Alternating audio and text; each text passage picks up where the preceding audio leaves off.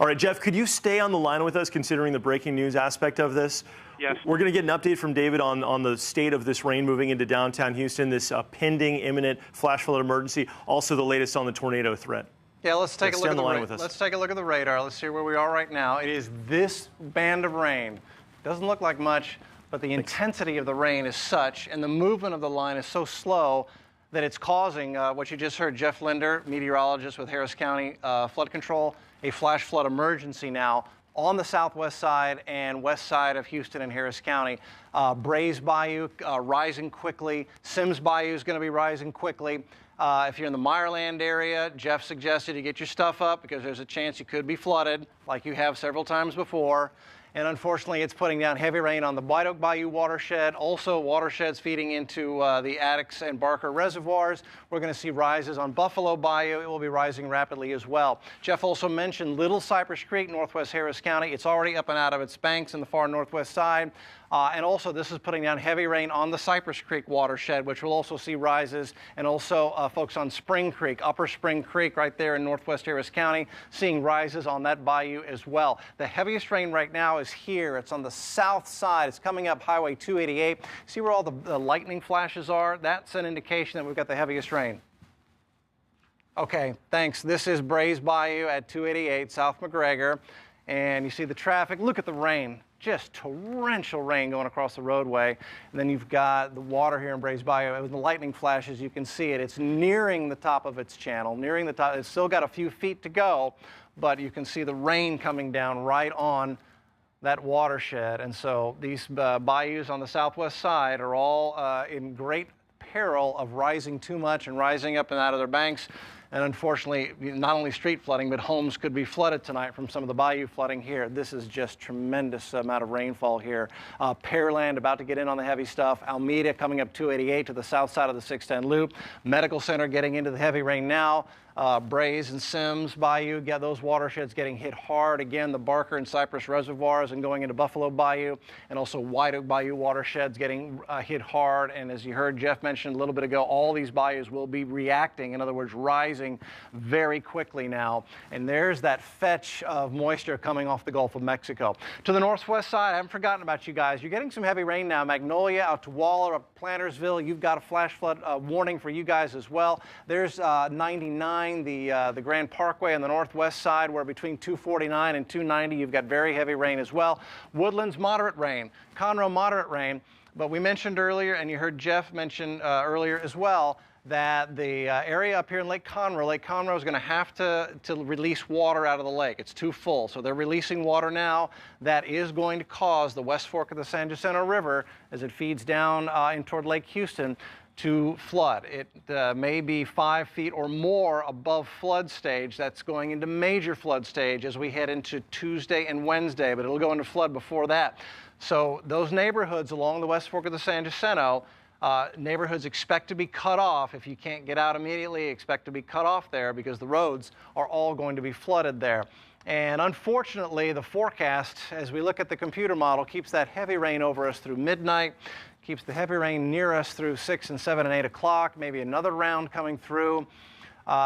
These tropical systems, these hurricanes, are just tremendous. Sometimes it's difficult to understand how much rain and destruction they can cause, but that's what we've got. So this one has already caused devastation in Rockport near its center, and now it has the possibility of causing a tremendous flood here in Houston and southeast Texas, because the center of what's left of it is going to sit and spin off to our west. It's still sitting here Thursday evening.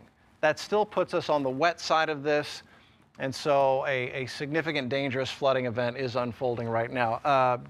Got an update on the bayous, Brooks? Sure. I'd like to tell you about one bayou that I've just found that's gone over its banks. This is Willow Water Hole at Lansdowne Drive. This is in the West Park neighborhood, just southwest of the southwest corner of the 610 loop. This is one where its level is now at 54.35 feet, and that is currently several inches above the top of bank. So that is now spilling over. And that, again, is a Willow Water Hole at Lansdowne Drive. Neighborhoods affected by that will be on the southwest side of town. I'm looking at the latest latest data, as this has now just breached the top of the bank in this location. And in case you're wondering where exactly this is at Willow Bend Boulevard. It's South Post Oak Boulevard. So we're south of the center of the Galleria, but not by much. And this is just north of the Willow Waterhole Greenway Park. So we're going to start to see this flooding becoming quite extensive in many parts of the area. As Harris County Flood Control meteorologist Jeff Ledner had explained, the National Weather Service is planning to issue a flash flood emergency, and this will include parts of southern and southwest Houston and Harris County, and also for parts of eastern Fort Bend County. In other words, the Houston metro, the places that are ever so susceptible to flooding, especially in Meyerland. He had mentioned that the Brays Bayou is rising very rapidly. Jeff, if you're still with us on the phone, what kind of developments are you seeing on Brays? I mean, I know this is happening by the second. That's how fast this water's rising. Brays at Rice? Brays at, yeah, if we could talk about Brays at Rice and also Meyerland. So Brays at Rice, which is the Meyerland gauge, I'm looking at right now, we have about 7.6 feet until it reaches the top. Those areas there are low, like Meyerland is low, so it only needs to get up probably another 5 feet before it starts to get in homes. It's going to back up through your underground drainage systems and start getting into homes. So if you are in Meyerland, given looking at these radar trends with this rain just pounding that upper and middle portion of that watershed, you need to be getting your stuff up as high as you can get it right now.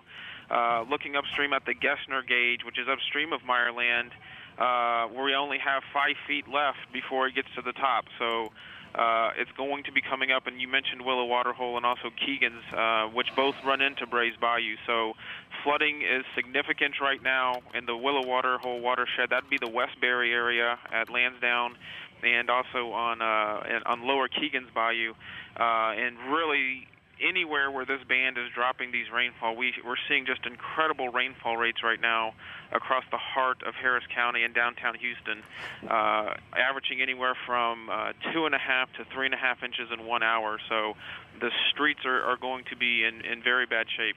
Now, Jeff, we're all Houstonians. We're Southeast Texas residents. We've driven through heavy rain. How would you equate the caliber of these rainfall totals compared to other flood events that we've seen? We all remember Memorial Day flooding, the tax day flooding. How is this ranking up as compared with these hourly rainfall rates and the potential for flooding? So right now I have a 1 hour rainfall rate in Meyerland of 4.2 inches in 1 hour. Wow. And that certainly is getting up there to what we saw with Meyerland and tax day. Not quite to Tropical Storm Allison levels, but certainly some of what we saw on tax day, Memorial Day 15, 4.2 inches in 1 hour in Meyerland. And with this band as slow as it's moving, if that keeps up for 2 hours, you could have 10 inches in 2 hours. So that's a lot of rain. And even though we have an incredible infrastructure and bayou system all leading into Galveston Bay, I can't see how, if this happens for 2 or 3 hours, we're not going to have extensive over-road flooding, making travel impossible in many locations. What do you think?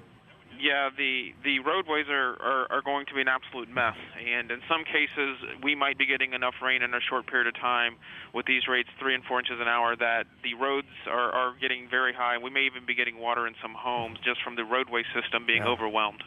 It's horrible to hear, and seeing the images really takes it home. Jeff, if you could stay on the line with us, the information you're providing in real time is so incredibly helpful. Chief Meteorologist David Paul tracking updates now with the radar with this line moving into Houston. Well, just look at this. 288 south at Holcomb. You can see the rain coming down and the headlights of the cars there stopped at the light. Oh, we just took a hit here. Yeah, we just took a, all right. That sounded like a direct hit from a lightning strike. Power's still on. But that lightning tells us that the storms are convective. And convective storms in this type of tropical atmosphere can dump these rainfall rates of 4 to 5 inches per hour. That looks like those are the maximum rainfall rates we're seeing right now. But this is causing extensive street flooding. As you heard Jeff mention, the streets are getting so overwhelmed that we may be getting water into some homes right now. Even though the bayous have several feet to go before they overtop their banks, the bayous aren't quite full, but they're filling up fast. So this is what it looks like at our tower cam looking at downtown, and man, the lightning is strong. That lightning, again, tells me that it's convective, and that means the rainfall rates are going to be in that 3 to 5 inch rainfall per hour. So what we need is for this line of storms to move, and it just doesn't want to move because the parent storm, Harvey, is sitting there near Yoakum.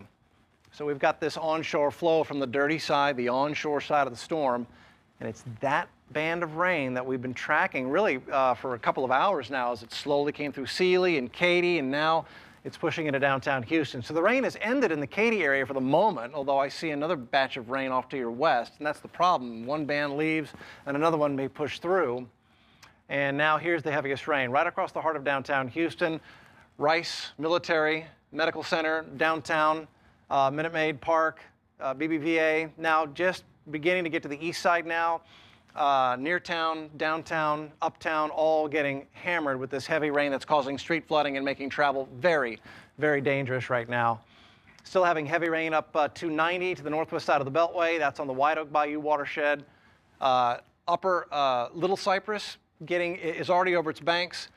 Cypress Creek itself is rising as well. We're watching that. And there, that green box, a new one, just popped up. New flood warning for a big chunk of downtown, the Galleria area, southwest side, Bel Air.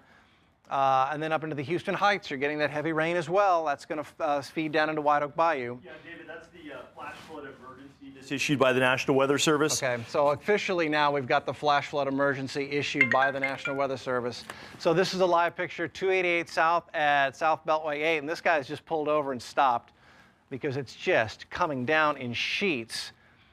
And is this water that is gathering in the grass next to it, or is that the bayou? It's so difficult to tell, but look, you can see the water just almost like a waterfall rolling down the embankment here onto the road. And the rain is so heavy, there's no traffic, but this fella has just stopped right here. He's not even going to drive. You see the lightning flashing there as well. Some other cars about to try to come on through here. Here they come.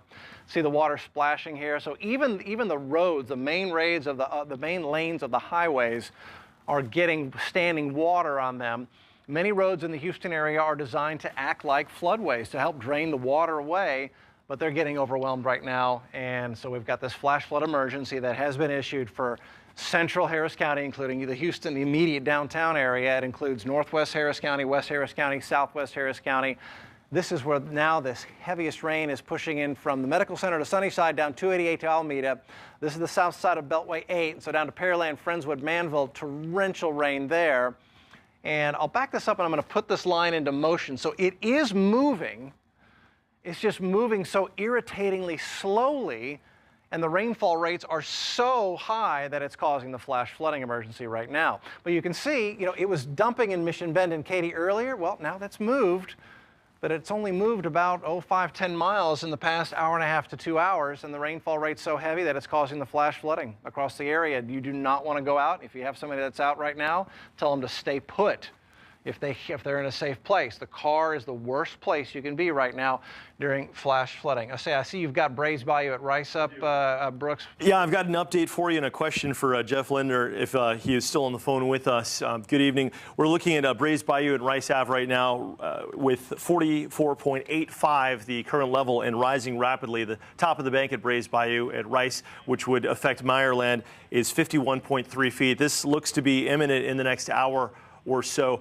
Jeff, you'd mentioned this flash flood emergency. That's different than a flash flood warning. It's more extreme. What does that mean to people as far as preparing and what they should be doing in these areas that they know floods when it rains like this? Yeah, the flash flood emergency is the strongest wording that the National Weather Service can put out, and simply put, it's life-threatening, especially to be in vehicles and to be on the road. So we do not want people driving right now in central Harris County, western Harris County, anywhere under this band. You need to be seeking safe shelter, and that's not on your vehicle. If you are driving, if you are out on the road, you need to pull over, get into a parking lot, and get to high ground. To talk to the folks that are in their homes.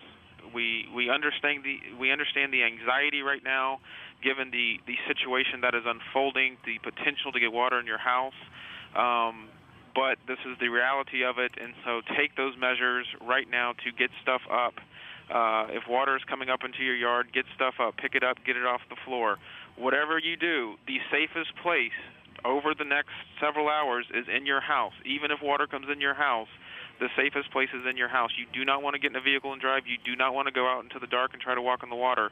Stay in your house. If you feel that your life is in danger, call 911.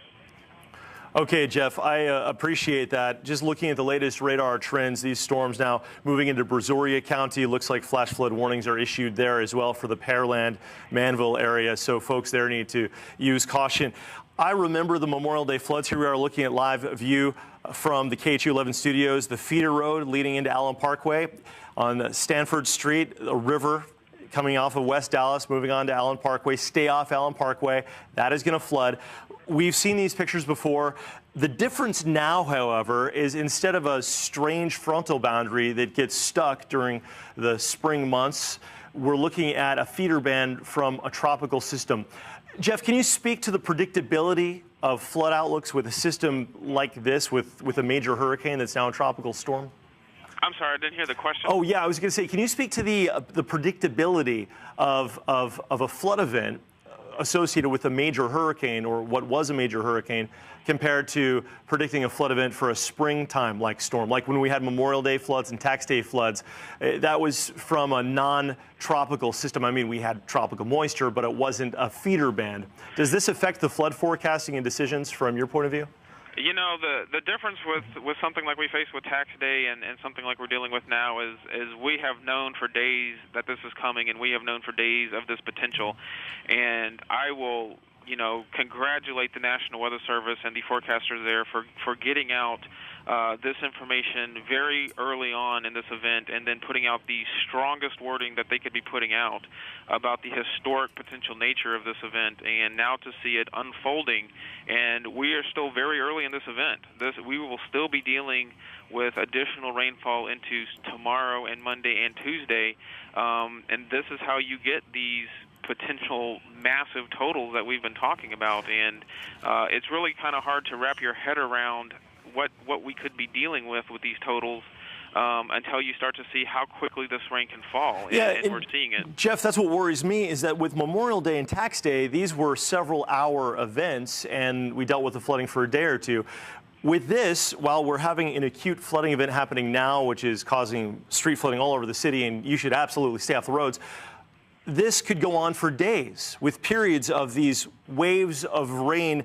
Is there a threshold in Houston where people should just not go to work, take the week off, stay home, and essentially operate as if they're under a hurricane zone? Is there a time, Jeff, that based on what you see with the forecast, the flood outlooks, the current hydrological profile with our saturation of the ground, at what point do we call it quits and stay home for a week? Well, I don't think we're at that level yet, but you know, right now tonight we're going to be dealing with this feeder band, and we've got to deal through that right now, and we'll worry about, you know, tomorrow and Monday. We're taking it, you know, at this point we're taking it hour by hour and day by day, but you know, we're getting reports right now of water rescues going on in the Piney Point area and the villages. So what we need people to do right now is to please listen to what we're saying. Please do not get in your vehicle, and please do not go out and drive in any in these areas where we're seeing this very heavy rain. Yeah, Jeff, I'm seeing rainfall totals right now, Braze Bayou at Rice Avenue in 1 hour of 4.56 inches. So we're looking at, in spots, nearly 5 inches per hour. It's obviously causing flooding, and you had mentioned the water rescues. Now, when you think of water rescues on TV, you think of helicopters dropping in, guys rappelling down grapple lines and picking people out of cars like you'd see in the Southwest. With water rescues in Houston, are we talking about stalled vehicles?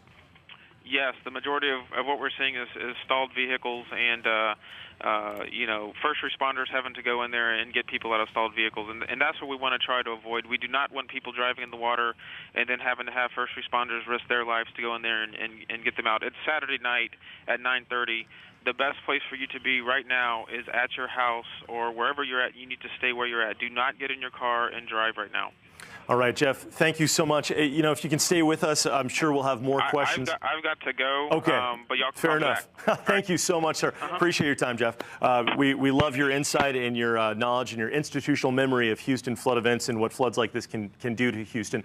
The latest is that David Paul is tracking a threat related to this flash flooding. It looks like you've got the heaviest weather now moving into areas that haven't yet seen the heavy rain on the northeast side. So Jeff was with me when he was an intern here during the Tropical Storm Allison flood. He was here, and I could not have done it without him, and he became a meteorologist at A&M, and now he's the first meteorologist, first full-time meteorologist ever at Harris County Flood Control, has been there for years, and he's a wonderful resource. Thank you, Jeff, for your time. It's moving. The line is moving slowly. Let me show you something that I'm very happy to see. Come on, baby. Move. So it's trying, you see, it's moving. It's getting close. The back edge is getting close to the southwest side of the 610 loop. That's right there, you know, Brays Bayou, Meyerland, Bel Air, where they've had so much bad flooding over the years. So come on, keep moving and give those folks a break, please. It's trying to move. You see, the rain's come to an end. Sugar Land, Addicks, Katy. The southwest side of the Beltway is now done with rain, just at least this band of it. There's another one back here, but it's not nearly as heavy at the moment. As you've mentioned, we're under a flash flood emergency in Harris County. Strongest wording that the National Weather Service can put out. They've put it out. It means if you're home, stay where you are. Do not get out in your car. And even if your home begins to take on water, the safest place to be is in the home. Now, if I'm thinking about this, I might go out to the breaker box and just turn the power off and use a flashlight just for safety. But again, don't get out on the roads right now. They are very dangerous. You can't see the high water.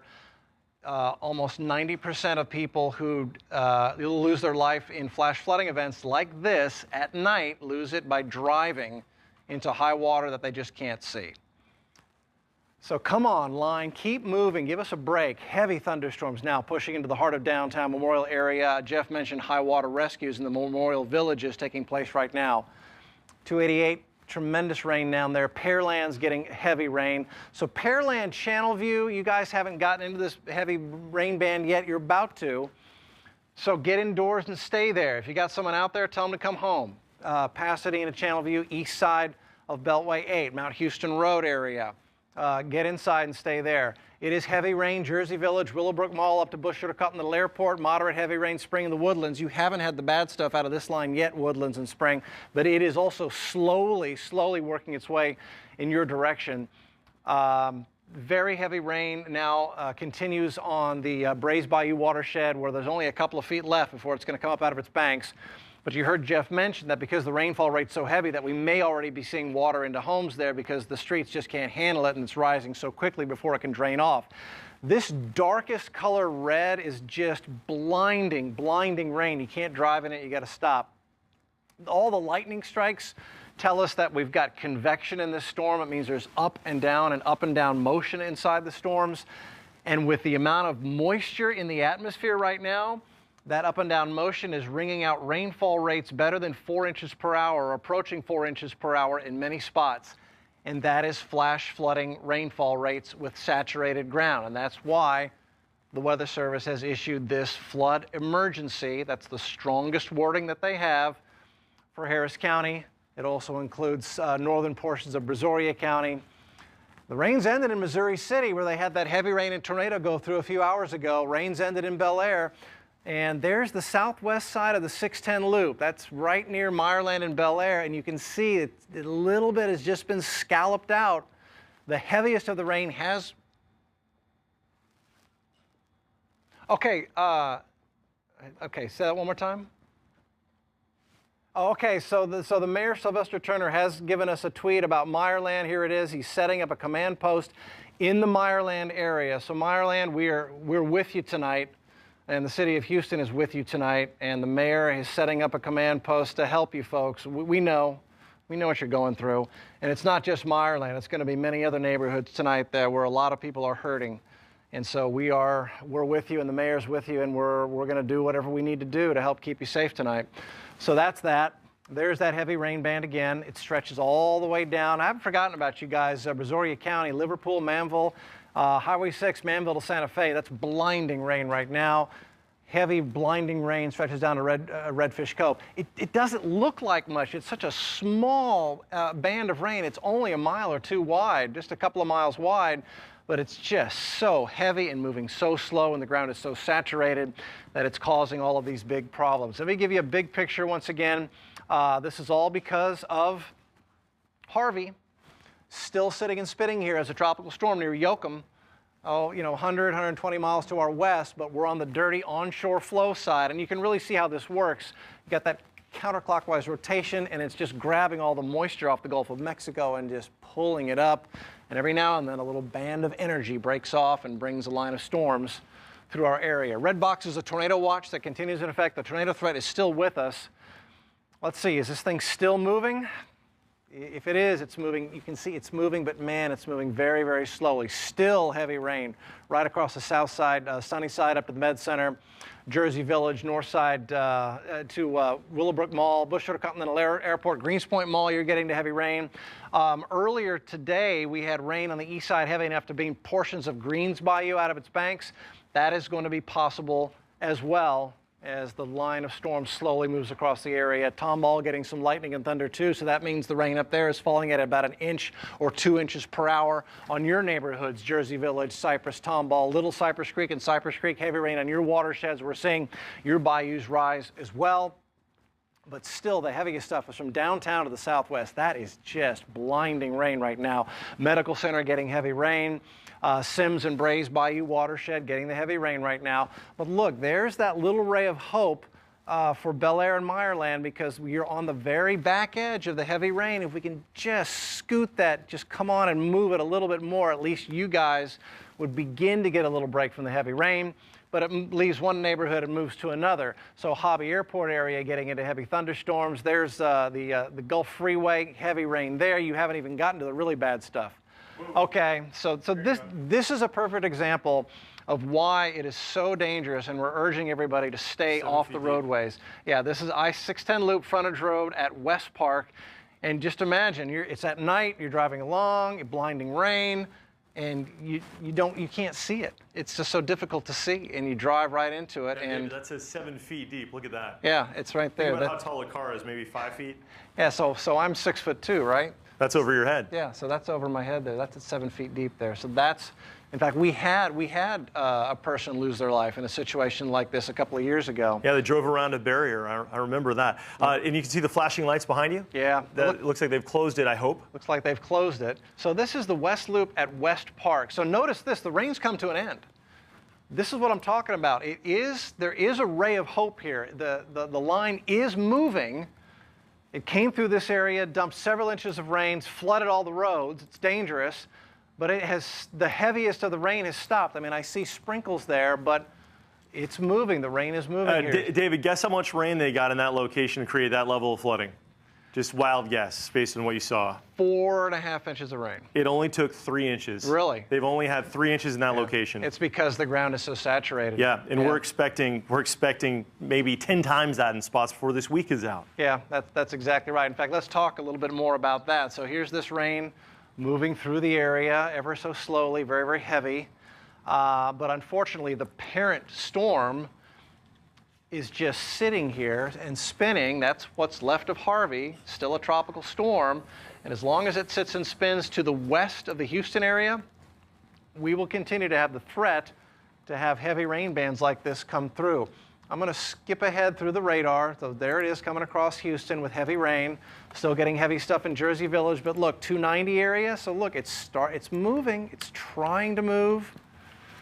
It's just moving too slow. So we've got this flood threat. I got a Brays Bayou update for you. Yeah, give it to me. Go ahead, Brays Bayou, then come back and I'll show you what to expect over the coming days. You got it. This thing is filling up. Brays Bayou, Rice Ave. This is the Meyerland neighborhood where Sylvester Turner, the mayor, has set up the command post for anticipated flooding. It's now getting close to the top of the bank at 47 feet, and the bank full is 51 feet. It's rising about a foot. It feels like every 15 minutes. The rain there may be starting to slow down a little bit, but all that runoff is still moving into the bayou.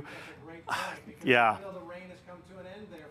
It's all about to funnel in there. Good point, Brooks. So we're going to look at runoff continuing to fill that thing up for at least the next hour or so.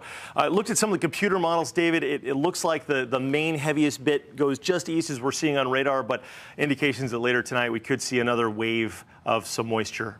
Look at that water, West Loop at Bel Air. That's 610 West Loop at Bel Air, same area. And just for perspective to show you how it hasn't taken much rain to cause this as far as what you think it would take. They got about 3 or so inches Brays Bayou. It's still a link road. But just down the way in the last 3 hours, Brays Bayou, Rice Avenue, they've picked up 5¼ inches of rain in just 3 hours. With any more rain, and it's not just that one isolated location. With the Tax Day and Memorial Day floods, we had a lot of rain across the region, but it was more isolated where you had those grand totals. With this one, it's you've been getting heavy rain in a line from west to east, and it's just kind of sitting in place. Rainfall rates per hour have been approaching 5 inches with some of these downpours. So if it was to rain for just 2 hours, we'd be looking at close to 10 inches of rain. Amazing to think about the potential in the atmosphere, and a little ominous to think about what may happen later on this week, David. All right, let's go through the big picture. Here's what's happening.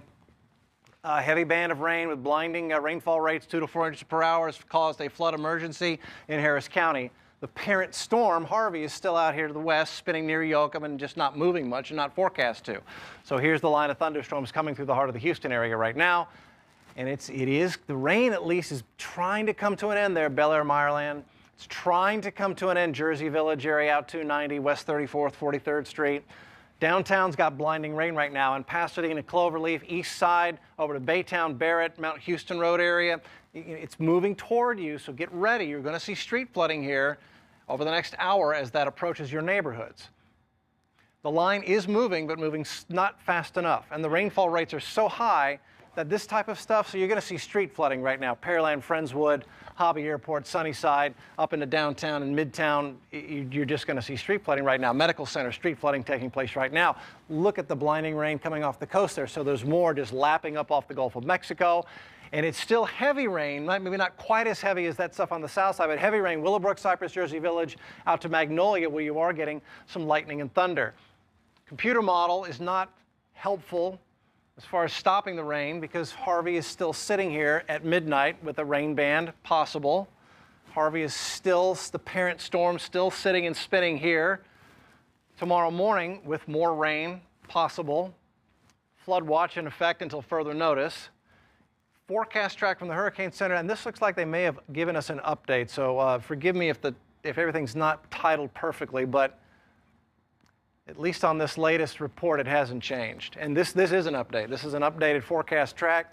They want to slowly move it south, they being the Hurricane Center, and then drift it back to the north, still in here on Thursday. So that's going to be, that should be Thursday night or Friday morning up near College Station, which keeps us on the wet side of the storm for most of this coming week. And that's the biggest worry. It's bigger than the worry we have right now. And what we got right now is problem enough. 100% rain chance Sunday, Monday, Tuesday. We'll lower it, try to lower it Wednesday, Thursday if we can. The red box, by the way, is a tornado watch. We've had multiple tornado warnings. We've had tornado damage, several spots today. And so that is also in effect as well. And one more look. Let's just see what the line is doing. Okay, Bel Air, Meyerland. It's coming to an end in your neighborhoods. It's coming to an end, but the rain that's come down has been so heavy that the bayou, Brays Bayou, and also, Sims Bayou as well. Yeah, okay, here's 288 at Holly Hall. And look at this fella here. That car is just about floating. Just about, and I see him move there. Uh-oh. Hang on, buddy. Oh, boy. I hate to watch this, David. Yeah, I know. I think he was trying for a high spot there. And there's another one trying it. Guys, just don't drive through. It's not worth it. If your car stalls, you're looking at thousands of dollars in repair bills if you survive. Yeah. David, I want to give you a quick update to those areas you were showing with the heaviest rain on the northwest side, inside the 610 loop. Just inside the 610 loop, where Jeff Ledner from Harris County Flood Control had mentioned there were several water rescues. Rainfall rates there at about 1.33 inches every 15 minutes. And so this is leading to incredible water rises. Here's an update, Brays Bayou at Rice Ave. This is the bayou that tends to flood the Meyerland area when it rains like this. It's almost atop a bank. It's risen over 6 inches in just the last 10 minutes. This storm is rather relentless in the way it's raining. I think the difference between this flood event and previous flood events is that the system that's producing it is on a much larger scale. So you're not dealing with what's called mesoscale functions, where you have a sea breeze collision and it rains for 4 or 5 hours and you get flooded out and then it's all over. This is from a big storm, and so we could see hurricane bands from Harvey, these feeder bands producing gusty winds continuing through the overnight hours. And then as it'll take until until at least Thursday afternoon, as David just showed in that hurricane forecast track for this thing to make it out of the region. It'll still be over College Station as a tropical depression, according to the Hurricane Center forecast. We could see repeats of bands like this. So things are saturated now. Any more rain really has nowhere to go. It'll drain out the bayous, but once those fill up, the water starts to pool. David? I hate flooding. It is just the worst. It is just the worst. Yeah. Questions. These are from Facebook and Twitter. Is Deer Park, Pasadena going to get hit? Yes, the rain band is moving. In fact, it's just about to reach the Pasadena area here in the next few minutes. You're going to get torrential rain. You're going to get some high water spots there, at least on the roadways. Will the storm stall over Katy? Well, Katy, you're getting a break. You're getting a break right now, but there is more rain off to the west. There's another band. It's not as heavy as this one, but this is the problem, is that we may continue to see more rain bands come in. And there you are, Katy, getting a little break right now, but there's, that's more rain coming in on top of what has already fallen. Yeah, how long will the storm stay over downtown Houston? It's over downtown now. It has been sitting here for about an hour. I think we've got about another hour to go. This looks like our live storm tracker vehicle. We may be out in the storm tracker vehicle. Is that right? Let me know what I'm looking at, guys, when you get a chance. Oh, this is our tower cam. All right, so we can't even see downtown. You asked about downtown. It's here, and we can't see the lights of downtown. Okay, there's that's a reflection of our light on our tower. So it's blinding rain in downtown right now. How may we travel out of Houston the safest? Right now, you should stay where you are. The safest thing is to not be on the roads right now. Will 288 at Holcomb get over 10 inches of rain? Probably. If not today, over the next couple of days. And when can Central Houston expect heavy rain? You're getting it now. When will you get it again? It looks like we're getting breaks in between these lines for at least a few hours. But as we mentioned, as I zoom back out, there's more coming. There's another band here. That's the parent storm. And this particular rain band, man, it came in, it was moving, and then it slowed down, and now it's sitting on us, and now it's causing all these flooding problems and danger. So this is video from just outside our station. That's Allen Parkway right there. We've got Buffalo Bayou out there in the dark right there. Buffalo Bayou, Neartown Park. The dog park there at Studemont, that's going to flood.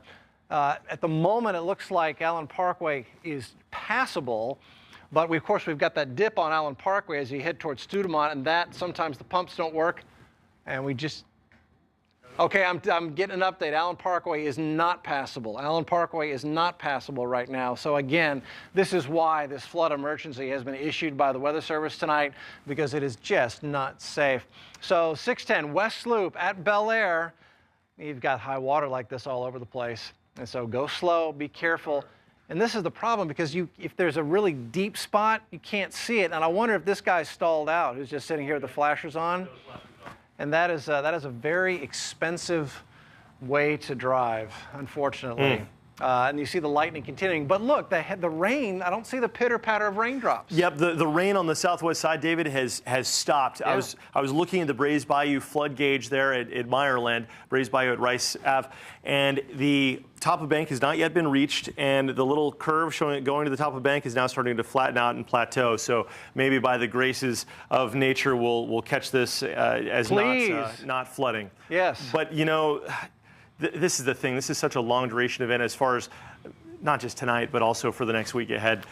Boy, this has really saturated us, hasn't it, David? Yeah, and the problem is we may get another rain band like this in the next day or two. So, okay, so here's the latest. There's the radar.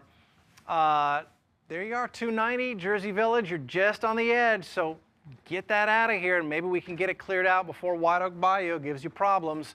We do have rain continuing heavy on Little Cypress and Cypress Creek watersheds. Hey, Brooks, when you do get a chance, let's check Cypress Creek. Sure thing. Let's build that one so we can show folks what's going on Cypress Creek, maybe up there in the Klein area. So we're working on that. We're efforting that for you guys up there in Klein, Northwest Harris County. But there's the blinding rain in downtown. Boy, the south side, this is where it is just incredible rainfall rates here. Blinding rain. Sunny side of the Hobby Airport area, you got to stay put. Pearland, Friendswood, you're in that blinding rain where you're getting 4 inches or more. That's the rainfall rate per hour. If we're dry, the gutters on your street, the gutters on the roadway are designed to take a maximum of 2 inches per hour, but we're saturated and we're getting better than 4-inch rainfall rate per hour, double than what it's designed to take. And so Okay, so this is a shot of Hobby Airport for you right now. And I mean, it almost looks like the camera itself is underwater. There's so much rain coming down. I can hear the thunder here at the KHOU studios. We're just a mile west of downtown, so we're getting hit along with you right now. Every now and then we're getting, the lights are flickering with lightning strikes that are hitting every now and then. And so here's, yeah, this is our tower camera. Now we are pointed toward, right, so this is Allen Parkway. This is Studemont, I believe. Is this Studemont or is that the walking bridge? It's hard to tell in the blinding rain. But you're looking at Buffalo Bayou here, and it's hard to tell, but it's way up over the jogging trails that go on the edge. That's Memorial Drive right there. It's tough to see with the blinding rain, but I mean, you can just see the raindrops bouncing off of our camera, and there's a, hey, the camera stayed up with the lightning strike. That's good. Wow, that's a first, huh? Yeah, it is a first. Quite often it takes a week to get that thing fixed because it's up there and it gets hit by lightning, but all right. That's good. We got it going on. Got some good grounding up there. Yeah, they've done the grounding. Okay, let's take a look at the radar, and there's the line of rain. But look, the rain has come to an end there in Meyerland. Hopefully the bayou will behave. Hopefully you didn't get water in your house, but it's possible some homes have had water in them with that this evening. Heavy rain across the Houston Heights up to the north side of the 610 loop there, so heavy rain up there on Main Street right now. That's the blinding rain. Galena Park, Pasadena, the heavy rain's just entering your neighborhood, so you guys prepare for street flooding here and flash flooding. Genoa down to Space Center, Houston, and League City, it's pushing in your direction, guys. So that will be the blinding rain. However, that also says that the line is moving. We got to move it to avoid a gigantic flood disaster here.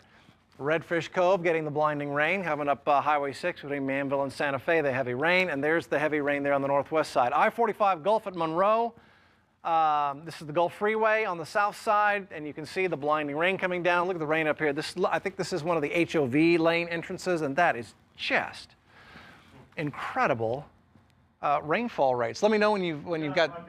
Okay, let's go to Brooks. Let's get that. Sure. Cypress Creek at Huffmeister. Right, Cypress Creek at Huffmeister looks to be the most impacted as far as Cypress Creek getting near the top of the bank. Everywhere else looks to be okay along Cypress Creek that I found, but at this point it's at 125 feet, and the top of bank is about 2 feet higher than it currently stands.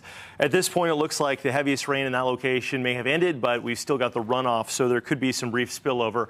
I think the thing to remember with this storm and with this system as a whole is that we are super saturated. That means that any more rain really has nowhere to go.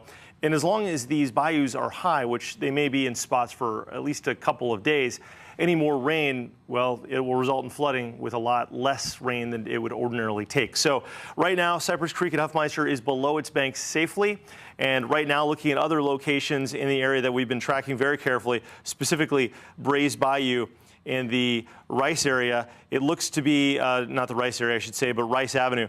It looks to be behaving just barely, and we hope this continues. The rain there has stopped. It is approaching top of bank.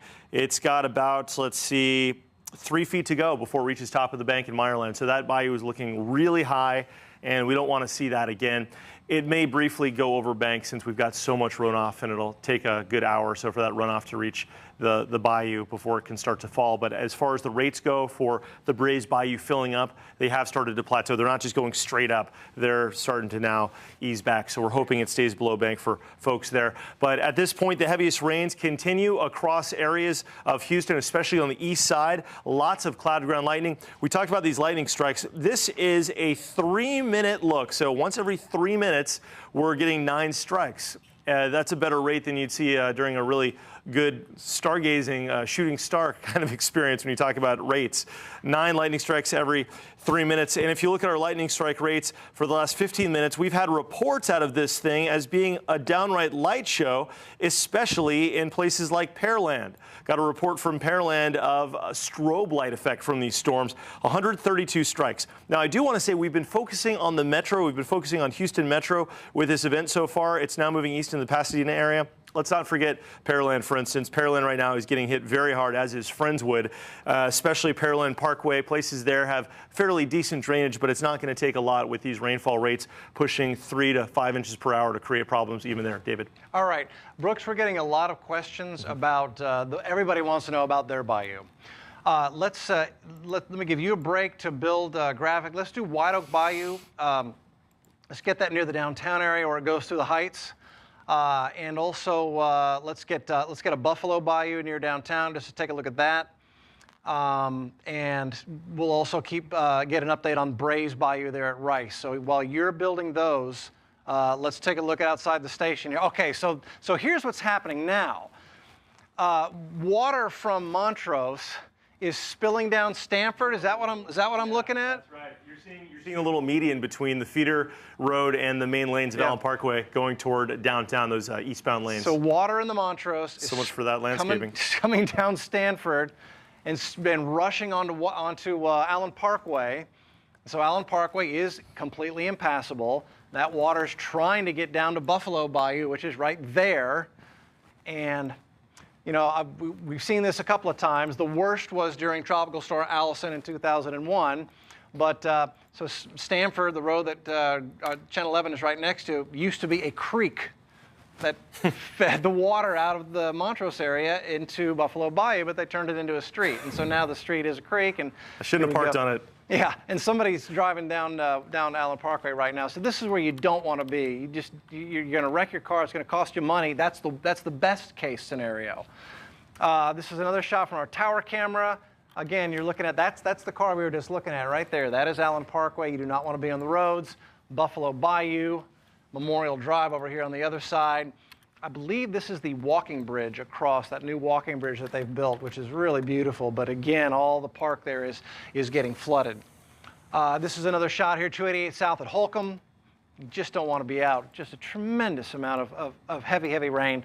And again, the National Weather Service has issued a flash flood emergency. So we've got flash flood watch, then a higher level is flash flood warning, and then the highest, strongest wording is flash flood emergency, and that's what has been issued for Harris County, which is why we're on the air.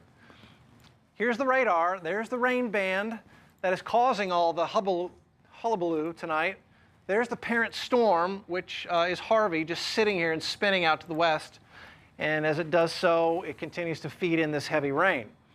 And so it's moving very slowly across Harris County. And the rainfall rate is so high, in some cases more than 4 inches per hour, that it's overwhelming the drainage systems, and we're getting all the street flooding. The water's flowing into the bayous. The bayous are rising rapidly. And if they don't spill over their banks, they're going to be very close to it. And I'm concerned we're going to get reports of lots of homes that have been flooded, even if the bayous don't spill over, because the rainfall rate's been so strong that the roads just can't handle it, and it'll get up into yards before it has a chance to drain out. The heaviest of the rain, the worst of it, is from downtown to Pearland. Blinding rain right here. Rainfall rates of more than 4 inches per hour out of that stuff right there. Pearland, Friendswood, south side of the Beltway, Gulf Freeway up to downtown. Blinding rain, street flooding taking place right now. And that's moving toward Pasadena, Genoa, Galena Park, Channelview, Space Center Houston, League City. It's all moving slowly toward you. So you can expect to have street flooding at a minimum when this moves through in the next hour or two. So if you've got a loved one who's out, get them home in LaPorte and Shore Acres and Toddville. Get them home in Baytown and McNair and Channelview. Get them home so they're not out in this and either having a breakdown or worse, getting into trouble. As we mentioned, almost everyone who loses their life in these flash flooding situations loses them by driving their car into high water, especially at night, because you just can't see how deep it is over in the curb. Okay, what are we looking at? Okay, so this is the West Park Tollway at Savoy, where the rain has come to an end, but look, I don't know how elevated that section of the West Park is, but the water's already almost up to it. So that, obviously, the feeder road's completely impassable. This guy's lucky to be up on the high spot there on the West Park. Pay your toll. This guy's taking refuge here. It looks like in a gas station.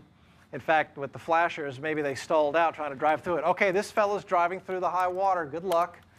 You do not want to put yourself or your family in that situation. Okay, now they've got the hazards on. It looks like they may make it, or they may not.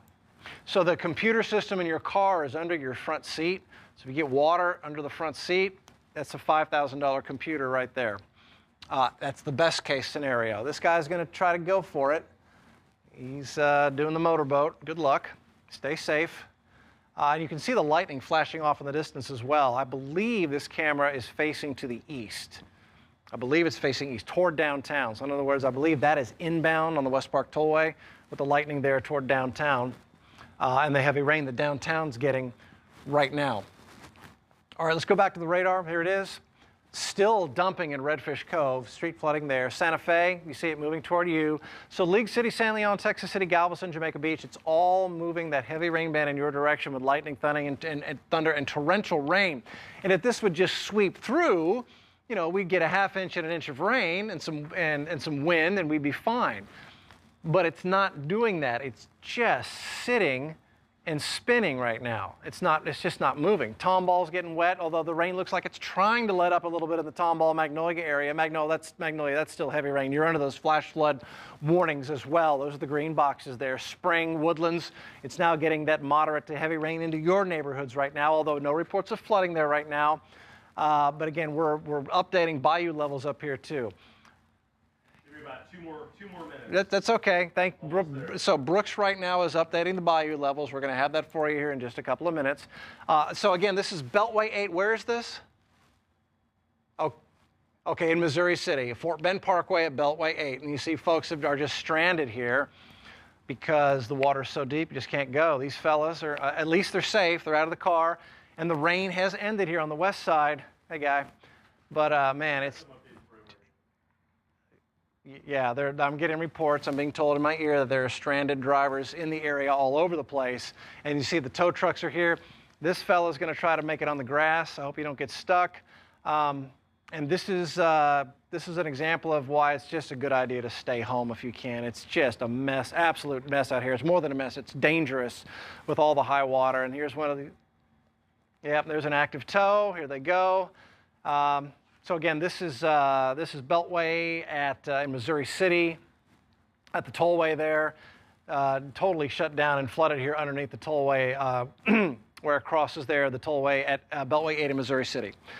And the tow trucks are probably the only ones who can get through this, and they know how to drive through this stuff. So this is why we're having this flash flood emergency tonight. Roads are flooded, it's dangerous, and again, this is the best you can hope for your night to end, is that you just your car getting towed, much better than you ending up in one of these deep ditches off to the side of the road and in a life-threatening situation, which can happen very quickly at night because you just can't see.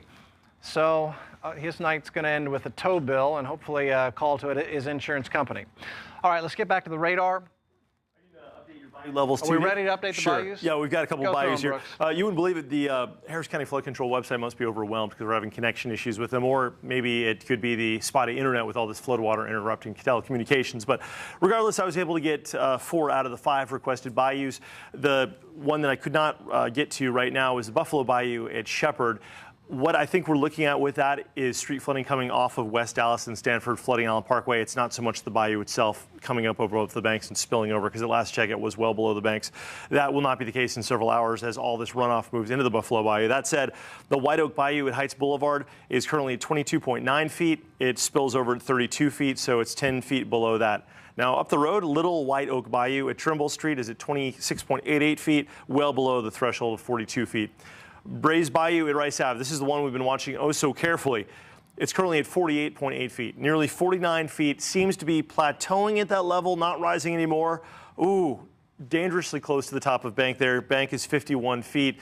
This is just a little bit under that. I realize 51 compared to 48, we're talking about 3 whole feet, but considering that this thing was rising every minute a foot or so, it's pretty lucky right now that we've escaped this one going over, but we may not be as lucky in the future. Finally, Cypress Creek at Huffmeister registering at 125 feet, and its top of bank where it floods over is 127 feet. This is a live look at Stanford outside. We are looking at KHOU. This is actually out of our front porch. That's actually usually a nice blacktop road, and now it is a raging river. Yeah, oh, I know. Yeah, if you had a kayak, you could. Those are some Class 3 rapids for you right there, and you're looking at thousands of gallons of water spilling onto Allen Parkway and into Buffalo Bayou. Brooks, I'm going to go out front. All right, take a look. I'll carry it over while David takes a look. See, So we're looking at incredible flooding. And Lynn Cannon with me. Lynn, you've seen this for decades. I mean, you've been here forever as far as your experience with Houston. So I just went outside, Brooks, to stand there, and that's where David Paul is going. It is treacherous out there. You can see just how. Have you ever seen it this bad here? I have. It reminds me of Ike, the tax day floods, and the Memorial Day floods. It always gets bad when we get this kind of rain. And, you know, this front that you've been talking about is just now moving through. Okay. So good news, too, just to interrupt real quick, the San Jacinto has not overflowed its banks yet. That is good news. Up in Conroe, they're having the same issue with all the high water, and they had to do a release from Lake Conroe, so it's all going down the San Jacinto River. It is staying below the banks, despite rumors that it's gone above the banks. The question is, will that lucky train continue? Exactly. But, let's get back to the Stanford. You can see David Paul walking across the shot there. He just walked out there. So clearly this means that Buffalo Bayou, right across the street, is going to overflow its banks probably tonight, and Allen Parkway is going to be a river again in this area, right near Allen Parkway in Studemont. Is that somebody trying to drive? If they can, with that phone, David, if you can hear me, have them move the phone to the right so we can see who's trying to drive down the road. Oh, we can't hear you, David. Can't hear you yet. You're out of range, David. Yeah. Sorry, David. So he's doing a Facebook Live. Oh, okay. That's a Facebook Live? Okay. Yeah. All right. So you can catch David on Facebook. Right. But, you know, Stanford Street, where we're looking, looks like a raging river. And it certainly is. This would be impossible to drive on at this point unless you've got a higher water vehicle. And unfortunately, we're getting reports, and I've had people call me from the Galleria area to tell me there are people trying to drive down, for example, Sage, which is right near the Galleria. Yeah. Right near the Galleria and a couple of the hotels there, they get confused and they decide to try and back up, and you're in trouble. So you cannot be out on these roads with this kind of rain coming down at the rate that we have been talking about. We've seen people at 288 in Holly. We've seen folks along 288. We've seen folks, we've heard about rescues potentially in the Piney Point area. Yep. So Westheimer as well always floods. Yes. Westheimer at Montrose, I don't know what it looks like now, but here's a live view. You're talking about 288. Here's 69 at 288. Yeah. I see a lot of flashing lights. That's a notorious low spot. Look at that guy almost going perpendicular down the interstate. And look at the strobe lighting. It's almost constant. Yeah, it amazes me that people are out. I mean, we've been talking about bands of rain coming for 2 days now, and yet people are still out here. You know, this could be psychology, and we warned of this, saying, you know what, we're going to get through most of the weekend without any trouble, and you're going to think we missed Harvey because Hurricane Harvey will have made landfall. We'll have talked about the damage, and it's all over. But the problem is this thing's stalling to the west. And while Houston missed Hurricane Harvey's winds, Houston just now experiencing Harvey's rains. And this is what we've been saying from the very beginning, that it is not a wind event, it is a rain event, and that's what we're experiencing. And we said it would be over a period of 4 days. Now it looks like it could stretch for as long as a week. Lynn, that's a stationary wave at the base of Stanford Street at the Allen Parkway feeder. If you had a surfboard, you could go out and surf on that. You could literally surf on that. Normally, you would see a lot of cars zipping up and down. This is Stanford and Allen Parkway, right on the corner where the station is located. And you can see, what is that wave? Is that a car? That would be a truck going by, creating a little wave. Somebody's driving. It's a semi-truck. Is it a semi? Yeah, you can see them on the bottom right. You see the little Facebook feed. And those semis, boy, you know what? I really hope he doesn't try and go under. He's got to get off. Studemont. He's got to get off at Studemont. That's going to be 20 feet deep. There's just no way. Look at that. He's gotten There's off. a better shot. Okay, he's gotten off now. Is he taking the exit ramp? Looks like it. Okay, well, I hope so. Boy, look at him. Is that still Allen Parkway? Yeah, that's Allen Parkway. That's okay, so the question is, will the driver get off? Yeah, let's see if we can pan up and see if he makes it off that exit, if he knows better. Okay, so they're traveling west. Sometimes the out-of-town truckers maybe don't know the roads. Yeah, but he can't go. Clearly, he doesn't. He's approaching Montrose Boulevard. Yeah, he's getting off. Is he getting off though? He's got to. There's no way you can go down. He missed the exit. Lynn, so he's stopping. He missed something. He sees standing water. I wonder if those pumps are working down there. Yeah. And now he's stopped. And it's going to be hard to back that rig up in the dark at night. Yeah, I don't know what the water is like right there at Montrose Boulevard and Allen Parkway, but he's looking at it. Can we zoom in to see if there's standing water under that bridge with the tower cam? See how good our director is operating. There's standing water. Is that standing water? So are the pumps working under there, or is that a lake? Let's see if we can notch it over and zoom in a little bit more. We've got our very talented director, Jason, back there working the controls, and not only is he punching the show, but he's also adjusting the camera that's sitting on top of our 500-foot tower. like the. All right, yeah, it looks like we've got the constant strobe lighting continuing. The truck driver has stopped. I think I see ripples. Yep, there we go. I see some ripples under the bridge, so it looks like standing water at that location. And that's a spot that notoriously floods. That little yellow stick you see on the top left is the flood gauge. And they do have pumps. Sometimes they work better than other times. Sometimes the drains are clogged. I imagine it's probably a mix of both. But either way, the system probably can't handle rainfall rates of 5 inches per hour. At this point, let's take a look at the Transtar. Here, oh boy, here's Southwest Freeway at 288 right at the split. And you can see folks only making it by on the right-hand lane. Darby can tell you in the morning that this junction is always a mess anyway, and also in the evening, obviously, with people going home. Look at this Mack truck guy, this guy in the semi. He's bringing goods to somebody, and he's not going to be as subject to the high water as the cars who had to make that hard left. In fact, he's going to punch right through it. Those semi-trucks have a clearance. They can make it through about 3 or 4 feet of water, while cars can pretty much, they stop at about a foot. And that's 288 and 69. 288 and 69 right there. Right near downtown. So that's risky stuff. Yeah, and to see this kind of water all over town tells us, no, there's a car that looks like it's stalled. It tells us that all the spots that flood in Houston when it rains hard are flooding. So yes. If we haven't mentioned your neighborhood, it's just because we haven't mentioned it. And we're not just focused on Houston. We're also looking at flooding rains moving into Pasadena, Cloverleaf, and in Pearland, and also south into the Friendswood area. The rain is moving very slowly still. And this is just hold on one second, Brooks. This is live video in Missouri City. You can see there are several cars. That one right there, the lights flashing. I can't see if the driver's in there. I don't think so. No, clearly stuck in a lot of water. And you know, that's expensive if you survive it. And I don't mean to sound coy about this, but we've had people die in these flash floods in Memorial Day, Tax Day. Over 15 people, in fact. This is along the Beltway, I'm told, at Fort Bend Parkway. Look at that BMW. Is that an X5? Those are not like cheap. it. And if he's stalled, which it looks like he may be, his computer is probably about an $8,000 fix. So I'm sure what has happened here, Brooks, and I'm just going to make an educated guess, that this part of Houston, coming from the west side and into downtown, has been dry for several hours. And maybe people got lulled into a false sense of security. But when the rains came, they came with a vengeance. And as you mentioned, 3 to 4 inches an hour. And this is what people are getting stuck in. We're going to see a lot of cars out on the roadways and either rescued or abandoned because of the rainfall that just came through. Yeah, the rain stopped there exactly an hour and 18 minutes ago. In Missouri City, the rain stopped at 9 o'clock. Now it's 10:18. And look how high the water remains. It's impressive and dangerous, and it's impassable. A lot of badly flooded cars. It's really unfortunate to see. It's Saturday night. People are out. Some people aren't as connected to the TV as maybe others would be, so maybe they just didn't know. Benefit of the doubt. But not to get into the psychology of it. Sure. Here's a view of 69 Southwest Freeway at 288. Yep. Also known as 59 at 288.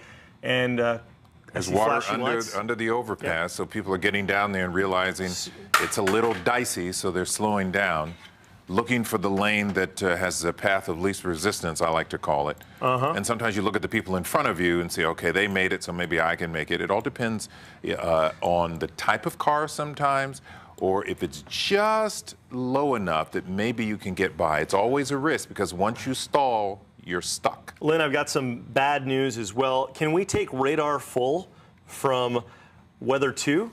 I'll show you the latest radar view of more rain developing behind this main line of rain. Last few frames, our main line of rain is pushing through. Chief Meteorologist David Paul is going to walk us through this, but we've got a new band of storms forming. And this is what was advertised by our short-range, high-resolution computer models as being possible. From Thompson's to Brazos Bend to Angleton, there's pockets of more heavy rain. This could become another line, which then moves into Houston in the coming hour. It doesn't look like it's as solid or as heavy, but it's more rain nonetheless. That doesn't help, given what we've just been through here. David, what are you seeing there? We just can't take much more. I do see that developing there. Weather 1 and the Key, producers, Weather 1 and the Key. That's what I've got up here. And so, yeah, we're about to get another round of scattered showers at least.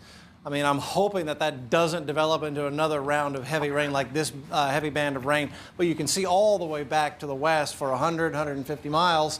we've got rain. In fact, Austin, just south of Austin, they're under a flash flood warning because of flooding from the circulation around Harvey. And here comes this heavy rain band that continues to sit on us. Now, it has moved, but not before causing this flood emergency across Harris County. Blinding rain now. The east side of downtown, BBVA, Minute Maid Park, all of the high-rises and condos here on the east side now. Jacinto City, blinding rain. This is causing street flooding right now downtown east on I-10 East. So Channelview, Barrett, Baytown, LaPorte, Pasadena, it's all moving in your direction. Pasadena, it's basically on you guys right now, so expect street flooding to occur here fairly quickly. If you've been watching us for a little bit, you've seen the tremendous street flooding we're getting in the Montrose area, coming into with water flooding into Buffalo Bayou there, and the roads are just impassable. Allen Parkway is impassable, and we've been showing you pictures of all the impassable roadways out here and all the stranded drivers. Again, Harris County under a flash flood emergency as declared by the National Weather Service. And there's the heaviest stuff now. Boy, Acres Homes getting heavy thunderstorms as well. North side up there, just north of the 610 loop at the Hardy Toll Road and 59 split there. East Houston, Mount Houston Road, that's heading in your direction. Old Highway 90 out toward Barrett's getting it. There's another flash of lightning, and these lightning strikes indicating that this is convective. That means you've got up and down motion inside of the storms. And with this much moisture in the atmosphere, that will wring out these tremendous rainfall rates where you get, 2 inches in 15 minutes in some cases is possible. That will overwhelm drainage, and that's why we're getting the flash flooding right now. We're getting redevelopment of new storms I hear ahead of the storm. Old River Winfrey out to Wallaceville, Baytown getting some. Okay, so we're just going to take a moment to listen in to Harris County Transtar operations as they mobilize their emergency situation. Okay. Well, Mayor, first of all, Judge, thank you so much for your leadership. We've been saying all along that this is a long, protracted event. We've been warning people all along to stay off the roads, and sadly, one person at least has not heeded that warning, and they may have lost their lives. This is going to continue. The mayor and I barely got here. Everything's flooded around here. The 10 freeway where I came from is flooded downtown. Most of the regular traffic. We have flooding extensively throughout downtown. Maryland is flooding. And even after this passes, we're losing the ability for the runoff to run off. And every time that we get another one of these, it's going to be that much worse. So the one thing we can say is we have to stay off the roads. Stay off the roads and listen for the directions of the city of Houston, the Harris County. If there's an evacuation, that information will come out through reverse 911 and other methods. We have pre-positioned police cars throughout the city with bilingual officers in the Greens Point area at the direction of Mayor Turner. That will go door to door, they have to. But I just got advised that one of our own cars that a failure stop and render investigation has been basically swept away. So we're not immune from it. And words of the wise, do not be lulled into a false sense of security. People think just because it stops raining, we're safe. Remember that this is not just happening here, it's happening around Central Texas, throughout the Harris County area, all around us, and we don't have an idea sometimes where the water's coming from. So please stay home. Sí, es muy importante que el alcalde Turner y el juez han estado con su liderazgo y suplicándole a esta comunidad que por favor no salgan de sus casas, que se queden fuera de las carreteras. Vieron aquí que en una hora con estas inundaciones inmediatamente tuvimos inundaciones. Desgraciadamente pensamos que una señora perdió su vida manejando porque el agua la cogió y se la llevó en su vehículo. Le suplicamos, aunque salga el sol, acuérdese que la lluvia estaba cayendo ahora por 2 días. Este es en empezar, como dijo el alcalde, es un evento que va a durar por lo menos 4 o 5 días y la realidad es que este es nuestro primer día. Si está en su casa, quédese en su casa. Acuérdense, si tienen que evacuar, nosotros vamos a dar una orden de evacuación sobre el reverso 911 en español, inglés y otros idiomas. También tenemos oficiales listos para ir puesta a puesta en Greens Point, en esas áreas donde sabemos que tenemos muchos habitantes que no hablan inglés, que son hispanos, para suplicarles que salgan si ese punto llega. Está bien seria y tenemos que tomarlo serio. Lo más importante es que no estén en las carreteras en estos días, por los próximos 2 o 3 días. Dígame. Los rescates se han avanzado en las carreteras y desgraciadamente, como digo, el alcalde Turner y el juez han estado diciendo por varios días que no estén manejando y las personas piensan porque no ven lluvia que no hay peligro, y si hay peligro, el peligro va a continuar esta noche hasta mañana, hasta el martes y a lo mejor hasta el miércoles o el jueves. Mayor, do you want me to say anything about the Spanish of the way for you? Okay, y presten atención también a nuestro Twitter de la ciudad para que vean más instrucciones. Ese me lo acaban de decir, no tengo los detalles, pero estaban investigando una escena de un accidente y la lluvia empezó y hizo mucho daño a uno por los oficiales, gracias a Dios también. Okay, thank you. Other questions? Nothing? I just have one last thing. That's what I got to mention. Because of the situation in the Maryland Bracewood area, we are opening up a command post at 1015 South Main Lane at Willow Bend. That would be manned by Houston Fire Department Station 21. So a command post has been set up in that area at 10515 South Main at Willow Bend. Again, thank you very much. Everybody stay safe. Thank you, John. Thank you, Mayor.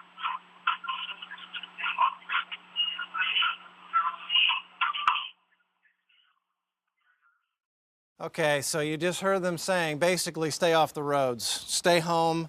Do not go out in this. Even if the rain stops where you are, stay where you are. The car is the most dangerous place you could be right now. This is Stamford. This is outside the Channel 11 studios. The water is racing down the road here, flash flooding occurring, going across Allen Parkway, trying to get to Buffalo Bayou, which is where all this water is trying to head.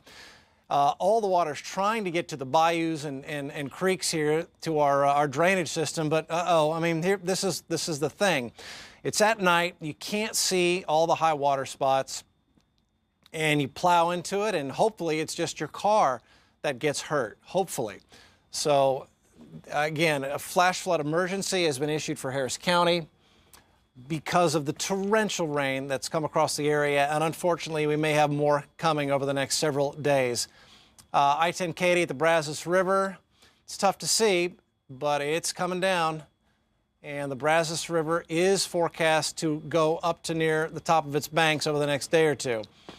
Here's the latest radar, and you can see it continues to have rain bands slowly move across not just Harris County, but all of southeast Texas, creating this flash flooding. Now, the thing is, the ground is now getting so saturated that any additional rain is going to cause flooding in a hurry in the bayous, the creeks, and perhaps neighborhoods and homes. And although this is the band that caused all the problems tonight, you can see, look at this, there's another heavy batch of rain popping up right here, coming into Brazos Bend State Park, coming up just west of 288. And then there's more rain out west. You can see the violent circulation. It continues to be a very strong tropical storm out here. This is Harvey, who is sitting here off to our west, which is what we thought might happen when we started tracking Harvey at the beginning of the week. One thing Harvey did that was a little bit of a surprise is that it strengthened so much to a Category 4 hurricane before making landfall. So now we have this tremendously powerful remnant circulation, and it is just pulling moisture off the Gulf of Mexico, so much moisture, so water vapor is less dense than the surrounding air. So you get the atmosphere full of water vapor, and it rises, and it cools, condenses, and makes these heavy rain bands, and that's what we've got going on right now, in addition to the tornado threat because of the spin in the atmosphere, and we've had tornado damage in the area as well earlier today. Okay, so the heaviest rain right now, let's just look at it. East side of downtown, East Houston, Dryersdale, up to Aldine, Bush Intercontinental Airport, Willowbrook Mall area, and then there's 1960. So folks in Old Oaks and Westador are getting into some heavy rain. That's moving up into Spring and Tomball. There's the north side of the 99 connector. Heavy rain moving up there. But it is absolutely blinding rain here. Galena Park, outside the 610 loop. Okay, and Judge Emmett's on the phone. Hey, Judge, how are we doing so far? Give us an update, please. Well, as was expected, we're getting more heavy rains tonight, and the places where they're falling, because the ground is saturated and the watersheds are pretty much full, we're beginning to have flooding. But the most important thing is there are still people out on the roads driving into high water, and the mayor even had trouble getting over here for a joint press conference. So we're just telling people, by all means, stay inside. This is not unexpected, but it is very dangerous. Judge, it's Len Cannon. Do you have any idea how many rescues are underway right now? How many cars are out there abandoned? I can only tell you that what I was told by Quincy Allen at TxDOT and Chief Acevedo is a lot. And I know that's not a good figure, but it's a fair answer. Yeah, that was their answer, and we've been watching the monitors, and you see one person drive in, and then two more follow them, and you just go, "What are you thinking here?" But while we're concerned about that, we're also concerned about various neighborhoods where the homes are beginning to take on water. I know Willow Water Hole has gone out of its banks, and there's some homes in the Westbury area that are beginning to have water. And the message there is, stay inside. If you need to be rescued, dial 911. If you need a shelter to go to, then dial 211 if you're in the county and 311 in the city. But your best place is to stay inside. Do not venture out because that's where you get in danger from the water. Judge, there was a mention in the news conference of a fatality. Can you tell me more about that, where it happened? We do not know. The chief mentioned that. We were just getting the word, and it was not in one of the underpasses. All the normal underpasses that we've seen the tragedies occur in, those are closed off. People cannot enter them. That was taken care of earlier this evening. This was just in an intersection. And there are a lot of those in our area, so it is a tragedy if it turns out to be true. And do you happen to know the location? I do not. And so what next for the county as we continue to deal with this over the next few days? The main thing we are dealing with, I know I've talked to two of the county commissioners, and they're working on road closures to make sure people are safe. And then they're working with the constables and the sheriff's office for any high water rescues that need to occur. Clearly, the areas out in the west along the reservoirs are not taking on water yet, but if another band of rain comes through in the evening, they could. And what I've told in several interviews, I've said, I'm not saying stay up all night if you're afraid your home might take on water, but you might want to set an alarm sometime and get up and check on things because with each new band, they go different places. And each one of these bands of rain that comes through is going to drop a lot of water on already saturated ground. And we've been talking about this scenario for quite some time, and perhaps some of us got a little lackadaisical because parts of the Houston area, as you know, for several hours saw no rain today. And I think some people were surprised, and they were like, wait a minute, where are the bands? Well, it hit tonight. That's right. And that's what the projections have been that for the last several days. And this is the night that everybody said we were going to get the heavy bands, and sure enough, we did. And so you mentioned the Westbury area getting water in homes. Have you gotten confirmation, talked to people out there, getting that from the people that you're directing? Yes, actually the mayor brought that up during the press conference, and he had confirmation of that. Now, the area that always gets hit, as you know, is Meyerland. Correct. Any word of water in homes there? There's no word of water in homes yet, but Brays Bayou is absolutely at its maximum, and if much more rain falls there, then it will go out of its banks. But we've had the situation in the past where even when the bayou didn't go out of its banks, the drainage system didn't have any place to put the water, so that caused it to back up in the streets and in some cases in the homes. If we don't get any more rain, we should be okay, but if the next band of rain falls on the same place, right. then we'll have trouble. And so what is your schedule right now? Are you going to be up all night? Probably. That was a quick answer. So, and what are you looking at? What are you monitoring? We're monitoring all the rain gauges throughout the county, and we're monitoring particularly the water levels in the various watersheds, because when they go out of their banks, that's when you get the larger number of homes that get flooded. Right now, if you're just talking about rising water in a neighborhood, while that's terribly inconvenient and uncomfortable, it doesn't pose the danger that that running water out of a watershed does. And so those worry us the most. And that could certainly happen given what we're facing over the next several days, true? Yeah, it could, but I would remind people we're in at least better shape than Fort Bend and Brazoria, where they have the rivers that run through, because those rivers are things you have to evacuate away from. In this case, rising water is not something that you would normally evacuate because you don't know where it's going to occur. Rivers, along the river banks, you need to get people out of harm's way. I'm assuming that for the next few days, there's not going to be any business going on with Harris County. Well, we will make the decision tomorrow. I guess if I was a real optimist, I'd say maybe Harvey will just go away, but I don't think that's going to happen. That would be nice. Yeah. Judge Emmett, Harris County Judge Ed Emmett, thank you so much. As you mentioned, you're going to be up all night, as will we. We'll continue to check in with you and see how things are going. We appreciate you taking the time. Okay, thank you very much. All right, so you just heard Harris County Judge Ed Emmett talking about the county's responsibilities here over the next few days. They're continuing to watch and to make sure they close roads as we keep getting bands of water, and it causes the problems that you see here.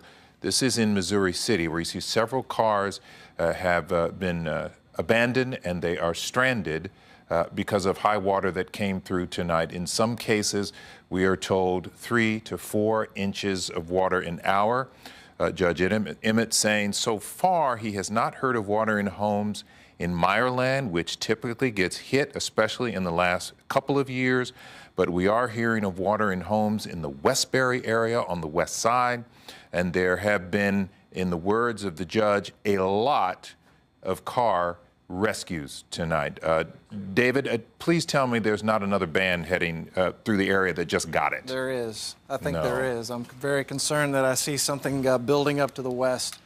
If you want to put weather, if you go with weather 2, guys, if you can put weather 2 behind me. Okay, so here's the radar. There's the band of rain that just came through that caused the first round of flooding. There is a smaller band, but it is intense, and it is trying to fill in and form right here. Another rain band curving into the West Park Tollway, Energy Corridor out of the west side of Harris County. And you see they've issued a flood advisory for that area near Brazos Bend State Park in Brazoria County as well. So that concerns me greatly, that's going to come in and give us more rain right where we don't need it. So where are the bayous as they stand right now? This is Cypress Creek at Hoffmeister. At last check, you were at 125 feet. Bank full is 127. So Cypress Creek at Hoffmeister is getting close to bank full. Brays Bayou at Rice Avenue. At last check, 48.8 feet, almost 49 feet. Bank full is at 51 feet there.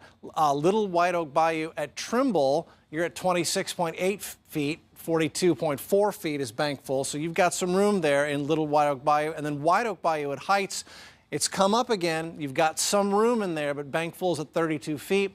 You're at 22.9 feet. This is Buffalo Bayou at Shepherd, where you're at 13 feet in Buffalo Bayou at last check. Bank full is 28 feet, so there is room in Buffalo Bayou, but it is also one of the bayous out there that is in the process of coming up. So that's a look at all the bayous. Let me walk through them again, and then we'll get back to the radar. Again, Buffalo Bayou's got some room in it. White Oak Bayou at Heights, almost 23 feet is the current level. 32 is bank full. This is Little White Oak Bayou at Trimble, 26.8 feet. It's the bank full is 42 feet, so we're doing good there. This is at last check. Brays Bayou at Rice, 48.8 feet, almost 49 feet. Bank full's 51. It's going to get close to bank full with all the runoff that's coming in from the earlier rains. Cypress Creek at Hoffmeister, currently at last check, 125 feet.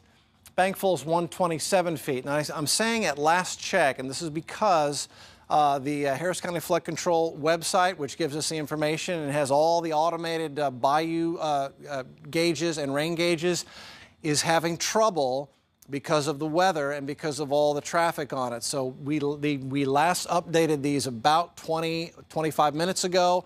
We'll get fresh updates as soon as we possibly can, as soon as they become available. to us. Back to the radar, there's that very heavy blinding rain that has now reached Pasadena, Pearland, Santa Fe. That's pushing toward and across the Gulf Freeway now. So folks in NASA Clear Lake, you're going to be getting that heavy rain as it pushes in your direction. Galveston County and Galveston, Santa Fe, Hitchcock, Lamarck, that's all pushing toward you. You'll get street flooding from that. Let's go ahead and go look outside. East Tex Freeway at Cross Timbers. There's the blinding rain. Folks are driving in it here, but I don't recommend it. It's very dangerous out there. Hazard lights are on. There's the lightning flashing, and the folks are going very slowly there. Again, this is 69 at Cross Timbers, where the rain is coming down very, very heavily, and traffic is moving very, very slowly. Be careful out there, gang. A lot of standing water on the roadways there, and you can see how the bloom of the headlights, that's reflecting off all the raindrops that are coming down out there. So the radar continues to look very, very bad. Here's a closer view of Houston, where it's still heavy rain right in downtown and pushing east. So there's Channel View, Mount Houston Road, out there near in the Greens Bayou watershed, getting heavy, heavy rain. Oh, and there, I do have a report. I want to pass this on to you. I almost forgot. We've got lots of reports of high water north side on I-45 at Airline. We've got high water there. Do not drive I-45 north at Airline. Do not get off there. Don't go out there. There's high water there. That's causing a lot of cars, and it's kind of stacking up out there, I'm told. So blinding rain again. I-10 east to Channel View. Out toward Pasadena, heading out to LaPorte, Baytown East Freeway, getting heavy rain. Baytown, it hasn't reached you yet. It's getting awfully close. You can expect street flooding when it finally does.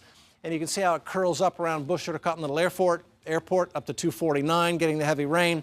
And there's a little bit of new stuff out here. Mission Bend, Katy, Addicts out the West Park and out I-10.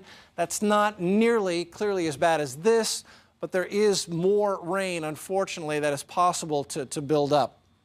If we can, let's go back to Weather 1, and we'll give a more complete radar update. So here's future track, and you can see how it is possible that we continue to get these heavy rain bands coming across the area as we head into today, tonight, tomorrow, as this thing just sits and spins. And so it is possible that, yeah, we're facing some heavy rain over and over again. Here's the latest radar, a wider view so you can see your neighborhood.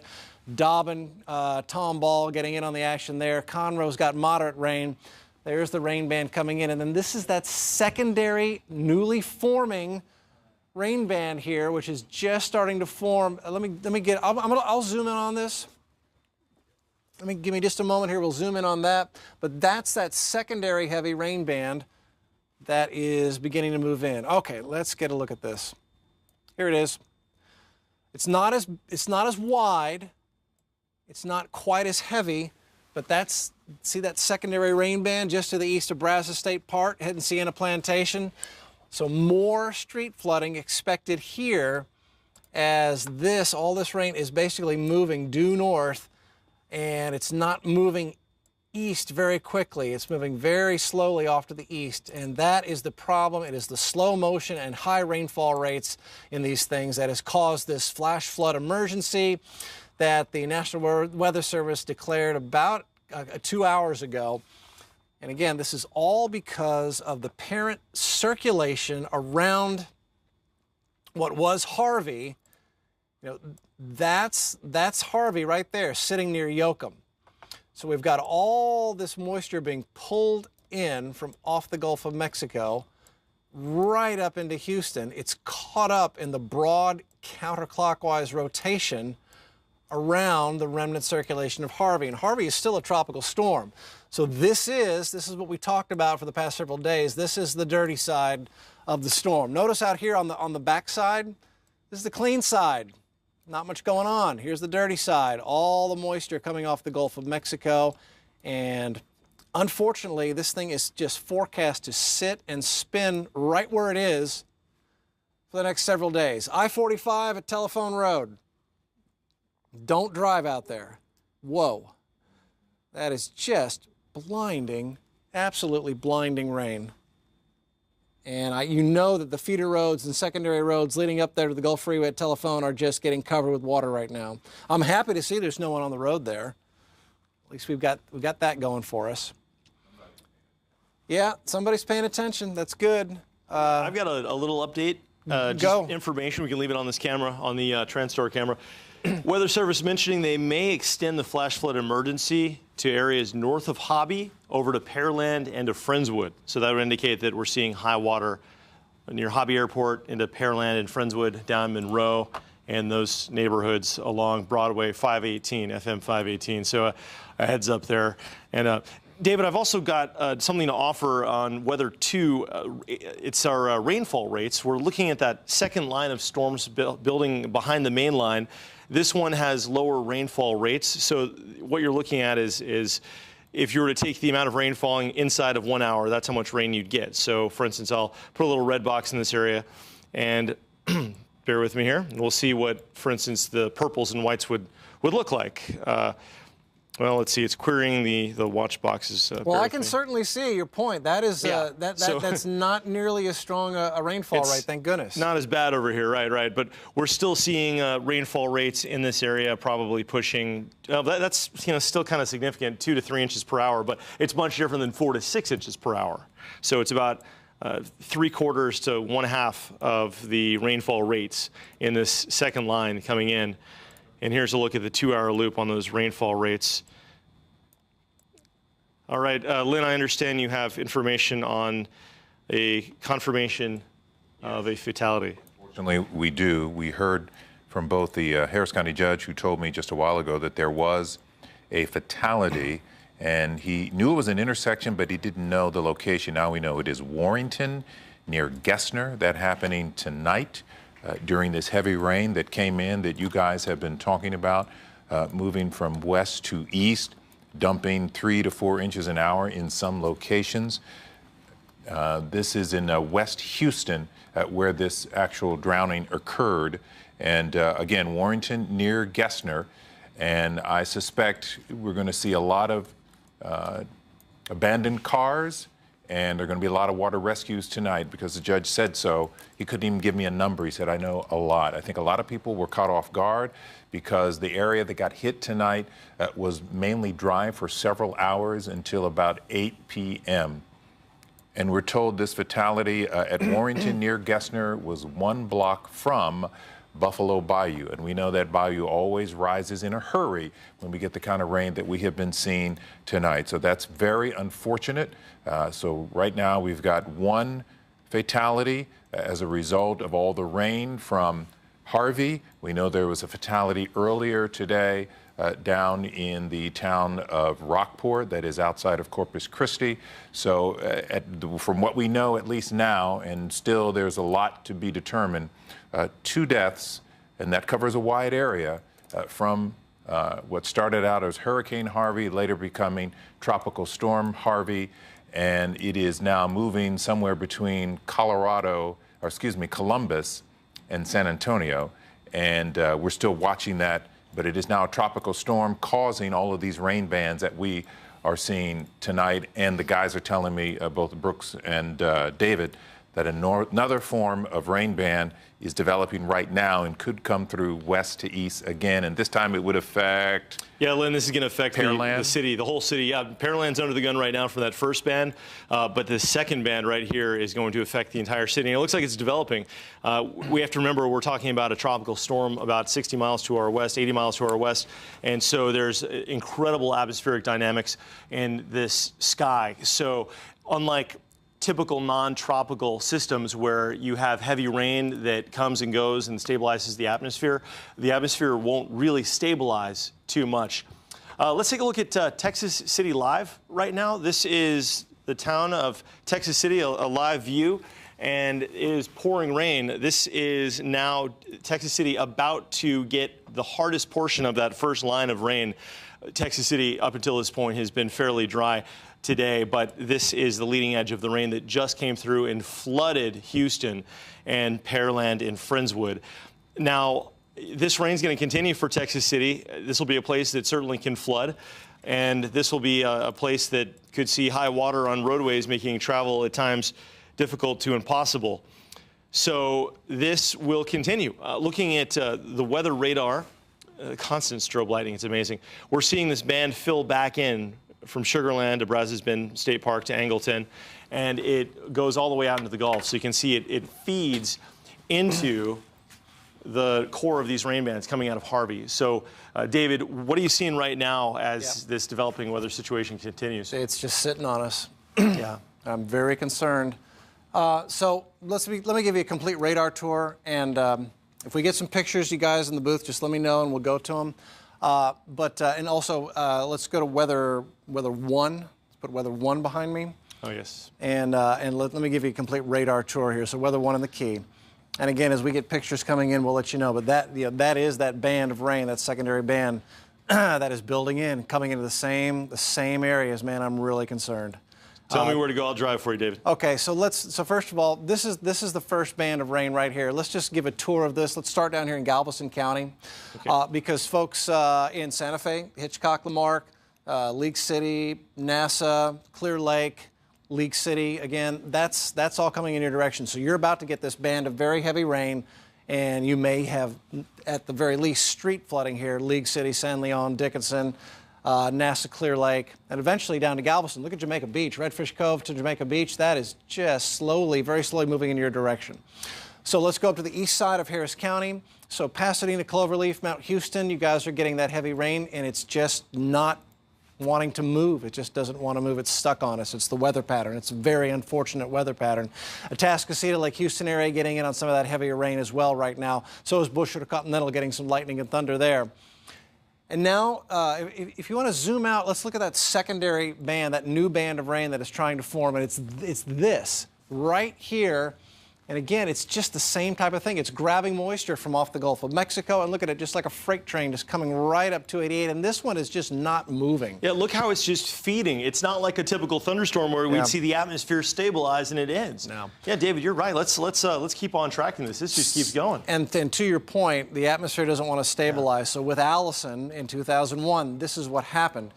It set up, it started raining, and because of the way the atmosphere is set up, because of the tropical moisture, because of the upper level components and the surface feature, the atmosphere just does not stabilize. It just recharges instantly, and this is very concerning because this is coming up to the southwest side. Let's zoom in here to the southwest freeway at Beltway 8. You know, if this moves a little bit to the east, you're going to get more heavy rain into Bel Air and Meyerland. It's getting very, very close, Bel Air and Meyerland. Again, this is very heavy rain. Once again, redeveloping Missouri City, where you already have high water. You got stalled cars. Okay, Grace White is in Missouri City. Grace, what do you got for us? Okay, we may not be able to hear her, but that is the new, that is the new band of rain that is developing. That's new rain and moving into Missouri City. We showed you pictures there earlier under the Beltway and the toll road there, flooded, people stranded. Grace, you're there in Missouri City. How are you doing? Are you in a safe spot? Grace, we are in a safe spot, David. We're starting to see that rain. We're starting to see that rain coming through that you guys are talking about. We actually right now have set up shop underneath Beltway 8 right at Hillcroft Avenue or the Fort Bend Parkway, and we are seeing this rain starting to fall, David. I'm very concerned that this is going to result in more flooding there, and you know, so far I'm sure we've got some homes. You know, we did see about an hour ago probably a dozen drivers stranded. Since then, we've seen the water out here go down. Those drivers have either been towed or picked up by family and friends. They are now gone, with the exception of maybe one or two lone cars you can see about 100 yards in front of me there. The drivers, though, we've talked to are okay. Nobody is still inside their vehicle, but a scary situation out here just outside of Missouri City, and you probably just saw that pop of lightning. And that lightning tells us that we've got convection, and this is more heavy rain and thunderstorm coming in. And Grace, just stay safe out there. Make sure you've got a safe spot to be in, and I'm concerned about even you guys being out on the roads tonight, because that is a developing band of rain that's going to come right over Missouri City here in the next few minutes, Grace. Sounds good. We'll stay safe and listen to you. Thanks, David. All right, Grace. And everybody out there as well, the best place to be is right where you are, at home. Even if your home floods, you don't want to get out on the roads because it's just too dangerous out there with all the high water and it being late at night. Yeah. So again, you're looking at pictures there. I believe that's coming from the southwest side in Missouri City. You've got the radar there with the heaviest rain band and the widest rain band on the east side now. Busher to Continental Airport up to the Spring and the Woodlands areas. Roman Forest, Atascocita, Lake Houston area getting very wet right now. Mount Houston, the east side of downtown to Pasadena. And it's still raining heavily in Pearland, but it looks like the backside of the line, at least the first line, is beginning to exit. League City getting into the heavy rain and thunderstorms now. Santa Fe, Hitchcock, Lamarck, Texas City. It's all working in your direction right now. And it's going to continue as the big picture, and we look at the big picture here now. So the parent circulation is, more than 100 miles off to our west. That is the parent circulation. That's what was Hurricane Harvey. Now it's inland, it's a tropical storm, but there's so much energy with it that it is just sitting and spinning and grabbing moisture from off the Gulf of Mexico and pulling it up and into the system. So here's a new rain band that's beginning to expand now and intensify, heading toward Missouri City and the Sugar Land area. And then I'm even seeing another one back here. That one's reaching down toward Palacios and Matagorda Bay. That one's looks like it's gonna develop and perhaps swing through as well. I can't, this is different from Allison. The results may end up being the same. It's a little bit different setup, but the big difference in this one is that this is forecast to stay rainy, not just for one big long night, but we may do this again the next couple of nights as well. There's the heavy rain in Santa Fe and League City. 610 West Loop at Forness. Got a stranded car, got the high water. This is from Transtar. I see somebody trying to sneak through right there. Somebody's up here trying to sneak to some higher ground. This guy's car is flooded out, and they're going to be sitting there for a while, it looks like. And we are trying to get to your questions from Facebook and Twitter as well. And I've got a couple of them here. This is from Brian. Hi, Brian. What time will it hit in Livingston? At the moment, Livingston, you're kind of catching a break from this. You're getting light to moderate rain, but you will have a chance later tonight, like toward midnight as that line pushes further east. Is San Jacinto River under a threat? Absolutely. West Fork of the San Jacinto is expected to flood, major flood, as we head into Tuesday and Wednesday because they've had to release water out of the Lake Conroe Dam. Is Atascocita done with the rain? No. Nobody's done with the rain, unfortunately. I wish I could say we were. You may get breaks, but we're not done. So here's the heavy stuff up toward Magnolia, Todd Mission, Plantersville. Conroe's not getting it bad, but there's Lake Conroe where the lake is filled up so much that they have to let water out of the dam. It's going into the spillway. West Fork of the San Jacinto is where it goes, and it will just make the flooding on the West Fork of the San Jacinto much worse. There's that very heavy band of rain that has flooded parts of Harris County and Fort Bend County and most likely parts of Montgomery County. You're under a flood warning there. Pearland, Friendswood, League City getting the lightning and thunder as well. There's the Gulf Freeway getting it right now. The line is not moving, or it's moving east maybe at about 3 miles an hour. This is very concerning. A new batch of very heavy rain. This is moving up into Missouri City. This is where Grace White is, showing you the pictures of the rain. It looks like it is expanding and heading right up the Beltway 8 on the west side. So more rain for the Addicks and Barker Reservoir. That eventually goes into Buffalo Bayou. Busher to Continental Airport, Mount Houston Road. You guys are getting flooding rains on the roads right now. You're under flood warning. So here's future track for tonight and tomorrow. And it sits and spins on us through 8 a.m. tomorrow. We may still be sitting here doing this. Flood watch is in effect till further notice, clearly. This is an updated forecast track from the Hurricane Center. So the parent storm, the thing causing all this trouble, is here. That's the parent circulation of what was Cat 4 Hurricane Harvey. It's now just a tropical storm, but these tropical storms are notorious rainmakers, even if they stick around for a day or two. This one weakens to a depression, but still sticks around. That is through Thursday. Even in that position, a tropical low, even a remnant low pressure on Thursday, in that position can still bring in more rain. So it's Saturday night. That's Thursday. We may be in flood emergencies off and on for the next several days. 100% rain chance Sunday, Monday, Tuesday, Wednesday, 80%, Thursday, 70%. I can't remember seeing an extended forecast like this ever. Since I've been here at KHOU for 20 years. I can't remember seeing something like this. This is a very, very rare and unusual event. Len, go ahead. I had a question, actually, David. You were talking about Harvey moving and then being, I guess it would be west of Houston. We've said that this thing is kind of spinning on its own with no steering current. So how is it going to move without currents? Well, eventually, a current is going to come down in the form of a trough Wednesday, Thursday, and that is what is going to eventually lift it out of here. But it's going to be a very, very slow process. Until that trough comes down to lift it out, we're stuck with it. And so we're going to see, I mean, this is the worst case scenario that actually you talked about several days ago, that for the next several days, we're going to get bands of rain. We don't know when it'll come. We don't know what the rate will be, but it's coming. Yeah, and when it comes, it stays. I can't tell you when this is going to come to an end because of the tropical nature of the atmosphere. And it looks like, just looking at some of the satellite imagery, we've got an upper level component to it as well to help lift the atmosphere. You know, so quite often we'll get thunderstorms and they'll rain themselves out really heavily and they'll go away. That's called stabilizing the atmosphere. What's happening here and what's different about this is that the atmosphere is in a constant state of recharge, constantly being recharged with fresh moisture off the Gulf of Mexico, feeding into the system.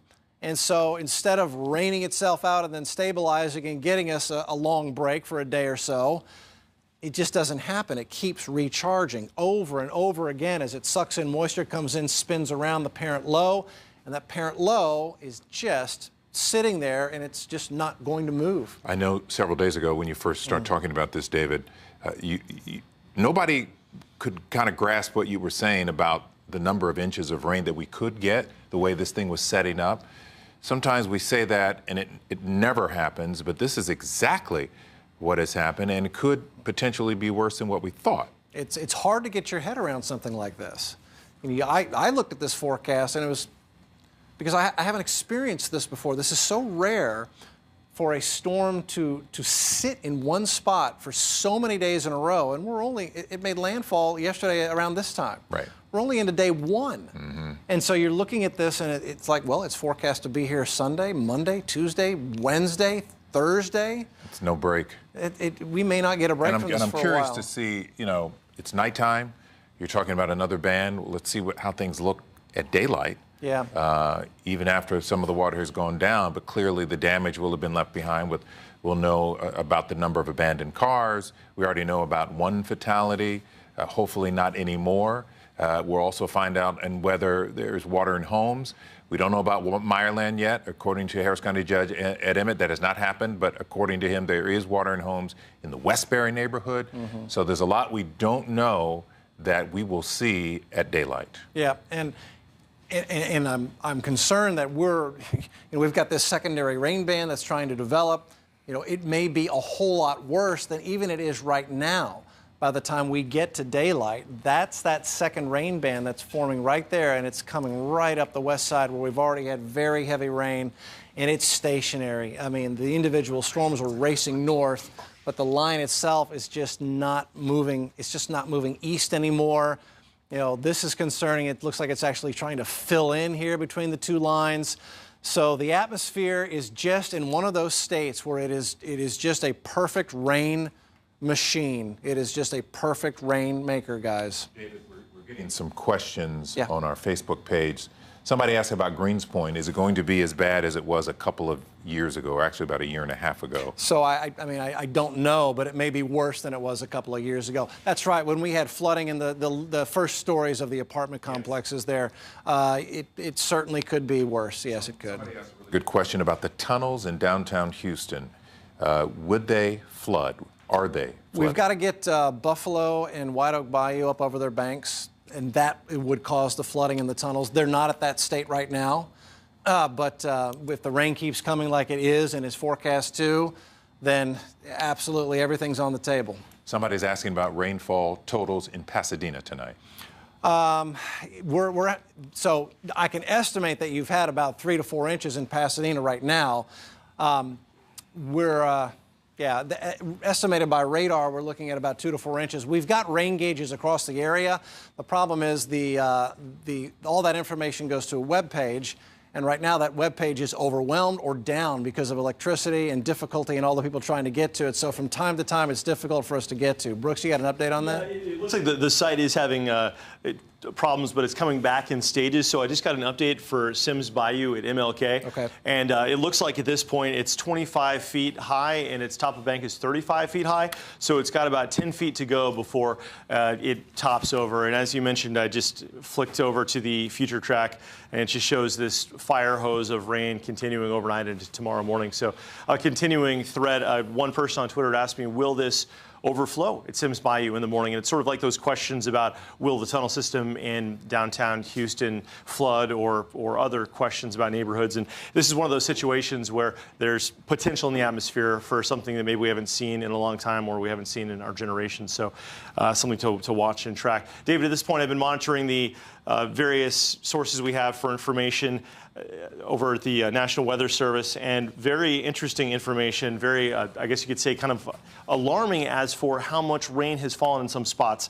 A report of nearly 10 inches of rain in the last hour and a half falling in one place, and that was 3 miles south of Harvey Airport from a train spotter.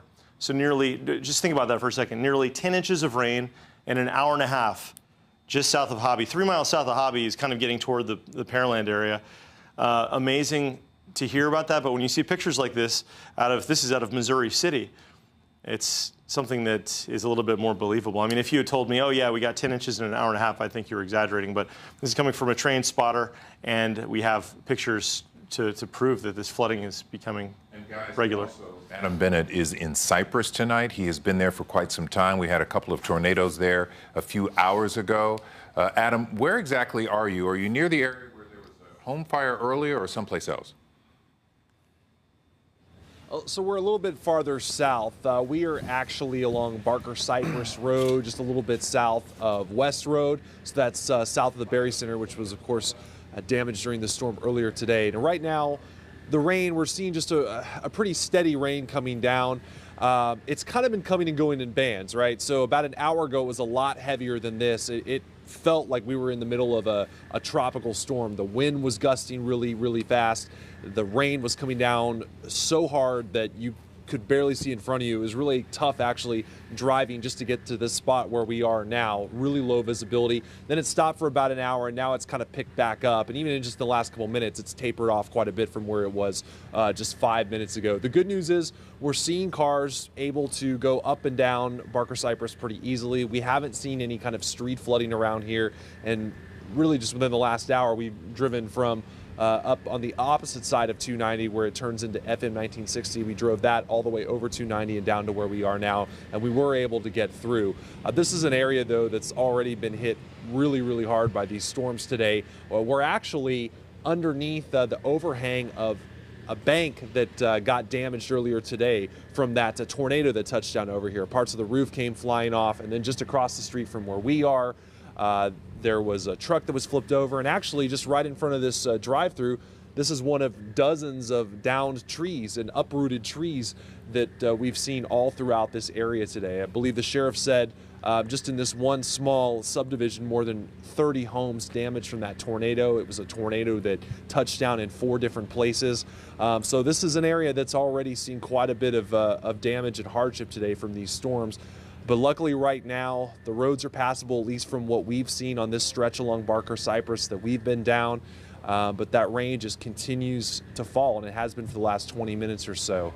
Yeah, that's really good information. Definitely, definitely not something that anybody wants to see here. And you mentioned something that I had not heard before, Adam, that there are some 30 homes hit by tornadoes in that area tonight. Well, that was earlier this afternoon. So that was earlier this afternoon when the sheriff was in this area, maybe around 4 o'clock or so. It was a tornado that hit right around, again, where we are, Barker Cypress and West Road area. We saw some fences knocked down, several trees uprooted, windows on people's vehicles smashed in. One guy described actually seeing the tornado moving between houses and coming straight towards him.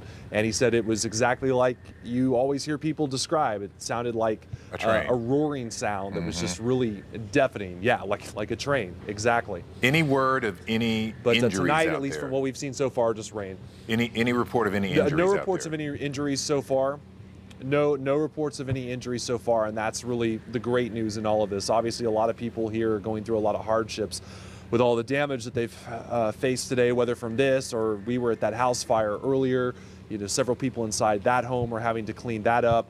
But the good news here, and a lot of the residents have mentioned this, you know, the garages and the fences and everything that was damaged can be replaced, but they are just thankful that nobody, from what they know, nobody has been hurt in this.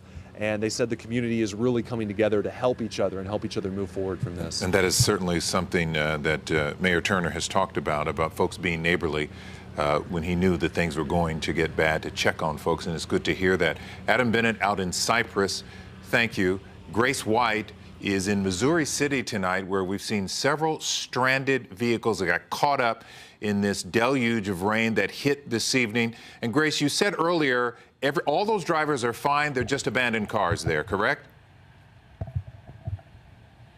That's right, Lynn. We are just seeing stranded cars at this point, and really it's gotten a lot better out here, although we are seeing that second band of rain coming in now, so that's concerning. But really, earlier we saw probably a dozen folks out here with us who were on their way home from work, just trying to get to their friends and family, could not get home. But again, all those people have either been towed away or picked up by family and friends. It's just those few cars there in the distance that you can see that are still stranded out here. We talked to that first car you can see is actually a BMW SUV.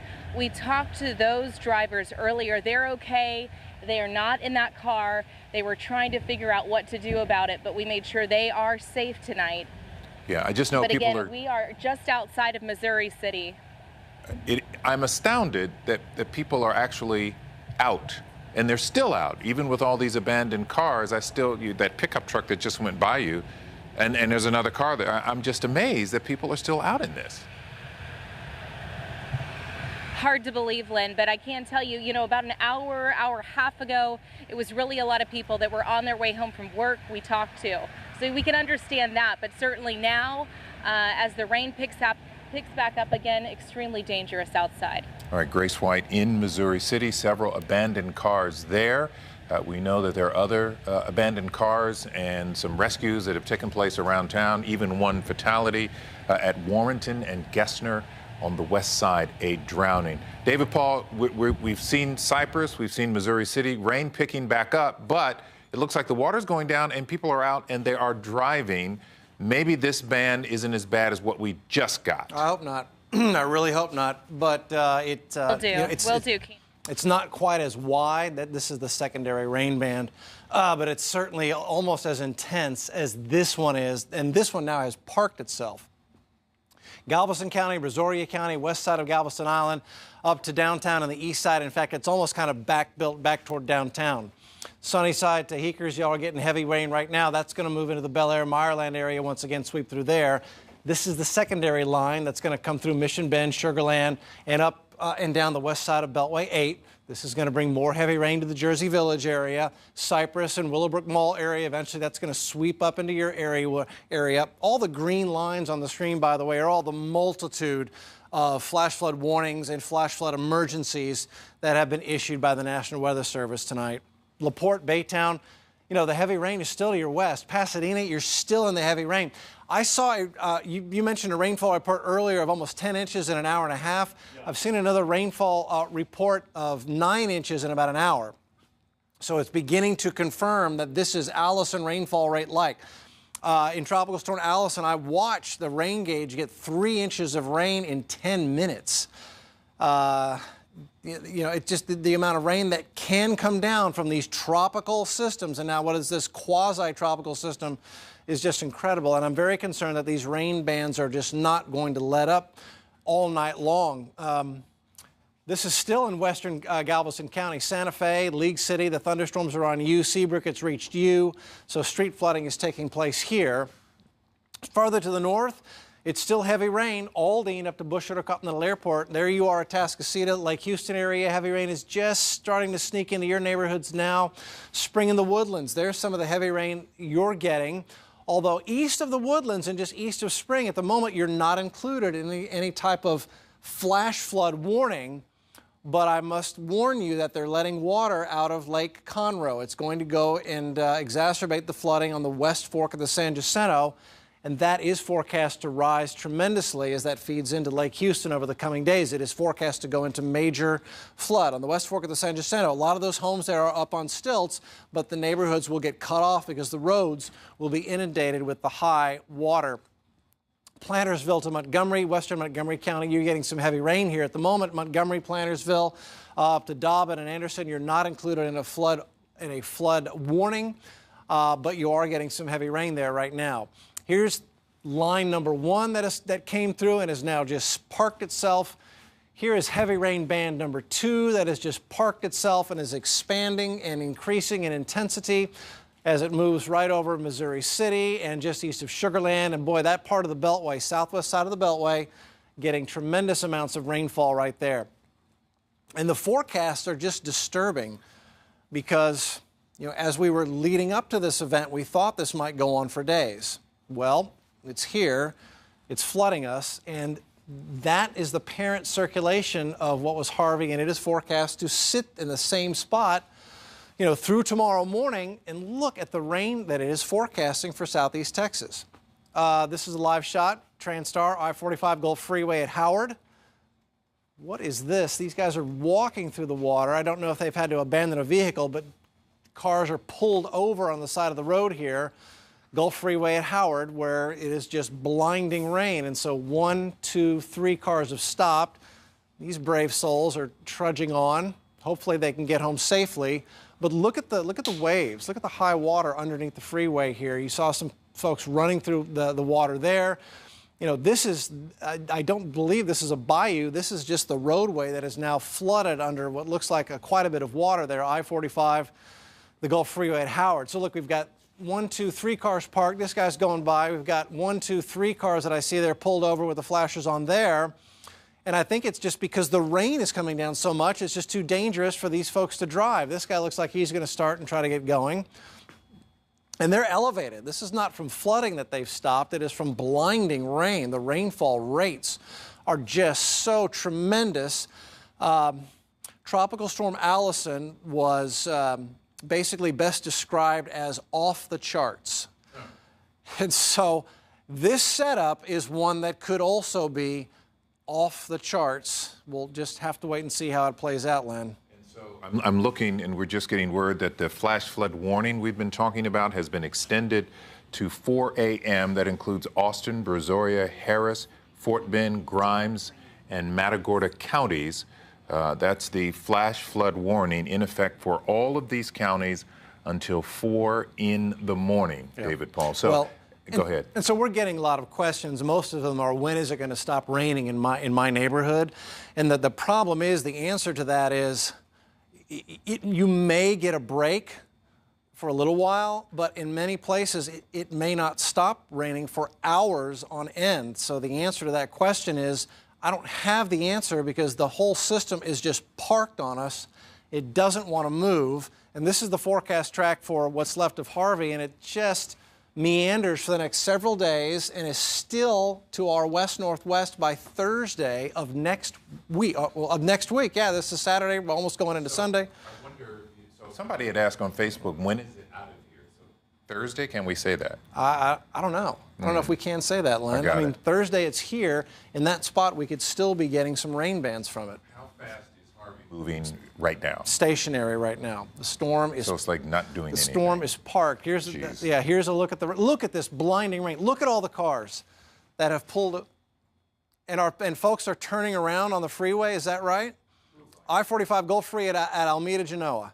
Is that going southbound or northbound? Somebody's backing up. Sure.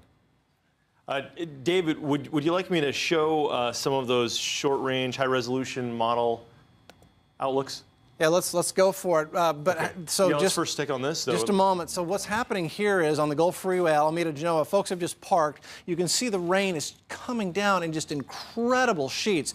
This is that rainfall rate of perhaps as much as 10 inches per hour, because we've had a couple of reports of that much from trained spotters. But folks, some of them are stopping here on the road. It looks like some are actually turning around. I've never seen that before, just simply because of the rainfall rate, which is making it impossible to drive. But all these folks here have just stopped because the rain is coming down so heavily. Oh, and here's a mess. I-10 East at McCarty, and we've got high water on one of the low spots of I-10 East. And, well, so you've got drivers that are going to be spending the night there tonight. Yeah, that's effectively closed, and the rain's not showing any sign of stopping. David, you and I, just candidly, as we do when we're doing these forecasts, looked at each other and said, there's no way these models are even approaching accuracy. Maybe there's convective feedback. How are we going to get 20 inches of rain in a short amount of time? We've already seen just an hour and a half to 2 hours, 9 to 10 inches of rain. Yep. It's going to rain for at least the next couple of hours. That right there would be 20 inches. Looking at some of these high-resolution computer models, these short-range forecasts, meaning like instead of a week away, looking at the next 12 hours, the future radar, which is over my shoulder right now, is I don't know how to describe it other than that's a lot of rain.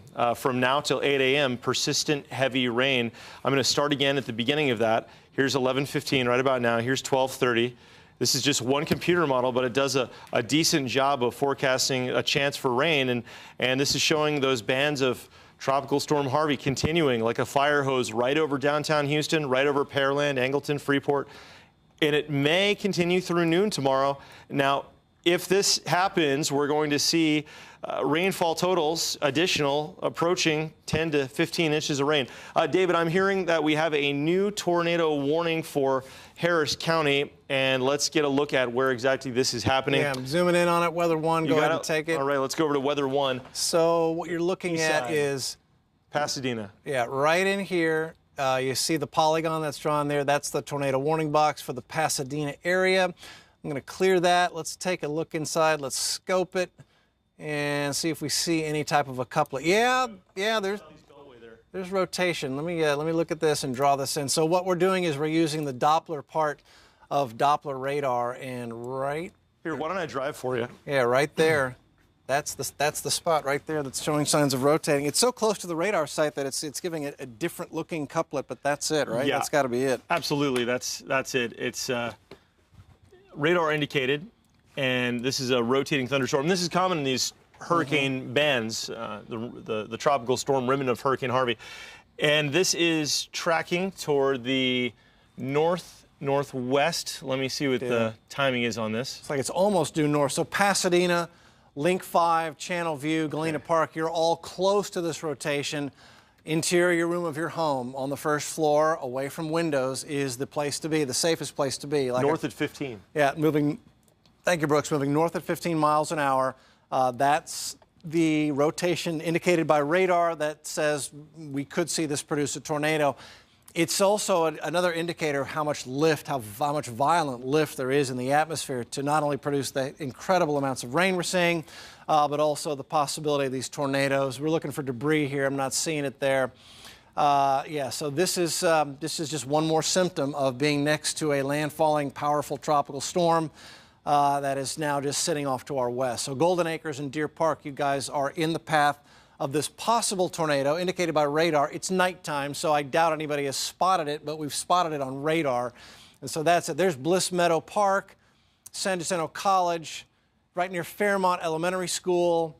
And so it's moving north. So Deer Park, Pasadena, you guys are in the path of that violent, heavy rainstorm that has the potential to produce a tornado. Pasadena Bayshore Hospital is right nearby there, drifting north up Beltway 8. And again, this is looking inside the storm using the Doppler part of Doppler radar, and you've got this counterclockwise rotation, and we can see it based on the radar display, see how these these cooler colors are interacting with the hotter colors, and so that's where we've got our rotation. So Golden Acres, you guys are right in the path of this new just issued tornado warning, and this is moving north at about 15 to 20 miles an hour. Let's do a big picture. Let's look at the rain. Let's do a rain band update. Heavy rain band in Beaumont. They've had rain there all day. Heavy rain band, this is the one that's caused the initial flood emergency. I'm turning off the watches and warnings just so you can see it. We're so riddled with it, it's actually covering the map. And then secondary, glad you did, secondary rain band here with more heavy rain, moving up the west side through Missouri City, through the West Park Tollway, Energy Corridor, out I-10 West through Memorial, the west part of Memorial, and then up toward Jersey Village, more heavy rain there. Tomball, that's heading up toward you. Prairie View A&M, you guys are getting rained on too up there in Waller County. Conroe getting a good moderate rain. You've had enough where they've had to release water out of the dam at Lake Conroe. That is going to flood the West Fork of the San Jacinto. Closer in on Harris County, it's almost filling in across Harris County now, the amount of rain and the heavy rain. Jacinto City, heavy thunderstorm. That's the tornado warning. We've left that up, racing north through Pasadena. Acres Homes, north side to Aldine, getting heavy rain up I-45 on the Hardy Toll Road. 59 is getting moderate to heavy rain, Dryersdale, and then up toward Atascocita. Bush Little Airport getting heavy rain. I bet you they've got delays at Bush with this heavy rain and thunder with the planes trying to fly through that mess. And then the west side, you know, there it is. You've got Sugar Land over to Missouri City, DeWalt, and Fresno, and then Sienna Plantation. I see you there, Sienna Plantation. Very heavy storm and just coming up over and over again. We're getting some lightning in here telling me that it's convective as well. Let's take another look at our rotating storm. This is, so Kindred Hospital in Pasadena, the rotation is right over you. It's racing north, so it won't stay in you very long, but you see how we've got these hot colors and cool colors right there. So right where they come together, right there, you've got that twisting of the atmosphere, and that's where you've got that possible tornado. It's radar indicated, but we've had several tornadoes verified today. We've had damage from these, like roof damage, shingle damage, fences damaged as well, loose items blown around. These are weak tornadoes, usually EF0s, which have winds up to about 85 miles an hour. EF1s can have winds up to 100 miles an hour or so. So they're the weak tornadoes, but obviously they can do damage where they come down. So there's the heavy rain, more of it west side, and then if you zoom out a little bit, and first of all, stay here. Yeah. So Galveston County, there you are. So League City, and that's our National Weather Service radar site right there. So League City getting torrential rain right now on I-45, Santa Fe. Street flooding rain at best, probably worse if it hangs out much longer. Bay Harbor, west side of Galveston Island, getting very, very heavy rain as well. This is that secondary line that is just, you can just see how it's just like a straw, just pulling that moisture off the Gulf of Mexico. Let's zoom out. So there's another band of rain. Hello, El Campo. Good evening. Garwood out to Columbus. There's another band. If we get these, and usually when we get these flash flooding events like this, it happens at night. And the reason is, at night, the surface boundaries are little boundaries in the atmosphere. You can't see them with your eyes, but they're there. But at night, the boundaries tend to get a little more organized and they tighten up. Think of them as like a picket fence. So you've got a picket fence here, a picket fence here, you've got a fence here, you've got another fence here. So now that it's nighttime, we can see them all. And these are the areas where it's like a speed bump. The air moves along and then it hits that speed bump and bumps up. That rising air is what produces rain and clouds and eventually thunderstorms. And in this very unique situation, it's all wrapping in and around to a stationary point. And that parent storm doesn't want to move, but it has so much energy with it that it just continues to feed these bands of rain, and they just do not want to stop. So flash flood emergency is underway across Houston, Harris County, and we've got this tornado warning here near Pasadena. Blinding rain here on the east side. Cars are stopping and turning around on the Gulf Freeway because they just can't see where they're going because the rain is so heavy. This is a 4-hour loop, by the way. I just want to tell you. Okay. You can look at how the motion goes east, and then now it's stationary, maybe even drifting back west. Yeah, it definitely is pulled up stationary. And this new band of rain here is just, it's just not moving. It has parked itself there. So the rain totals are going to begin to add up there on the west side as well. And that east side band, look at that east side band down to Pasadena, Friendswood, down through, boy, Galveston County there. So this is where, and if we have that TransStar shot of the Gulf Freeway again, Alameda Genoa Gulf Freeway. Yeah, if we have it at Alameda Genoa, and we're efforting the pictures for you here. And that was the spot to get almost 10 inches of rain in just an hour and a half, and it continues to rain there. And there was another report I saw of almost 9 inches of rain in an hour. So those are the type of rain rates and totals we saw during Allison. You know, my concern is that if this sits on us for a couple of days, we're going to see rainfall totals that are above Allison, and we're going to see worse flooding. So here's the Gulf Freeway, Alameda Genoa. Look at the folks here. They're out of their car. They've got an umbrella here. I mean, it's still raining, but they've just stopped. There's a bunch of people that have just stopped on the freeway. They're looking over the freeway. I don't know what they're looking at. And then we've got another car. There goes somebody that's drivable. These guys have stopped here. I see back on this side, we've got more cars parked on the other side, but traffic is moving. It looks like the rain, at least for the moment, has let up a little bit, enough for these brave souls to get out with an umbrella, and they're looking over at what's below them, which is probably flooded cars and flooded streets. But this has just been a tremendous night of heavy rain, and unfortunately, it's just not over yet. So back to the radar.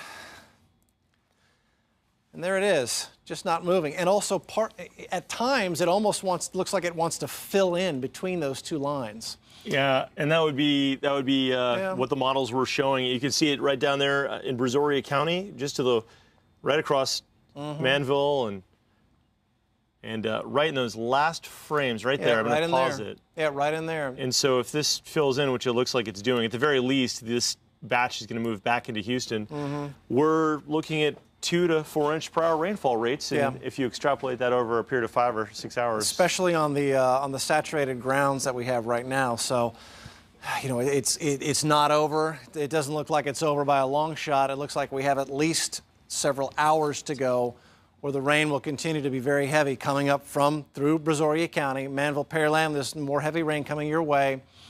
Looks like this is going to want to come right across the heart of Harris County, and this is going to just cause an even greater flood threat than we've already had. And unfortunately, this weather system is so unique, and I can't remember ever seeing in this area a forecast for a tropical system to sit in a position to our west where it would just do this to us.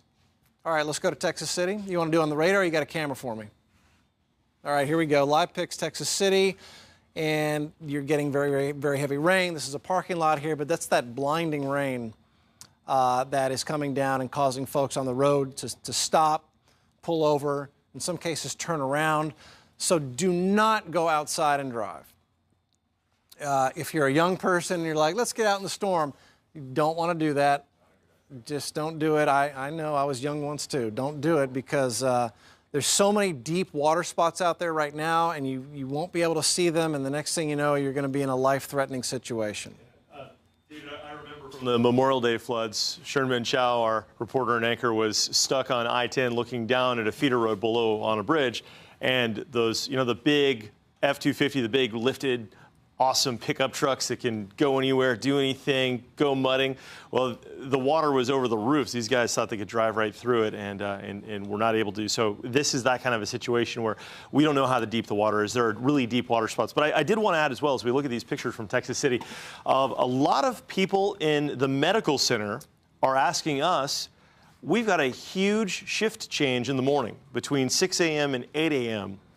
How will the medical center be during that time? Can we execute our shift change in the morning? And David, my reaction is, if this rain continues at its current rate, it's going to be impossible to get from Pearland to the medical center.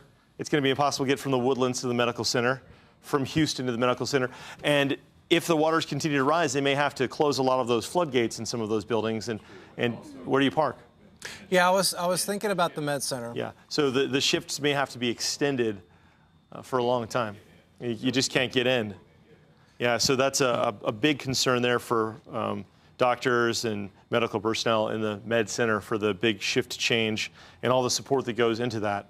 And I just wanted to bring up one thing. We're in the middle of this coverage, and I know it's almost overwhelming, but I'm looking at the signature moments in terms of storms in Houston, and I think of Carla and Alicia and Allison and Ike.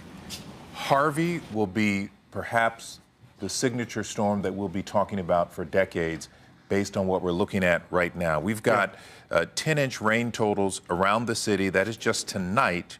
We've got problems on the roads, abandoned cars, stranded vehicles, 45 at Alameda Genoa, 288 in Holly Hall, down in Missouri City, I-10 in McCarty. There are problems. There was a fatality at Warrenton and Gessner, and the list goes on and on and on.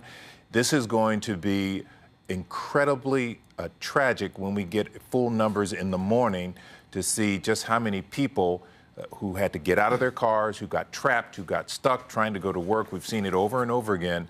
And there have been high water rescues. We don't know how many, but we know from Judge Ed Emmett that there have been a lot. So we won't get the full numbers until daybreak, and the information starts coming in, and we get to see the full scope of what we're looking at right now. Lynn, new updates on rainfall totals from Harris County Flood Control District. Jeff Linder reporting 9.3 inches in 3 hours for the city of South Houston. 5 inches and change in just 1 hour at Clear Creek and Bay Area Boulevard. That's near like Dixie Farm Road area, Southeast Houston, Friendswood area.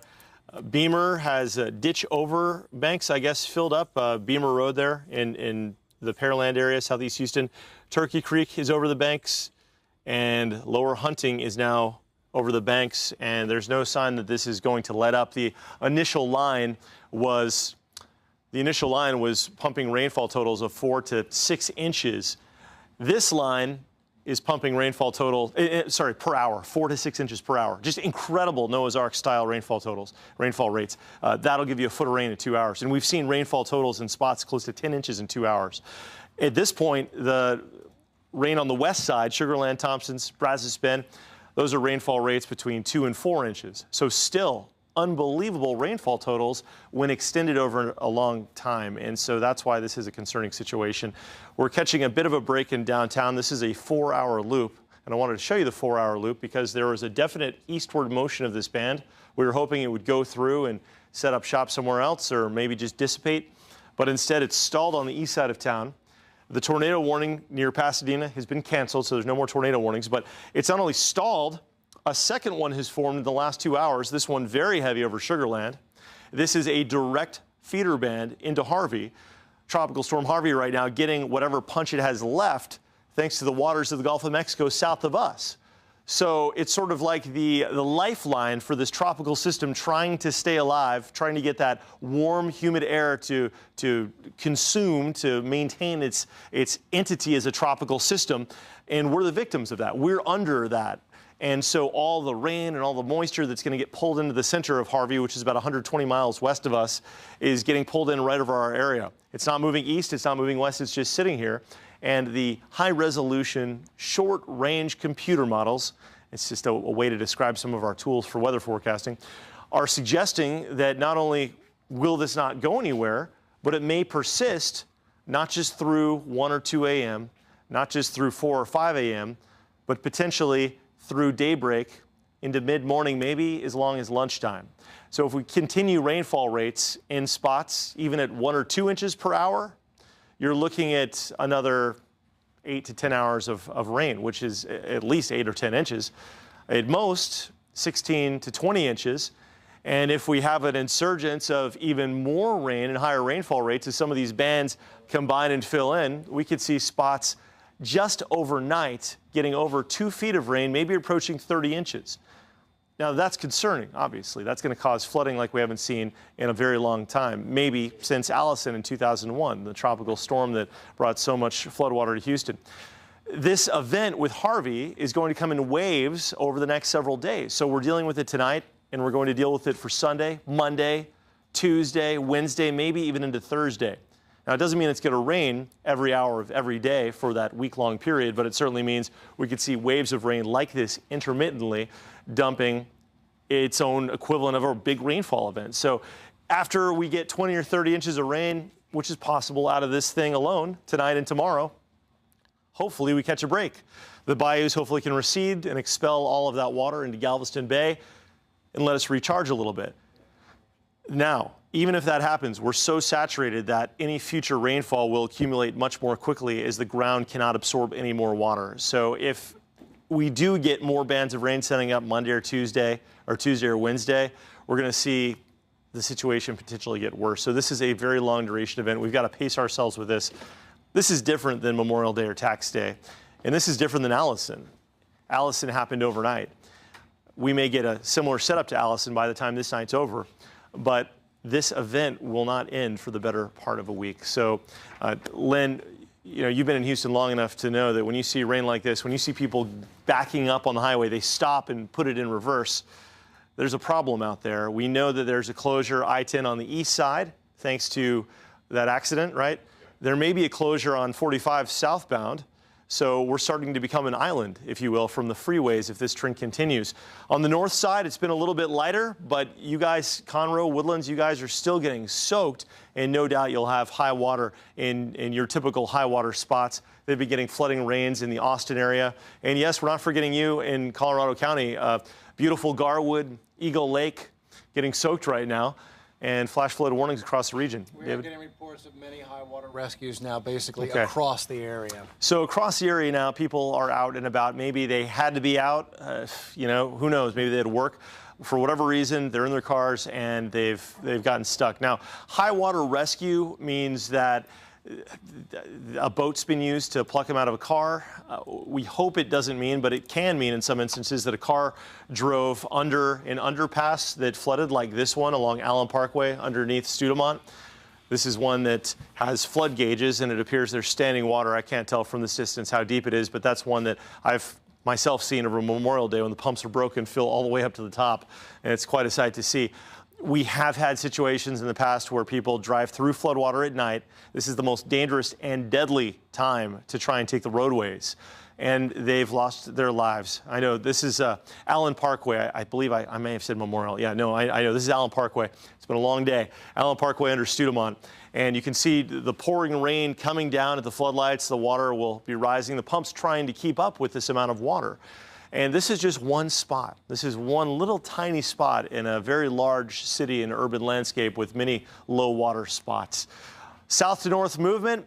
This is moisture coming in off the Gulf. Another big difference with this system.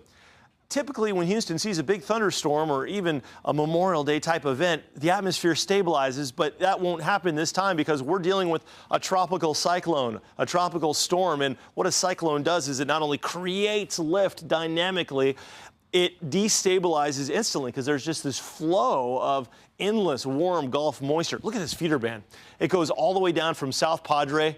It does it in a huge loop and then comes all the way up through Conroe. And another one here, sourcing from the tropical waters off Corpus Christi, moving all the way up through the coastal bend into Matagorda Bay and curling up into the Brenham area and into Austin. Austin seeing their own share of flash flooding.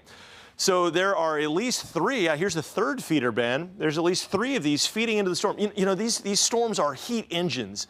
It's sort of like an engine on a lawnmower where you pull the cord, it starts up and continues until it runs out of gas. Well, that's the exact same thing with this. This is an engine like a lawnmower engine, but instead of internal combustion, it gets its fuel from warm water. And this engine wants to stay on. You know when you're mowing the lawn and you let off the bar and it chokes a little bit, and then you have to give it a little gas and it'll try and stay on? This system is doing everything it can to stay on. And part of that is ingesting huge amounts of moisture that it can't get from its eye.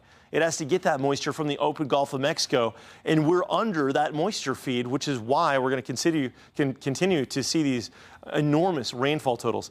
The latest on that tornado warning, which the National Weather Service had canceled, is that there is still rotation within that storm, and we could see a new tornado warning come up at any time.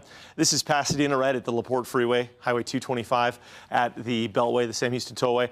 This is right as you get into those bridges where we've got the refineries on this side, and maybe you take this route when you drive from Pearland to the Bush Intercontinental Airport when there's too much traffic downtown. But this is heading toward the north, doing about 15, 20 miles an hour at this rate. Currently 1144 toward midnight. In about 15 minutes, it'll be up toward the Cloverleaf area. Oh, new tornado warning. Okay, so this is a new tornado warning on that cell. Okay, thanks, David. So new tornado warning on the cell.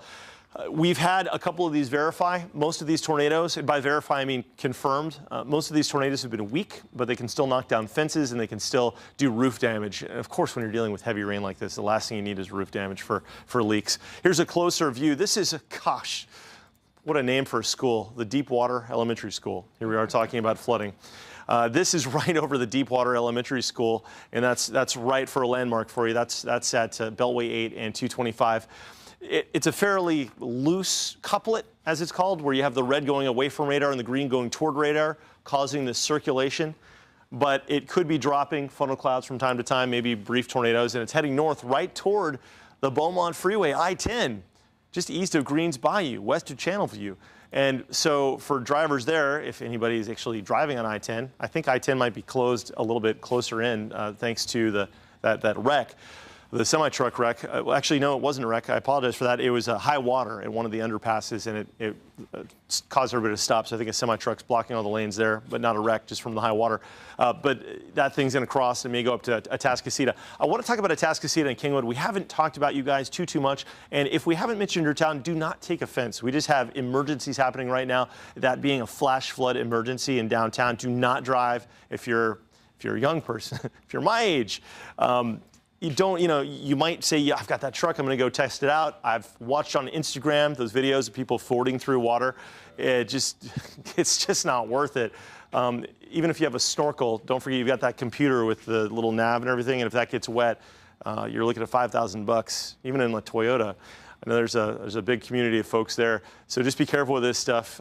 Not worth driving. But let me talk about Kingwood and Atascocita. So we've got the West Fork of the San Jacinto feeding into Lake Houston in this neck of the woods, and Lake Conroe is at full pool. It's at the top of its brim before it spills over. So the San Jacinto Authority has released the water, and they're releasing water in hopefully a controlled way.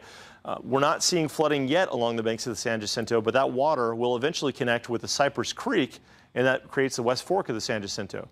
Now, the Cypress Creek is uncontrolled flow, while the San Jacinto right here that David Paul's just measured in purple is controlled flow. So that's the problem, is that once you get the Cypress Creek coming in, joining with that Spring Creek. Spring Creek, thank you, Spring Creek, and also doesn't the Cypress feed into that as well? It does too. Okay, yep, so you've got the Spring and the Cypress, both uncontrolled rivers, just subject to flood based on the rain we're getting, and then you get the San Jacinto, where Lake Conroe's artificially, well, I shouldn't say artificially, but the river's artificially getting higher because man is letting out the water. That joins up here to the West Fork of the San Jacinto and feeds into Lake Houston. And it's those neighborhoods in the southern part of Kingwood and the northern part of Atascocita that have been subject to flooding in recent events and no doubt will be in the coming days. In fact, looking at the river flood gauge forecasts, they're not just forecasting major floods, they're forecasting record-breaking floods. I forget the exact location. We're going to look at this here, but on the NOAA website, National Oceanographic and Atmospheric Administration website, they've got a river gauge site where it's forecasting floods. It'll show you where the flood level is and where it may go in their forecast based on the rainfall we're getting. And I'm sure they're conservative forecasts. If indeed we get 20 to 30 inches of rain overnight tonight, these rivers are going to rise very quickly, and we're going to be in a situation that will just obviously make travel pretty impossible tomorrow. And if we continue to get bans because this hurricane, which is now a tropical storm named Harvey, is just parked, there's no indication to suggest that we're looking at dry times ahead. So we want this to stop, but nature is nature. It's relentless. There's no mercy. It's very common. You'll see on Facebook, Twitter, Instagram that Harvey is being personified with popular memes of the famous talk show host. That's applying a human trait to a storm that is not human. Obviously, it's a storm. But it also is important to note that psychologically, there's no mercy in storms. It's going to rain where it rains. So you need to take extreme caution in this situation and not guess that because you're going to drive to the grocery store that nature will have mercy, because it may not. It's just going to do what it does. So just keep that in mind. Lynn, what's going on? Question. So there's a tornado warning for Harris County until midnight. Can we zoom down to that? Do we know exactly what areas under the gun there? This is going to be, we're all multitasking over here, so that's why we had a little bit of a delay there. We're finding those flood control gauges for you. This is going to be near Deer Park. This is going to be west of Deer Park. It's radar indicated. It's Here's the velocity scope showing greens representing wind going toward radar, reds representing winds going away from radar, and where these two connect is where we'd see rotation. So we're seeing a loose rotation right over the Deepwater Elementary School, and that is moving north at 15 to 20 miles an hour toward the town of Cloverleaf. And if it holds together, it'll probably skip along the landscape. It's going to affect some of these businesses. It would be a weak tornado at that. We've seen stronger tornado vortex signatures, like around Missouri City earlier today, where we had some of that damage. Not seeing that at this point. It's probably what's called a meso. It's a lowering of the cloud deck that's rotating, from which a tornado can drop. And this is very typical of these tropical system rain bands. As the rain bands are pulled aggressively into the hurricane, they tend to spin. And the best way to describe why is this. Have you ever been out on a lake in a canoe or a rowboat, and when you pull that paddle, you see a little twirly whirl going by? You pull the paddle when you're sitting on a lake and you see a little whirlpool go by. It's the same thing. The force is you pulling on that oar or the paddle, and that force creates in a fluid. Fluid is water, obviously, and the fluid here we're talking about is air, but it creates those whirly winds. That's what's happening here. This tropical storm has so much force, it's ripping these rain bands into it, just ripping the moisture out of the Gulf. It's trying to take a breath so it can stay alive.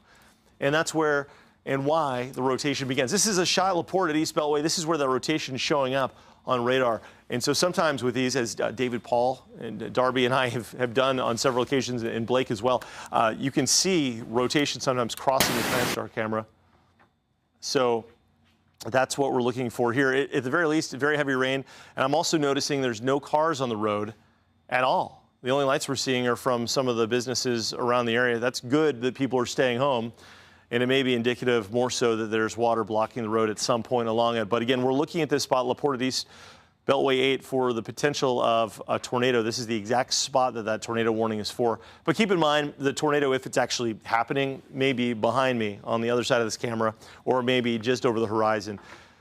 Very small tornadoes these are, but however, they are tornadoes. There's one car going by very slowly. It looks like he's doing about 40 miles an hour going down the feeder road there. Maybe somebody attending to one of the businesses. But this rain is just belting down, and it's relentless, and frequent cloud-to-ground lightning, frequent lightning within the clouds. The strobe light effect. Looks like another car driving here with the flashers going, so obviously travel here impacted. And it looks like a car is coming down the road, flashing lights maybe indicating an emergency vehicle or somebody with their flashers on coming down the road.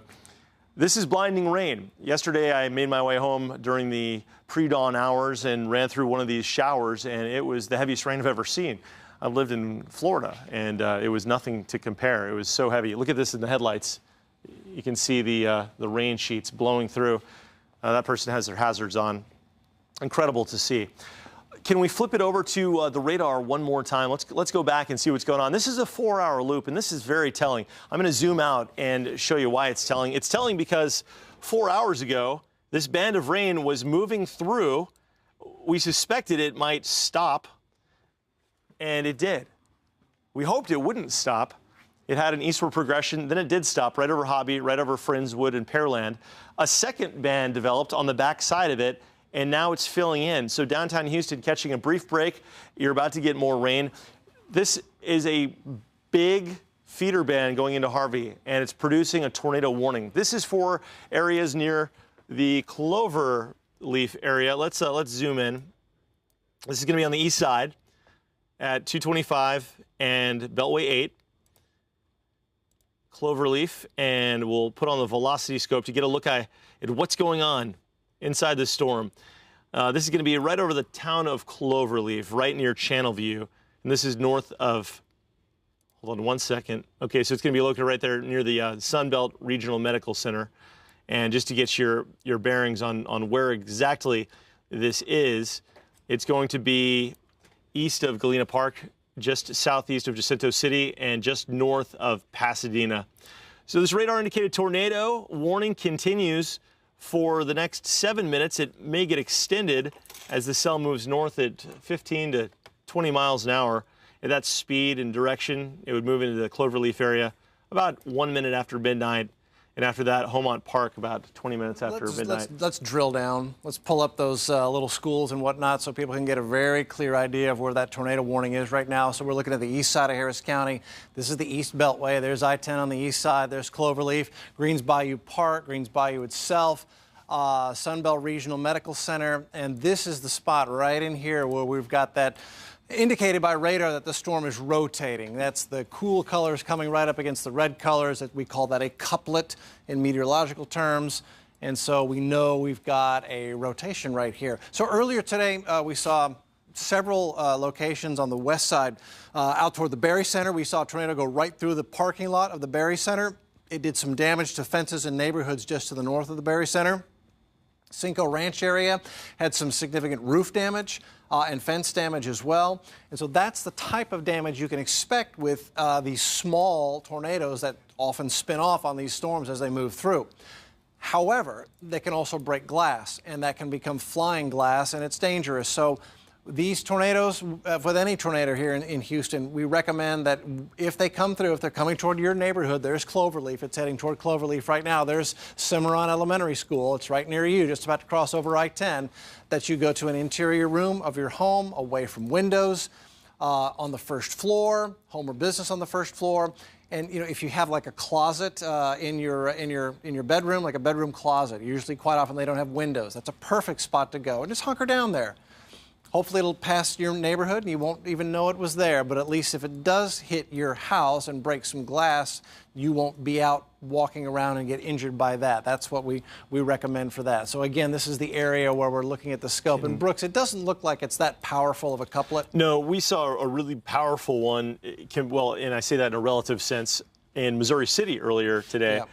And this is not on that level. And we know we had trees down in Missouri City. We had a report there. But maybe, you know, it could be tightening up. Look at this last frame. That last frame, that does look like it's trying to tighten up a little bit. So again, you've got the cool colors show inbound raindrops. Yeah. The hot colors are outbound. That could be something. That could be something. This could be producing an actual tornado. So Greens Bayou Park, Cloverleaf, there's I-10 on the east side. This is the Beltway 8 on the east side.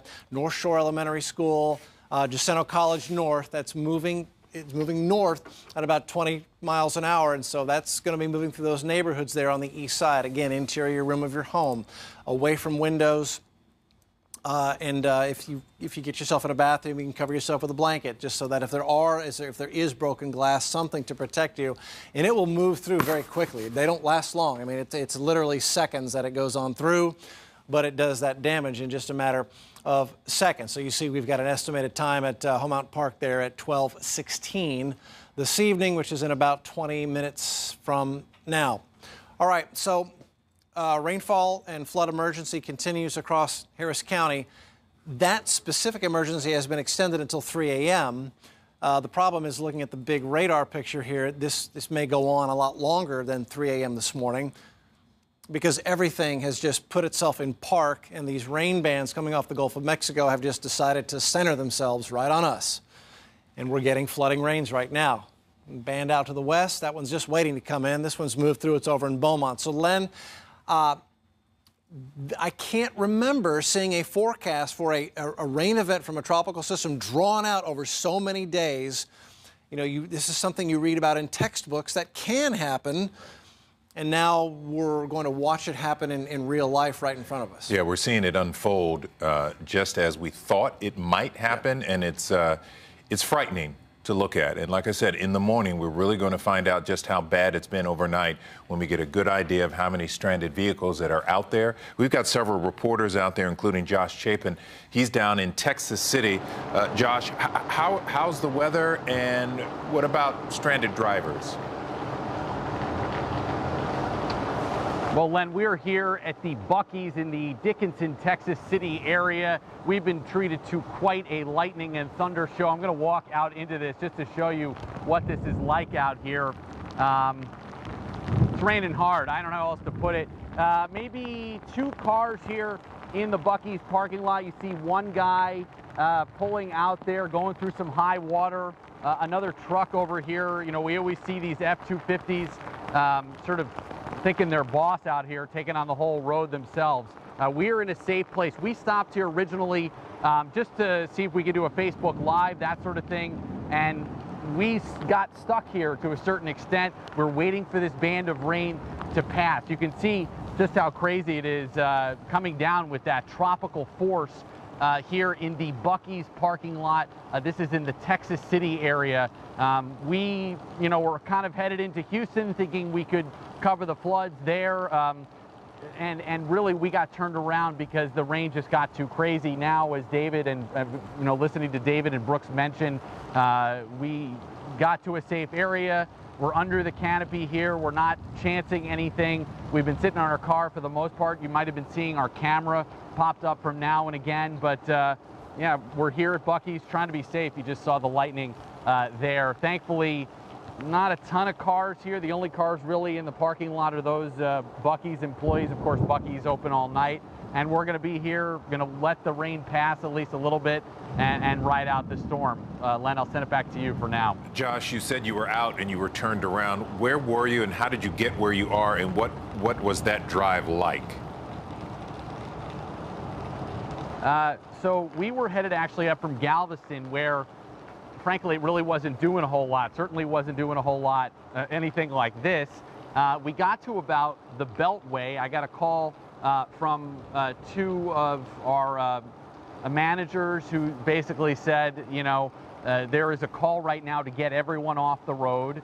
And we started to head back down to Galveston to sort of seek shelter. We pulled off here to use the bathroom, get some gas. Obviously, that's important this time of the night. And then we just sort of decided to take some pictures here, including a Facebook Live. And this is kind of where we wound up. And this is the safest, real, best lit, of course, parking lot that we felt comfortable in.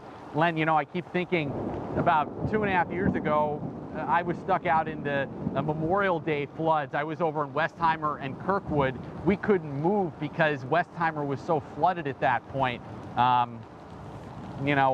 don't necessarily feel comfortable, sorry to show my back there, but you can just see it's coming down with that sheer force right now. And we've been here 2 hours. It has been like this for, I don't know, half hour, something like that. So clearly the conditions out here in the Texas City area, extremely rough. And we're going to keep monitoring them. And if we feel comfortable getting on the road to Galveston, we will do that. Yeah, certainly don't do it until you feel like it's absolutely safe enough. I'm wondering, have you talked to any of the employees at Buc-ee's, which is typically always crowded? You heard a couple of them saying, I better find the cot that's in here. I'm not going anywhere tonight. We heard a manager in there talking about a hotel that's nearby that they're going to walk to. So clearly the folks here were prepared for this kind of a night.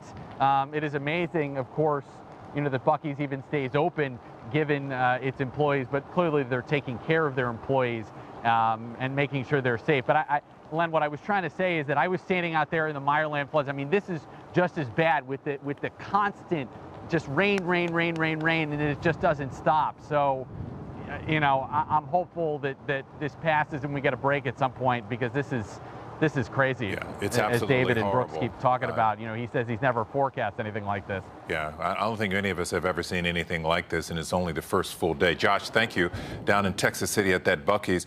David, Paul, we've been watching tornado warnings all night, and another one has been extended where? We got a new one, a new radar-indicated tornado. This is near League City, moving towards Space Center Houston and the NASA Clear Lake area. This is the polygon, the purple box that's flashing there. We can zoom in, use the Doppler part of Doppler radar, and we can see where we've got this rotation down here right over Space Center Boulevard near Space Center Houston. Webster, it's right on top of you. There's NASA Road 1. So this is our rotation right here. This is moving almost due north. So Sterling Knoll Park, Falcon Pass Elementary. You guys are in the immediate path of that tornado. So neighborhoods near there, I know you're not on the road, so just stay inside, bottom floor interior room of your home, away from windows. A closet in a room usually has no windows. Get in there, close the door. for a few minutes and let this pass through. Again, neighborhoods near Falcon Pass Elementary, near Sterling Heights, near Lord of Life Lutheran School. It's just to the east of you, moving north at about 15 to 20 miles an hour. Again, this is right over NASA Road 1 there, near Space Center Houston and Webster, Sterling Knoll Park, North Point Elementary. It is moving toward neighborhoods to the north of you in that direction as well. So in this area, again, this is I-45, the Gulf Freeway right here. There's NASA Road 1. So this holds together Olcott and Genoa, and by 12:23 and 12:33, you're in the path of that storm. Officially, the tornado warning is in effect until 12:15, but again, if it holds together, and we've seen these hold together for that long during the day off and on, it could impact those neighborhoods further to the north. So once again, there's Space Center Houston, NASA Road 1. The Gulf Freeway, I-45, there's where we've got the rotation indicated by radar. Again, we don't have a sighting of a tornado, but we've had radar-indicated tornadoes like this off and on all day long. And several of them have produced tornadoes that have caused roof damage, shingle damage, knocked over fences. We saw one go right through the parking lot of the Berry Center in the northwest side of Harris County. And so it is certainly possible. And look at the lightning that's taking place with that particular cell. That is also an indication that we've got tremendous updrafts, and that's another ingredient you need to make a tornado. It rises rapidly, the air spins, and when you've got a landfalling tropical system, everything is spinning. It just puts a big twist to everything in the atmosphere. So that's why we're getting these rotating storms. So again, we've got this tornado watch. That's for the area wide. That's in effect until at least 2 a.m. Sunday, which we're not far from right now. That may have to be extended. Flash flood emergency continues. And this is our other tornado warning right now. And this looks like the couplet here is not nearly as well defined as it once was, but that's the spot right near Oates Prairie. There's I-10. This is Highway 90 heading up toward Barrett and Crosby. So right here on the east side, Oates Prairie. Interior room of your home, away from windows, first floor, in a closet inside one of your bedrooms or even a bathroom is a good place to be. You want to get in a spot that's got lots of walls right around you. That's the most protective spot in a home or business. So it's moving north. So if that one holds together, Homemount Park and Dryersdale are in the path of that storm. This is the east side of the Beltway. You've got Rio Bravo Motocross Park out here, off of the road out here, Homemount Park, Mount Houston Road, neighborhoods along Mount Houston Road, just inside the Beltway there. That's the storm traveling in your direction. So what's adding the twist? Well, it's this. Remnants of Harvey, which are still at tropical storm force.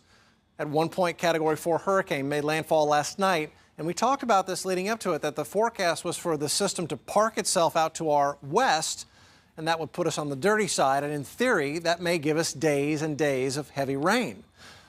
And that's exactly what is happening now as the moisture pulling off the Gulf of Mexico, interacting with the energy from Harvey, and creating blinding rain, literally blinding rain across Houston, Harris County, and into northern Brazoria County. So Pearland, Friendswood, League City, Manville, we're watching you as well. We know we've got street flooding there or worse. There's that intense storm with a possible rotation near League City.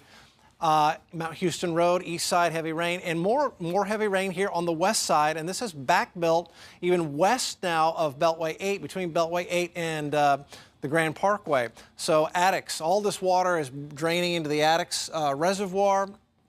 That reservoir is designed to hold water back from all rushing into Buffalo Bayou at once. If it weren't for those Addicks and Barker reservoirs, you would have huge flood after huge flood going through downtown Houston. Well, we didn't want to have that, so decades ago, these huge reservoirs were built. Now, over time, we've got neighborhoods that have built up around them, and some of them are close, and so we'll have to watch the Addicks and Barker reservoirs in a situation like this. We have seen them flood some roads and some homes. We've threatened them over the years. That may happen again this time as well. And there it is. You can see how it just continues to come in, and it's just not wanting to let up. So incredibly dangerous night to be outside. You're in the right spot where you are right now, at home, watching us safely. And even if your home takes on water, it is encouraged for you to stay put as long as it's safe to do so. I mean, if you're taking a few inches of water in your home, stay where you are, because out on the roads it's just an absolute dangerous mess right now. So Len, that is a full update on what the weather is doing right now. Flood emergency continues. It doesn't look Move out until, say, maybe 3 in the morning, you're saying, at best. Or Thursday next week. And Right. this rain maybe not until tomorrow morning after daybreak. Yeah, so that actually is a good question. And so sometimes we'll have the worst rain in the wee hours of the morning, and then toward daybreak it'll finally let go. Len, back over to you. Thank you. Let's go to Danny Perez with TxDOT. Danny, are you there?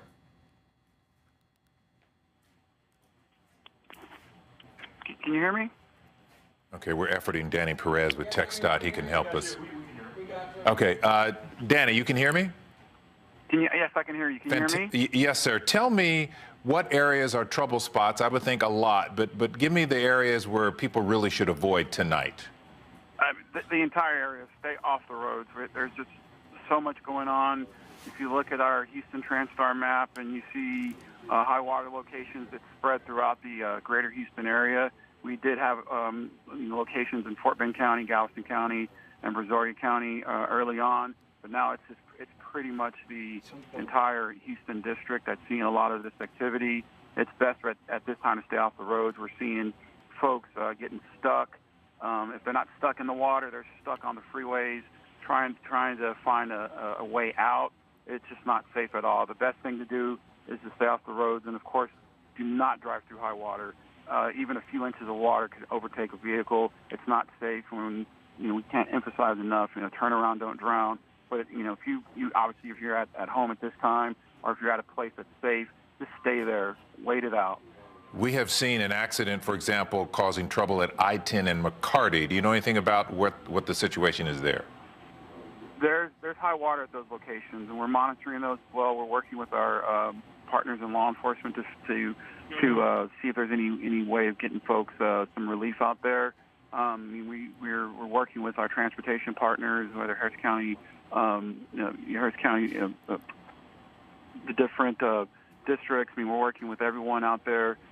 Metro, working with our partners here at Houston TransStar, the Harris County Office of Emergency Management, working with the Houston Office of Emergency Management. So it's a major effort, but folks that are out on the road is making it more difficult for all the first responders and all the agencies that are partaking in this and participating. Yeah, so that's strictly high water, and that people can't go any further on I-10 at McCarty as we take a look at the TransStar camera. Yes, we're also having issues on 288 between downtown and 610, but also, just along 288, all the freeways are seeing issues. 45, Gulf Freeway, 45, and North Freeway, I-10, all over the downtown, all the freeways in downtown. We're just seeing too many. It's not just it's frontage roads, it's ramps. We're having issues on main lanes. That's why it's just really important for folks to stay put. We have some more rain coming through, some more bands coming through, and it'll be a benefit to everyone out there if they just stay put. Any idea how many rescues, abandoned cars, etc.? We don't have any totals yet. Like I said, we're working with all our agency partners. The best thing we're trying to do right now is to help the first responders, and they have a job to do, and that's priority. That's for safety, and so we're working with them to make sure we're getting these areas cleared. Trying to see if there's anything we can do. We had contractors. We have our folks out there, of course, along with our contractors, trying to clear drains, trying to do things, see if there's any issues with pumps, those kinds of things. Right now, our pumps are operating, but there's just so much rain coming into the system. It's very difficult to get some of that water cleared out. But if the rain keeps coming, it's not a good situation for folks out there. That's why we're asking them to stay put. Earlier, we reported there was a fatality at Warrenton and Gessner. Do you have any more details about what happened there? Not at this time. Like I said, everything's kind of breaking. We're working with our partners right now. We just want to keep folks safe as best as possible. Some of the things that we'll look into, at a later time. That's something that we can certainly look into. But we want to make sure we're focused on getting folks getting folks off the road and keeping them safe. All right, we're looking at an unprecedented night dealing with the rain from Harvey. Danny Perez with TxDOT, you've got a lot of work ahead of you. We appreciate you taking the time. Thank you, sir. And as you can see from the TransStar camera here, I-10 East at McCarty, that is no accident, folks. That is just high water, and people are stopped and stuck, and they may have to leave their cars. There's nothing they can do until this rain starts to let up and the water can start to drain. Let's go to Grace White. She's down in Missouri City, where we saw about a dozen abandoned cars, but nobody was hurt down there, correct, Grace? Hey, Lynn, we are in Missouri City. It's taken us about an hour to get where we are, and pardon us, we're just kind of getting set up here. We are on 3345, and we had to stop here because I'm going to show you just over my shoulder here. This neighborhood is flooded. There's actually a telephone pole as well down in the road. We've seen some city crews trying to go and fix that, but right now that road is impassable. You can see a few cars in the distance trying to get by. We had to turn around. It just wasn't safe. Let me take you over here, though. We've got a couple drivers who've taken shelter with us here at the Chevron gas station, just doing what they can to get out of the rain. We're going to walk around here. We were originally coming to Missouri City tonight to cover a possible tornado. We were up in Cypress earlier this evening, but then came down to Missouri City because we heard there was a possible tornado on the ground. Again, we still haven't been able to make it to that location, but I was just talking to Michelle here. She's stranded with us. Michelle, tell us where you're trying to get to. I'm trying to get to Quail Run. To Quail Run, and that's home for you, right? Yeah. How long have you been here at the Chevron gas station? About 2 hours. 2 hours. So you tried going down. Is it 3345, is that it? 2234. 2234. So you tried to get down. About how far did you get down? Right where the telephone pole is blocking the road. So you saw that telephone pole? Not at first, but as I got closer, I saw it. And that's the danger out here because it's dark, it's hard to see. They're asking everybody to stay off the road. Did you expect this much rain tonight? No, not at all. Not at all. I would have been at home. You would have been at home, I know. Yeah. Like so many of us. We were kind of caught off guard by this, but we've heard people talking about it all day, all night. David Paul warning us about the forecast. So your plan, Michelle, now stay here till it drains or stop raining. So you're prepared to wait it out? I'm not prepared, but I'm going to have to. All right, well, we'll be here with you. You let us know if you need anything. We've got some water with us tonight. So again, heavy rain coming down in Missouri City. Again, just a few cars here at the Chevron gas station with us. But we are seeing some people kind of come and go. One thing I should also mention is about, I don't know, a few minutes from us, we saw police vehicles actually guarding an entrance to a neighborhood because they don't want people to go in. We've seen so many streets here with high water, just so dangerous. If you don't have to be out, hopefully you're at home and you're not planning to go out anytime soon. Len, back to you. I know that the roads are bad and some places impassable. Grace, you talked about that neighborhood. Do we know if there's water in the homes there? Lynn, we haven't heard any reports of that yet, but I can imagine that, you know, it may become clear in the next few hours. We've been into a few neighborhoods trying to take side streets around, but we really turned around because we just didn't feel like it was safe to keep going. We've seen sidewalks covered, but from what we could tell, no water in homes right now, just in the yards and covering sidewalks. Are there other drivers stranded there other than Michelle? There was one right next to me, but they're now gone. So here's somebody pulling in right here, and we've got a truck and then a car next to us. So I'd say about 5 people, Lynn, with us here at this gas station, about 5 drivers with us right now. Pulling in, Grace, to just take shelter because they can't go any further? Yeah, that's what Michelle told us. She pulled in because she tried going the same way we did earlier, but ran into that telephone pole that was down. And you can see, if you still look out there, Len, you can see a car or two driving in the distance there. Now, we know there was a city crew trying to fix that telephone pole, but I don't think I can see that city truck right now. There's been people kind of going down that way, but then turning around. We went down there twice and decided to turn around because we just felt it wasn't safe. That's why we decided to come back to the Chevron gas station and just take shelter for a minute.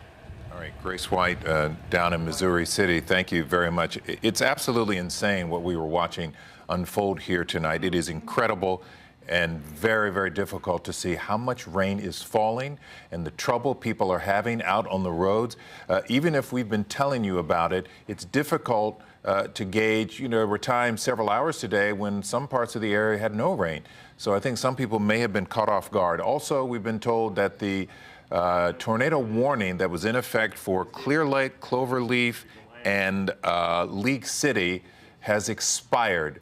That was until 12:15, is now 12:19, so that has expired. Fortunately, that's just one more thing we don't have to worry about, at least for the time being. Where are we going next? Yeah, come on over to me, Len. All right, talk to me, David. Yeah, so we're still looking at, obviously, very heavy rain across the area. I'm setting the radar up right now. Santa Fe, League City, seeing blinding rain right now. Gulf Freeway on that section, absolutely blinding rain. You cannot drive in that. Stay home is the only and safe place to be. North side, I'm looking up here at Montgomery County, Magnolia area. I haven't forgot about you guys. Not too bad. Not too bad up in here. I'm happy to see that. Northeast side, getting some heavy rain here. Mount Houston area. There's Lake Houston. You're getting some rain. Atascocita, Lake Houston, you're not in a flood warning at the moment. But folks in Northeast Harris County, Mount Houston Road, Bushwick Continental Airport area, you are, as we're looking at you guys right now. And there's the big picture once again. And it is these feeder bands. You can see how this thing is just reaching, literally reaching down into the Gulf of Mexico, grabbing the moisture off the Gulf of Mexico and just pulling it in. I'll put this in motion for you. You can see the rotation. So it's, you know, we saw something very similar to this with Tropical Storm Allison back in 2001. So far tonight, it's not quite as bad as Allison. But the problem is this whole setup may stick around for 3 or 4 or 5 more days in one form or another. Allison, you know, we had 2 hits from Allison. It made landfall, waited a day, then came back, and then that night, the 8th and 9th, it flooded us, and then it got out of here. Well, this one's here, and it's forecast to sit right where it is through Wednesday or Thursday. So let's look at the radar tour. Here's the northeast side, Mount Houston, Highway 69, up there to the Beltway on the northeast side. Heavy rain there, blinding rain. You don't want to drive in it. This is the worst rain right now, and it is Santa Fe to League City to Dickinson, that stretch of I-45, and just west of that stretch of I-45. The storms themselves are racing to the north. And so, Len, you've got an update on the Barker Reservoir, is that right? I do. We've got an advisory for the Barker Reservoir down in Fort Bend County. Alan Spears of the Fort Bend County Emergency Management Office is on the phone with us. Alan, explain what this advisory means and what you're facing. Well, what we've done is, you know, we've been in conference calls with the Army Corps of Engineers about the Barker Reservoir, and we know through exercises and things like that, what happens before it gets to certain levels. And basically right now we're monitoring those levels depending on what the Army Corps is telling us. And we know that our exercises and research has shown that when the reservoir gets to about 95 feet, where water starts flowing off of the government land up there, and, you know, towards the Cinco Ranch, Canyon Gate areas. And we just want people to be aware and monitor the situation. You know, we're not ordering any evacuations or anything like that at this time. We just want people monitoring the levels and things like that, and to make sure that in the event they have to evacuate, they're ready to go. Okay, so what's the time frame here? Where is the reservoir at in terms of feet? Honestly, right now, I couldn't tell you that. I don't have the most current information. Okay, so I'm reading here, according to the judge down there, that according to the Army Corps of Engineers, the elevation within the reservoir will reach record levels and would exceed last year's tax day flood event by several feet. But we don't have a timeline on that. Have you heard about this? Exactly, and that's true. The levels that we saw last year on tax day, we had never seen before. And so, and we know that we had water not into the subdivision, but in the drainage system over there. So if the water does get higher than what we saw on tax days, then at the very least, we're going to see water in the streets in the Canyon Gate area. I got it. And so at what point would you say to the people in Canyon Gate or Cinco Ranch, you need to move? Now, we haven't made that determination yet. Like I said, we know at 95 feet, the water is going to start going off of government land and into the area.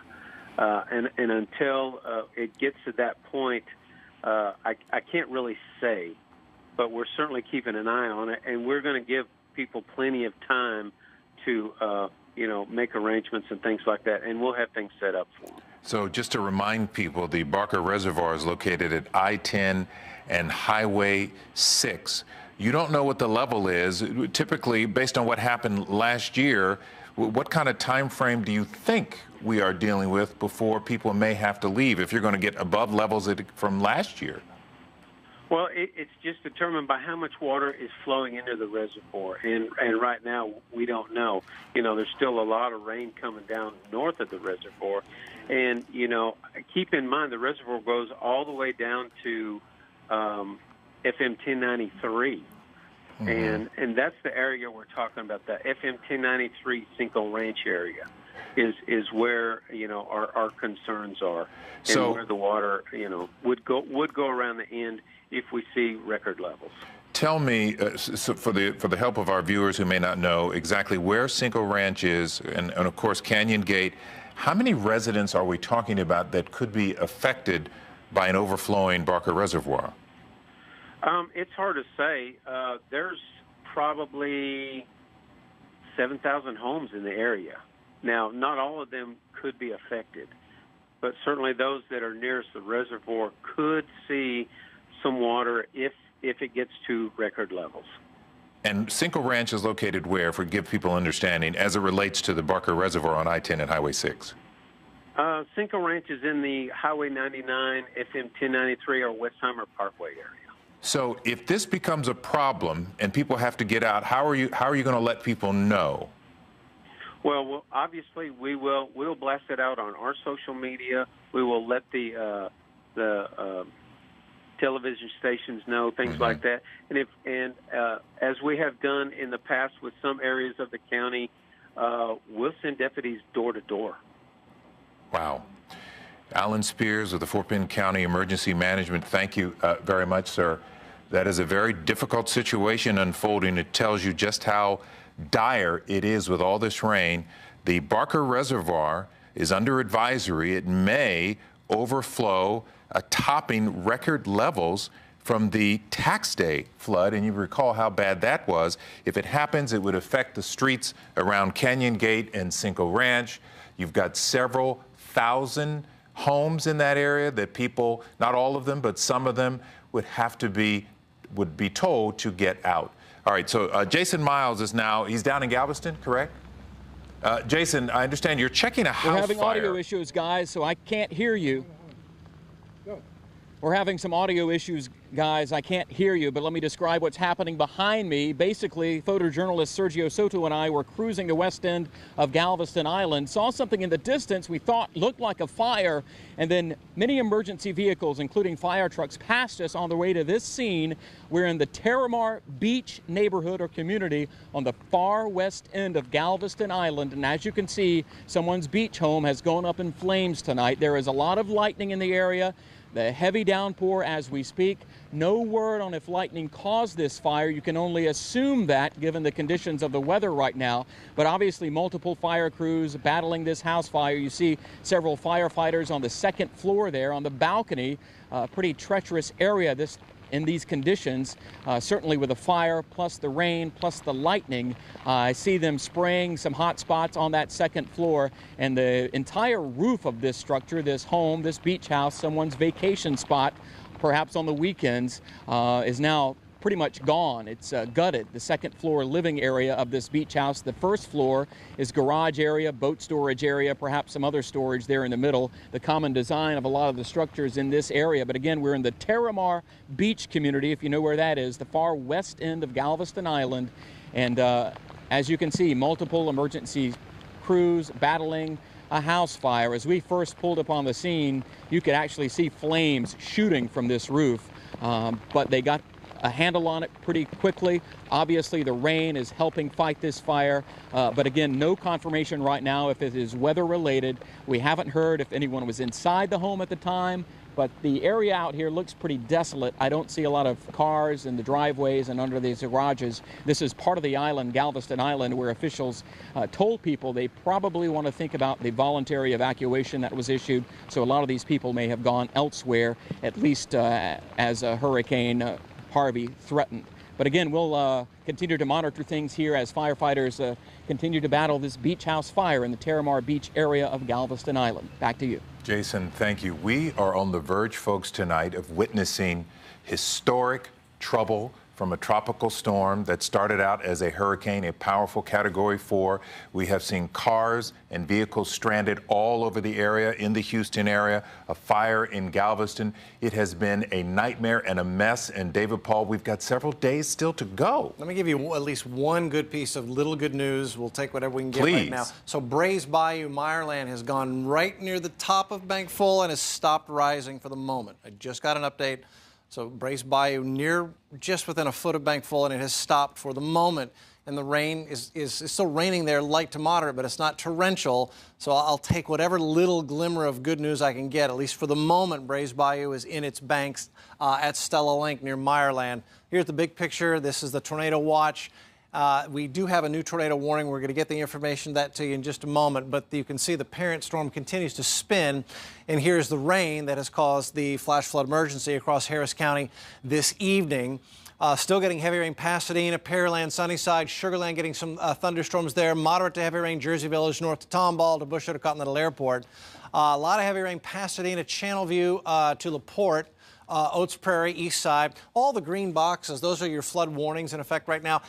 Just torrential rain right in here. This is just on the other side of I-45 from League City, Santa Fe. You're getting street flooding right now. That is absolutely blinding rain on the Gulf Freeway in League City, Space Center, Houston, NASA Road 1. Friendswood's getting blinding rain right now, and street flooding is occurring right now. Up to the north side, Bush to Continental Airport, Greens Point. I'm watching Greens Bayou.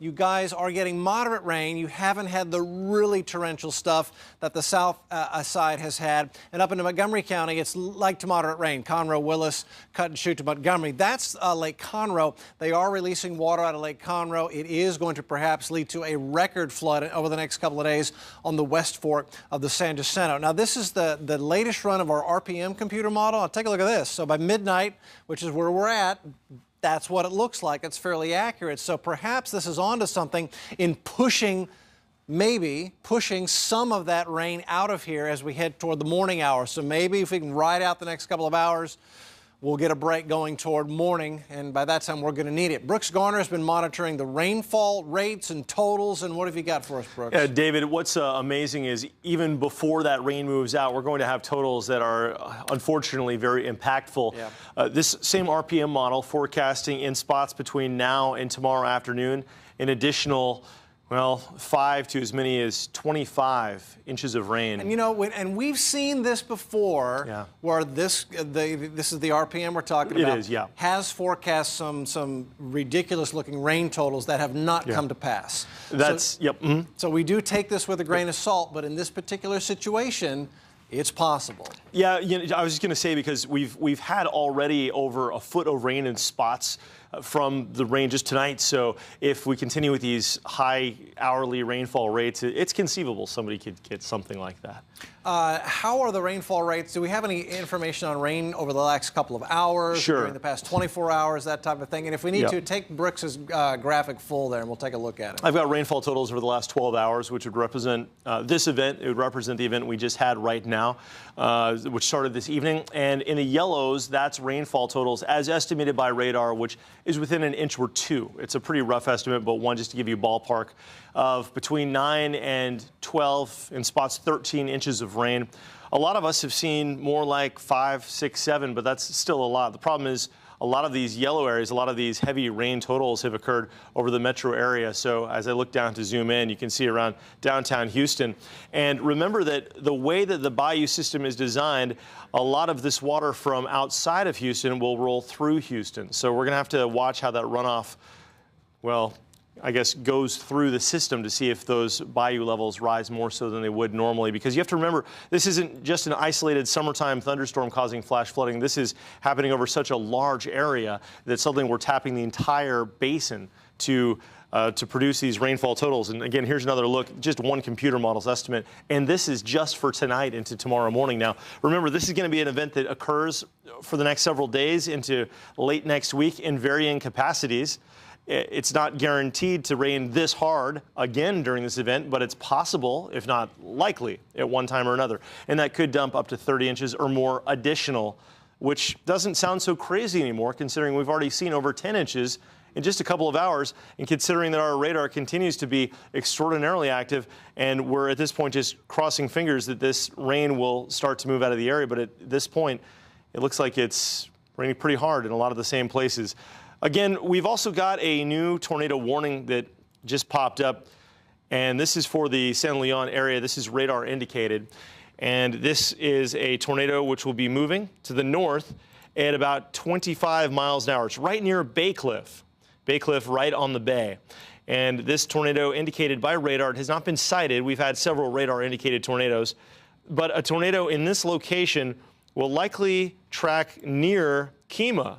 It's going north-northwest. There's the latest scan, and certainly a gusty thunderstorm. This entire band is amazingly gusty. You don't have to be inside of one of these tornado-producing cells to experience very impressive winds, very potentially damaging winds. When I say impressive, I mean winds that can blow limbs down. And if you've had 10 or 12 inches of rain, those root cores that hold trees in the ground will have been softened very dramatically. You know how it is here in Texas, where if you're trying to dig a hole in your backyard, the clay, the gumbo, during times of drought or dry periods is hard as a rock. It'll break your shovel and it'll break your back. But when it rains, you can push through it like it's putty, jello, and that's what this is. The rain has caused the ground to be so soft that it's not going to take much wind to cause trees to fall and power to go out. So let's reiterate, this warning is in effect for eastern sections of Galveston County, and it will remain in effect for at least the next several minutes. These have been short fuse. This one's in effect till 12:45, so 10 minutes. And this was Doppler indicated near Texas City originally, moving north at 15 miles per hour. So at that speed and its current location, interest in Bay Cliff, KHOU-Ch, Seabrook, even LaPorte, if this cell holds together, should take cover, find an interior room of your home away from windows in case there's any flying debris. Bay Cliff, this is about 1 minute away from your location. And again, to zoom in a little bit more and scope out what is happening inside this cell. Wow, did you see that lightning strike? Yeah, so we're getting some positive lightning strikes, which are the most powerful kind. Lots of loud thunder and flashing lightning, no doubt keeping a lot of us up. But this possible radar-indicated tornado would be located somewhere east of League City, very close actually to this location, which is the National Weather Service radar site. So we're getting a very high-resolution, low-level scan of low-level rotation, which would add confidence in the issuance of this type of a warning. So that should be noted as well in analyzing this map. So, David, this at this point is not showing any signs of quitting, except for that hopeful computer model you showed, which we cross fingers comes true, and this rain moves out of the region. So that's interesting, and I'll show you that model again. Let me show you something else that might be interesting. So this is a 12-hour loop of Tropical Storm Harvey, a name we will not forget, spinning there east of San Antonio, just west of Yoakum. So you see it spinning slowly, moving northeast, and then almost in the last couple of frames, it looks like it has stopped moving east. And I wonder if this is about to drift a little bit back to the west. And I wonder if that's, first of all, why the bands of rain themselves stopped moving east. It is. It's drifting west. You're right. Look at those last couple of frames, David. You're right. So we've got reports of very high water, the 610 East Loop. Let's take Transstart, take a look at it. Yeah, this is terrible. Whoa. So, you know, we were getting those rainfall rate per hour estimates of better than 4 to 5 inches. So this is what happens. This is why we've got the flash flood emergency. Stay off the roads. I-10 East Loop. This is at Market Street, and I know we've got drivers out here who are stranded. It looks like maybe some either emergency vehicles or people just with their flashers on.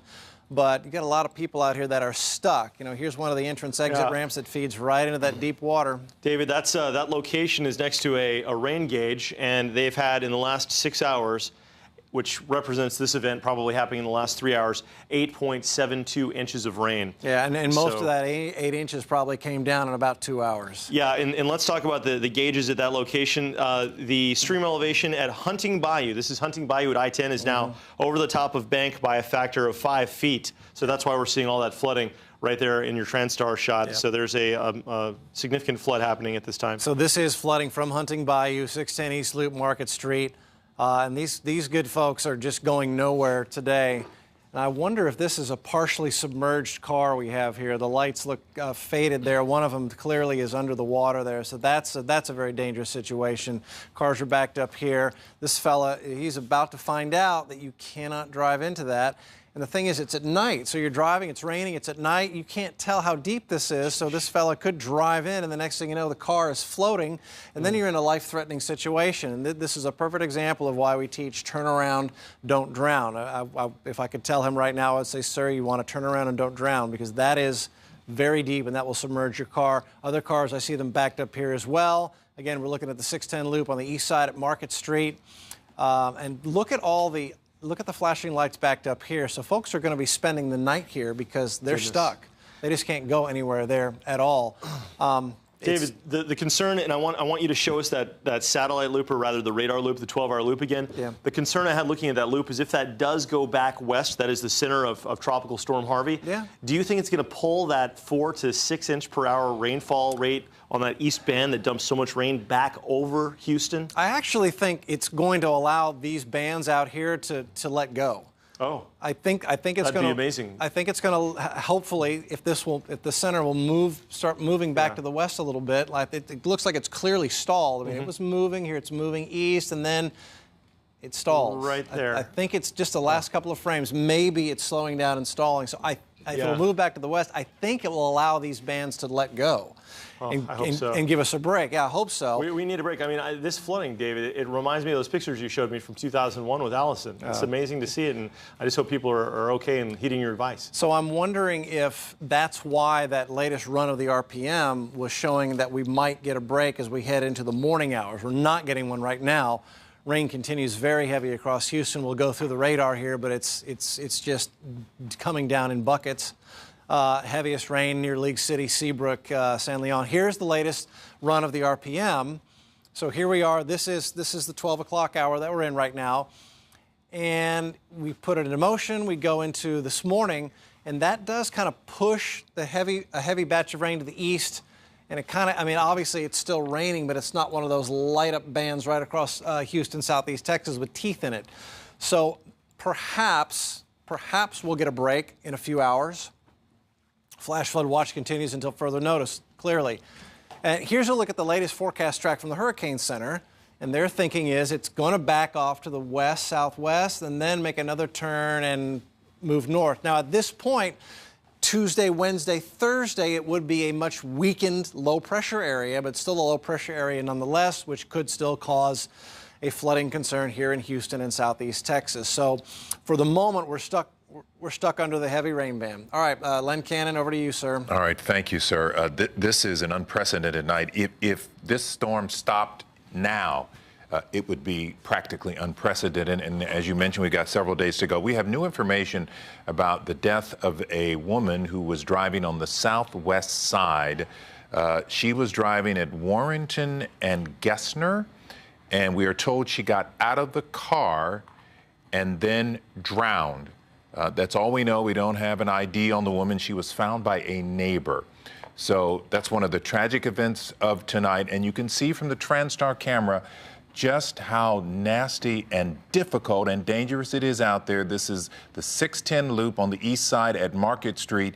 You can see traffic out there on the road, people backed up, having a difficult time moving around because the water is so high. We have seen this all over the Houston area. TxDOT tells us there is trouble everywhere. We have no idea how many cars are stranded, how many rescues there will be by the time we get to daybreak. Grace White is in Missouri City. She's been tracking problems there for drivers who are waiting out the rain. Grace? Lynn, we've seen how dangerous the roads can be. That's why we've stopped here in Missouri City. But I want to show you this rain. You can kind of see it in front of this corner store. I was hoping they'd still be open for our sake, but they are closed tonight. But you can see because of their light how much rain we're getting here in Missouri City. And the wind gusts have really picked up in the last few minutes. But down this street, I want to show you one more thing, Kyle. Thanks so much. Down this street is where we were not able to go. The water was simply too high for us. We tried twice, but then ended up turning around and coming to where we are here. You can see some headlights in the distance there. We've seen lots of drivers trying to make their way down. This is Cartwright Road, or 3345, near Highway 6 in Missouri City. We're also told there's a telephone pole that's down in the roadway. We've seen a couple city crews go down there. I haven't been able to figure out if they've been able to get that out of the road yet, but again, a telephone pole down. Another reason why, because it's so dangerous, it's night, it's hard to see, and we have several drivers who are here with us taking cover at the Chevron gas station. We were talking to Michelle earlier in the evening. She's one of them over here in this red car. We'll go check on her. She also was trying to get home, but simply could not because it's too dangerous. The water was simply too high. Hey, Michelle, how's it going?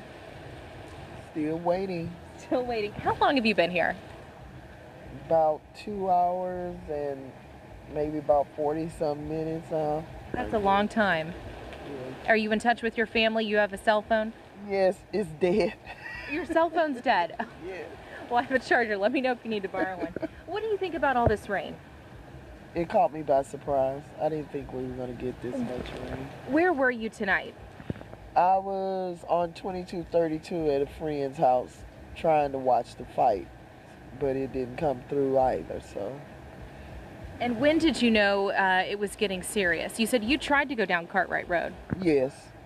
Well, from over there, it flooded a little. I waited till the water subsided, and then that's when I got in my car and started heading this way. Started coming down real hard, and it was flooded, and I couldn't get through. And you've got an SUV. Yes, yes. I'm glad it still starts with all the water. What would you say to people who, you know, might think, okay, the storm's over, I can do this, I can get out there? Stay at home. Stay at home. I wouldn't come out. And your plan now is just to wait it out with us, right? Yeah, just to wait it out. That's all I can do. All you can do. Okay, remind me, I'll get you that charger in a few minutes for your cell phone. Thanks, Michelle. Okay, again, I want to show you just, again, it's really coming down hard out here in Missouri City. We were originally called out here because of a report of a possible tornado, but we simply haven't been able to get to that location on Texas Parkway because of this high water, because of this rain. Pardon me, we're kind of dancing around cars here. But everyone we've talked to seems to be all right. We haven't seen any emergency crews go by or have to do any rescues where we are here. But again, kind of a fluid situation as we continue to watch this rain come down. Lynn, back to you. Grace, thank you. This night is just a disaster. We have just learned, according to the Twitter account from the city of Pasadena, that they're telling the entire city of Pasadena to shelter in place because roads are impassable there. As we take a look at our TransStar camera, and that's actually the Gulf Freeway and Scott, southeast side. But Pasadena, all the folks there told to shelter in place. It gives you another sense of the magnitude of what we are facing tonight. We have seen stranded drivers all over the city, a beach home on fire in Galveston, a driver who drowned on the southwest side, torrential rains ongoing, tornado warnings ongoing, and it's only 12:47 in the morning, and the night is not over. Very, very treacherous. And the system-wide spread, really. Josh Chapin is down in Texas City. We want to check in with him now. Josh, what's it looking like where you are? Well, Len and Mia, I can tell you that the rain has not let up in the last hour or so. We've been here since about 10 o'clock at night, and the rain just keeps increasing in power. I just also want to show you now how many cars are parked underneath. I mean, I guess if there's one place you have to shelter in place, Buc-ee's is a good place to do it. But the number of cars we've seen driving in here to get out of the rain, you can see for yourself. Now, I have one reason as to why there are a number of people in here, and the gentleman we just wanted to interview, apparently declined our interview at this point. But there's another gentleman over here. Eric can walk with me for a second. He told me this gentleman was at the Mayweather-McGregor fight. Sir, can we just talk to you real quick? Just what this storm is like? I mean, what were you doing out in the first place? I know were you watching the fight? No, we're supposed to go to a nightclub, but the exit was so messed up. Too much water. Yeah. On the side of the road. Yeah. So we end up to here, all the way to here, because we're supposed to go to Pasadena. You're going to Pasadena. Do you regret going out tonight now? No, I'm going back home, but I'm going to stay here for a while. Do you regret leaving? Where do you live exactly? We live on the north side of Houston. Okay, and you were going to Pasadena. We're supposed to go to Pasadena to a nightclub, but. You seen any high water spots? You said you couldn't get out of the exit because it was too much water on the side of the road, on the side of the freeway. Okay, and how long you planning on waiting here? Maybe another hour or so. When you see all this rain, what kind of comes to your mind? I don't know. It's crazy. It's crazy. Too much water. Never seen something like that. Okay, thank you, sir. So a number of people trying to go out for a Saturday night. You can see all the people kind of sheltering in place here at Buc-ee's. You heard this gentleman right over here that he's going to wait it out. There are a number of other folks here who likely are going to do the same. It's amazing to me that there are as many people on the roads as possible, but people want to go we're trying to go watch the Mayweather McGregor fight, and a lot of people just trying to go out for a Saturday night. We talked earlier about folks who maybe thought that the rain wasn't going to be as bad because it was fine in Houston earlier. But we're going to continue to try and talk to some of these drivers out here and see what they were up to and how long they're planning to camp out here. But I'll send it back to you guys in the studio. All right, Josh, real quick. I know from that Buc-ee's where you are, you can likely see the freeway. Have you seen that much traffic there on the freeway or even the feeder road, quite frankly, if it's still accessible to people?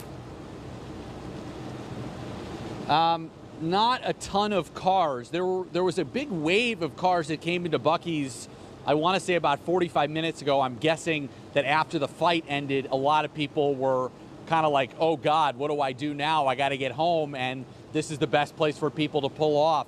I'm actually looking in the distance there. I see a couple of cars on the highway, and there's one car in the feeder here that's also pulling into Buc-ee's. A few cars here and there that kind of go in waves, but and now I see a tow truck actually right in front of me as well. So it's pretty. I hope this is as many cars as we see out here tonight because it is really treacherous out there on the roads. Yeah, my thinking is if you went somewhere to watch the fight, especially if it's a house party, just stay there. Your company, the host aren't going to mind. You're better off where you are, wherever that is, better off than being on the road. I've been stationed out here just outside the station along Allen Parkway. It's a mess. In Stanford. Oh my goodness, it was a mess. We had rushing water that was like a raging river. I know you guys have seen the images as well too, but I tell you, I watched people out there trying to navigate it. I watched a lot of people turn around, thank goodness. Fortunately, that's what you've got to do. The saying, turn around, don't drown, but you just don't want to mess with this. There is no need to get out there, and this is a look at exactly what we were talking about right here near downtown, just outside downtown Houston, outside our studios at Allen Parkway and Stanford. And I tell you what, usually we're so used to the water rising out of its banks at Buffalo Bayou and then inundating Allen Parkway. Today it was a different story. Stanford Street, as you travel south on it from Allen Parkway, is elevated. We just had water rushing down that elevation and spilling into Allen Parkway and meeting the road there, creating waves. And it was like, nothing I'd ever seen before out there. And I've been out there quite a bit for different storms here. Yeah, that's a usual suspect where that happens. Let's give you some of the problem spots, and they're everywhere, but really in particular, entire cities. Dickinson, south of us, They're telling people the roads are impassable there. Stay off the roads. You could probably say that for most of the Houston area, but the city of Dickinson saying stay off the roads. As we take a look at the Gulf Freeway and FM 518, you can see there it is just treacherous. Also, the city of Pasadena has ordered a shelter in place once again because the roads are impassable. In case you have not heard, there has been tragedy, a fatality tonight on the southwest side at Warrenton and Gessner. We are told earlier this evening a woman got out of her car there, obviously worried about the high water. The woman was found by a neighbor. She had drowned. So at this point, to our knowledge, there have been 2 fatalities related to Harvey just in the last few days. And this night is not over. We know that a lot of people are stranded and cars abandoned. And we're getting in more information, this time from the city of Friendswood, the Friendswood Emergency Operations Center, telling us the city is experiencing significant flooding. Homes are taking on water, vehicles being stranded. The city's activity building, that's 416 Morningside Drive, is being opened as an emergency shelter there. That's in Friendswood, where people being picked up from their homes by the Friendswood Police Department. First responders hard at work right now. I don't think it's hyperbole and an exaggeration to say that it almost feels apocalyptic, what we're looking at tonight with so much rain. This information coming from our website, Houston Police Chief Art Acevedo says the department is evacuating 2 apartment complexes in the Greenspoint area. You may recall Greenspoint apartments were seriously flooded in the tax day floods about 16 months ago. It was horrible, and now it looks like they're being flooded again, and people are being evacuated from the apartment complexes. So just all over the city, there are these dire circumstances where there's either been a death or there's been a fire or people are stranded or people are told to stay off the roads. We've got Barker Reservoir with an advisory. We've got Lake Conroe, and the dam is slowing the flow there. So it's just a mess, and it is monumental, and we're just getting a grasp of how widespread and dangerous it is, and we're continuing to deliver just more information because more information keeps coming from different municipalities and cities. Yeah, you mentioned Chief Art Acevedo tweeting. We're also hearing from the mayor of Houston, Sylvester Turner. He's tweeting as well. He just tweeted this, and he's talking about lots of people stranded roadside. It's exhausting resources right now, and first responders trying to get to them. He says we can all help by staying off the roads. It's that simple right now. You have no business out there. There's nothing but trouble. Even if it's a path you've driven a million times, folks, tonight is a totally different scenario. Yeah, tonight is not the night. I heard from a TxDOT spokesperson a little bit earlier talking about just how dangerous it is out there. They are focusing on trying to make sure that they get to as many people as possible, but the numbers tonight undoubtedly endless because it's so widespread. The flooding, it's just about everywhere in the Houston area, stretching into other counties, and it's just a mess. It is just a mess, and we know David Paul and Brooks Garner have been tracking this all so closely this evening. David had some promising news earlier. We need a little bit of hopeful news in all of this mess. Tell me, just give me a sliver. Give us all a sliver of hope here. At some point, it has to stop raining, but that may not be for quite a while, gang. Okay, so this is from, I guess it's a tweet there from the mayor. Yeah. And we mentioned it earlier. Number of stranded people on our streets that Mia referred to. Calling 911 is exhausting, needed resources. You can help staying off the streets. I'm amazed, and we've all said this, how many people, you heard a guy that Josh talked to, he was going to a club tonight. Right. Now, I'm not knocking that, but we've been talking about this horrific weather pending for quite some time. And so, I know it didn't rain earlier in some areas. But, I think a lot of people, unfortunately, let their guard down when they saw that the hurricane made landfall, 200 miles south of us. They thought, oh, well, it made landfall there. And, it's kind of like they heard that, but they didn't hear David Paul and Brooks Garner and the rest of the KHOU 11 weather team telling them this is a multi-day event, and that system, although downgraded, is going to make its way toward us. And I just think people, heard, oh, landfall south, and didn't think of, the repercussions or what was coming next to spawn out of Harvey. All right, David, so where are we at? It's almost 1 o'clock in the morning. The intense rain started maybe about 8:30 tonight that we're looking at around the area. Is it going to get out of here in the next couple of hours? What's the deal? I don't know. At the moment, it does not show signs of leaving. We're just going to have to wait and see, because this is a weather scenario where it may just stick around and rain on us for the next 3, 4, 5, 6 hours, and after that, I'm just not sure. It's an unprecedented type of setup for us. Let me give you some bayou updates real quickly. White Oak Bayou at Heights, it's over bank full. It's at 34.5 feet. Bank full is 32 feet. In the Med Center, this is Harris Gully at South McGregor, so it's nearing bank full there. So we had a question earlier about the shift change in the Med Center. Your bayou there, Harris Gully, is about to go up to bank full and maybe even over bank full in the next hour or so. Hall's Bayou at Tidwell, so bank full's 39.9. It's at 39.19, almost bank full. Greens Bayou at Beltway 8. Now, the bayou at last check is just below bank full, but I know we're getting flooding of apartments and homes there in the Greens Bayou, Greens Point area from creeks that try to feed into Greens Bayou. The drainage system is just totally overwhelmed. Brays Bayou at Rice, southwest side. At last check, bayou is 52.7. With 50.72. Bank full's 51, so just below bank full.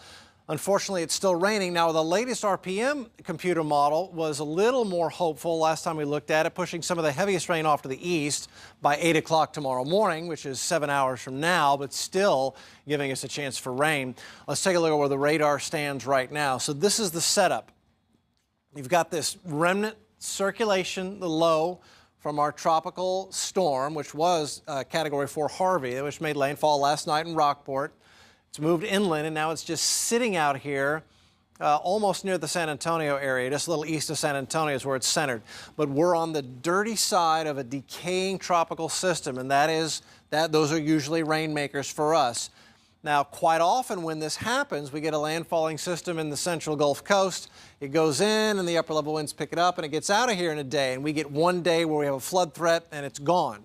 But in this case, the steering currents, the rivers of air in the atmosphere have gone dry. It's just an unfortunate weather pattern. And so there's nothing to pick this storm up and float it out of here. So it's stuck. And it's stuck in a position where we have this flood of moisture coming off the Gulf of Mexico. And there's so much energy with the system that it's creating these heavy rain bands. So this is I-10 East at Wayside. Look at all the traffic just stopped. Look at the sheets. You can see the sheets of rain coming down. It's the rainfall rates with this that have been so incredible. 5, 6, 7 inches per hour at times in spots. And it's just brought what traffic there is out here to a complete standstill. And I bet you there's high water up ahead here. We just stopped all the traffic and trucks, so they'll be spending the night out here on I-10 East at Wayside, where the rain is it's just incredible. These are Allison, Tropical Storm Allison-like rainfall rates. If you remember, or we're here for Tropical Storm Allison, that flood is considered off the charts. And now we're approaching getting off the charts with this one. We're not there yet. We're not to Allison yet, but we're getting close. The problem with this is that this one may stick around, and we may have a couple of days like this, and at that point we'd go way ahead of what we had with Allison. All right, Len and Mia, back over to you. David Paul, what a night. Josh Chapin is down in Texas City in the parking lot of a Buc-ee's, and he's getting pounded by more rain. Tell us what's going on. We're going to get to Josh in just a second. He's been talking to people who are in the parking lot there, and even employees who've been down there for quite some time. We know how popular Buc-ee's is. You can see the shot, and yes, oh my gosh, look at that. Josh, it's gotten worse just in the last 15 minutes, hasn't it? I don't know if you guys just were able to hear that, but I mean, in the last 10 seconds, there was this freakish, made your skin jump lightning strike. I mean, it is, Eric, just walk with me for 2 seconds here. I mean, I don't want to walk too far outside the awning, but you can see just the force of this rain just just coming down off the Buc-ee's canopy here. There's so many people here who pulled off the side. Well, there you go. Pulled off the side of the road because they really didn't feel safe. Now, I just spoke to you a couple of minutes ago. I said I suspected that a lot of people were watching that Mayweather-McGregor fight, you know, probably went in there and it wasn't raining too bad. And they came out and, uh-oh, one of those guys is Raul, who watched the fight. And thanks for hanging around with us here. What were the roads like getting from, you were in League City just, and you're going back to Galveston, correct? So what were the roads like coming down here? Everything was flooded. We saw a bunch of cars along the side of the road, basically underwater. It was very hard getting back, so everybody be careful tonight. You stopped here. I mean, you're here for the foreseeable future. What's your plan here? No, sir. I'm probably heading back pretty soon. Hopefully it clears up. If not, then we might have to stay here. Was it worth? Oh, most definitely, most definitely. The fight was entertaining. It was great. I mean, McGregor lost. Oh well, but hopefully he comes back stronger next time. All right, Raul. Thank you so much. We're going to keep monitoring things out here. I'll send it back to you guys in the studio for now. All right, stay safe out there, as well as all of those folks that are hunkering down at that Buc-ee's in the meantime. We want to get to, right now, the fire marshal in Pasadena. That's David Brannon. He joins us on the phone. Pasadena, the entire city. Oh, boy. Are you there, David? We may have lost him. We'll try and get back to him. That entire city, though, under a shelter in place right now, understandably, because of the deteriorating conditions outside. We're going to try and reconnect with him for you and bring you more information from that part of the area. We keep getting these examples of how rough of a night it is and how just insane it is. Someone sent a tweet. They said, streets are flooded in Heritage Park section of Friendswood.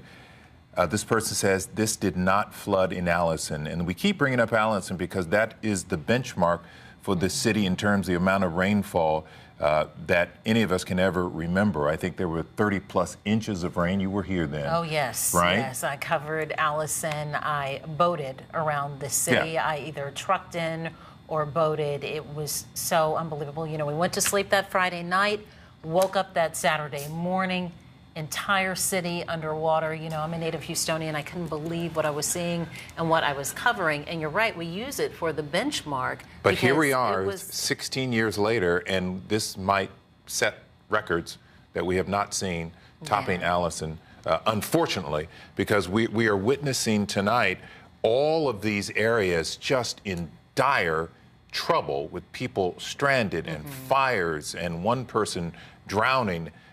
Shelter in place, reservoirs under stress. I mean, it's just incredible what we're looking at. Continuously rise, streets flood, and it's not just in one specific central area. It's widespread, like you said, and it's massive. You know, we're taking a look right now at these pictures from Houston TransStar, I-10 East at Wayside. Cars just stop there, big trucks, because the road is impassable there. These folks are going to be, no doubt, spending the night in their cars, in their trucks, because they have nowhere to go. Nowhere. Everything is at a standstill. The water has come up so fast, it has basically shut down traffic all over parts of the Houston area, and you are witnessing it right there with the lights on, folks stuck. And I think lots of times people think, oh, the freeway's safe, you know, in certain places it's elevated, I'll be fine. You're not fine tonight. All your usual safe go-to spots, quite frankly, I'm not sure if there is a safe go-to spot tonight. You don't want to risk it for your own safety, and you definitely don't want first responders putting their safety in jeopardy as well. There's nowhere you need to be. If you're in a safe place, stay there right now. Just hunker down and stay there. Look at this image. This is 610 the East Loop at Market Street.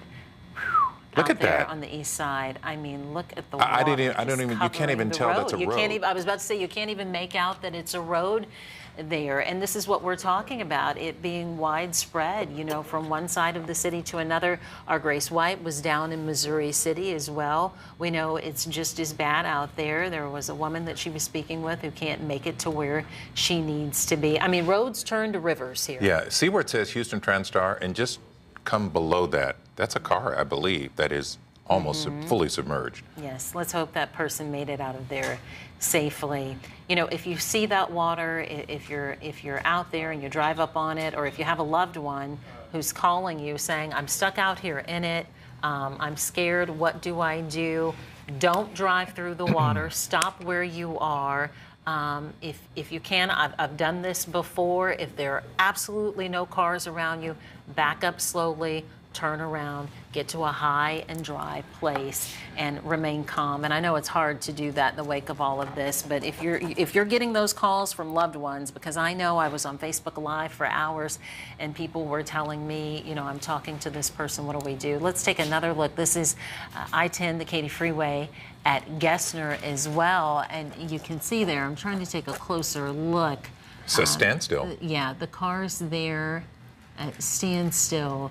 And this is everywhere. I mean, you know, people just can't move right now because the water has collected so much in different places along freeways and along feeder roads and residential streets as well, too. Adam Bennett is in one of the many trouble spots tonight. He is in Cypress, where we have witnessed tornado damage, and you can see there it's worse there now than it was when we talked to Adam maybe half hour ago. Adam?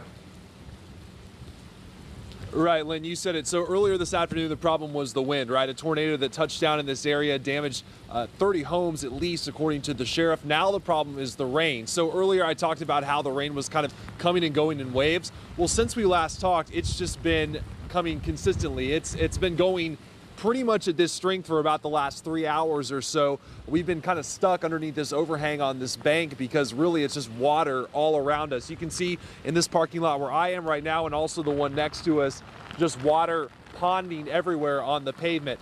Now, as far as the roads, as far as people driving, this is Barker Cypress Road over here. We have seen cars that have been able to get through here. I know obviously that hasn't been the case in a lot of the roads that we've seen around the area, a lot of the freeways too. And then in Longabaugh Road, which you can't see, but just on the other side of us, around. So obviously some water over there, even though it's tough to see, and you know, really treacherous conditions out there. And guys, this rain, like I said, it's been going about 3 hours strong, and it does not seem like it is anywhere close to stopping. So it bears repeating. You've heard it from the elected officials, the mayor, the county judge. If you don't need to be out, if it's absolutely not an emergency, just don't be out. These roads really are as bad as you've heard, guys. Yeah, and that's the message we're trying to get across to everyone throughout the Houston area, greater Houston area. Thanks so much, Adam Bennett, for us. Right now, we want to check in with the Houston Office of Emergency Management. Mike Walter joins us on the phone. Mike, you there? Yes, I am. All right, Mike, you know, we're looking at all these different images from across the city. What's the big concern right now at the OEM?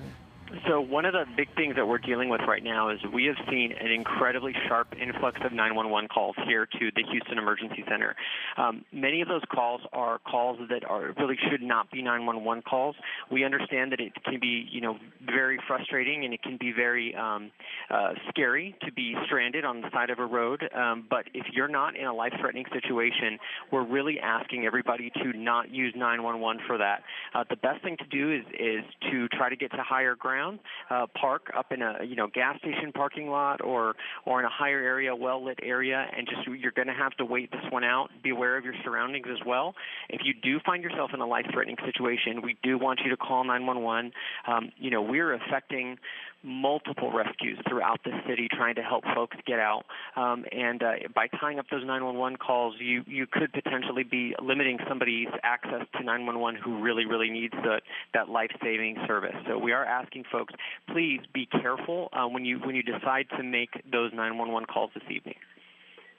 Let's talk about the areas feeling the hardest impact, and you guys are getting the most calls from, both for people who feel like they're in trouble on the road, and then are you guys having any high water rescues that you're having to respond to perhaps at a residence?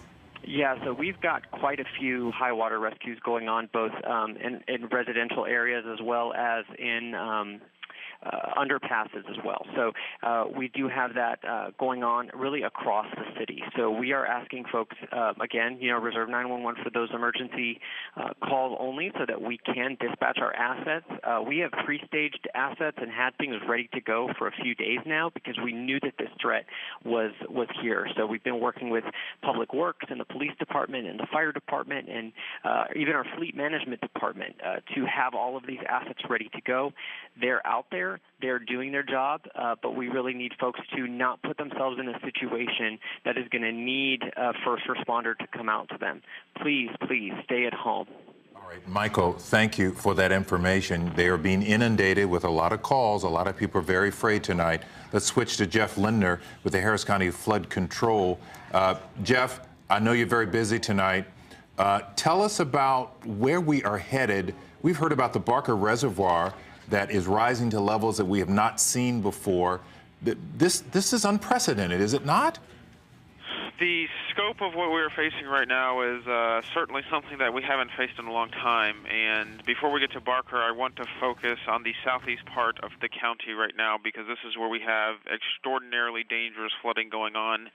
We are getting calls into our phone bank at the Flood Control District of people climbing into their attics on either side of I-45 between downtown Houston and Clear Lake. And so the flooding is extremely dangerous down in those areas. This is along Berry Bayou, Beamer Ditch, Turkey Creek, portions of Clear Creek. We have major flooding going on Clear Creek, Horsepen Bayou, Vince Bayou, Little Vince Bayou in Pasadena. Pretty much the entire southeast side of Harris County has had anywhere between 13 and 15 inches of rain in 3 hours. That is incredible rainfall. It far exceeds and surpasses our 500-year level event. On top of that, we're seeing widespread flooding and inundation occurring on portions of Hunting Bayou, in the downtown area on Buffalo Bayou, on Brays Bayou, on Keegan's Bayou. Virtually every watershed in this county, minus the extreme east side, is facing very significant flooding right now. So the only comparison that I can draw to at this point is going to be Tropical Storm Allison. Now, we haven't reached those rainfall totals that we had with Allison in those big totals, but given the gravity of the situation that we are facing right now, Allison is really the only storm that I can compare it to. And in the southeast part of the county, some of our channels have exceeded the Tropical Storm Allison levels. 13 to 15 inches just on the southeast side. So what do you do from your standpoint? I mean, do you sit back and just kind of wait until this clears? I mean, they're really, you're kind of, your hands are tied, aren't they? There's absolutely nothing that we can do right now, and we are, we're hearing the phone calls that are coming in to 911 and people requesting help, and it's even very difficult for first responders to respond right now. The level of flooding that we are dealing with is tremendous, and so virtually everything in the southeast part of Harris County and into the central part of the county is paralyzed at this moment.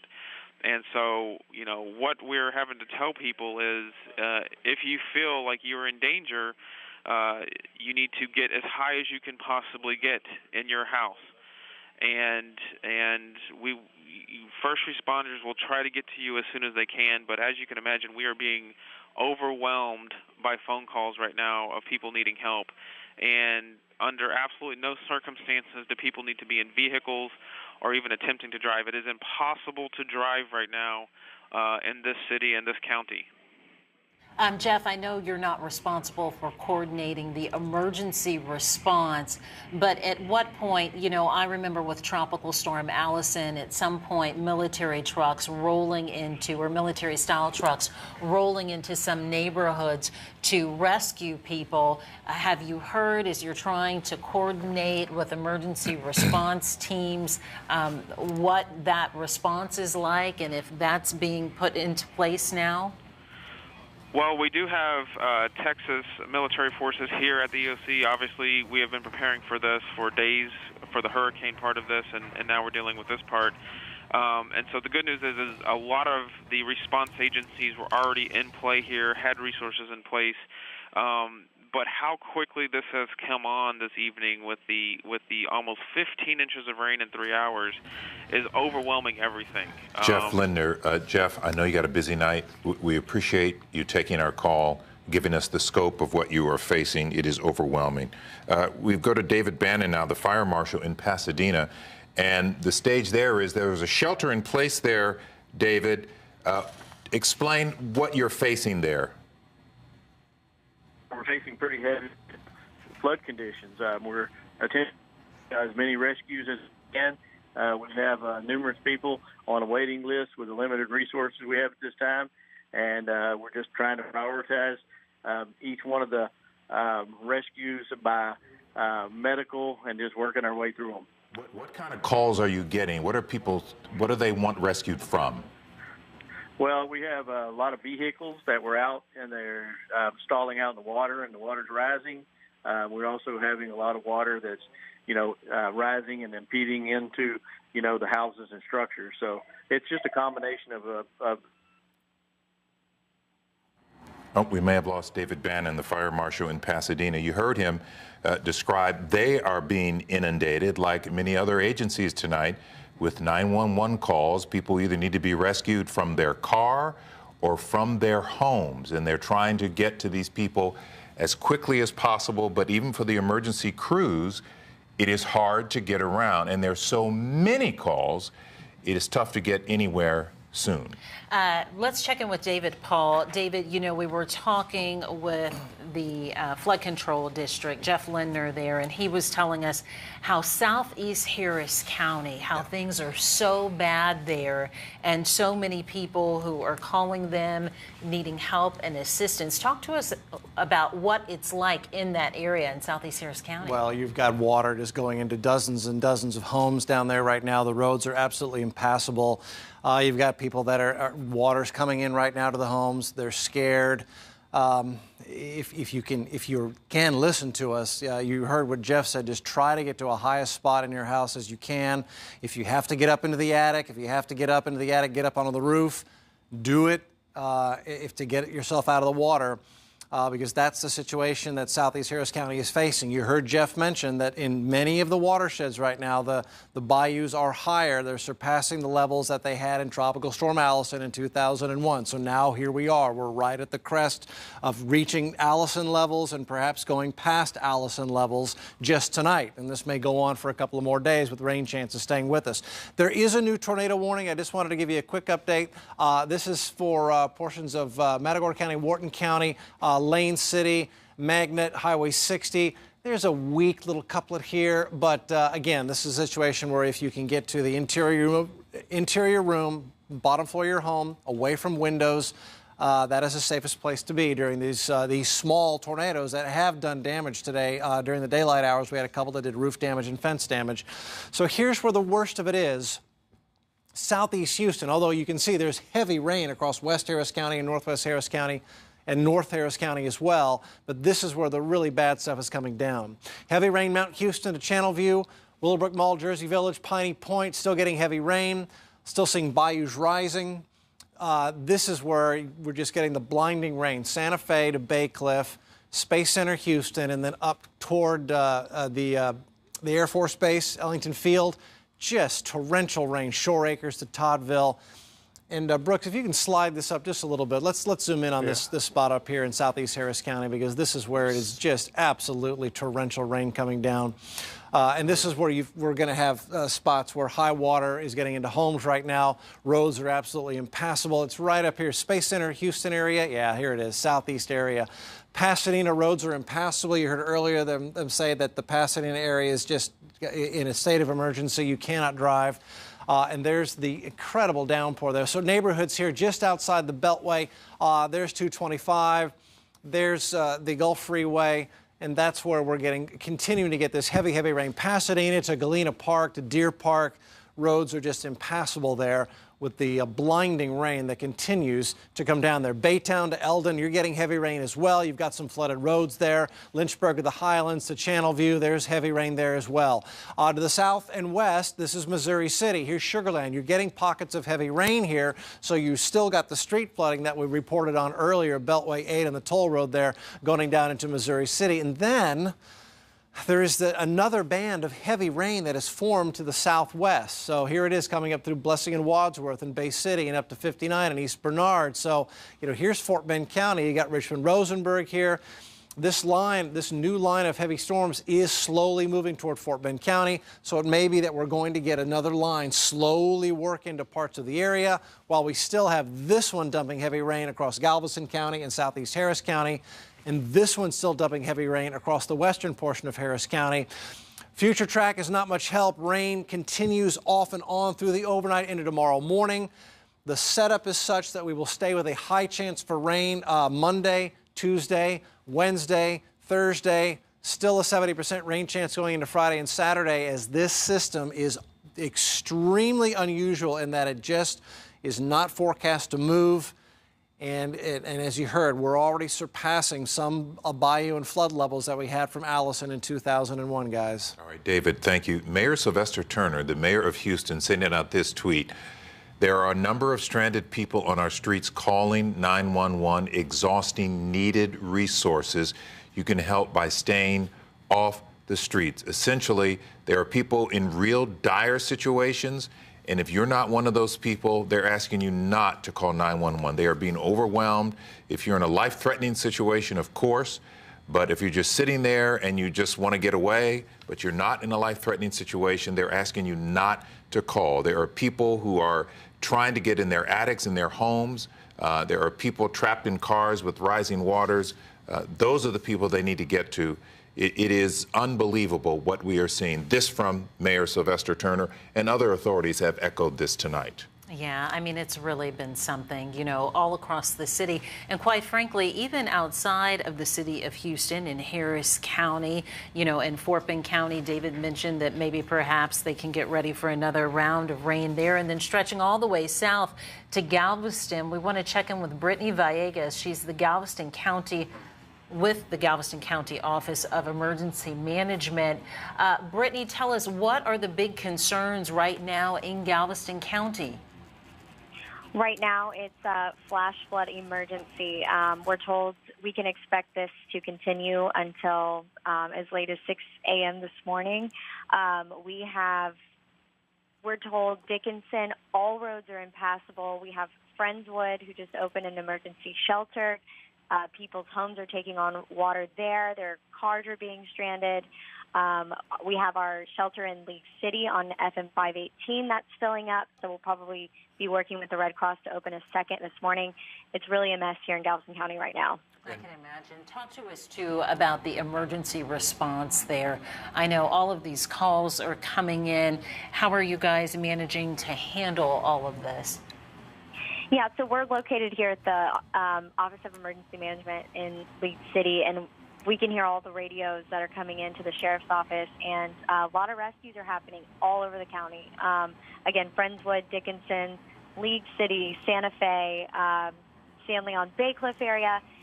Seems to be happening everywhere. People reporting their homes are taking on water. So first responders are just trying to do the best they can. Like I said, a lot of roads are impassable, so it's tough out here, but it's even tougher sitting here and listening to all this happening. You want to help these people so bad, but our suggestion is to stay at home if you can, and if you can't, of course, call 911 if you do need to be rescued.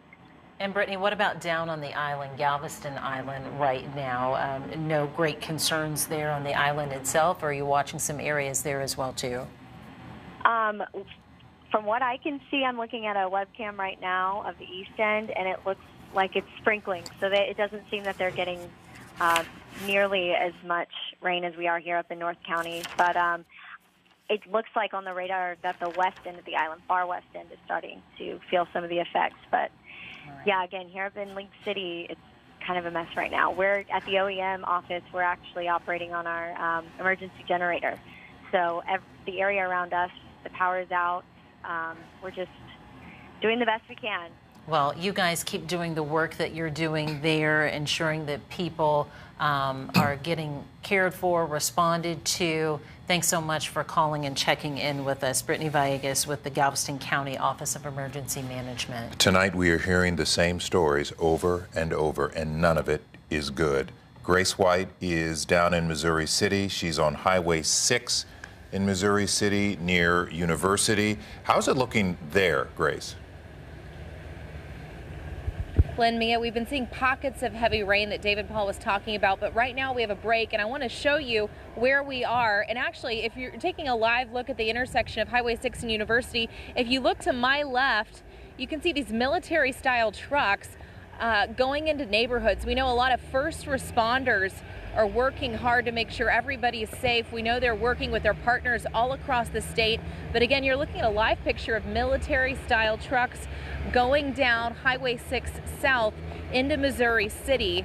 We've also got police officers here standing by at this intersection, blocking drivers from going towards Sugar Land. That's actually where we were trying to get to. We were in Missouri City off Cartwright Road near Highway 6, but because the water was rising there, we felt like we needed to move to a different location. So we thought about going towards Sugar Land. We got here to this intersection, University and Highway 6, and we weren't able to take a right turn towards Sugar Land because of these officers here. We've actually been speaking to several of them.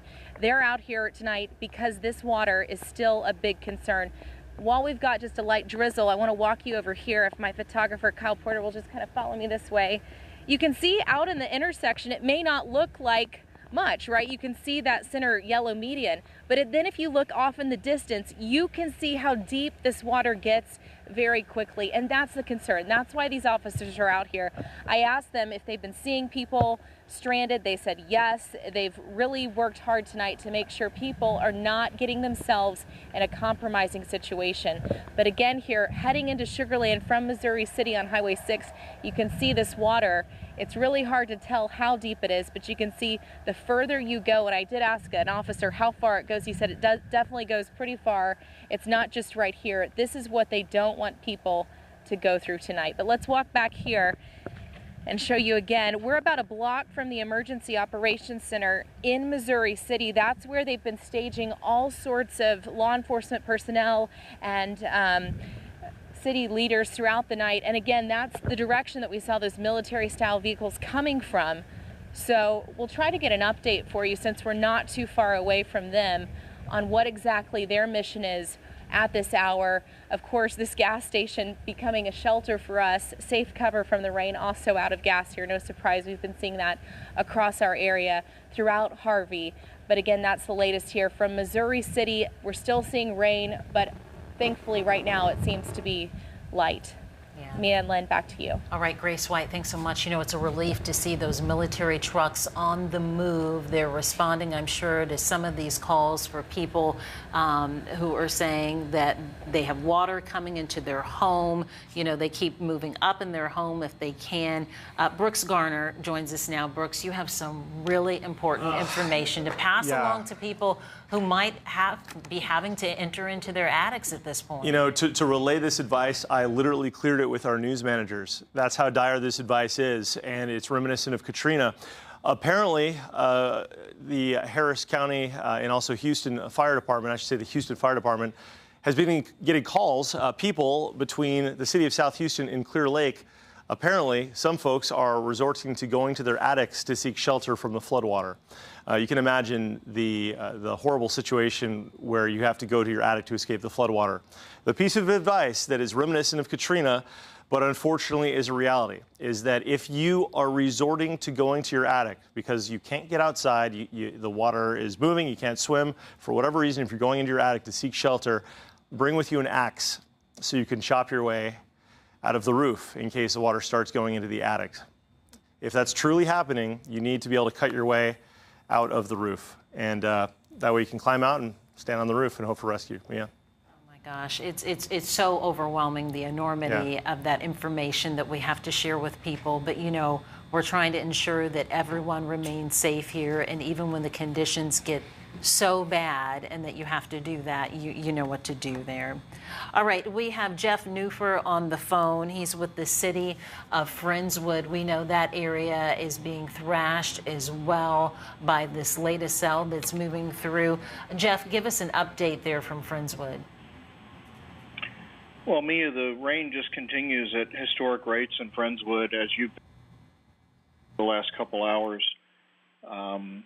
It's just raining harder than the drainage system can have it go off.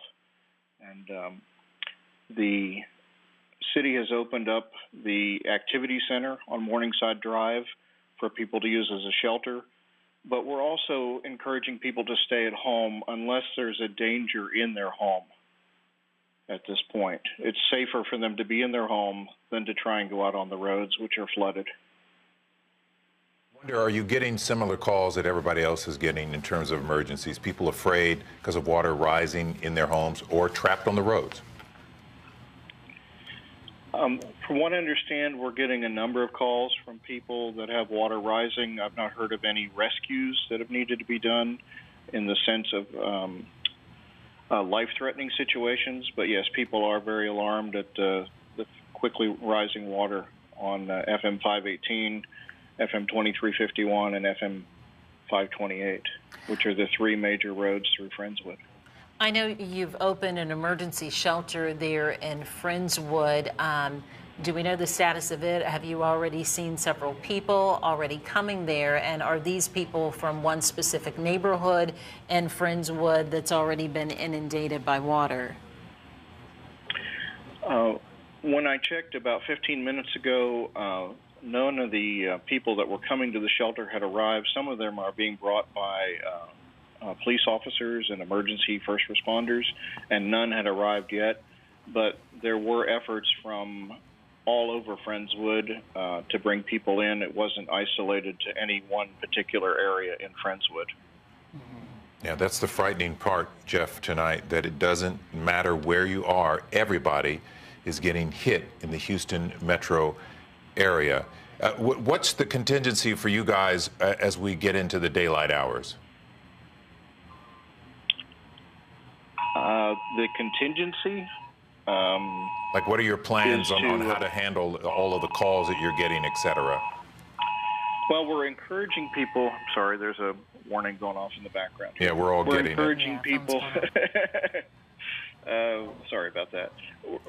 We're encouraging people to call 911 only if they have an emergency.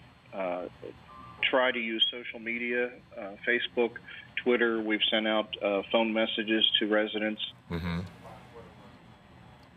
And so people understand that they should stay in place. That seems to be the best message and information we can get to people unless they're in life-threatening situations. Right, everywhere.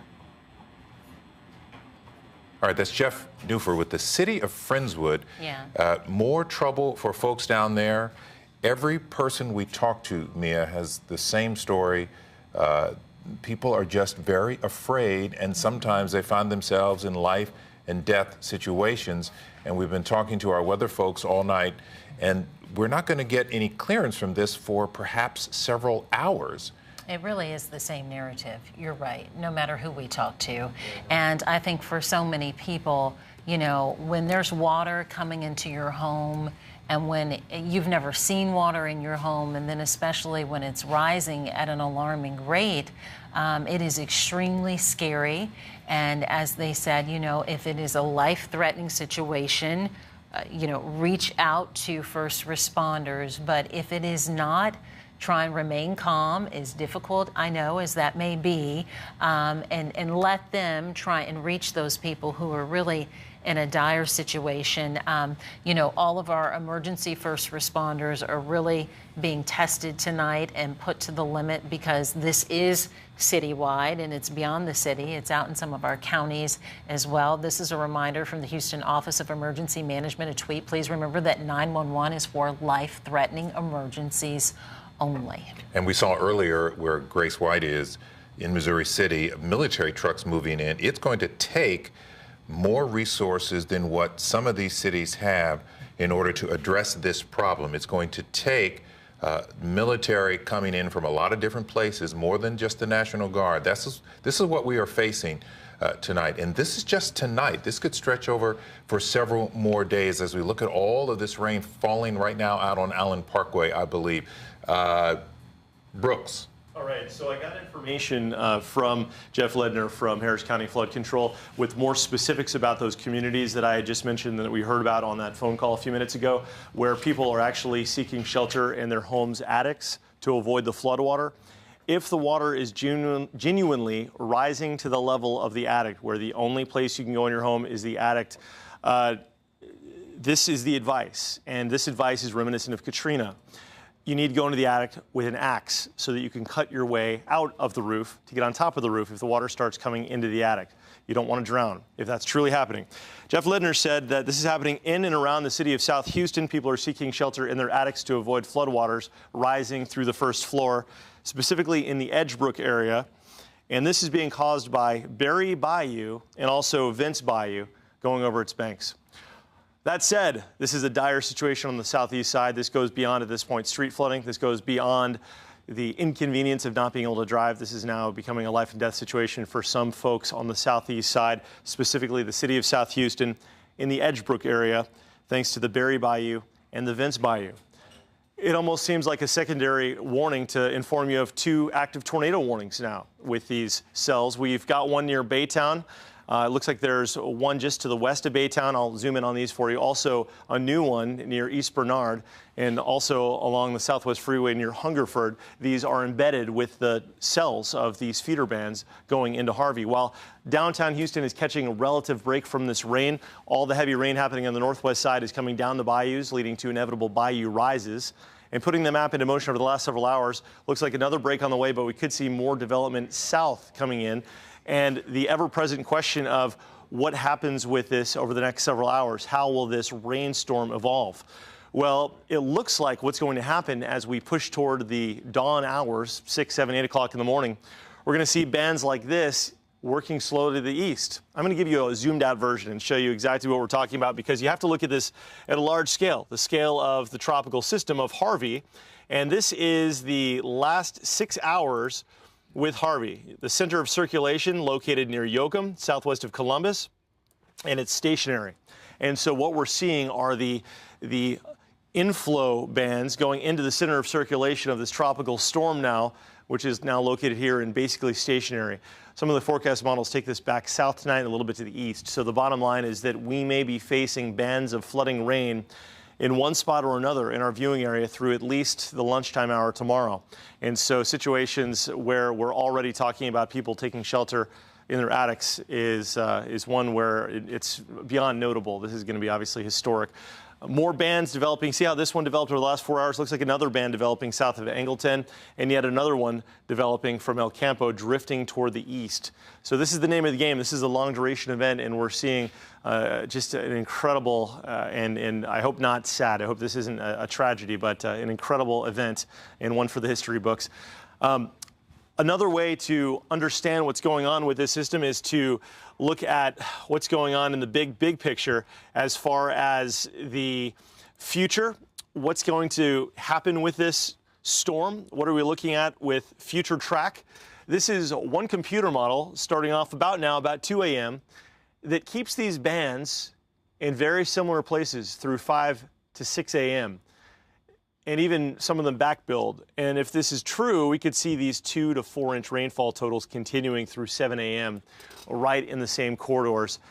I hope this model is wrong, but if it's not wrong, we're looking at another 6 to 12 inches of rain falling in places that have already seen for the day close to 20 inches of rain, and in the last 6 hours, over 15 inches of rain. This is rain that our drainage system simply can't handle. Here is the shot at 10:15. This morning. It's currently 1:41, so here we are into the day. And it's just continuing to rain. It's Sunday morning officially now, so we're going to be seeing this rain continuing, according to this model, on into the early afternoon. So this is an impact we've been talking about. It's one thing to see the computer models forecasting 30 or 40 inches of rain, and it's easy to dismiss as just crazy computers that got the forecast wrong. But when you look at the meteorological elements that go into this, tropical storm that's stalled, incredible moisture feed coming off a body of water that has temperatures in the upper 80s, so there's just a ton of tropical humidity, and a force that makes rain in a very efficient way, interacting with a weak frontal boundary to the north, wringing out that wet washcloth. It's all happening over our city. And the big difference between this flood event and previous flood events in recent history is that it doesn't look like it's going to end anytime soon. We're going to see waves of rain coming from the center of this for the next 5 days. So the hope is that by tomorrow, when I say tomorrow, I mean the daylight hours of today, that this breaks up and we catch a break like we did during the daylight hours of Saturday. That's probably going to happen. It's unimaginable to think that we're going to see this intensity of rain all day Sunday. So I'm hoping for a break. But while we may have a break, that may allow us to warm up, recharge the atmosphere, and then you get another feeder band developing over that area. So we're in for the long haul, guys. Yeah, and it is seemingly, Brooks, never ending, but thank you for the realities of what we are facing. Yeah. And speaking of the realities, look at this tweet from Harris County Sheriff Ed Gonzalez. He says, getting lots of requests for high water rescues. Some involve children, others with medical issues, trying to get to as many as possible. That is heartbreaking to hear that if you're out with your children, and imagine how frightened they must be. They are trying to get to these folks as well as people with medical conditions who are either in their homes or stuck in their cars. This is what it has come to tonight, and it is what we are facing, and hopefully we can get to as many people as possible without losing anyone. And they're working just as fast as they can, believe me. They want to do all that they can. This is a TransStar live picture. This is I-10 East at Lockwood. Obviously the rain there on the lens, but you see cars just stopped. You see the lights, likely impassable there. I think that's water in the center of the screen there on the roadway. Conditions just bad all around town. And going back to Sheriff Ed Gonzalez's tweet, I've been looking at the comments on our Facebook page, on the KHOU-11 Facebook page, and this one just really caught my attention. Nicole Gonzalez says, a family with 5 babies in rising water asking for rescue in Pasadena, but they can't get through to emergency services. Can anyone help? Oh, my. I know, and I know, just my thing is keep calling, keep calling, keep calling. If you're in that serious of trouble, that's what you've got to do. Do know, folks, that they're being inundated with calls right now. It's getting overwhelming for them. Chief Art Acevedo also tweeting here, cannot emphasize enough how much flooding there is on roadways. You are endangering yourself and our first responders by being out. Stay put. I hope you're getting the message by now, just how bad it is. When you have people saying they have small children and they need rescuing, just how dire the situation is out there and how bad it is all across the city of Houston. We want our first responders to be able to focus on those people who need the critical help right now. And every time we go to one of our reporters, you get a sense of how dire it is. Josh Chapin is in Texas City in the parking lot of a Buc-ee's, getting hammered by weather there and talking to folks who've been hanging out. Josh? Okay. Or we may have lost him because of all the weather situations. Yeah, I know the last time we checked in with him, the weather conditions had really changed. There he is. All right, Josh? Oh, okay. Can you guys hear me now? What I was trying to say was that this is the lightest rain, and as soon as I say that, there's like blowing all around me. The rain starts to whip. But honestly, this is the lightest rain I've seen in the last 2 hours. We are here at the Buc-ee's. It is technically the Texas City Buc-ee's, but I've gotten a little bit of criticism on social media that this Buc-ee's technically isn't in Texas City. It's a Dickinson, whatever you call it. We have been getting pummeled, really. We've been here since about 10 o'clock tonight. It was pretty quiet when we first got here, really just a couple of cars. But now, guys, you can see just how many cars are here waiting this thing out.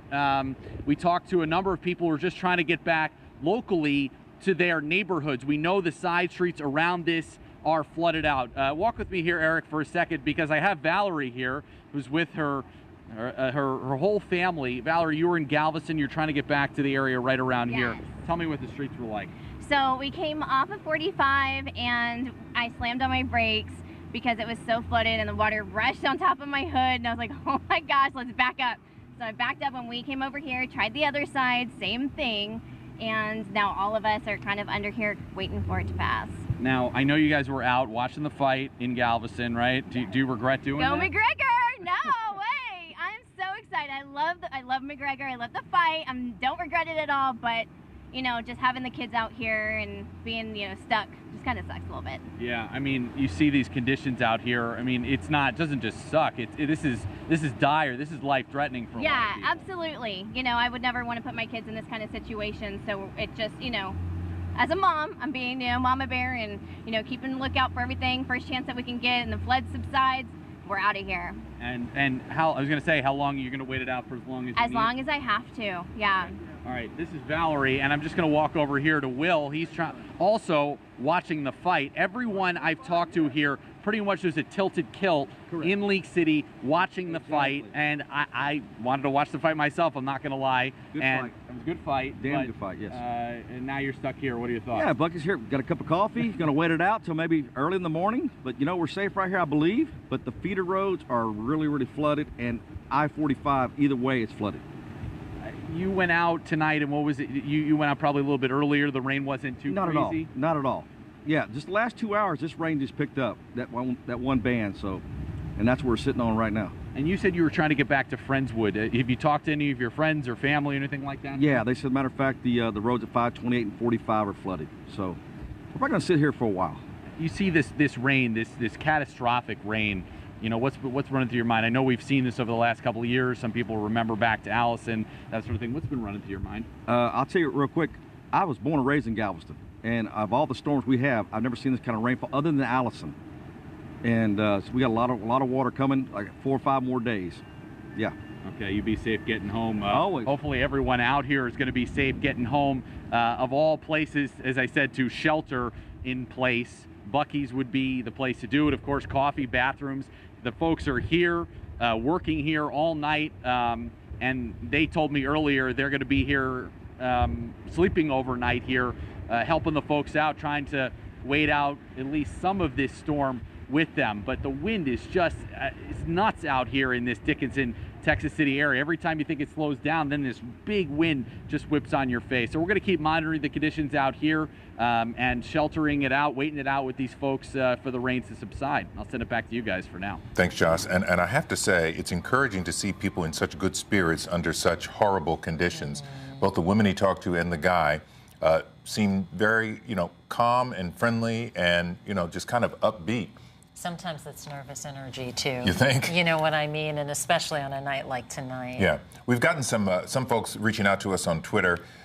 This is Lupe Mendez. He sent me a picture. Fondren Park, Gregory Lane, underwater, medians barely above water. This is the corner of Gregory and North Michael Circle. So, Lupe, thank you for that information. Another person, Jason Saucedo, sent us a picture from the view of his front door in Friendswood. And earlier we talked to a spokesperson with the city of Friendswood talking about how dire it is and all the problems that they are having. Who do we have on the phone? All right, we have David Popoff. He's with the city of Dickinson. We talked with the Galveston County OEM earlier, and we heard that it was pretty bad down there in Dickinson. And that's right near where our Josh Chapin was as well. David, are you there for us? I'm here. How are you? Good evening. Well, we're hanging in there tonight as well as you are. David, give us an update on what's going on in Dickinson, what the situation is there. Well, we currently have received numerous calls from 911 calls for water rescues throughout the city, widespread from just about every quadrant of the city. Our fire department and our hot water rescue vehicles, along with Texas Search and Rescue, have performed several rescues in the city and removed people from high water. At this point, we are asking folks to shelter in place. There is absolutely no need to be out at 1:50 in the morning. It's definitely a shelter in place here in Dickinson, and we're continuing to receive more and more reports. You say you guys are responding to these water rescues. Are you talking about people stuck out in their vehicles in the rain, or are you talking about residential rescues? Well, we have both. Unfortunately, we have some low-lying areas in Dickinson where we already have reports of water going into homes. We've had several of those reports. Most numerous reports are people in vehicles, people that don't need to be out. We are Also asking people if they do have water coming in, or they do find into their homes, or they do find themselves stranded, please call us at 911, and our first responders will respond if they can. We have a lot of areas of high water where we're also having difficulty getting people to the shelter in Lake City. Question for you. I'm sure you guys have a shelter set up there, but that's really for people that you're rescuing and taking them to. Am I right? Yeah, absolutely. And I wouldn't use the word shelter. It's a temporary location where we can get them out of the weather, get them dry, get them something to drink, and until we can get them to a proper shelter. David, let's talk about these responses. You know, you're flooded with these phone calls from people needing assistance, needing rescues. Is there a priority here? I mean, you know, if you've got seniors in a home, if you've got, you know, a family with babies in the home, or, you know, a family with kids in the car, is there a priority list here, or do you guys just respond as you receive the calls? No, we're absolutely prioritizing the calls. All the calls that you've mentioned, we've received all of them tonight. So we are prioritizing the calls, and we're basing those calls on life safety issues. And our priority is to make sure that we can get our first responders safely through the water, because it's a matter of us being able to safely get to them, so our first responders don't become victims themselves. What kind of condition are you finding people in? Are you having to rescue and take people to the hospital, or they just needed to be removed from where they are? It's the typical, just removed from where they are. Mm-hmm. As far as folks that need medical attention and those sort of folks, our mayor issued a voluntary evacuation in Dickinson 2 days ago for medical and functional needs. And most of those folks heeded those warnings. So we've seen only one call so far of the numerous calls we have where we actually had to make a transport to a medical facility. David, how would you compare the situation in Dickinson tonight to other storms that area has seen? Well, I've been involved in this business 35 years. This is the worst it gets. When you see the term catastrophic, life-threatening flooding across our area, I've been involved in this a long time. Storms going all the way back to Alicia, including Allison. This is a dangerous situation, and again, that is the reason why we are asking people to shelter in place and stay home. If they feel if water starts coming to their house and they need a rescue, then we will prioritize those rescues as needed. Yeah. David, thank you so much. I know you're very busy. We appreciate you taking the time to kind of give us a sense of what you're grappling with. Very familiar story that we are hearing. We just saw a video right in front of our station. There we go, back to it. There's a car stuck in the median on Allen Parkway, lights flashing. Clearly the driver must have either pulled over or spun out. We're not really sure, but we know how high the water gets on Allen Parkway, right near Montrose or Studemont. It is always dangerous because Buffalo Bayou comes out of its banks and creates a nightmare scenario for drivers. And this appears to be someone there, lonely and abandoned, and hopefully they got away. Looks like the car ingested some water. Did you see all that white exhaust coming out of the tailpipe? Yeah, I saw the exhaust, so that's what I was thinking. And, you know, that's what people think. We're watching people walk out to the van now. Maybe they're checking to see if somebody's in there, or maybe this is the driver getting some help. Maybe so. Did you guys see any front-end damage? I didn't notice any damage. I didn't see any front-end damage myself. You know, I wondered perhaps, you know, they got in that water and then they were trying to just drive over the median there, the curb, because as I was out there tonight, I watched several people drive right over the median and turn and head in the opposite direction. It's called hydrolocking when the car stalls, it ingests that water, and that can kill your engine. It can just destroy your engine or cost a couple $1,000 to get all the new filters. And I think we say to ourselves, you know, oh my gosh, how can people drive through that? I think tonight, and this is why we stress, you cannot be out there on the roadways because it's nighttime, and then you have this blinding rain at times. Your visibility gets to pretty much zero in different places. You can't tell at all what's the water, what's the road. And these people, you know, what's happened here, this is playing out in so many different places. This situation doesn't look as bad as others that we've seen, but as we watch the exhaust come out of the vehicle there, just look at the water, too. That exhaust isn't happening because he's hitting the gas or spinning the tires, I should say. It's the engine trying to compensate for all the water. Hey, that's not good. That's a lot of steam. Got a report 15 inches in just 15 inches of water in 6 hours at the city of South Houston. 15 inches of water have fallen in 6 hours.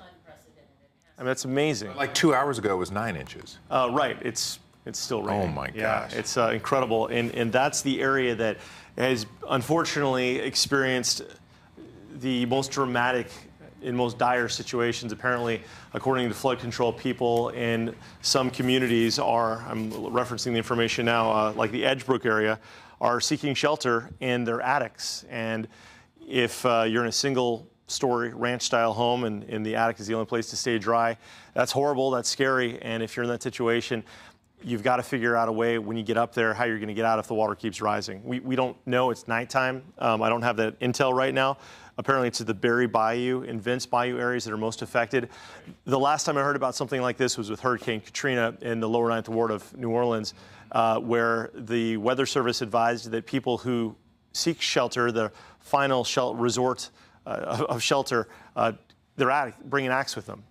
Bring an axe with you into the attic if that's your last resort for shelter, because you need to, frankly, cut your way out of the roof and stand on top of the roof. So if the water keeps rising, you don't get stuck in there and drown. It sounds horrible to say, and I'm looking through my notes, just the latest reports. Hunting Bayou at I-10, 6 feet over flood stage. So I think so many people, and we were talking about this in the Weather Center, David Paul and I earlier, saw this hurricane making landfall in Corpus Christi yesterday morning, like around 1 a.m. or so, and they saw the pictures on the news today and said, okay, the hurricane has hit, it's over, we dodged a bullet. We were trying to drive home for days and days and days that while Houston would miss the hurricane, we would not miss the rain. The computer model's forecasts suggested rainfall totals of 30 to 40 inches for our region, which we thought was pretty wild, but because they were so consistent and because we've seen rainfall totals like that, like in Alvin years ago, had 45 inches of rain in a 24-hour period, we thought that it was conceivable, so we made sure we let you know and thought that most of this would come early next week, like as in Monday or Tuesday, but we got it today. And not to say it's over today, by the way. We're going to have rain continuing at varying intensities through this Sunday into the early afternoon, unfortunately. There's more bands developing. You see those last frames, which means more rain. And it may shut off for a couple of hours or maybe, hopefully, a day or two. But then we could have another feeder band come in because this storm, Harvey, it's not moving. It's not moving away as these do. It has stalled. It's stuck between an area of high pressure in the Gulf of Mexico and an area of high pressure in the Intermountain West and has nowhere to go. And so nature's doing its thing. It's got a heat engine. It's like starting a lawnmower. This thing's cranking, and it's over land. It's like if your lawnmower runs out of gas, it starts choking, and it's going to try and stay alive, and it's pulling in all this deep tropical moisture from the Gulf to wrap into its center to try and maintain its heat engine. And that's what we're under, and that's why we're getting all this rain. Tornado watch continues. It was just reissued. I'm guessing it's probably another 12 hours. Haven't even had a chance to look, but as long as we're on the dirty side of the storm, we'll be under a tornado watch. An amazing storm, guys, just looking at these bands of rain. When I say amazing, I don't mean that in any way to add levity to how serious the situation is. I say that strictly from the point of view of what do you do with this? What do you do when your area gets 25 or 30 inches of rain overnight and you hear about the horrible problems people are facing? In a weather forecast, we're used to partly cloudy, right? With a chance for a thunderstorm. We have experience in flood forecasting and the knowledge to help you get through it. We're in the same situation as you guys. We're stuck here at the TV station. We're not leaving until this goes away.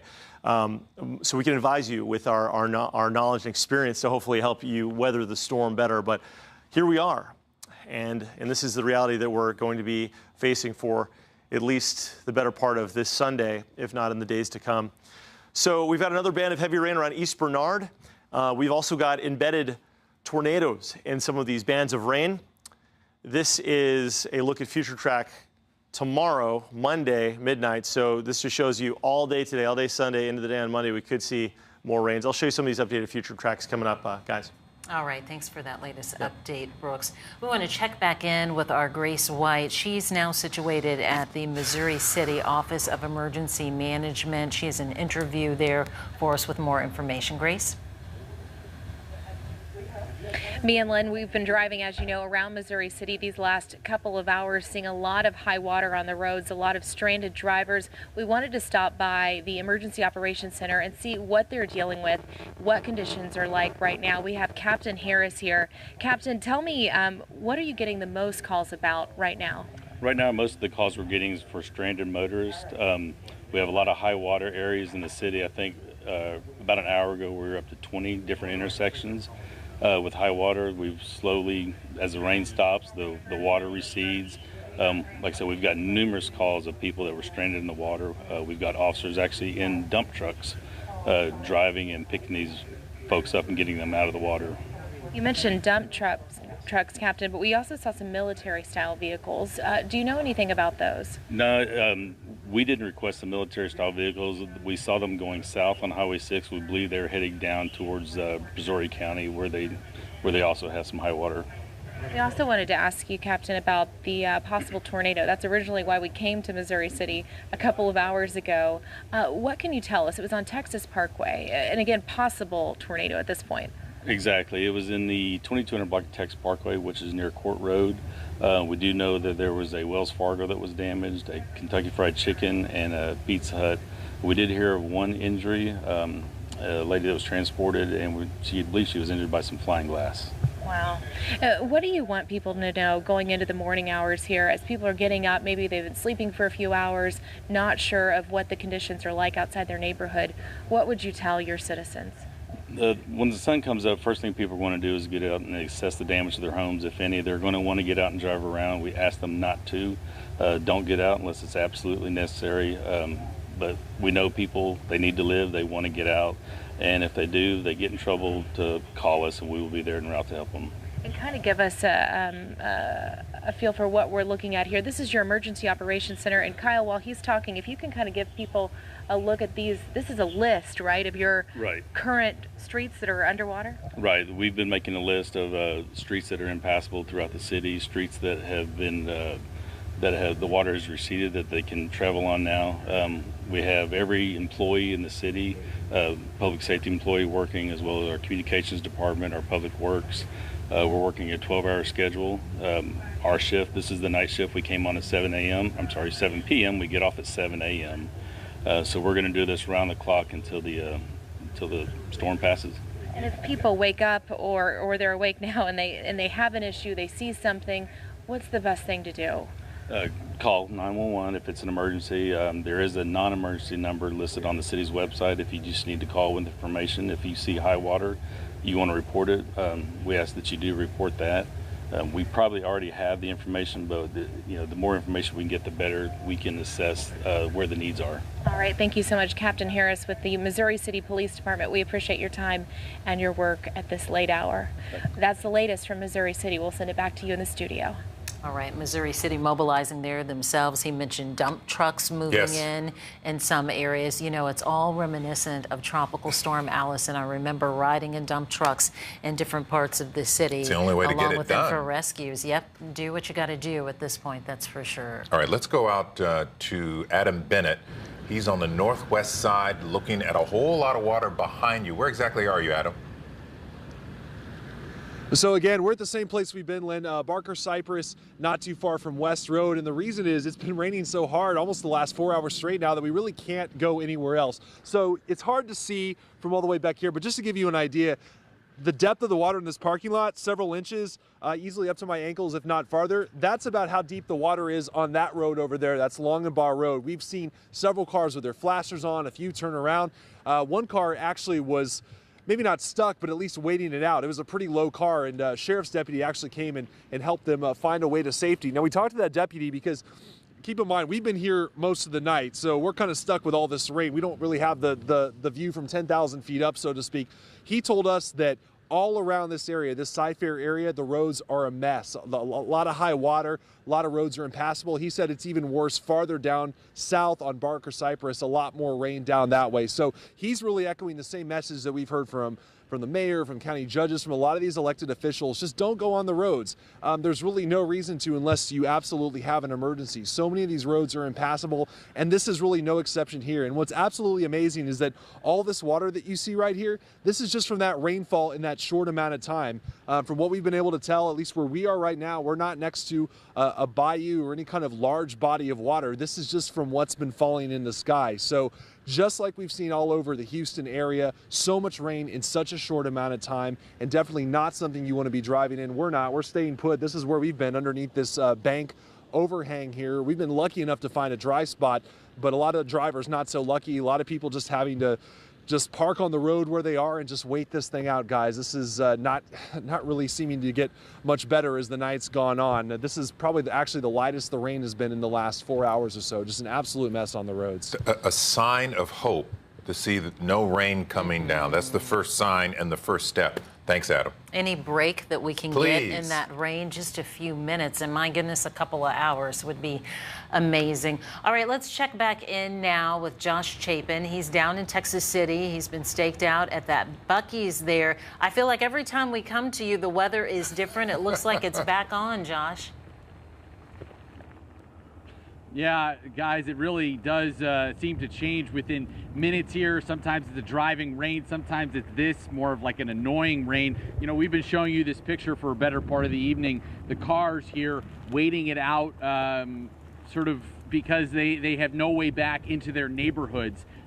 We just talked to a woman. She didn't want to talk to us on camera, and I could totally understand why, because she said she was coming down the feeder road here of 45. She was coming back from, yes, a fight party. I'd say 90% of the people here, if not more, were at a Mayweather-McGregor fight party tonight. She said she got down the feeder road and she got up in water and she just got stuck. And what she had to do was get out and walk in water that was just about up to here. Now she is stranded at this Buc-ee's and is waiting for someone to pick her up. The problem is she lives in Texas City. Now it says this is a Buc-ee's in Texas City. It's technically a Dickinson, but she doesn't know if she can get into her neighborhood. Not only that, but she doesn't know, or she told me that no one can actually come get her because all the streets are flooded. So it's just a real dire situation around here. People's mood the mood's pretty cheery, I would say, given the roads being all flooded out and such. We also talked to some folks inside at Buc-ee's. One of the cashiers told me that she lives in the area. She can't get home at this point because her road to her house is flooded out. You can kind of see the conditions out here. Not too bad, but they just, as I talked about, they kind of worsen. They get better. They get worse. And just as I'm talking, a big crack of thunder out here. A number of people apparently have already called in sick for this Buc-ee's shift in the morning for obvious reasons. So who knows what this Buc-ee's is going to do. But we're just waiting it out here, talking to folks who are saying that they're going to stay here as long as is humanly possible until some of this passes, until they think that maybe the feeder road to 45 here is doable, because right now it's crazy out here. Guys, I can't imagine walking up to here after your car stalls out. She told me, I've already gotten over my truck. It just hurts to hear that. As long as she's okay, that's a. If you're going to be stuck someplace, Buc-ee's, you've got a lot of restrooms. They're typically clean. They have plenty of food. You can stay high and dry. I know nobody can come pick her up right now, but she's high and dry, and she can, at least be halfway comfortable. She's in a good place. Totally, yes. Opposed to a lot of other people right now. All right, Josh Chapin, thanks so much. Yeah. We've been telling you about all of the difficulties throughout the night. We've got a shelter in place in Dickinson, a shelter in place in Pasadena. We have bayous up and down the 45 corridor, creating trouble for people from downtown Houston all the way to Clear Lake. Think about that. And then we just saw Adam. He's in Cypress. That's the northwest side.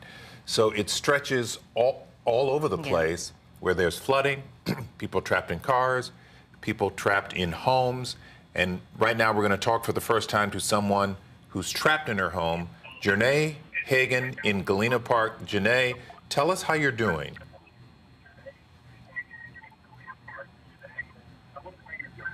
Well, we're trying to stay dry over here. Hello? Water, I'm sorry, how much water do you have in your home?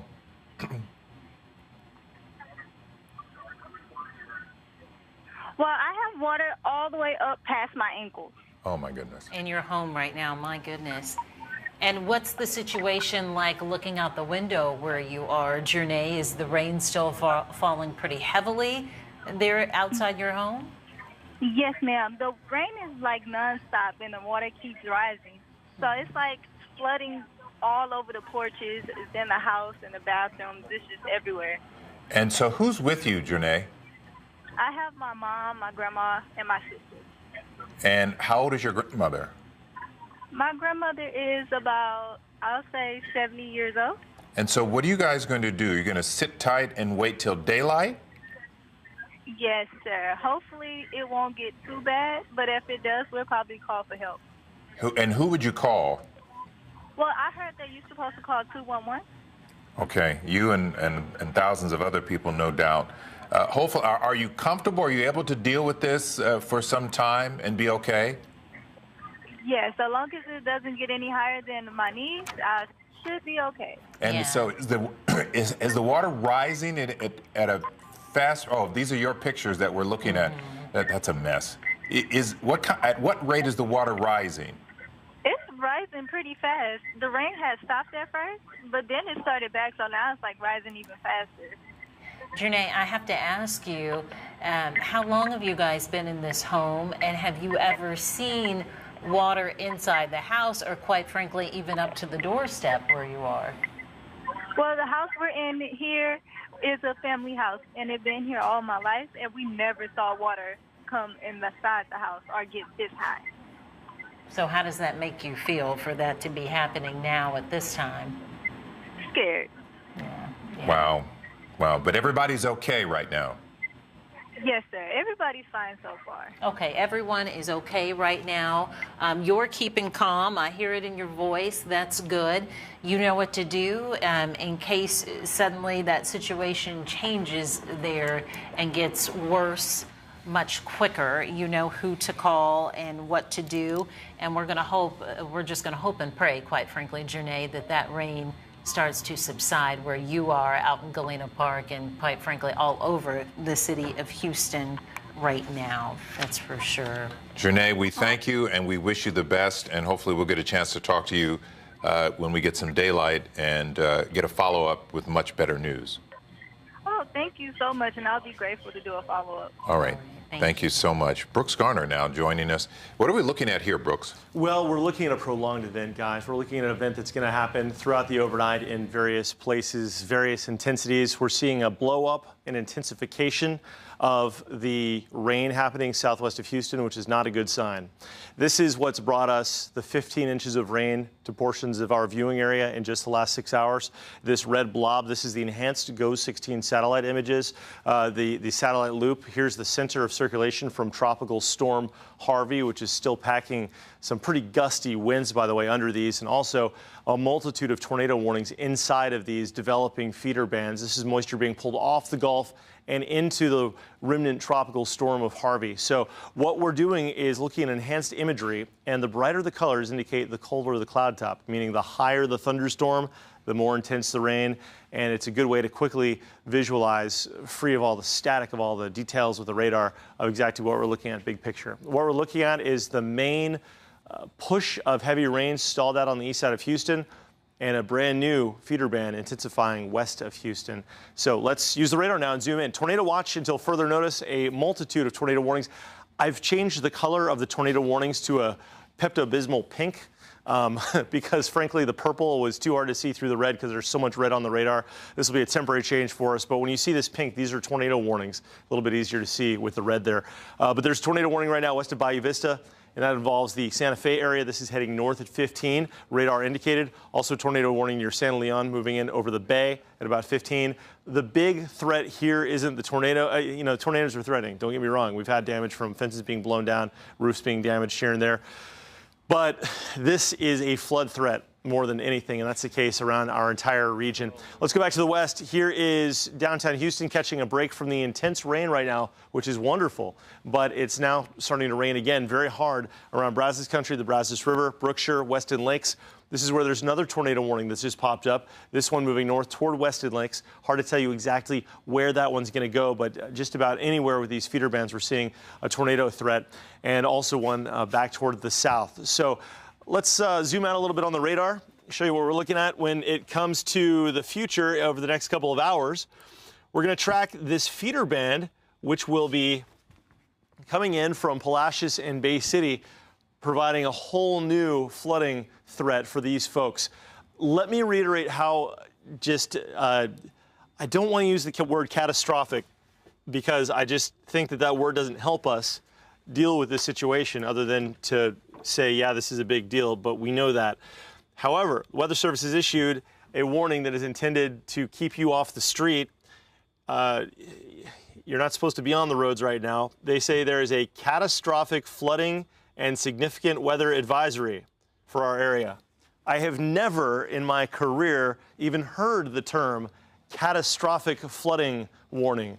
There's flash flood warnings, there's emergency flash flood warnings, a flash flood emergency. This is a catastrophic flooding and significant weather advisory, which I can only assume is because we've had what some desert communities get an entire year in the last 6 hours, and that is 15 to 18 inches of rain, leading to just incredible situations.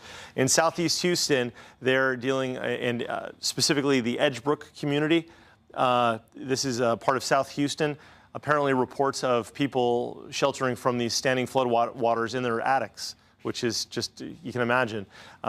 Downtown Houston catching a break from the action right now. That could change. So let's go ahead and look at future track.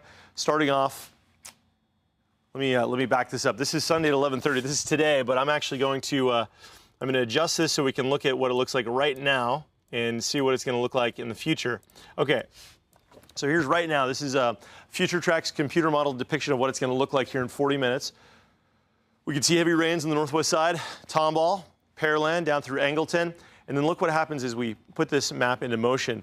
Going through 11:15 in the morning, we could still see periodic bands of very heavy rain continuing. So this isn't like a typical thunderstorm situation where the rain comes in and then it goes away. It looks like we're going to see it in bands. It's hard to say exactly where these bands will set up, but wherever they do set up, it's going to be a continuing problem. And unfortunately, this is now fast forwarding through Monday at 7:30 a.m. And this computer model may not be right, but it may have a hunch that we could see extremely heavy rain continuing periodically, happening at one point and not happening at another point, and at varying intensities, but with vigor right through the day on Monday as this tropical storm stalls to our west. Here's 1:15, still getting some heavy rains. The fact that we've already had 15 inches of rain is just amazing. But the idea that these computer models are continuing to pump just what seem to be ridiculous totals through the rest of the day today being Sunday, it's currently Sunday at 2:21 in the morning, we could see another 15 or 20 inches of rain in the viewing area. And that's a possibility. And if we see another 15 or 20 inches of rain on top of 15 inches of rain that's already fallen, you can imagine that if you think the flooding is bad now, it's going to get even worse. And as we head toward tomorrow evening, this is Monday now, this is Monday night, rain totals over that couple of day period could approach 30 inches on top of the 15 we've already gotten. So we'd be looking at the annual rainfall for many U.S. cities happening in just 2 days' time. So a 7-day forecast, which is just an exercise at this point. But needless to say, we've got a 100% chance of rain for the next couple of days. And we're dealing with right now a life-threatening situation for a lot of good folks in southeast Houston, especially who are living in low areas dealing with this continually rising water as bands from Harvey come in off the Gulf of Mexico. These pink areas, these pink polygons, I've changed the color. These are active tornado warnings. So we've got one of them right now along I-10 east of Baytown embedded in this thunder and lightning. This is, by the way, very typical for a tropical system. The feeder bands are spinning. the best way to describe why there's so many tornadoes that can happen. And by the way, again, these aren't huge tornadoes. These aren't the tornadoes that are going to clean your house off its foundation. These are the tornadoes that are going to blow down your fence and take off a few shingles.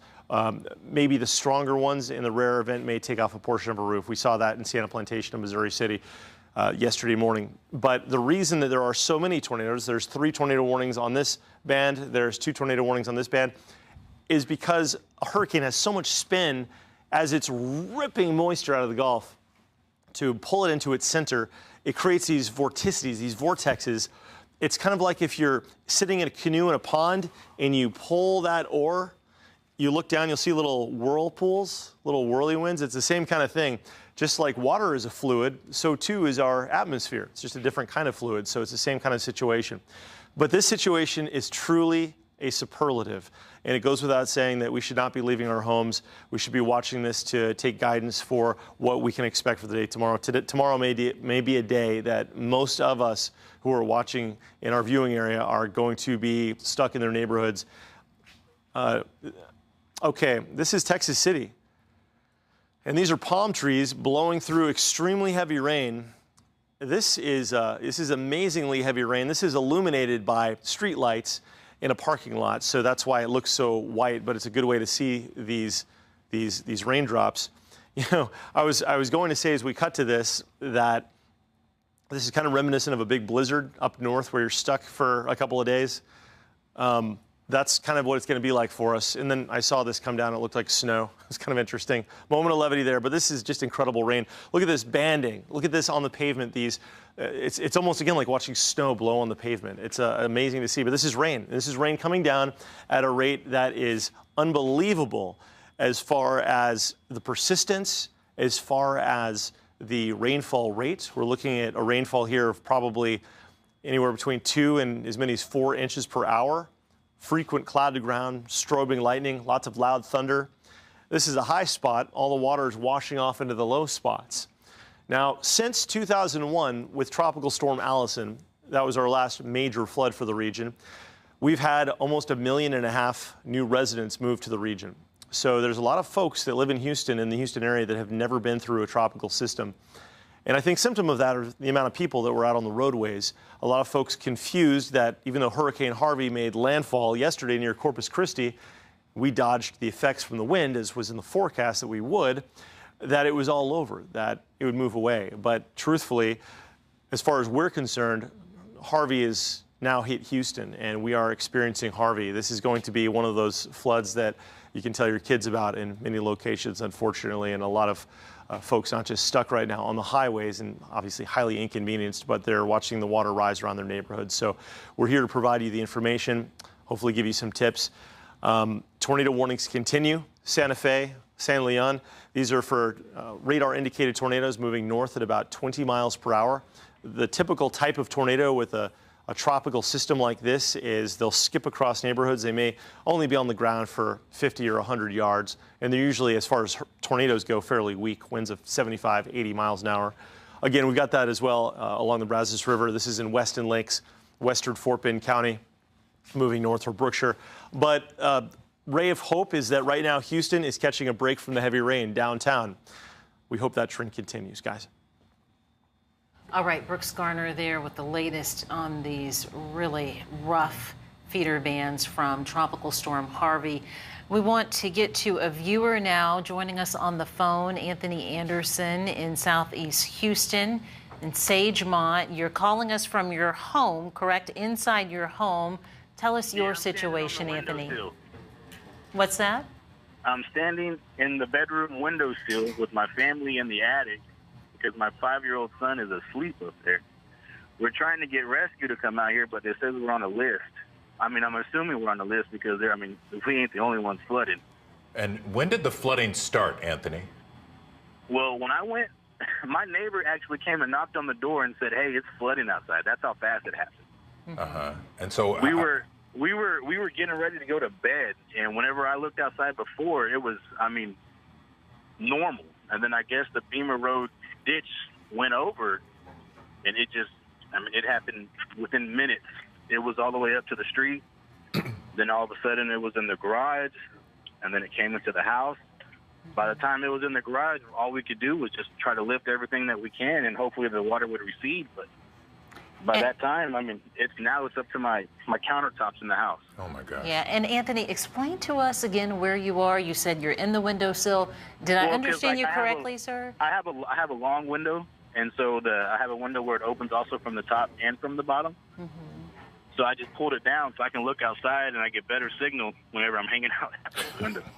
Wow. Bless your heart. So the attic is dry, yes? The attic's dry. I got my son up there sleeping right now. He's a little cranky if he doesn't get a little good nap. We understand. Mr. Anderson, I have to tell you this. I know you said you're... with the H. Oh, Henderson. My apologies. My apologies. I know you said your son's sleeping up there in the attic, and you've got the window open, and you're watching the water rise. Just it looked like it receded about an inch, but then it started raining again. Yeah. Well, it's on again, off again. Hopefully, you'll catch a break there. How long have you been living there, and have you ever had flooding like this? I've never had a flood like this. No, ma'am. I've been here for 5 years. It's never come into the home. The creeks, I mean, the ditches never went over like that before. Who else is with you other than your son? My wife and my mother. And are they awake? Yeah, they're upstairs in the attic, but I mean, it's a good little walk, and I don't want to have to go all the way up there. And so when you called for help, you said they put you on a list. How long did they tell you have to wait? They didn't give me an ETA. And when's the last time you talked to them? It was before I went in the attic, so it's been, at least 2 hours, 3 hours. Okay. And when you called and you talked to them, Anthony, what was that call like? Tell us how that all happened. You obviously told them where you were. I called them. I told them, I'm not stupid. I know they're going to come when they can. I know they can't get out here. I mean, it's not like, hey, let me jump in the boat and go this way. I mean, they got to wait. They got to wait till it's safe for them to get out here. You know? Right. I mean, I'm not stupid. It is what it is. It just happened so fast. We're just trying to make the best of a shitty situation. And did you have any idea that this was going to happen? No, I was barbecuing hamburgers at 8 o'clock this afternoon or 7 o'clock this afternoon. I mean, I had no. I mean, I knew the rain was coming, but I didn't think it was going to be this bad. Yeah. A lot of us are caught off guard in terms of the magnitude of the water. So what are you going to do? You're going to stay awake and wait until you get help? Yeah, I'm waiting. I mean, I got to wait it out. I mean, I got to stay awake. If it gets too high, we got to figure out something else. Maybe go sit on the roof. Wow. Okay. I hope it does not come to that. Anthony Henderson down in southeast Houston on Sagemont. Sage Orchard. Sage, what is it? Sage Orchard Lane. Sage Orchard and Beamer. Anybody got an airboat? Come on down. Maybe somebody will, Anthony. We wish you the best for you and your family, your 5-year-old in particular. Be as comfortable as you can and hold on. I'm sure help is on its way. All right, y'all have a good one. Take care. All right, Anthony. You too. What an attitude, despite everything that's going on, right, around him, within his home and everything. We were looking at cars earlier there on Allen Parkway and the water rising once again. But we want to get to Sunday Holloway, I believe is her name, in Dickinson. Are you there? Hello, I'm here. Hello, ma'am. Go ahead and tell us your situation tonight. You're in your home? Yes, I was in my home and I heard a lot of people talking outside, and I got up and went out, and our cars are underwater. I tried to move both of my cars and put them on the curve to kind of get a little more time, because I was hoping that, the water doesn't come up, but it's pouring down now even as we speak. So. And you're out in Dickinson. You tried to move the car. Now, how long ago was that, and have you watched the water rise since then? Are you there, Sunday? It wasn't raining, and now it's raining cats and dogs. Yeah. As soon as I walked in, it started pouring down again. Is there water in your house? Not yet. I'm upstairs on the second floor. I'm on the first. I'm 2 stories up. Okay, but none on the first floor. No. Well, thank goodness for that. It's almost to the houses. Who's with you? I have my daughter and my 5 grandchildren here with me. And how old are the children? They're small children. They're like 5, 4, 3, 2, and a newborn. And a newborn. Have you called for help? No. I haven't. Okay. You're trying, I'm sure, to wait out the situation there and see. We know they're receiving so many calls right now from people in far worse situations. And I know it's tough dealing with what you're dealing with right now in Dickinson, Sunday. Oh, yeah. I can only imagine how your nerves are doing right now. Are you camped out on the 2nd floor, the whole family for now, even though you haven't had any water in the home?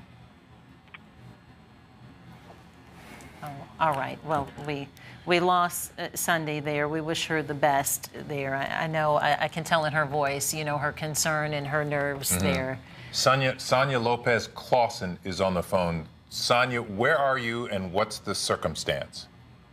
So I'm with Greater Harris County 911 Network, calling to let you know that all of our 911 call centers throughout Harris and Fulton County are experiencing extreme high call volume right now. They're getting calls for all sorts of, all different types of situations. We're not sure exactly what, but we want to urge everybody and let everybody know that all systems are up, all systems are working as they should be. It's just we have an extreme amount of calls coming in. So we urge everybody to, unless you have a true life-threatening emergency, such as needing help from a rescue and some other types of life-threatening emergencies, please hold those calls for just 911. Yes. So, and when you do call, those calls are going into queues. So, at some of the largest centers of the Harris County, Fort Bend, and Houston. So please, when you call, stay on the line. Don't hang up because the call might just go back into the queue again. So please stay on the line and don't hang up. Stay on the line. Don't hang up. The Harris County 911 network experiencing extreme call volume there. You're saying there's a queue. Now, once you answer the calls, then is it basically all based on priority? Who gets the response first and so forth? So again, all of the call centers are answering those calls for emergencies. So the Houston Emergency Center, of course, is answering a lot of calls. Harris County Sheriff as well. So again, when you have unless you have a life-threatening emergency, don't call 911 right now. We want to save those calls for 911 for life-threatening emergencies, for rescue and stuff. All right, Sonia Lopez Clausen with the 911 Greater Harris County Network, the extreme call volume that they're receiving there. She says folks do go into a queue. You might be on the phone for a very long time, but do not hang up. Yeah. We've got Grace White. She's been talking to folks in the Office of Emergency Management in Missouri City. They're experiencing similar trouble there. Grace, how are things? Is it improving? I see no rain now. That's right, no rain. That's the good news. And we just got back from the Emergency Operations Center. They told us at one point they had 20 streets here in their city limits that were not passable. We want to walk you around, though. This person maybe did the smart thing. They parked their car here, and we haven't seen them since, so hopefully they're okay. But they are, as we are doing, just kind of seeking shelter at this Chevron station. Here is the intersection of Highway 6 and University. This is what we've been seeing blocked kind of throughout the night as Kyle, my photographer, and I kind of walk over here. Good news is right now we're not seeing much rain, and it looks like this water may have even come down a bit, which is great. We can see that yellow median, which is good news. But if you look down Highway 6, which is where we were trying to go earlier to Sugar Land, you can't get down there, and that's where we wanted to go. Because Missouri City Police are here at this intersection making sure nobody goes down there. They say this road is still impassable, still too dangerous for people to drive down.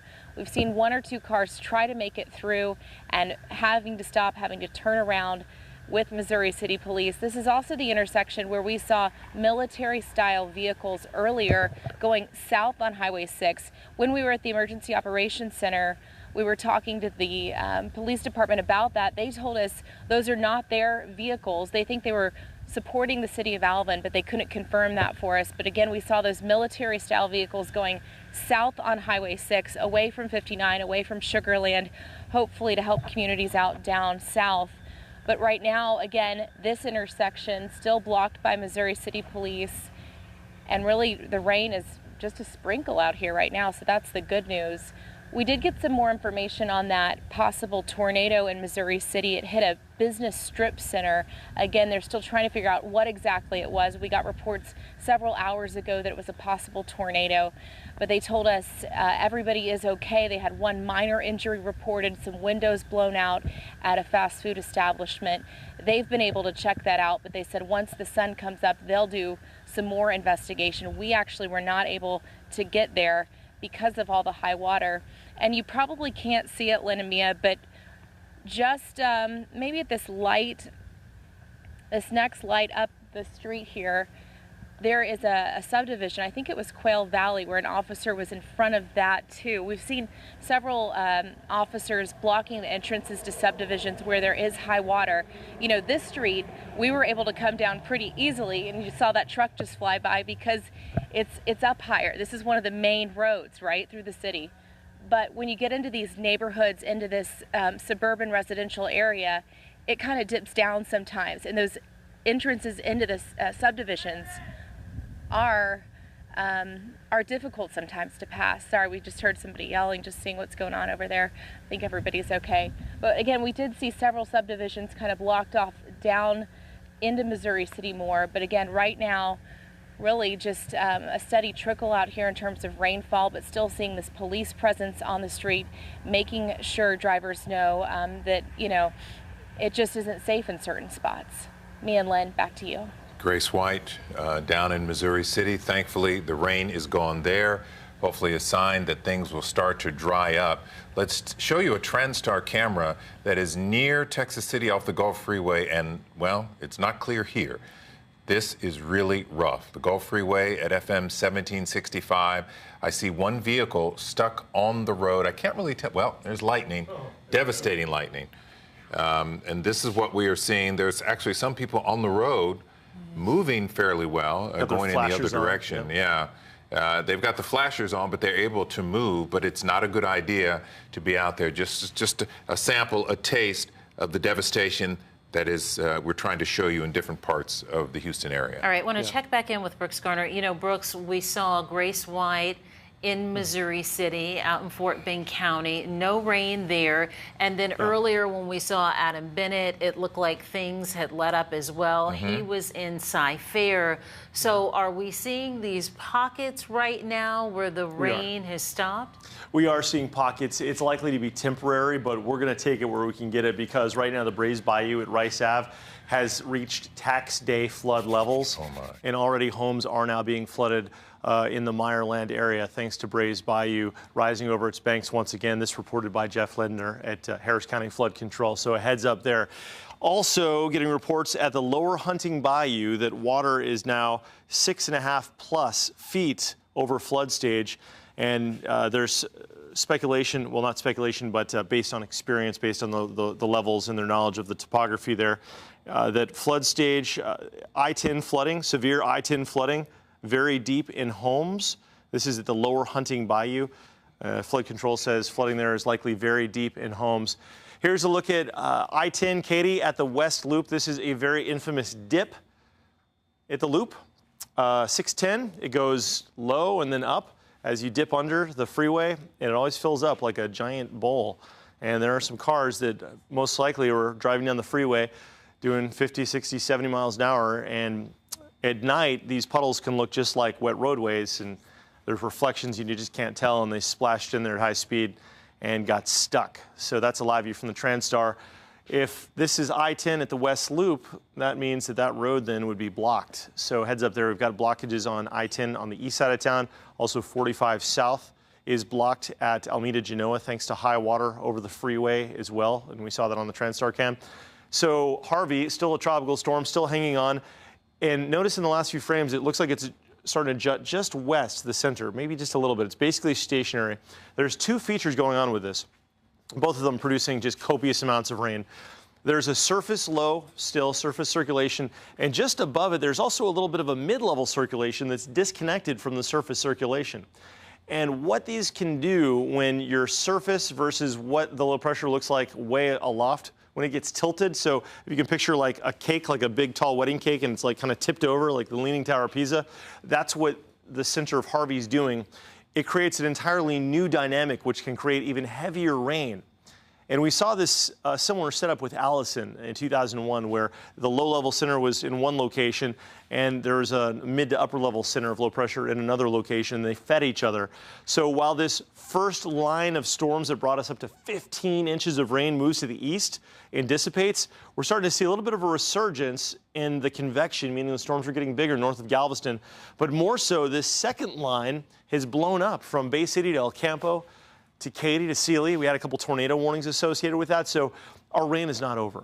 And we're catching a break. Let's enjoy it because it may not be a break that we enjoy for a long time. Tornado watch in effect for the next 12 hours. Here is the center of Harvey.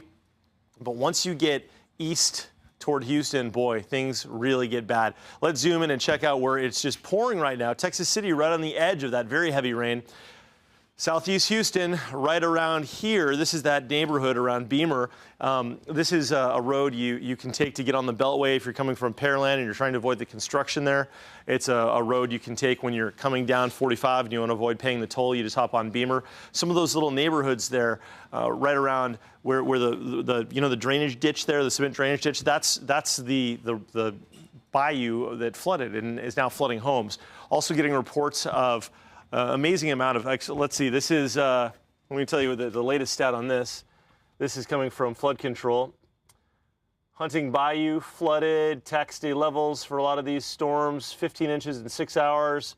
City of South Houston, 40 homes flooded in and around South Houston. Even a nursing home apparently. We'll firm up details on that. But this is going to continue. This is going to continue. We're going to have this happening all night long and through the day tomorrow. But again, because it's all happening in the same spot, these bands of rain are stationary. We're seeing these just acute levels of flooding where you can get 2 to 4 inches per hour that after 4 or 5 hours, you're looking at these just enormous rainfall totals that our drainage systems cannot handle. So the best thing that we can do in this situation is to understand that things like this happen, and we just want to keep our heads literally and figuratively above water in this situation. Do what you can to stay dry, and just know that this is not going to end quickly. We're going to be stuck with this for a while. It's an inconvenience, to say the least, a very big headache a lot of us simply do not need. We are catching a little bit of a break here from Houston points south, where it rained like amazing rainfall amounts here. But it looks like there's more now setting up. See this band here in the last couple of hours from Katy to Sugar Land to Bay City? No doubt flash flooding happening there. The National Weather Service issuing a catastrophic flood advisory. That is a warning I have never heard of, and I hope never to hear of again. This is an event that we are not soon going to forget. And this is a tornado warning now that's been issued by the National Weather Service. Let me zoom in on that, and we'll get an idea of exactly where that is and for what communities need to seek shelter from this. This is going to be in the Katy area. This is going to be Weston Lakes, Brookshire, Katy. Let's use our Doppler and look inside the storm within the boundary of that warning to find rotation. And it looks like there could be a couplet here indicating a funnel cloud or possibly a tornado near Weston Lakes. These are all, by the way, heading north at about 20 to 30 miles an hour, and maybe another couplet around Brookshire. Now, the type of tornadoes that we've been seeing with these storms are the kind that can blow down those water-sodden cedar fences, maybe take off a few shingles from the house, and rarely, but we've seen several times, briefly strong enough, if you're in the wrong place at the wrong time, to remove portions of roofs, and many times on homes that are constructed without tie downs. We're talking wind gusts of 80, maybe briefly 100 miles per hour. So we've got those two possible areas of rotation. Weston Lakes, though, looks to be the primary one, maybe another one near Katy. And these are traveling to the north at about 20 miles per hour. So putting into motion over the last 45 minutes, we will draw the circle and look inside the storm, and you can see that general north movement. Let's drill down and see some of these communities. There's one north of Brookshire that looks like it may be in the developing stages. And I almost feel like, and this is like the one time ever that you'll hear the weather guy say this, that tornado warning happening. They're very serious, but this is almost a secondary warning to the flooding emergency we're facing right now in Houston. But this area of rotation is northeast of Pattison, and it's heading northeast. At that track, it will approach, if it can hold together, the town of Waller by about 4:45 in the morning. Right now, it is 2:48 a.m. You know, let me speed this up a little bit. That seems like it's a little bit slow. Hold on one second. Waller, you look like, I'm guessing, Waller, you're going to hear from this cell within about the next half hour or so, 45 minutes. Yeah, that's more appropriate, 3:15. So that's about a half an hour from now. So Waller, heads up, you're about to have a big squall line come through. And that's the case with a lot of these types of storms. When you have these spin-ups, these feeder bands, you can get little tiny weak tornadoes forming with just very little notice. Houston, right now, let's look into Houston. Let's drill down into the city. Over the last 45 minutes, we've enjoyed a nice break. These light blue areas indicating almost no rain, just a little bit drippy. That said, the water's not going anywhere. And we're still seeing pockets of heavy rain around Jersey Village, Dyersdale, Bush, also down through the Genoa area. On our TransStar Cam 45 at Almeda, Genoa, there's high water, impassable. I-10 on the east side of town, high water in a spot that is impassable. And now on the Katy Freeway at the Loop, the underpass right there is impassable due to high water. And there are a couple of cars that were stuck in that location. Can we go over to the Allen Parkway cam from our tower? All right, here we are. Cool. I just saw that in the other monitor. This is a live view of Allen Parkway from the KHOU studios. We're located about 1 mile west of the downtown skyscrapers. And what you're looking at is drainage coming out of the Montrose area, West Dallas Street, draining toward Buffalo Bayou. And it has caused street flooding. Buffalo Bayou itself still here locally, I believe, within its banks. That could change as we've got amazing amounts of water coming down Buffalo Bayou from west side of Houston. But what this is doing is cascading from Stanford Street and Allen Parkway. If you're maybe at home, do a little Google Maps to see where that is, or just type in KHOU on your Google Maps and you'll see where the station's located. Stanford Street at Allen Parkway, this is the inbound lanes going into downtown. So if you were to go that way, you're going toward downtown. So we're looking the other way. This is water that's now gone under the Studmont Bridge right there, and it's probably about 10 or 12 feet deep. Last time we saw this was the tax day floods, and look at that waterfall cascading. You're looking at thousands and thousands of gallons of water. I see police lights. They've obviously closed it so nobody driving home after watching the big fight on TV drives through it. That is a sight to see. And that's one tiny microcosm into what we're seeing across the region. This is one little window into it, but when you have a nice HD sky cam and you can see what it looks like, it's worth taking a look. Here's another shot. This is, are we on, yeah, okay, this is from our porch, I believe, right? At KHU, and we're looking toward, this is the Studmont Bridge, and this is sort of the front yard of some condos on the corner. And this is so deep you can't see the medians anymore, but Allen Parkway is under here, probably several feet. And it looks like some police are up here. They've put this stuff up. We don't want to have a repeat of what happened during tax day where people were driving around the barriers. So the mayor's got his troops doing what they do best, keeping us safe. And we appreciate their efforts and risking their necks to keep us safe. So a shout out to the first responders. I know the 911 people are overwhelmed with calls. The water rescue people can't imagine this, I'm sure. And apparently we've got, guys, is it not just Army National Guard coming in or state troops, but also other military to help out? The National Guard so far. The National Guard so far, okay. Yeah. I thought I had heard speculation that even the military was going to come in to help. I would not be surprised given the scope of this. Yeah. Right. Amazing to think about this. So again, we're catching a bit of a break here in downtown, although these areas of rain, look, see how they're starting to edge back in. And so this is the concern. We'll go through a couple radar views. I want to show you future tracks starting off at 3 a.m. today. That's in about 8 minutes from now. This is the computer model's depiction of what's happening essentially now. It's fairly accurate. We've got even a couple of little breaks, but the main thing is to show you where the instability will be setting up. And so this is at 11:15. We'll be having our brunch, right? Having some pancakes, hopefully, if your kitchen's dry, if you're so lucky. And it'll still be raining. And it will still be pouring, and that could happen right through 7:30 tomorrow morning. So we could have rain at varying intensities, sometimes really heavy and flood-inducing, sometimes lighter, but it's only going to make the situation worse, and we're only going to see the bayou and river levels rising. Flood control has let us know that already we're at our tax day flood levels in Meyerland as the Brays Bayou continues to slowly rise over its banks at Rice Avenue. So that's affecting communities there, and no doubt there are tons of other communities. We've fixated on that location because there are so many homes that do get flooded in Houston when it rises, but there's also Willowwood in southwest Houston has gone over its banks, and no doubt many more in southeast Houston. And if you're just joining us, southeast Houston, people have been seeking shelter of last resort in their attics. It is a life-threatening situation. I hate to hear that because it reminds me of Hurricane Katrina in 2005 when the lower Ninth Ward experienced that rapid flooding. Now, their flooding was caused by a levee break, and so with almost no warning, the lower Ninth Ward filled up, and folks there, many of them lost their lives. Hopefully, we're not facing that situation. Hopefully, that water didn't rise that fast, and hopefully people were able to make the appropriate decision. I'm just hoping the water didn't get into the attics.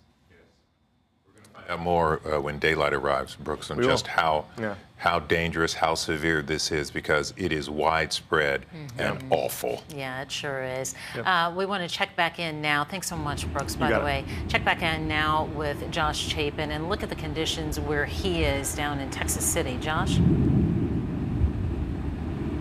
Yeah, Len and Mia, the wind whipping up again here. We've been here since about 10 o'clock tonight, and this is right at the top of as bad as we've seen it. Some new things we've learned, or just by talking to some folks out here. I don't even know what that siren is, honestly. If that was a tornado siren or what that is, we'll obviously get out of here if this becomes unsafe. But I want to try and talk real quickly to a gentleman who lives on a golf course in Dickinson. He had to evacuate. Sir, what was going on in your house? Well, the bayou backs up to us in the back, and when this last band came through, we just woke up and noticed the water on the floor, and when we left, it was already almost getting knee deep. And trying to get out of the golf course, we had to drive down the road and very, very cautiously, and we said, hey, we got to get to Buc-ee's. I know that's high. So we took off, and we barely made it here. I mean, right this there. This is the 45 feet of road you're talking about. Yeah, this is what's called Holland Road. Oh, Holland Road. Okay. Yes. And what was it? The conditions? It's pretty treacherous on there. Oh God, yeah. The water's rising faster than I've ever seen. I mean, we've got probably about an inch already in the clubhouse, but the house already has about 7 inches, 8 inches, and it's rising quick. So we said, let's get before it gets too bad. How many people are in your house? Just you, or? There was 4 of us. Yeah. And we had to make a mad dash. In fact, I waded through water about that deep just to get from the house to the clubhouse. That's unbelievable. It sounds like there were some other people that were evacuating with you as well. Yes, behind us there were more cars coming, and I think they were all trying to get here to Buc-ee's. So here you are faced with evacuating your home, which is taking on water, and driving in these conditions. What is going through your mind? It was pretty treacherous. I mean, trying to get over here, I mean, that road is not very wide, and 2 cars can barely get by sometimes, you know, a big truck. So we just Donald was in the front of us, and we just followed him. And like I said, when we got right here, we couldn't actually turn in here. We had to actually go back around this way to get back in here. Unbelievable. So you're going to hang out here? Oh yeah, we're gonna hunker down here. I mean, there's Buc-ee's. Okay. All right, you're in good spirits. Thank you so much, sir. Obviously, some dangerous conditions for folks in this neighborhood. We're thankful that this gentleman is safe. Some guy just told me he's going to go pick up his mom right down the road. So, you know, we're telling people not to go out in these conditions. You can see just some of the conditions here in the Dickinson, Texas City area, but people are faced with this getting out of their home with water rushing in. Or driving these conditions. What do you do? It's a tough call. But again, You really don't want to be on these roads if you really don't have to. We're going to keep monitoring the conditions out here, talking to folks and seeing what they're going through tonight. I'll send it back to you guys. Yeah, Josh, I have a few quick questions for you. First of all, about how many cars or people are parked out there at that Buc-ee's in Texas City? Well, Eric, if you walk with, well, if we can't do this, we got another gust here. Sorry. So you can kind of see down the gas station here. I don't know. I would say a good 20 cars. This is our SUV here. But yeah, about 20 cars here. That was the first group of folks we talked to just a second ago who actually had evacuated. Most of these other people had been coming from the Mayweather-McGregor fight, and they, you know, left and I guess didn't realize they were going to get trapped. We talked to another gentleman here who was on his way to a security job. But you can see all these people here who figure, you heard him say, Buc-ee's is on higher ground. If they could just make it here, they can hunker down because everyone knows that Buc-ee's is going to stay open, you know, pretty much at all costs. Guys, this is just unbelievably treacherous conditions out here, though. Yeah, we've watched the conditions deteriorate quickly where you are, Josh. Stay safe out there. Glad those people who have evacuated their homes made it safely there to those Buc-ee's. But for the rest of you, stay put. Stay where you are. Definitely. Josh Chapin, we'll check back in with you soon. We want to visit now with Claudia. She is in Southeast Houston in Edgebrook where the water is rising. Claudia, my goodness, what is the situation like right now where you are? Are you there? Claudia. Hello? Claudia, yes, ma'am. Hello. Mia Gradney here with KHOU-11. Just wanted to find out how you're doing. Tell us about your situation where you are. Well, we're located over here by Edgebrook, and that's the main, avenue. But we're over here between Tolman and Freight, and the water is coming in my house from all everywhere. And I'm just very concerned because, I have three children, and one of them is getting, anxiety right now because of the situation. My question is, I need to know, do we need to leave? Because we hear, they've been texting me, other people that across Edgebrook, in the other side of Edgebrook, there's the water is very high, up to the waistline or the chest. So I need to know if this is the moment that we need to leave because it's raining very hard again. Yeah. So I have pets and I have my children, so I just want to know if this is the moment that we need to leave. I know, Claudia. Or we need help or something. Emergency officials in that area are telling people to stay put. To, if you can, I don't know if your home is 1-story or 2-story. If that water, okay, it's 2-story. So 1 story. It's 1 story. It's 1 story. Yes. Okay. Try and this sounds strange or odd, go as high as you can in the house. We know a lot of people say they're staying on top of beds. If you have a dresser, get on top of it. But if you feel like your life is being threatened, and, I hate to be the one to give you these instructions, you call 911. And I want to let you know that 911, you're going to be holding and you're going to be waiting, but don't you hang up.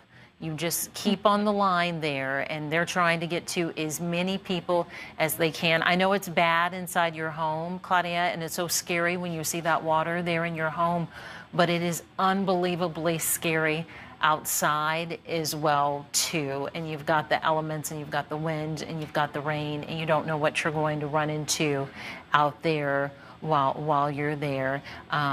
You're doing the right thing. You sound like you're staying as calm as you can.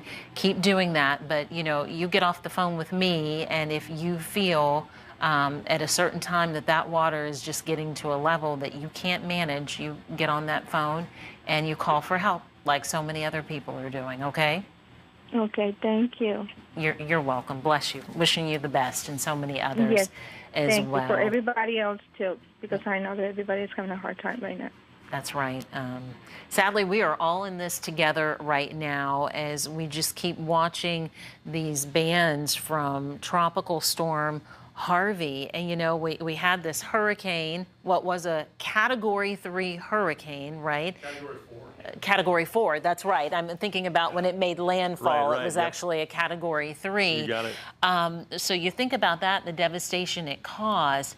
And now this is the round 2, Brooks. I Right. mean, what we're seeing. And, you know, earlier I know we had these bigger windows, it seems like, in between these bands. Has that window narrowed?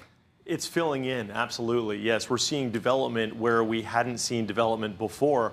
In other words, we had a nice window right there from Houston south to Pearland that's now filling in. We'll take a look at that radar. And again, I did want to give you another bayou update. We haven't talked much about areas on the southeast side beyond southeast Houston. Let's go to Friendswood. This is Mary Creek at Winding Road. The top of this bayou or creek is 26.8 feet, and currently it has risen to a level above bank, which means it is flooding. It's significantly above bank at 29.59 feet. So extensive flooding is happening in this area, and it may be affecting homes in Friendswood along Mary's Creek, certainly in roadways in that vicinity. Just wanted to give you this information so it will help you plan, if you live in this area, to make the appropriate decision about what you want to do. I know that seems like kind of vaporous advice, but it's hard to tell you in each specific community the best bet.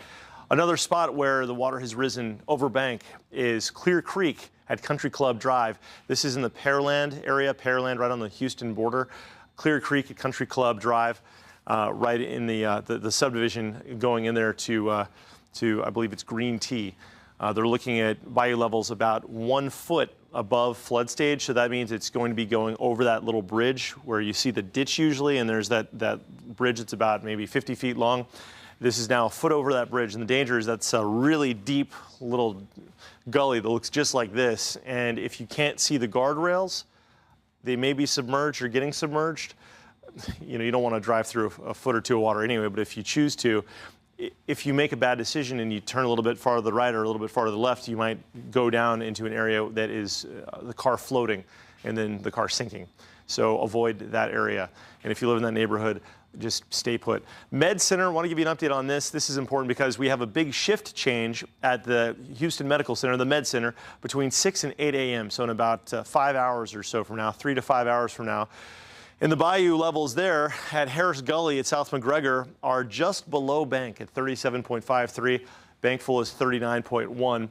We have another band of rain coming, so while that is remaining below bankful, it could change. Brays Bayou at Rice Ave is at 51.3 feet. Reports of homes flooding in Meyerland, as this is obviously over bankful in some locations. This is just this one flood gauge. So Meyerland is experiencing tax day level flooding. And I keep referencing tax day. If you weren't here for that, that was some significant flooding we had a couple of tax days ago. The tax day. Then this tax day, we also had some flooding. This is the latest satellite imagery, the last 6 hours. Here is Tropical Storm Harvey's center. And the pinks indicating lots of building thunderstorms. So where you see the pinks and the blues, we're seeing storms growing in size, also down toward Bay City. This is the one that is raising my eyebrow because as this first band, which dropped 10 to 20 inches of rain across our area since about 7 o'clock yesterday evening, is moving away a little bit. At least it's transitioning farther south, providing a welcome break for downtown Houston. We've got a new area of storms developing to the west, and that will make the flooding worse. We're on the dirty side of Harvey, and that is a weather slang term to describe all of this mess. It's a mess we're going to be under, not just for this Sunday, but for Monday, Tuesday, Wednesday, and Thursday, which means we're going to have periodic flooding for this time. Let's zoom in. Houston was dry, and it's about to not be dry. I'll show you that. But this is very heavy rain falling. And a lot of us, obviously, at this hour, 3 in the morning on a Sunday morning, are at home. Maybe you're watching TV because all this lightning and thunder is waking you up. We are seeing this move to the north, and it's not going to stop. It keeps developing over the Gulf. So what you see is what you get. We're going to have that rain continuing to fall and running off, and we're going to see places that haven't flooded in previous events flood this time. I've had a lot of folks on Twitter which I've had a chance to look at between going on TV here, tell me that they've never seen water this high in the neighborhoods that they're currently residing. Alvin, Pearland, Manville, This is new rains forming. You had a break. This is that area I showed you around Mary's Creek and also Country Club Drive. That is where Clear Creek is, where it is starting to rain again hard. Houston, which had had a break right here for about an hour, is now starting to see this fill back in. So downtown Houston is going to see more accumulating rain at a rate of 2 inches per hour or a little bit more. And so if we go through 5 or 6 a.m. and we continue to see this rain, we could easily see another 4 to 8 inches of rain falling in Houston. This band to the west, from Brenham to Katy, Sugar Land to Bay City, is a band that's raining about 2 to 3 inches per hour on this part of it, west of town, and about 3 to 4 inches per hour once you get down to Bay City. It's also producing a radar-indicated tornado in Bay City. I'm a little bit concerned about this band because if it transitions east at all, it's going to be impacting very hard-hit areas. But that said, with these bands of rain circulating around Tropical Storm Harvey, which is centered about 120 miles to our southwest, parked in Park over Yoakum, stationary, it's been there all day, we could see these filling in and see a resurgence of very heavy rain. This isn't like a typical event where you get a big thunderstorm and it stabilizes the atmosphere, and then from there, things get a little bit more quiet. Because we're dealing with an actual cyclone, a tropical cyclone, formerly a Category 4 hurricane. And cyclone is just the term to describe an area of low pressure. The atmosphere can't stabilize, and it won't stabilize. This low is holding on to its own life. It's a heat engine.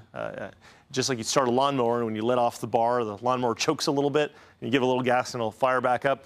The gas for this thing, the fuel, is all this heat and humidity coming in off the Gulf. So there are these feeder bands that the storm is pulling in, and just like you'd pull, I've used this reference a few times, just like if you're canoeing and you pull the oar and you look down the water after you've done a stroke with your oar, you see little whirlpools going by.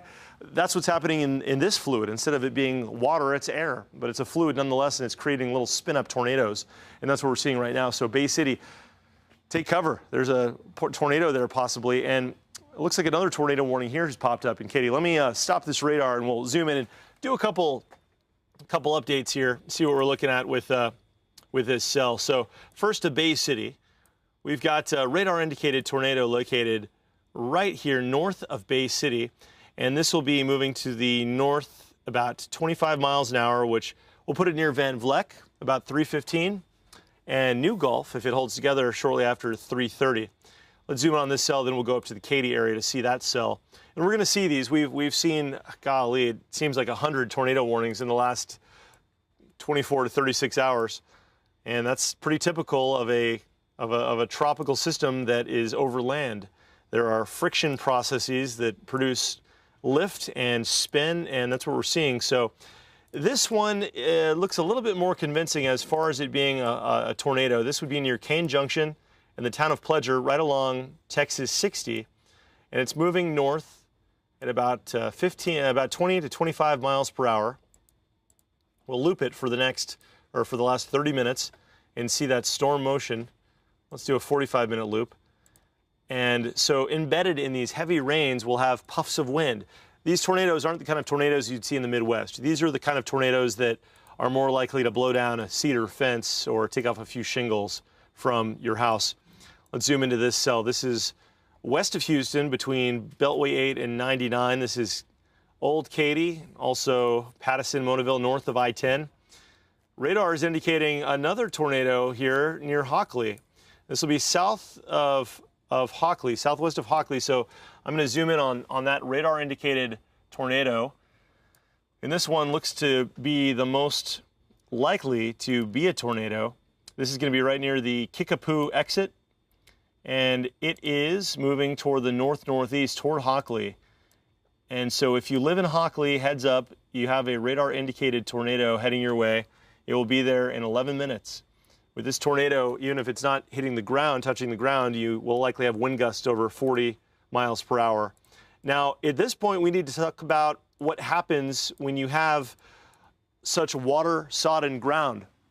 If you've ever been in your backyard doing a little gardening, planting a tree maybe, you've put that shovel in the ground after a long, sunny, hot, dry spell, that is a hard ground.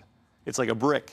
You can break your shovel. But if it's rained or if you sprinkle it and let it sit for an hour and then try, that shovel will go in there just fine. You could pop it out. It's a little muddy, but it's easy to work with. Same thing here.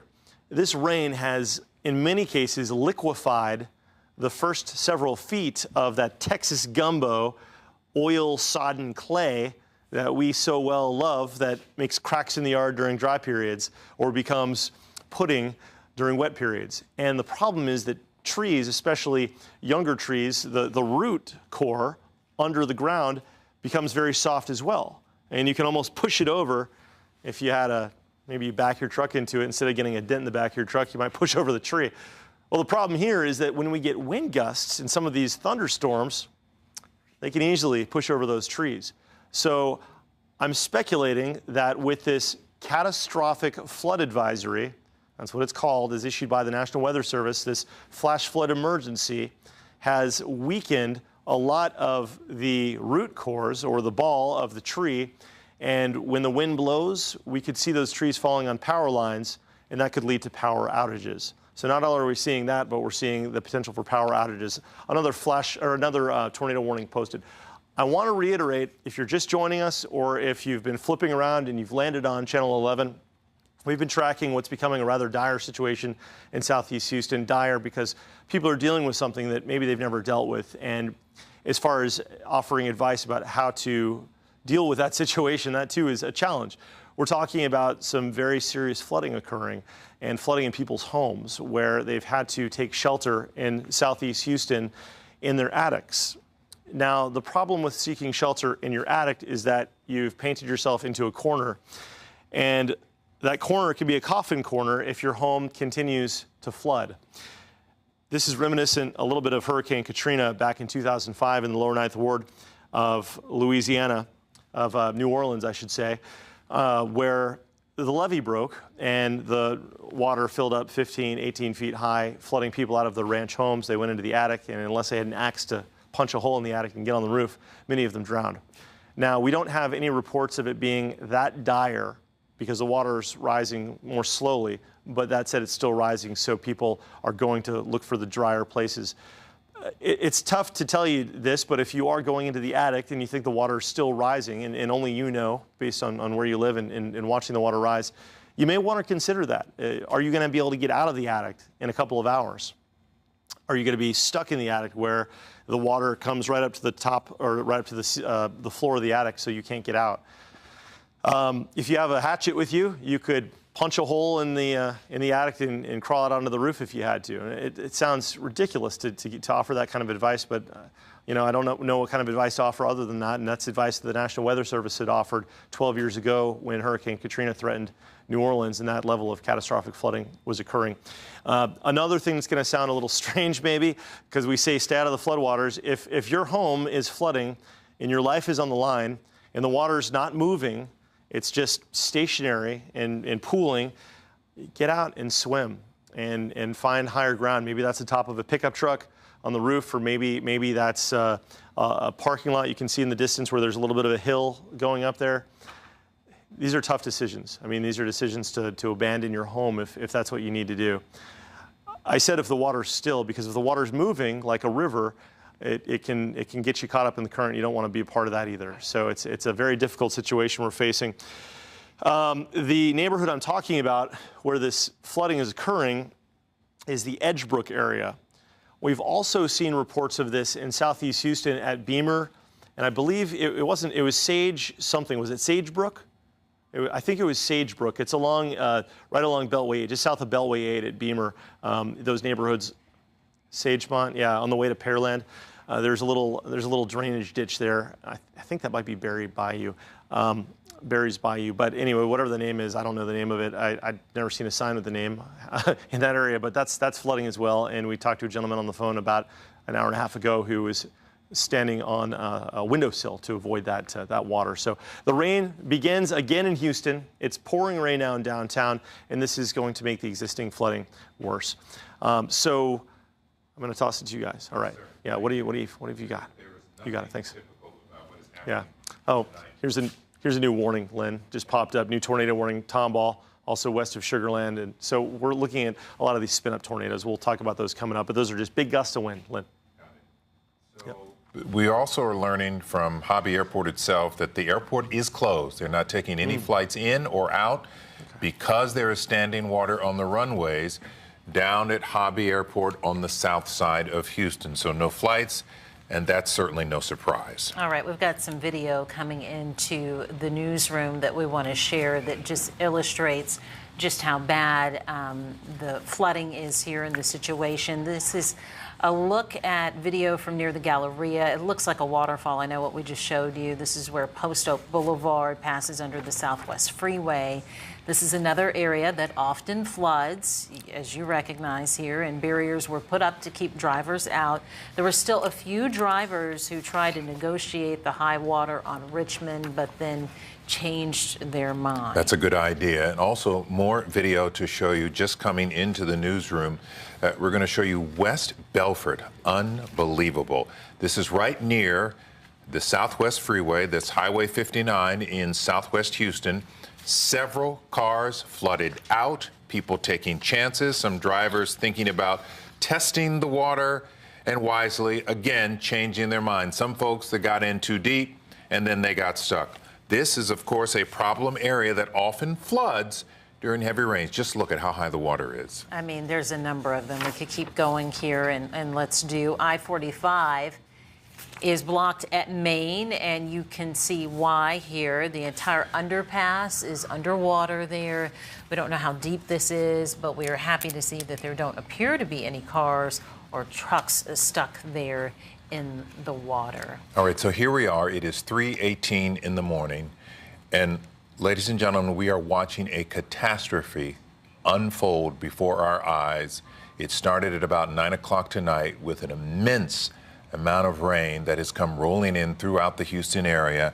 And what we have are dire situations, life-threatening situations, people calling us, telling us that they are trapped in their homes, some with young children, people trapped in their cars on the roadways.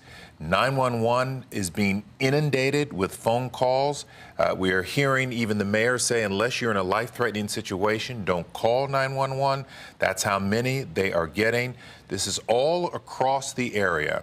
And we know at least one death can be attributed to the water.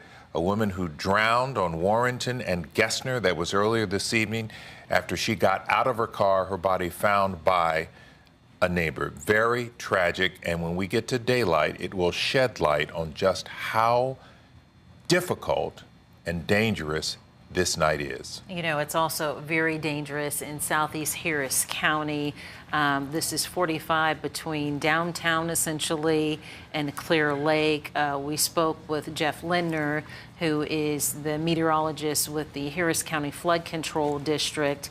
And, you know, he was the first to inform us that the situation so dire there that some people were climbing into their attics because the water had risen so in their home, and this water really spilling in from everywhere. He pretty much said every watershed in Harris County is being taxed right now. A number of these different waterways out of their banks. We know of great concern, Berry Bayou, Clear Creek, Horston Bayou, Buffalo Bayou, Huntington Bayou as well. We could keep going on and on here. And also, we had been hearing from the city of Pasadena where they have a shelter in place for the whole city, for the entire city. They're attempting to rescue as many people as possible. We spoke earlier there with the fire marshal. We're hoping to get him back on the line, but he told us at that time that there was a waiting list. And I asked him, you know, how does this waiting list work? You're receiving one call after the next, and much like all of the different areas in the response, it's by priority, who is in the most grave danger and who needs that response first. Of course, they keep in mind the elderly and children. And I know we were talking about the 911 network and the call volume there. And I think we've got right now on the phone Sonia Lopez Clausen. Sonia, you there? Yes, ma'am, I'm here. Hi, Sonia. You gave us an update. It seems like maybe that was an hour ago. You had an extreme call volume. What's it looking like now? From what I understand, it is still the same. We are having an extreme high call volume at all of our call centers. As you know, this is a rare event for the city of Houston. The last time we had something like this was 16 years ago with Tropical Storm Allison. Our 911 systems are up and working properly. It's just we need to remember to save those lines for true emergencies. And if you do need help, please be sure to call 911, but stay on the line. Do not hang up. Be patient. They're going to answer your call, and then, as you said, Houston 911, Harris County Sheriff's Office, and all of our other call centers are handling those calls as soon as they can. You know, Sonia, we've talked to a lot of nervous people with water in their homes. You know, I had one lady, quite frankly, asking me, should she make that call? What warrants making the call to 911? If you feel that you are in danger and you need help and rescuing right away, then definitely call 911. But please understand that we need to pack our patients. The calls are they're handling their calls as quick as they can. But this is an extremely rare occasion. Sonia, how many people would be manning these calls throughout Harris County? Can you give us any idea? From what we understand, each of our call centers are staffed to handle they're all prepared to handle the situation tonight. They're all on duty. So again, we have multiple calls. There's multiple call centers throughout the city of Houston, Harris County, and Sheriff's Office. They're all on board and all ready to handle their calls. So definitely, you're all hands on deck. Give us a sense. How many calls are you seeing? I don't have that one for you just yet, but I can get you an update on that. But again, it's I would say they're extremely high call volume, inundated, as you said earlier. And Sonia, just to let people know so they know what to anticipate, I mean, how long are we talking of a wait time before they get somebody on the other end? I would have to check with the city of Houston on that one. Well, any of our call centers. I'm not real sure about their wait time right now. I just know that it is going to take longer if we hang up. It's going to take longer to get to that next call. So every call counts. Every call counts. Every call counts. When you call 911, if you are going to go into a queue, and if you hang up, that call is still in that queue. Yeah. So please do not hang up. Sonia Lopez-Clausen, thank you, with the Harris County 911 Center. We know it's very difficult for folks out there, and I know your people are doing their very best to keep up with the volume. Thank you, and good luck for tonight. Adam Bennett is still on the northwest side. I'm wondering, is it still clear where you are, Adam? You're at Barker Cypress and West Road.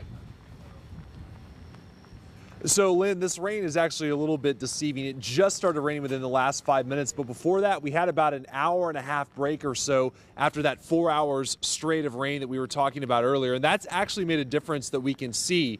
So here in this parking lot, the water is only a couple inches deep. It was just above my ankles, several more inches earlier, and that's about the same depth that we were seeing out on the roads behind us, which are too dark to see right now. But a lot of cars were not able to make it through or just didn't want to take that chance and were turning around. The sheriff's office, one of the deputies, told us he was seeing all kinds of high water all over this area. And in fact, since the last time we talked, I actually ran into a tow truck driver in the parking lot of this convenience store next to us. He told us that already he's had to tow 6 cars just tonight in this area. He says people just getting stuck, not expecting it. I talked to him earlier. Here's what he had to say. I'm guessing they're probably just trying to make it home, so hopefully they make it. Think it kind of snuck up on a lot of people? Yeah, pretty much, man. When that rain hit earlier, it was quick, intense, and the water came up real quick. But thank God it's actually receding just as fast as it came up. So that's what we need, because it was going for about 4 hours straight. Exactly. He told me a lot of the people that he ran into, they went to go watch the fight earlier tonight. It wasn't really raining too much at that point, and by the time they left, it was a whole different ball game, just absolutely pouring all over town. And it really goes to show you just how quickly that water can come up. He was showing me on his truck.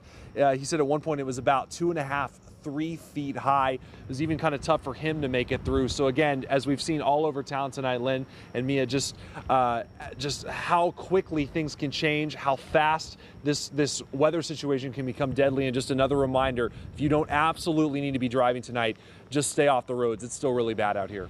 Great advice. Unfortunately, a lot of people are trapped. They got out tonight and didn't realize the water was going to come up as fast as it did. Adam, thank you so much for letting us know what's going on there. Brooks Garner, give us a sense. When do you think we can get a break for the entire area? When will it come? That's the question of the hour, Len, and unfortunately, the answer is it may not come for quite some time. It may take the better part of the day today. We're sitting here about 3:30 in the morning. Some of the computer models, some of the reliable short-range computer models that specialize in forecasting for the next 12 hours, keep us wet, like really wet, with more rain falling straight through Monday evening. Waves of rain. This is a big deal as far as the length of time that this is going to continue. I want to give you an update on Mary's Creek at Winding Road in Friendswood. At last check, this is approaching 30 feet, which is way above the flood level of 26.8 feet. So it's about 3 to 4 feet above, and that may start to flood not just roadways, but some area homes. Clear Creek at Country Club Drive in the Pearland area, right on the Houston border there, checking in with about 37 feet. That's a good foot and a half above flood stage for that body of water. At the Med Center, we've got a big medical shift change coming up between 6 a.m. and 8 a.m.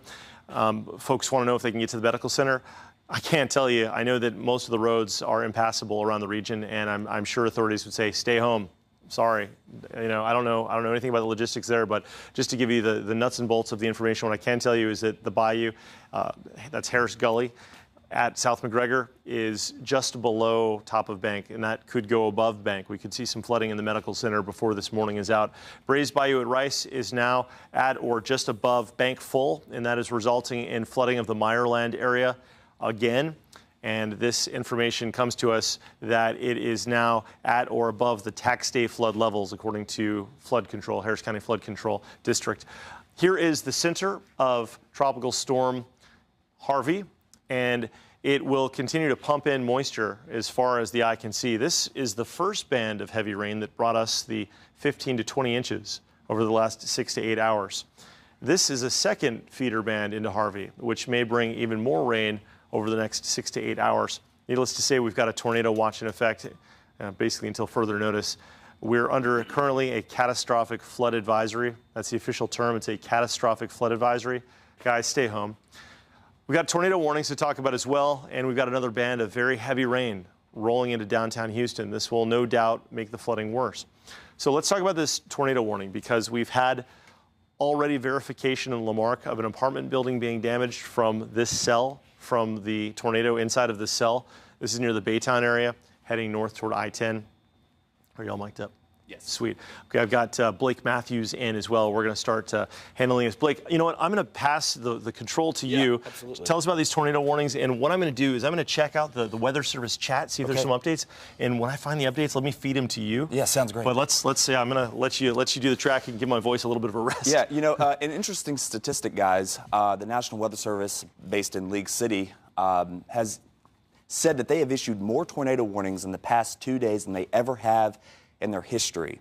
I mean, we're over 70 tornado warnings now just in the past 24 hours, and unfortunately some of them have verified, and of course we're tracking at least 3 of them right now, one of which is going to include the Katy area out along the Katy Freeway down just to the north of Rosenberg. And these tornadoes, if they are on the ground, are moving extremely quickly at about 35 miles per hour. So you're not going to have much time to prepare when these warnings are issued. So keep in mind, I know my phone has been going off all night long with tornado warning after tornado warning. So as soon as you get that alert, you're definitely going to want to stay away from the windows, as, again, some of these have verified. So, again, those of you just to the east of Fulshear, looks like right along the Grand Parkway here, north of Rosenberg, heading in the general direction of Katy. You're going to want to pay attention to this very closely. And, again, here's a tornado warning out in the east side, just to include Old River Winfrey there in western Chambers County, extreme southern Liberty County, and getting down towards, looks like just inside the Harris County line there as well. This is going to be east of Hobby Airport. And it looks like another one here. This does include northern Brazoria and southern Fort Bend County. Brooks, these expire at what time? These warnings are really short fuse. So, for instance, the one that was just issued expires at 4 a.m., the one for Brazoria and Fort Bend. Okay, so this they're, one right they're here. like 20 to 30-minute warnings. Oh, Blake, one real quick thing. I was looking at the flood gauge, and I'm going to update some of these graphics coming up, but we were talking about the Friendswood Pearland area getting hit. Clear Creek at FM 528 is seeing flood levels now about 8 feet above flood stage at the bayou there, Clear Creek at FM 528. So Clear Creek now is in flood. So this is going to be down in this general area here. Yep, Looks like northern Galveston County, and exactly right, sort of in the Friendswood Pearland area. For sure. And yeah, they're getting it's still raining. So it certainly is. And you know what? Unfortunately, you know, I'm on my way into work this morning. I was thinking, what is the silver lining here? And unfortunately, as Brooks mentioned, there really isn't much of one, because as we saw yesterday, we saw one heavy feeder band roll through the Houston area. Then we got a long break. We had 6 or 7 hours of dry weather here in the city of Houston that allowed a lot of the water, especially on the low-lying areas, to recede. Now, beginning about 7:30 last night, we're getting wave after wave after wave of feeder bands that are setting up. And unfortunately, it looks like possibly a fourth feeder band is in the process of developing here out to the west. So we're dealing with the one that brought us all the rain last night is now over in the Beaumont area. The one we're dealing with now, or at least an hour or two ago, is pushing into Liberty County. We're having another feeder band develop right over the city of Houston. This one's certainly going to put some people underwater here if they haven't been already. So those of you along Buffalo Bayou, stretching down into northern Brazoria County, this one, again, he was just talking about the creek there, Clear Creek. Northern Brazoria County, those in the Pearland area getting hammered right now. And then we have another feeder band. You see this one right here, this one just to the west of Katy. This one has 2 tornado warnings in effect right now. Of course, the other big story is going to be the tremendous rainfall. We're talking rainfall rates 4 to 6 inches per hour. And this is very Allison-esque. I'll tell you, Allison 2.0 taking place here across the Houston area this morning. So what do you need to do? Well, if you're at high and dry, you need to stay off the roads. On my way in this morning, there are far too many people on the roadways, bottom line. The second thing is, if the water begins to approach your home, your instincts need to take over. Obviously, it's your life first, not your belongings. So if you're unable to get out, you're going to want to get to the highest point in your home, the second story, maybe even an attic. We've seen that already this morning. And if you have to go that high, certainly take something with you to where you can get out if necessary. I've got one more quick thing. Okay. From Flood Control, Jeff Lindner saying the lower Hunting Bayou, which is located along sort of the I-10 area east of Houston, is approaching, this is just an interesting stat, it's a 500-year water level. Wow. Now, every year, there's only a 0.2% chance of that. And the next thing he said is that devastating, this is quoting, devastating flooding is in progress along the middle and lower Clear Creek. So we're here, we're aware that you guys are suffering. Blake? Yeah, oh, absolutely. And unfortunately, again, we're looking for silver linings here, not seeing one as we have another very heavy rain band developing just to the west of that area, getting ready to pull in. My parents spoke with my aunt down in Clear Lake. She lives along Clear Lake City Boulevard there. She's saying the water is approaching her home at this time. That was about an hour ago. So those of you watching down again in southern Harris County, northern Galveston County, northern Brazoria County, again, more heavy rain headed in your area. So if you live in Clear Lake along Clear Lake City Boulevard, Bay Knoll, those areas are beginning to take on some water here. And obviously all the feeder roads, on my way in this morning, the feeder roads are completely impassable just about everywhere. So again, you do not need to be on the roadways, as obviously a very serious situation shaping up here across southeast Texas. So here's the center of circulation with Tropical Storm Ike out to the west of Yoakum, continuing to pull in just copious amounts of moisture. And essentially, we are just going to have to nowcast from now on until this situation lets up. I mean, it's going to be just wave after wave after wave of rain. And if you haven't taken on water yet, if you haven't seen a whole lot of rain yet, it's coming. Because here again, here is feeder band number 1, feeder band number 2, feeder band number 3, feeder band number 4 that's beginning to develop out towards Columbus and El Campo. And again, with the center of circulation to our west, it is feeding off the Gulf of Mexico, pumping in tons and tons of moisture. And as Brooks told me, you know, what this system's trying to do is it's dying. It's over land and it's trying to eat. It is trying to take in as much moisture as it can to survive. And that's why we're seeing copious amounts of moisture just continuing to be rotated in. Unfortunately, we talk about that dirty northeast quadrant of the hurricane, that dirty east side. This is why. This is where all the rain is, and this is where it's going to continue to be as long as the tropical storm sits off to our west. So that's the very latest here with the radar, guys. Lynn and Mia, I guess we'll send it back over to you. Obviously, lots and lots of flooding. We're going to get caught up, Brooks and I, with the National Weather Service, and we'll be back with another update shortly. All right, thank you, sir. We're going to talk to another woman on the phone in another dire situation, Renee Trejo on the southeast side. Renee, you and several people are trapped. Explain how long that you've been there. Well, we've been here we've been at our home all day long. What it is that it was raining lightly earlier, and so we just assumed that was what was going to happen. It was going to stay light. But now that it's... Oh, I think and the water there went she is. away. Yes. I'm sorry. So do you have water in your home? Not our home, not ours, but within a few blocks over, there's water going in people's homes. And how many people are in your home? There's about 6 of us here. Any children? Yes, my son's here. He's 2 years old. But like I said, we're fine right now. The power's still on, everything's still on. But there are people that are literally sitting on their kitchen tables in their attic. And Renee, to give us a good idea of where you are exactly in Southeast Houston, are you in a subdivision, a neighborhood, a townhouse complex, so people can kind of gauge what it's like in different parts of Southeast Houston? Where are you? I'm in a subdivision, the Sagemont area. We're in a house.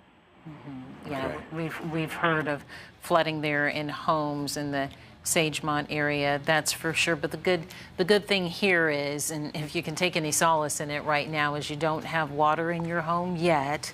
And you have power. And you have power, so that's really something to be said right now, considering the conditions outside and in that area in Southeast Houston. So what's the plan for you guys? Just to obviously sit tight, maybe?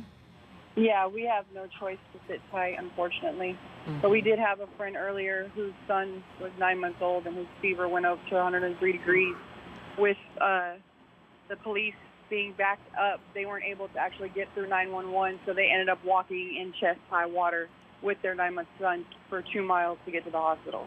Oh, my goodness. Bless them. Bless them. I hope everything is okay there. Such a difficult situation for so many people, so many families, really for anyone who is dealing with this out there. Once again, this is in Southeast Houston. Renee Trejo that we're speaking with.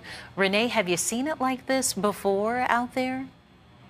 Not this bad. There are neighborhoods that flood with regular rain in this area, but ours doesn't, and it's already above water. So, yeah, we have people that have 10 inches of water or more in their houses already. 10 inches of water in their homes. My goodness. And I know we keep hearing this over and over, but this is widespread, and we're gonna see more of this. Mm-hmm. I mean, it could be thousands of homes affected, and I'm certain thousands of cars have been flooded and stranded overnight. Well, and we know there are so many calls that are coming into the the Harris County 911 call network. And Renee, you know the drill. It sounds like you guys are holding out okay right now. But if you feel like you are in a life-threatening situation and it's extremely dangerous, then you call 911, okay? All right. Renee Trejo, Southeast Houston. She's got power, no water yet into her home, but she said a lot of her neighbors have got 10 inches of water in their home. Yeah. And we're hearing a lot about that. Yes, sir. Unfortunately, that Sagemont area, which is going to be on the southeast side of town, right at the Beltway there in the Gulf Freeway-ish, there's another very heavy feeder band getting ready to filter right on into that area. Oh, no. So you see, if we could zoom on in here in just a second.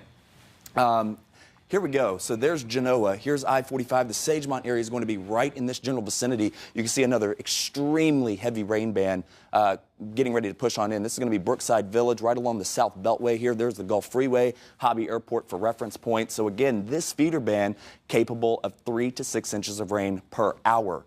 And these rain bands are moving extremely slowly to the east. They're moving quickly from the south to the north.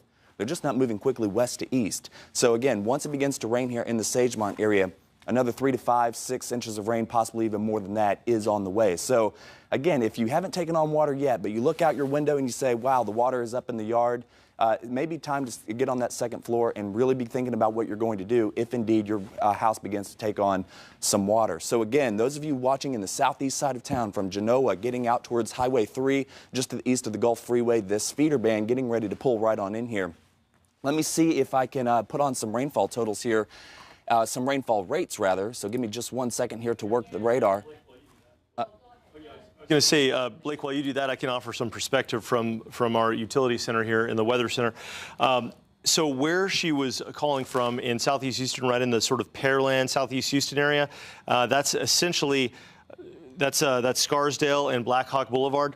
Rain gauges there locally have cited 18¼ inches of rain in the last 24 hours as measured at Beamer Ditch at Hughes Road. This is in the Clear Creek area, so a lot of the little tributaries leading into Clear Creek being the main drainage conduit for the Pearland area in Southeast Houston. They are at top of bank right now. They're above. They're about 1.5 feet over flood stage in that location. And there are other locations like Beamer Ditch at Hughes Road. Beamer Ditch at Hughes Road is over bank by a factor of about 2 feet. So the rain that's coming in now, as you showed on radar, is probably going to make the situation continue to deteriorate. And certainly looking at some of these computer models and the precipitation rates you're showing there indicate that conditions may not improve before they continue to get worse. Yeah, and you know what? These rainfall totals are actually on the lighter side of what we've seen. And please, I mean, 1.5 inches of rain per hour is not light by any stretch of the imagination. But certainly going to add a lot of problem here to the southeast side of town. And as Brooks just mentioned, some areas closing in on 20 inches of rain here just in the last 24 hours. So any rain, even if it's just a drop, certainly not welcome news. Unfortunately, we're going to continue to watch this feeder band continue to pull on off towards the east. And this isn't the only one. As we mentioned, there's 4 of them stacked up across the Houston area. And guys, this is just a moment-by-moment situation here, not just for southeast Houston, but area-wide. Again, this morning, just anecdotally speaking, already a lot of problems, especially there on area feeder roads. Lots of cars underwater already. White Oak Bayou coming across Durham there just north of I-10 at Bankful is completely level with the land. So if the bayous haven't gone over yet, they could very well get there very soon. On their way. Blake, thank you. You know, the Texans played tonight in New Orleans. I'm looking at our website, and because of all the rain here, they will not be flying back to Houston. The Texans will be flying to Dallas instead until things clear out. We know that Harvey Airport is closed. I'm not sure about Bush. They decided they're not coming here.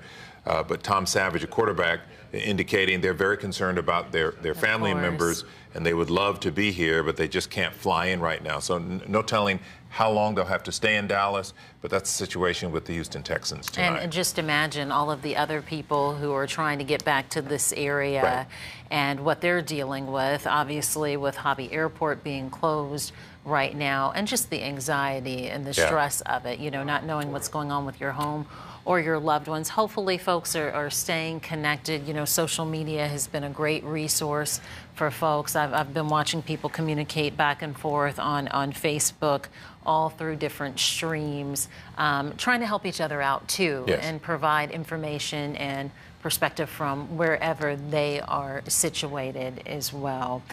We know those hard-hit areas right now, Southeast Harris County, Pasadena as well. And when we were checking in with our live reporters, I know as far south down to Dickinson, Texas City, also areas of great concern. Brooks, you have something for us? I do. Unfortunately, we're seeing some horrible flooding happening, and I want to offer you this information so that you understand that we're aware of what you're going through, and we can hopefully provide information that can help you make decisions. I'm talking about Clear Creek at Bay Area Boulevard.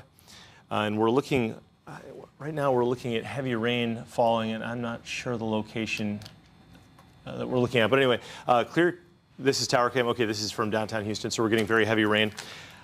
I'm talking about Clear Creek at Bay Area Boulevard. This is southeast Houston / Friendswood / Pearland area. And this is a major flood happening. This is about the worst inundation I've seen on the flood control map. We're looking at an inundation. If we can go over to weather 2, just take it full. Clear Creek at Bay Area Boulevard right now is 10 feet above its bank. And that's very high. So I think there's probably folks being affected there. Flood control has said that they're experiencing what they're describing as a devastating flooding event. And just now, Jeff Lindner, our dedicated information hero of the night, has just classified this as now worse than tax day on the upper Buffalo Bayou, that the flooding there is worse. He further says that some of the gauges are taking on water and have failed. So if we don't have information for your neighborhood, that is one of the reasons. But Clear Creek at FM 528 is about 8.5 feet over its banks. Amazing statistics, guys. Oh, my goodness. Absolutely unbelievable. All right, we want to check in with Grace White. She's been able to move, to travel. We had visited with her last time. She was in Missouri City. She's now moved over to West Belford and Deary Ashford in southwest Houston. Man. Seems like the rain is coming down there, Grace. Me and Lynn, this is really intense rain. We haven't seen it rain this hard in several hours. As you can see, I'm standing in several inches of water, and it is continuing to rise. We were in Missouri City, but we have kind of been venturing out around this area, around the Missouri City Sugar Land area, because, you know, we didn't have rain. We had a break in the rain, so we thought we could move, give you a different vantage point. And this is actually, I think, where you saw some stranded cars earlier this evening. I think towards 59, we were coming up West Belfort trying to get to the highway, but we are not able to get to the highway right now because of the high water. It's just simply too high behind me right now to get to 59. Okay, so we lost Grace White. Understandably, you can see it is pouring where she is, West Belford and Deary Ashford on the southwest side. I mean, it is just driving rain. It is one of the bands that Blake was mentioning that just keeps coming in. And so we lost the audio, but that is to be expected given how horrendous things are. We can see her in the picture, but we cannot hear her, and she cannot hear us. But that is just incredible to see one rain band after another. I looked outside the station here where we've seen massive flooding from Buffalo Bayou along Allen Parkway 10 minutes ago, and it had stopped raining. But here southwest, and it's not that far away, no more than perhaps 10, 15 miles, driving, pouring rain. And we cannot escape it, and we're going to be facing this for the next few days, it looks like. Yeah. Let's check back in, heading further south along I-45. We have Nancy, who is in Seabrook. Nancy, how you holding up? Well, I'm actually in Shore Acres. Okay, Shore Acres. How are you we're- holding up there? Well, several of my neighbors' homes have flooded. We are inches away from taking on water, and I mean it's just relentless. Yeah. We do still have power. Okay, that's a good sign. Be careful with that, though. Obviously, you've got that live electricity there in the house. Tell me what it's been like for you in Shore Acres in the past. Have you seen anything like this before in your immediate area? Well, yes. During Hurricane Ike, we actually 86% of our homes were deemed uninhabitable after Ike. We took a direct hit. Homes, more than 50% damaged were 86% of the houses. We were far worse hit than even Galveston.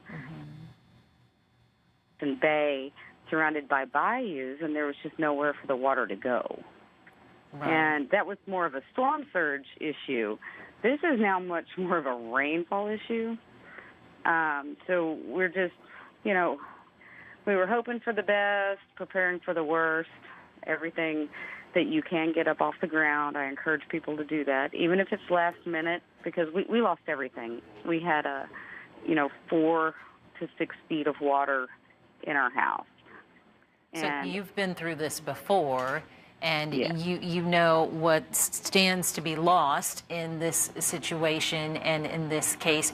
So have you yourself already, moved things up to a higher elevation in the home? And what's your situation in that regard? Yes, we have taken those precautions. The most important thing is for people to remember, even though it was very difficult for us to hear when we lost everything, it's just stuff. At least you're okay. Lives that would be, whether it be human beings or pets, you just make sure that you take care of, because a life is a life, and the rest of the stuff is just stuff, and you can eventually replace that. But you know, people, if you're staying home, stay home. We've heard that over and over from the mayor of Houston.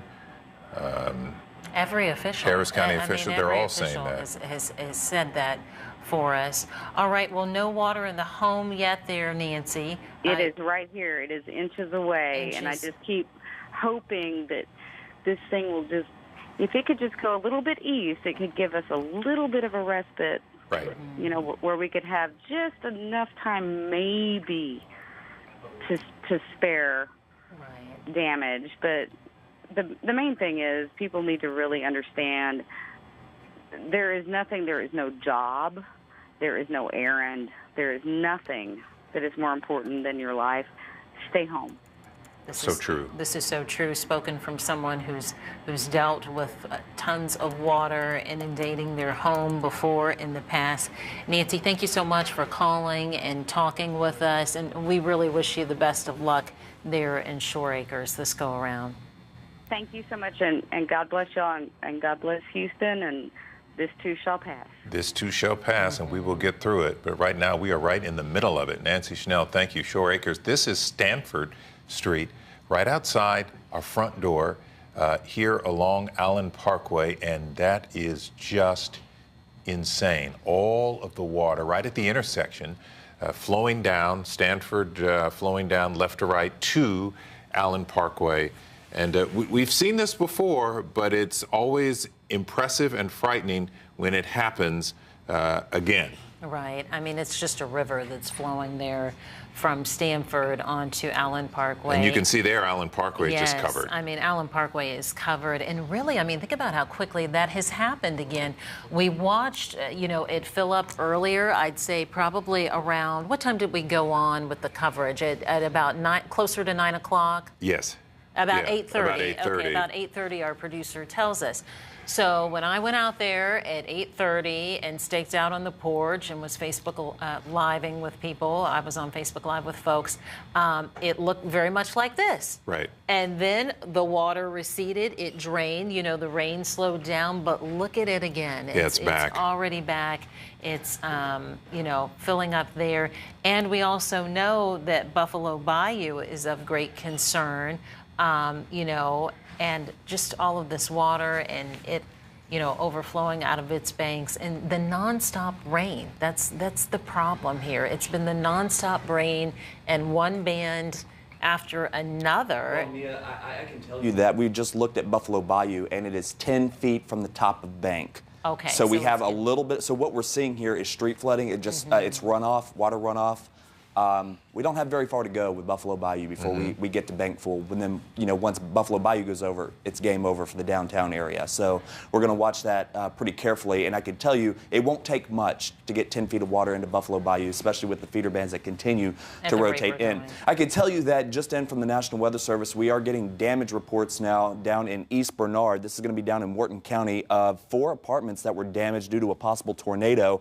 And that tornado warning isn't effective until 4 o'clock here for about another 4.5 minutes. So we've got a couple of these in effect as we speak. The first one is going to be right here in northern Brazoria, getting just inside the Brazoria Bend State Park. So again, these tornadoes, if they are on the ground, are quick hitting. They touch down and they jump back up very quickly. So you're not going to have very much lead time when these tornado warnings are issued. So if you live out in Damon, Brazos Bend State Park, anywhere close to that area, seek shelter as these storms pass on through. We also have another tornado warning. This one going to be out to include League City. That's where the National Weather Service office is located. This is going to be just north of Highway 6 here, right along the Gulf Freeway, and this is headed due north here. So here's the bay.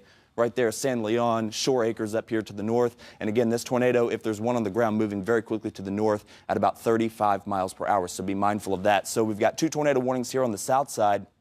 And we've had a lot of calls coming in from the southeast side of town, Shore Acres, where Nancy just called in from. And then we've got the area KHOU-Ch also with that feeder band slowly getting ready to push into that area, easily going to drop another 2, 3, 4, 5 inches of rain. And then you look behind me and we have yet another band of rain that is developing and getting ready to push into the city. I'm going to step off the radar here just for a moment and work the radar Brooks will be here in just a moment. But again, I want to zoom out and just kind of get everybody back up to speed as to what's going on. So there you go. We've got 4 tornado warnings. The first one going to be out here out along 290. This is going to be out towards the Hockley area, pushing out towards the north. It does include extreme southwestern Montgomery County, southern Waller County, again, getting ready to push across 290 if it hasn't already. And then we've got another tornado warning out here. This is going to include the Katy area, so western Harris County, southern Waller County, and getting into looks like northern Fort Bend County, so they're near Pecan Grove. So it looks like we've got 1, 2, 3, 4 tornado warnings, all of which pose a danger, so you need to seek shelter immediately if you live in those areas. Obviously, we continue to watch the rain across the area, guys. I mean, you look at the radar and it speaks for itself. You know, we're talking about bayous near Bankful, White Oak, Braze, Clear Creek, and I checked on Spring Creek, by the way, for our friends that live up in South Montgomery County and northern Harris County. Still has a ways to go. It is full, but we have a couple of more feet. So that Spring Creek, at least right now, is looking okay. I'll check on Cypress Creek there for those of you near Cypresswood, getting down towards 1960. But inside the loop, again, Buffalo Bayou, the main concern here for the downtown area. We've got about 10 feet to go, guys, before we are at Bankful. So if there's a silver lining, that's it, that at least there is a little bit more room in Buffalo Bayou. Yeah. Blake, thank you. There are, as I understand it, hundreds of water rescues going on. This is in southeast Houston, around Pasadena, Lamarck, Clear Creek. That's probably an understatement. It could be into the thousands because so many people were out on the roads and got trapped. 911 being inundated with calls. City of Dickinson has a shelter in place. City of Pasadena has a shelter in place.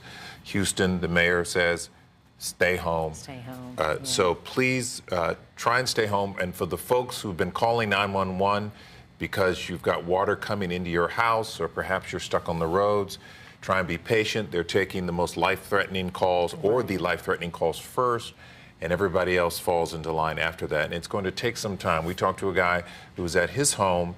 They were in the attic. He even had a small child with him, and he'd been waiting a little over 2 hours and still waiting.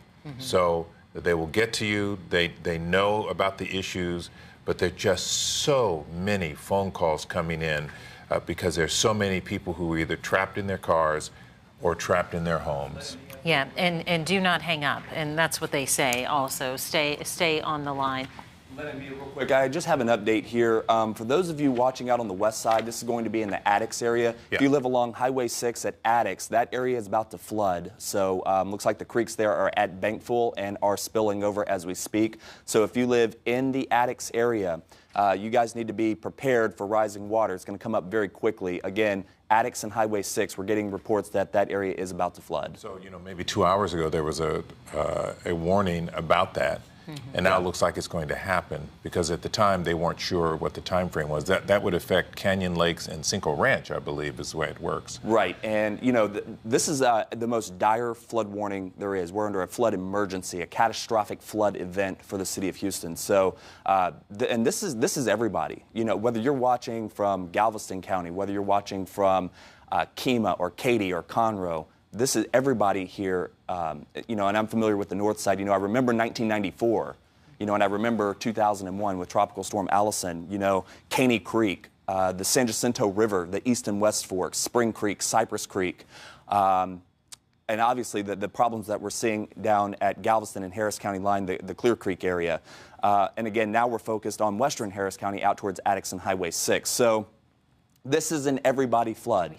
Whether you're watching from northern Galveston County or Brazoria County or you're inside the Beltway or inside the Loop, obviously there's no break in the rain. You think back to yesterday, we had some comments, where's the rain? Well, here it is. Yesterday we were certainly dry slotted there for a little while. We had one heavy band of rain come through earlier in the day. We had about 6 or 7 hours. It was a false sense of security.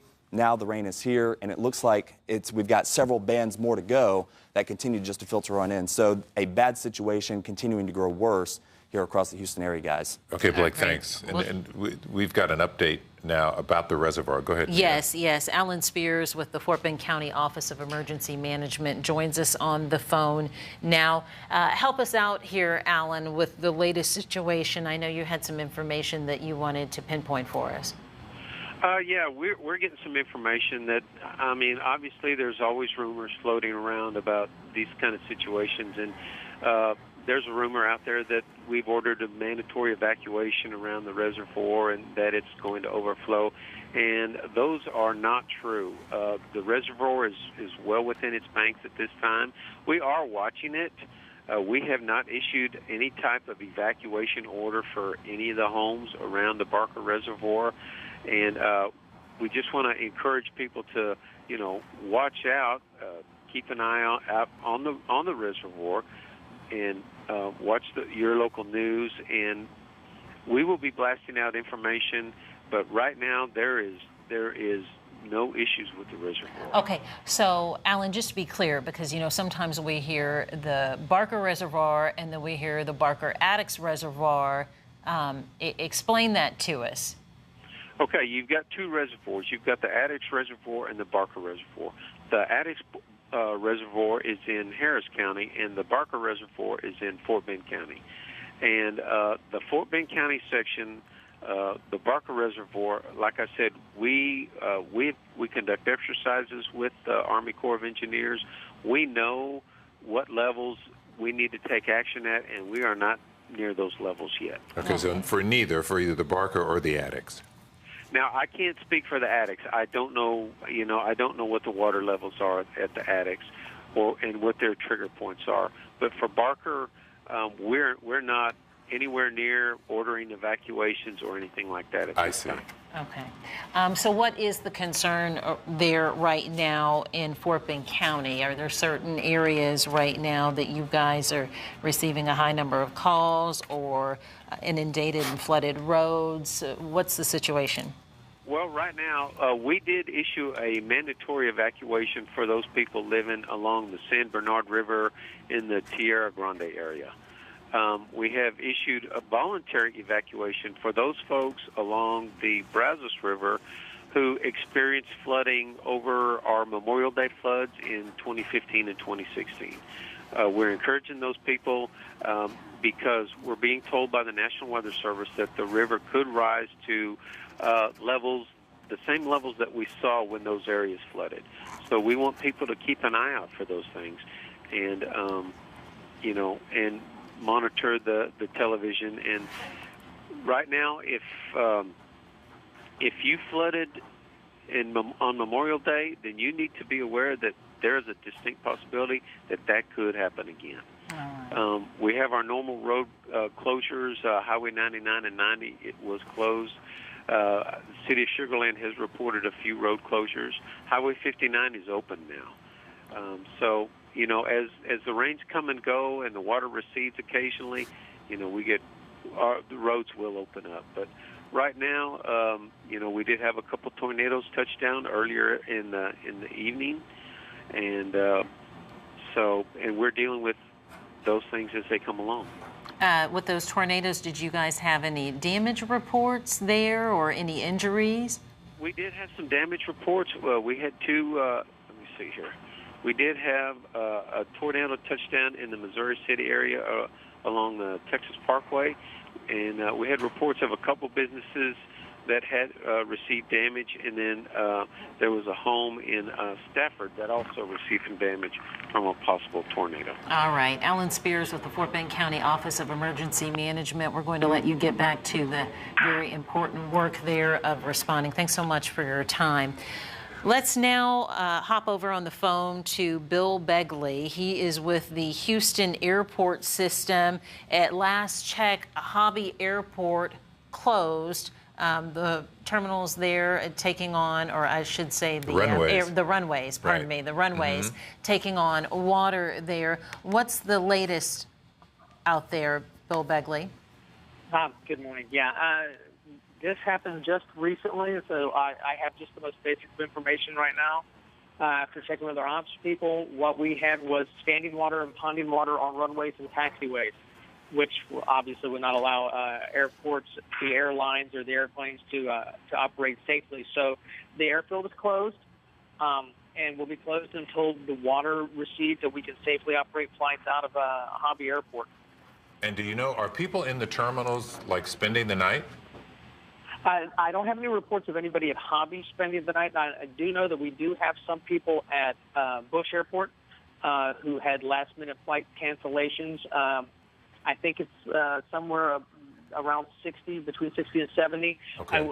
Which is a fair number. Although when you consider the fact that normally Bush has about 600 flights a day going out, it's not a huge number.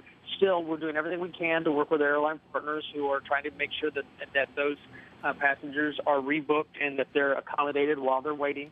The goal for us and for all the airlines is to make sure that they're taken care of and they get to their destination as safely as possible. It's one of the reasons why we've been emphasizing the need to reach out to your air carrier in advance before you get out in this weather. Make sure that your flight's on time. Make sure that your flight is not canceled. The last thing we want you to do is travel in weather like this if you don't need to. And let's be honest, that it's much more important to be safe than it is we can rebook a flight. Yeah, so Harvey's closed, that's shut down, and Bush is operating on limited schedule? A very limited schedule right now. United Airlines announced earlier, yesterday now, that they were going to cut back on a number of their flights. They'll be flying still to their 4 hubs out of Houston to Newark, Chicago, Denver, and San Francisco, and some limited international flights. It's going to be about 30 to 40% of what their normal flight load would be over the weekend. Again, this is to be proactive. The number one concern for all the airlines and the airports is to make sure the passengers are able to travel as safely as possible. So in anticipation of the weather issues that we're facing now, the decision was to go ahead and proactively cut back on the schedule, give people a chance to find out that their travel plans have been altered by the weather, give them a chance to make some alternate plans, and to keep people from getting out and driving on these roads. I'm working today and have been working most of the day today at the Joint Information Center here at the Houston Emergency Center. And one of the main things we've been emphasizing to everyone is in this kind of weather, with this kind of water, if you don't have to be out traveling in it, don't, because it's safer to be at home where you can be dry for the most part. Bill, give us some perspective here with Harvey there and the runways and taxiways taking on water and shut down. Have we seen this happen before at Harvey Airport with other storms that we've had here in the Houston area? Well, historically there have been, and not while I've been here in Houston, but we know historically that Allison, and we know that I believe it was Ike, there was some issues with water and with airports and airlines not able to operate safely. So, I mean, it's happened in the past, and you have to remember we've spent the last 4 or 5 days preparing for as much as possible the facilities, the staffing, the response plans, coordinating with our airline partners, with the other partners at the airport like TSA and Customs, since both airports provide international flights, with our concessionaires and their employees, to make sure we're all on the same page, that we're all communicating, and so that if you have to come to the airport, you can get there as safely as possible. Begley with the Houston Airport System. Bill, thank you for the information. Again, Harvey Airport completely shut down. Bush Airport operating at reduced capacity. And let's go to Josh Chapin. He's been in Texas City and in the parking lot of a Buc-ee's, and the weather keeps changing, and now it's bad again. Len and Mia, yeah, it just got bad again. We've been standing kind of next to the gas pumps. I want to give you an idea about why we and so many others have not been comfortable leaving this Buc-ee's. Just take a walk with me, Eric, here 1 second. This is the feeder road. Many of you might have walked in here, or excuse me, have driven in here time and time again, coming off of 45 over Holland Road, and you can see just how crazy it is right now. It's just waves going over this feeder road, getting onto and off of I-45. So just really treacherous conditions if we go up and down. I think Brooks even mentioned earlier, it's almost, if you see it from a distance, it's like snow falling. So that's what the feeder road looks like. We can walk a little bit into the gas station now. There's so many people out here that are weathering this storm. A number of folks told us they were finishing watching the McGregor-Mayweather fight, and they were coming back from bars in League City, and they didn't really know what else to do. Sorry, now it's getting horrible. But this has literally been like this the entire time. Guys, it's like hail. I can't even explain to you what it has been like out here, what it is like right now, driving hail. I've covered snowstorms before, and it almost feels like that, really hard snow. I want to see if we can make it up and talk to a gentleman who's at one of the gas pumps, if you bear with me. He told me he was playing a gig in Texas City that finished around 2 in the morning, and unbelievably, he's trying to get back to Katy. So I don't know how he's going to do that. I think he's going to wait it out. But it has been a wait kind of situation here because it has been so rainy and so just awful out. Let's see if Josh can talk to us right now. Bear with us here. Oh, you know what? Wrong truck. Sorry, guys. But it is, see, once we're undercover, it's not as bad. There's Josh here. This is really the best place to weather this storm. I'm going to bring in Josh now. You were playing a gig in Texas City, and what was it like just getting here? Getting from there to here, really slow, a lot of high water. I saw the Buc-ee's and just decided to pull off here and wait it out. So it got kind of scary for a minute. Now, you had a gig. You surprised that gig wasn't canceled? Extremely. There was a good turnout. It wasn't that bad when we got down there, but by the time we got out of there, it got pretty bad. What would be the normal route you'd take back to Katy? I'd just go up 45 to I-10 and then out back to Katy. But I don't think that's possible today. What's your plan right now? See what it looks like in the morning, or how much more morning I can get. Looking at these rains, I mean, what has been going through your mind? I'm actually thinking a lot about my house. You know, I'm not there to make sure everything's going good. My wife's actually at work tonight also. She's a paramedic. Oh my God, she's a paramedic in Katy? Yeah. She works for Harris County out there, and you've been able to talk to her? Yeah, I've been texting her, and they're pretty well set. So no one's at the house, so that's mainly my concern right now. Okay. Well, you be safe out there. Thank you so much for talking to us. Number of folks out here, not only just weathering the storm, but we talked to a couple of people earlier from the Dickinson community who had evacuated. They live by a golf course nearby, and they came here. We talked to another gentleman who got his mom out last minute because water was rushing into their homes. I think to put it best, to wrap this all up, we spoke with a lieutenant from the Dickinson Police Department when asked if we could leave, and he said, if I were you, I'd stay put. Lendamia, that's all you really need to know. Yeah, that's good advice. You're not going to be going anywhere anytime soon. No, not at all. Just like a lot of the people you're interviewing. I mean, it's just, they're going to be waiting till morning, and even in the morning. It's a safe, dry place for now, and it's the best place to be. And we've watched the conditions just change so rapidly where you are there in Texas City. So hang tight at that Buc-ee's along with the other folks there. Josh Chapin, thanks so much. Yeah, Bye. It's insane. Blake Matthews, so what does the morning look like over the next few hours? It looks really, really bad. In fact, it looks like it's going to be raining very heavily for at least the next 6 to 8 hours. Now, really quickly, just in from the National Weather Service, getting reports now, water in the homes in League City rising up to the second story. And looks like at the 5001 Meadows Lane in League City. So water now approaching, if I read that correctly, moving up the stairs to the second floor now at 5001 Meadows Lane down in League City. So not only is water in the homes, but it's now approaching the second story down there in Galveston County. So I'll tell you, not looking very good at all. In fact, if we zoom on in, you saw Josh's live shot there, and you could see the massive amounts of rain that continue to just pour into Texas City right now. Of course, he is under that feeder band right now, as well as Lamarck, San Leon, Baycliff, Dickinson, out along 646 there, and there's League City right there. Now it shows that there's a little bit of a light patch here. You see this open area right here, that's directly under the radar dome. So the radar is not able to see down, but it's still raining very, very heavily in that particular area, stretching all the way down into downtown Galveston now as well. And you can see lots of lightning within this cell as well. As we zoom in a little tighter here, I want to show you some of the rainfall rates. We're looking at 1.5 inches there, almost 3 inches of rain per hour now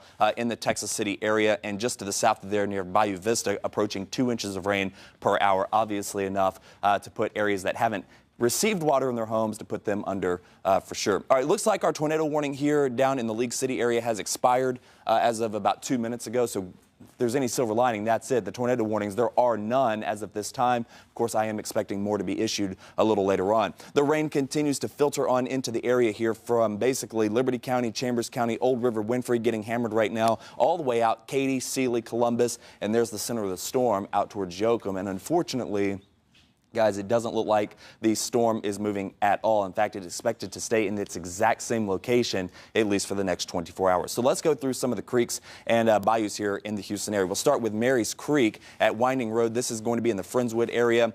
We're going to be updating these here momentarily, but at last check, flood stage here, 26.8 feet. That's the top of the bank. Now rising up to nearly 30 feet. So we're just about 3.5 feet over top of bank with Mary's Creek. As far as Clear Creek goes at the Country Club Drive, top of bank here, 36 feet. We are now at 37, a little over 37 feet. I imagine this has risen even more since the last time this was updated. We have new updates coming up shortly.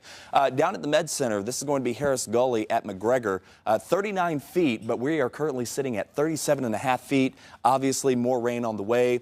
I would assume this is near the top of bank at this time, if not gone over. So again, if you live down in that area, be prepared for imminent flooding.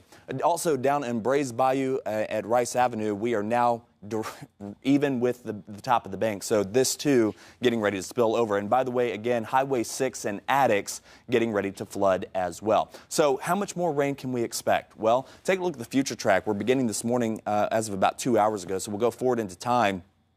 This is as of 11 o'clock tonight. 11 o'clock. We're looking at another 12 to 16, 12, 11 inches of rain, 19, 20 inches of rain. Tomball out towards Sugarland. Not out of the question from what I'm seeing. And as we move forward into time through 7 o'clock, 15, 22, 23, 25, 28 inches of rain. Guys, it's just not looking very good right at the moment. Getting lots of reports now again down in the League City area, water approaching the second story in the 5001 block of Meadows Lane. Meadows Lane, yeah. So first floors are now completely flooded in some parts of League City. So we're going to continue to monitor the National Weather Service. Jeff Lindner, definitely a very valuable resource. He continues to pump information in here. We'll get it to you as soon as we know more. Yeah, there's nobody who will be unaffected unless you're in a high-rise. I mean, it's simple as that. Yeah. Everybody's going to get it. Everyone. I mean, it's so widespread and so far-reaching from up north. I mean, looking at those numbers, 15 inches all the way down south to Galveston and from Beaumont over to Columbus. It's really something. And you know, you look. Sometimes we see weird things come across the computers on a normal day. You know, we'll forecast a heavy rain event and we'll see some odd numbers, 10, 12, 13 inches. You say, well, I can't say that on TV. I mean, that's a lot of water. You know, and now here we are on TV saying, you know, approaching 30 inches of rain. This is a forecast. This is not what has fallen. This is what is to come. Yeah. 30 inches of rain. And you see, and again, at last check, Buffalo Bayou has about 10 feet left to go before it's at the top of bank. And again, if you get this kind of water, you're going to need a lot more than 10 feet of room to contain that. Sheeta, if you could put the radar back on for me, we'll jump right back over there. Obviously, the rain continues to come down very heavily across the Houston area. We're talking areas from as far north as Huntsville to as far south as Galveston to as far east as Lake Charles, all the way back towards Brenham. And of course, the heaviest rain continues right over the city of Houston, with the center of circulation just to the east of San Antonio, pumping in all this moisture right out of the Gulf of Mexico. So again, Washington County, Brenham picking up very heavy rain all the way up towards College Station. Again, from Huntsville, Willis, New Waverly, Conroe, the Woodlands, Oak Ridge North, Spring, Humble, Atascocita, Kingwood, Lake Houston, stretching down the East Tex and North freeways there into downtown.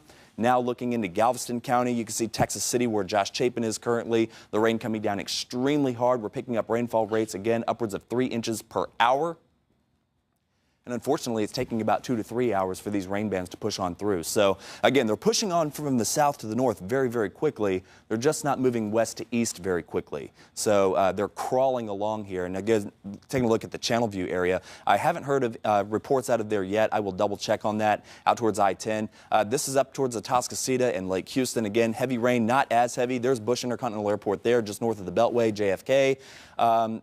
Again, limited flights out of there. Hobby Airport closed if you're just joining us. And into the downtown Houston area. Again, very heavy rain stretching from the North Loop, stretching all the way back down into northern Brazoria County, getting into Wharton and Matagorda counties, continuing with very heavy rain. And this red line you see here is part of that tornado watch. And we've seen upwards of 70 to 80 tornado warnings. In fact, the National Weather Service yesterday mentioned that they had never issued so many tornado warnings in their entire history here in southeast Texas. So, and unfortunately, we've seen some of those verify as well. So, again, continuing to look across the radar, I'm looking for any sign of hope that the rain will come to an end soon. If there's any silver lining here, it's that I'm not seeing any other feeder bands developing from El Campo to Palacios to Columbus. Unfortunately, as I mentioned, these feeder bands are crawling through the area. They're moving very fast from the south to the north at about 35 miles an hour, just not moving to the east, and that's what we need them to do. And yeah, so if we could go back, Cheetah, if we could get the rainfall predictions, please. Again, here's the heavy rain. Here's where we are now. Very heavy rain continuing through the city of Houston. We're going to start at 2 a.m. this morning, about 2 hours ago, so we're going to go forward into time. And this brings us to 11 o'clock, okay? 16 more inches of rain at Bush Intercontinental Airport. A foot of rain at Hobby. Nearly a foot in Pearland. Nearly 20 inches out there in Tomball. Nearly 20 inches there in Sugarland, maybe a little lighter up towards the north. But as we move forward into time, again, we're looking at rainfall rates here. Again, 23, 24, 25, 27, 20 inches down in Galveston. So we have very heavy rain continuing. And again, this is what we've been saying all week long. This is going to be a multi-day event, it looks like. This is not just a today's rainfall or a yesterday's rainfall. I wish I could tell you that the rain was coming to an end. Unfortunately, this may be just the beginning or slightly in the middle of a prolonged event that could last all the way into Tuesday into Wednesday as Harvey continues to sit and spin. In fact, the Hurricane Center continues. Here's the track. The latest track, bringing it back very close to the Gulf of Mexico and then right back through the city of Houston. Now, if you watched yesterday, the track was well out to the west, out towards Austin, west of Brenham. But now, as of this morning, as of the 4 a.m. advisory you see over the top of my head there, brings the center, or whatever is left of the center at that time, right over the city of Houston, right up the North Freeway, and then eventually up into North Texas. So, guys, we have a very long ways to go. This is a multi-day event, again, at least lasting through the mid part of next week. So I just want to be clear here. So at one point, the storm was going to be west of Houston. Now first it was going over, then said west. Now you're saying right over the middle of Houston? Right. So as a tropical storm. As a depression. As a depression. As a depression. So and when would this happen? This is going to be heading into the Tuesday time frame. Now keep in mind, okay, you say, well, it's a depression. Okay, that's not a big deal. Allison was a depression. It came in as a tropical storm down in Brazoria County, moved over to the city of Houston, weakened as a depression, went up towards northeast Texas and came back as a depression. That's where we got flooded. So just because it's not necessarily a tropical storm, maybe just a weak depression, this is where we could see a lot of rainfall yet to come. It's still a rainmaker. It's still a what you're tremendous saying. rainmaker, absolutely. Yeah. All right. Thank you, sir. Oh, my goodness. Let's check in now with Doug Deloney. He's on deck. He joins us from the watch desk. So much information coming from so many different places. Doug, help us out here. You know, I was watching you guys late last night, and I was hoping that I would wake up after a brief break and see that the rain had let up. But unfortunately, we were overwhelmed on our Facebook page and people sending photos to photos@khou.com. I'm just going to show you just a few of the latest things that we received.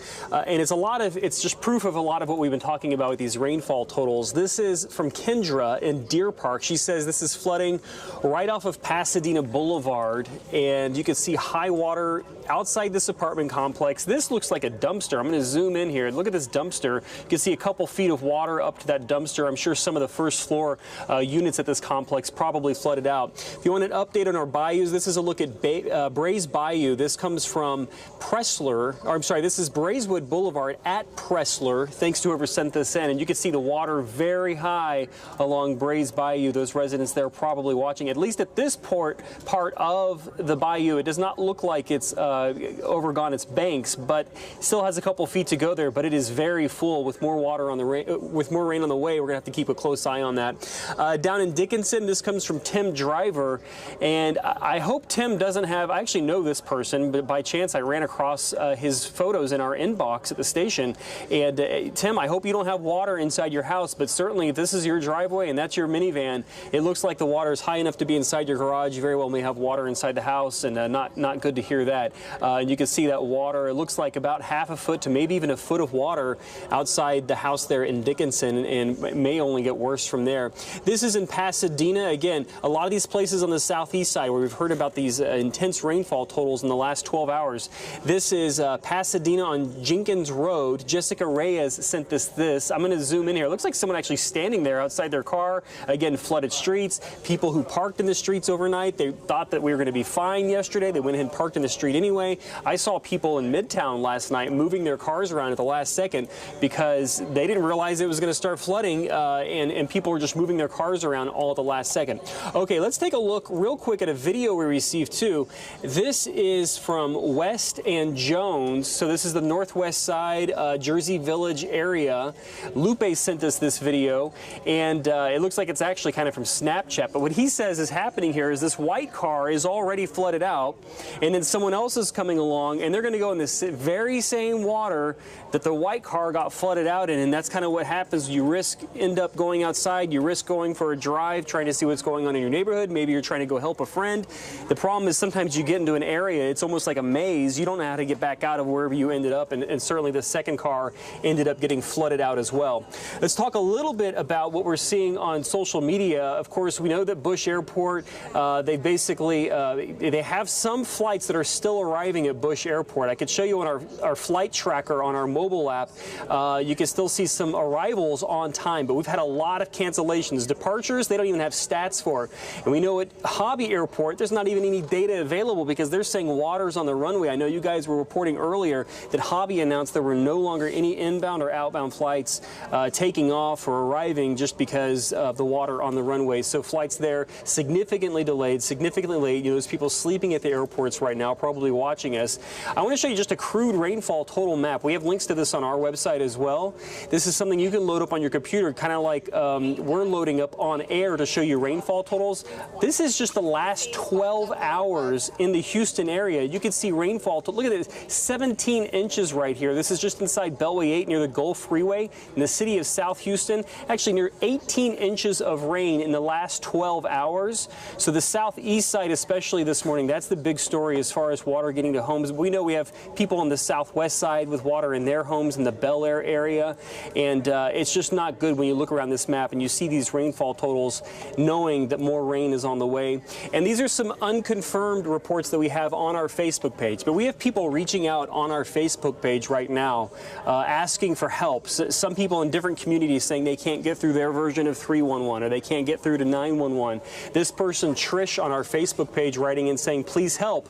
My friend and his family, they're stuck on the roof of their house. Now, this is not confirmed. They're claiming that his wife is 8.5 months pregnant. In fact, the friend was live on Facebook, and you can see in that small little thumbnail there, it indeed looks like he's on the roof of the home. But of course, we have no way to verify that that's actually true. But we do know that we have multiple reports of people across the city, especially on the southeast side, who said that they had to resort to going into their attic for safety. Victor here claiming that Pasadena 911 is not answering and there's no help there. Prayers for everyone. Pasadena is flooding bad. I'm sure Pasadena's 911 system is probably overwhelmed right now. Diana saying on Elton Street they have 4 kids from 5 months to 6 years old. They have a couple of teenagers. Water is rising and they have no second floor or attic. So again, don't call 911 unless unless you absolutely have to, because there's a lot of people trying to get through that really need help. And if you're calling for a minor emergency, that's not going to help. So guys, keep your photos coming, but again, take them inside your house. Don't go outside if you don't have to. Photos at KHOU.com. There's the email address. You can also send them to us on our Facebook page. Guys, back to you. Doug Deloney, thank you. In case you are just joining us, we are in the middle of a catastrophic event. Tropical Storm Harvey, now a depression, but no let up and no mercy. It started raining heavily in the Houston area at about 8:30 this evening, and it has been pouring ever since in various areas. And you can see there's now a flash flood warning in effect. It has been going on for several hours. That's right. The National Weather Service last night issued what they call a flash flood emergency warning. Also, we've had reports of people trapped in their attics. The water has risen so quickly inside their own homes. They're just trying to seek a higher, safer place. So we know that's happened mostly on the southeast side, southeast Harris County, as well as down in Pasadena. And 911, as you can imagine, being inundated, overwhelmed actually by so many calls from people not only trapped in their homes, but also trapped in cars on highways all over the area. We have talked to some folks. We have talked to the emergency crews.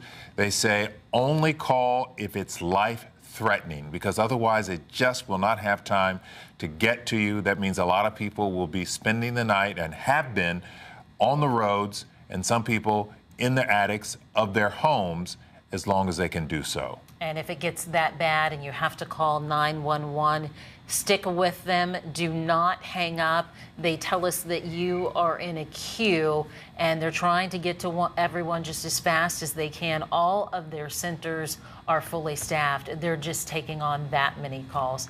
Also, the Harris County toll road fees all waived, but right now, I wouldn't concern yourself too much with that one because we just don't want you out on the roads right now. All right, let's go into the northwest side. Adam Bennett has been out in the rain, and at various times it's been clear, and then the rain kicks up again, and you can see right now what we are facing.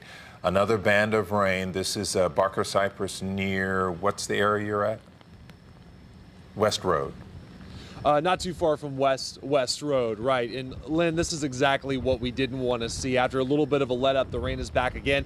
After it had rained literally for 4 hours straight earlier today, putting several inches of water on the roads. Now, the good news, if there is any here, is that this gas station behind me and even Barker Cypress, which is normally a pretty busy road, even on the weekends, it's been pretty much a ghost town here. So hopefully people are listening to the messages to stay off the road because there's no reason to be on these roads right now. Really, the only car that we've seen is a Harris County Sheriff's deputy that came by who's been making the rounds. She came over to check on us, and she told us all around us, it is just absolutely a mess. Don't be fooled by the fact that Barker Cypress seems passable behind us. She says if you go on Clay Road, if you go down to Highway 6 near Addicts, which you mentioned, also Barker Cypress up near 290, Greenhouse Road, she says, was impassable. She also told us that there were several cars on Highway 99 that got stuck because of that high water. So we're pretty much boxed in here. We're okay in this immediate area that we are right now, but we really can't go anywhere, and neither should you unless it's absolutely an emergency. And even then, you really won't be able to get very far, even in this area. It's kind of the same story here like it has been all over town. This rain has come down so hard, so fast, that there's just really nowhere for it to go, and it's not really going to drain with more water falling from the sky here, more rain. So guys, it's just been an absolute mess on these roads, and even though we've kind of been here all night, we've had the chance to talk to several law enforcement officials that have been making the rounds and trying to keep people safe, and they just repeat the same advice that we've heard from the mayor, from the county judge, from the police chief, from everybody. Just do not go on these roads if you can help it at all. It is just not really getting any better out here, guys. Adam Bennett reporting from Cypress for us. You know, we've been talking about people all evening and now into the morning long needing help, needing rescuing. We heard that HPD went out to some apartments around the Greenspoint area. That's where our Brandy Smith is now. We want to check in with her. Hello there, Brandy. What's going on? Yeah, Mia, we just got on scene. What you're seeing behind me is actually a bus full of folks who have been evacuated from the Arbor Court apartments. HFD's dive team telling me that the water back here off Greens Road is about chest deep. So these are folks, they pulled out of the apartments in this boat you're seeing over here. They also had quite a few people flag them down or make their way up to the sidewalk. This is the same place. Who can forget those images from the tax day flood of folks waiting across the road trying to get to higher ground? This is where that happened. So many people learned that lesson and came out on their own tonight, we're told. About 28 people had to be pulled out by boat. Those were folks who weren't able to make it here on their own. And again, that is the second bus of folks who have been evacuated. We want to show you just how deep this is. Greens Road completely underwater. The issue in this area is Greens Bayou. It will break its banks, and when it does, the water tries to find the lowest point. This right here, where Arbor Court Apartments sits, this is the lowest point in the Greens Point area. So all the water is going to pool down here. Now, there are a couple of detention ponds. Construction is underway on them a little down the road from us, but those weren't scheduled to be completed until next year.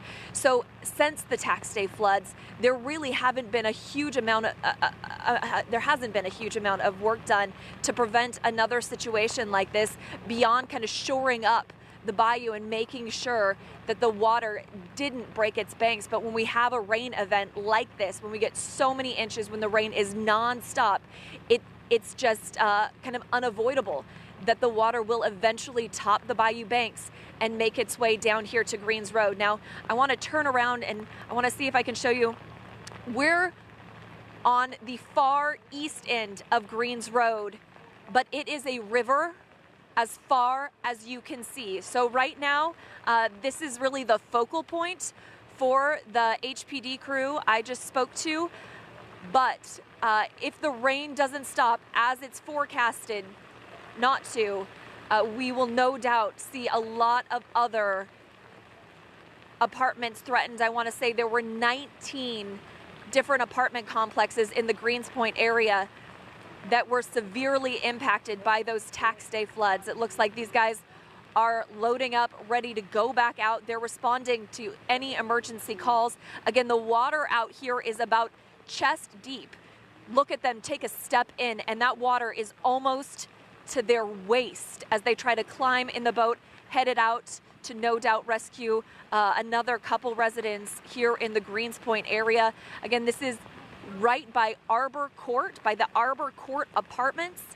This is the lowest level near Greens Bayou. Greens Bayou is just on the other side of the apartments. So the water is sloshing over there, but we've also seen, as we did in the tax day flood, when Greens Bayou makes a curve a little west of here, that is a point at which the water will flow out. When it does, though, it makes its way back here because, again, it's like a bathtub. It's going to go to the lowest point, filling this area, inundating streets, inundating apartment complexes. Right now, if you look over at the apartments themselves, the water is about at door level. So it doesn't look like any of them have been flooded, but residents here know not to risk it. They've been through this before just a year ago. They know how dangerous the circumstances are. They know how fast this water can rise, especially as they see the rain just keep coming. Len, Mia? Brandy Smith in the Greens Point area. Police have been helping get people out of those apartments. You heard Brandy referring to the tax day floods. That was 14 months ago when the very same apartment complex and others in that area had to be evacuated. It was a dramatic scene then, and it's being repeated once again because of this storm Harvey that has been relentless and is continuing to dump rain and will do so for the next few days in a forecast that everybody has said they have never seen before in this area. Absolutely unprecedented. And what we were watching there, basically boat rescues now underway near the Arbor Court Apartments. Once again, so memorable from the tax day flooding and the people that we watched who were rescued and waded out of the water any way practically that they could. Okay, we want to check in now with a familiar voice, Kevin Reese, a reporter. He started out in Galveston. He brought us reports yesterday from Galveston. He's tried to make his way back here to the greater Houston area. Kevin, you there? How far have you made it? Well, if you're an unfortunate soul like us and trying to get north from Galveston today on 45, it's not going to happen anytime soon. We just pulled over and had a conversation with a sheriff's deputy and trying to figure out why we were seeing so many wrong-way drivers on 45 North. That's because you have about 3 feet of water, he tells us, on the southbound lanes of 45. If you can pull this up on a map, at Dickinson Bayou. Dickinson Bayou on the south side of Dickinson. 3 feet of water on the southbound side. There's a foot of water on the northbound side, and he said the only thing keeping it from being 3 foot on both sides is the retaining wall in the middle of the freeway. So at this point, through Dickinson, anywhere near Dickinson Bayou, I-45 north and south completely blocked. You can't get through, and he advised us not to go any farther than we were, which was close to the exit to the mall at the mainland there. He advised us not to go any farther because we would eventually get up against that wall of water. And his concern was if that center divider were to break under the pressure of the 3 feet of water on one side, it's just going to come rushing off into the northbound lanes, which is where we were traveling. Right now, we are briefly, we hope, off of 45. Let me get my bearings here to remember exactly where I am, trying to pull into a Shell station here in that general area. But these roads, every frontage road, once you get across the Galveston Causeway, going north, every frontage road from where we are up into Dickinson is underwater, and the water is still rising. So the takeaway for most folks is if you're trying to do anything on 45 this morning, well, you're a fool like we are, but you're not going to get past Dickinson going either north or south on 45, and we've still got heavy rain right now. We're trying to navigate around it as best we can, and like a lot of people, we're probably going to be smart and run for the higher ground of I-45, which from time to time, just to warn you, there are wrong-way drivers, but they're not drunks like the ones we've all dealt with before in wrong-way drivers. They are folks who are getting to a flooded-out highway, turning around, and coming back the wrong way on 45. So near Dickinson Bayou, 45 north and south, both blocked right now, and the water's still coming up. And so I want to be clear here. Are you going to be on 45 looking for higher ground, or are you going to go off to a side street? We are on a side street now, and Lynn, if I could find a sign to tell you where exactly we are, I would, but we are a little bit south of Dickinson Bayou. We are at FM 1764. We're at that exit, which is the portion of 1764 that runs under 45. It has about a half foot of water on the road right now. Some of the stores and gas stations in that intersection also have water creeping up around them. But as we were driving north, looking off into, the direction of the Texas cities and the Lamarcks and stuff like that, any home or business on those frontage roads, they're already getting close to a foot of water around them. Every single frontage road underwater as well, except for where we are at the moment. But 1764 and the Gulf Freeway, we were able to get off 45 there, but advised by a sheriff's deputy not to go any farther north because the freeway is impassable north and southbound in that area of Dickinson Bayou. And Kevin, so what are you going to do? I mean, getting on the highway is not safe. You're talking about the side streets in bad shape. Can you go back? You can't go back to Galveston. Where my safe hotel room is that what you're recommending? That's what I would recommend, but somehow I don't believe you'll be able to do that. We could get back on 45 South. The tricky part is, and we're realizing what everyone is doing here. People are going, and again, the traffic is not heavy. You know, it's a car from time to time, and everyone is driving about 20 miles an hour. But people are using whichever direction of an exit or on-ramp fits you at the time. And that is something we may have to do as well to make sure that we're on higher ground. The areas south of where we are get up over the tidelands after a while. You know, the Tiki Villages and the Bayou Vista, those places are fine, of course, because of the way they're built. But then when you hit, you know, the mainland up here, that's where things are really starting to get clogged, and there isn't much drainage at all. Right. So what our plan is, we've all done this before together. We're going to make it up as we go along and be as safe as we can. Got it. First and foremost, be safe. We'll get back to you later, and hopefully with more, with better news than what you're facing right now. Kevin Reese down near Galveston, I-45 in Dickinson. Are your pumps working? All right, thanks so much, Kevin. Real quick, want to bring to your attention something we've been seeing on Facebook tonight in many of your comments. Folks, the Houston Office of Emergency Management tweeting this: rumors of a National Guard phone number to call for help ends in 3907. False. Call 911 in life-threatening situations. Once again, this is the Houston Office of Emergency Management clearing up this rumor. I know I've seen it, lots of people, and the post will say copy and paste, retweet, repost on Facebook, call 911 rather, if you're in an emergency. Right now, we're taking a look here. This is a live picture from the Greens Point area where we heard from Brandy Smith earlier. Greens Point, as you know, notorious for flooding in that area.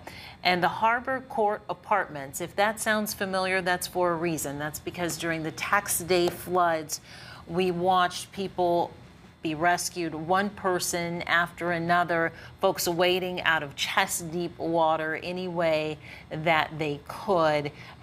Greens Road underwater, practically a river itself. We're going to keep watching that situation up there. But from the north side, let's take you now down southwest. Our Grace White, she was in the area of West Belfort and Deary Ashford. We want to see if she's moved. No, I understand she's still there. Look, it's so dark out there. You can barely see her. Grace, tell us about the conditions right now. Hi, Len and Mia. Good morning. It is dark out here, but we wanted to give you an idea of what first responders are so concerned about in the morning. I am standing at the edge of the Barrington Place subdivision, and as you can see behind me, this street is covered in water. We've got a car behind me that's going to try to make it through. I hope they're in a truck or an SUV. Looks like they're in a truck and they may be just turning onto that front street there, maybe checking things out. But this is what people are worried about. You know, the sun rising in a few hours and neighbors not really fully understanding what they're up against. We have been on the edge of Fort Bend and Harris counties really since last night about 9 or 10 o'clock, and we have experienced steady rainfall since then. It's been light at times. We've had a few brief breaks, and then we've just seen steady sheets of rain come down. I want to show you, though, at the edge of this neighborhood, the problem.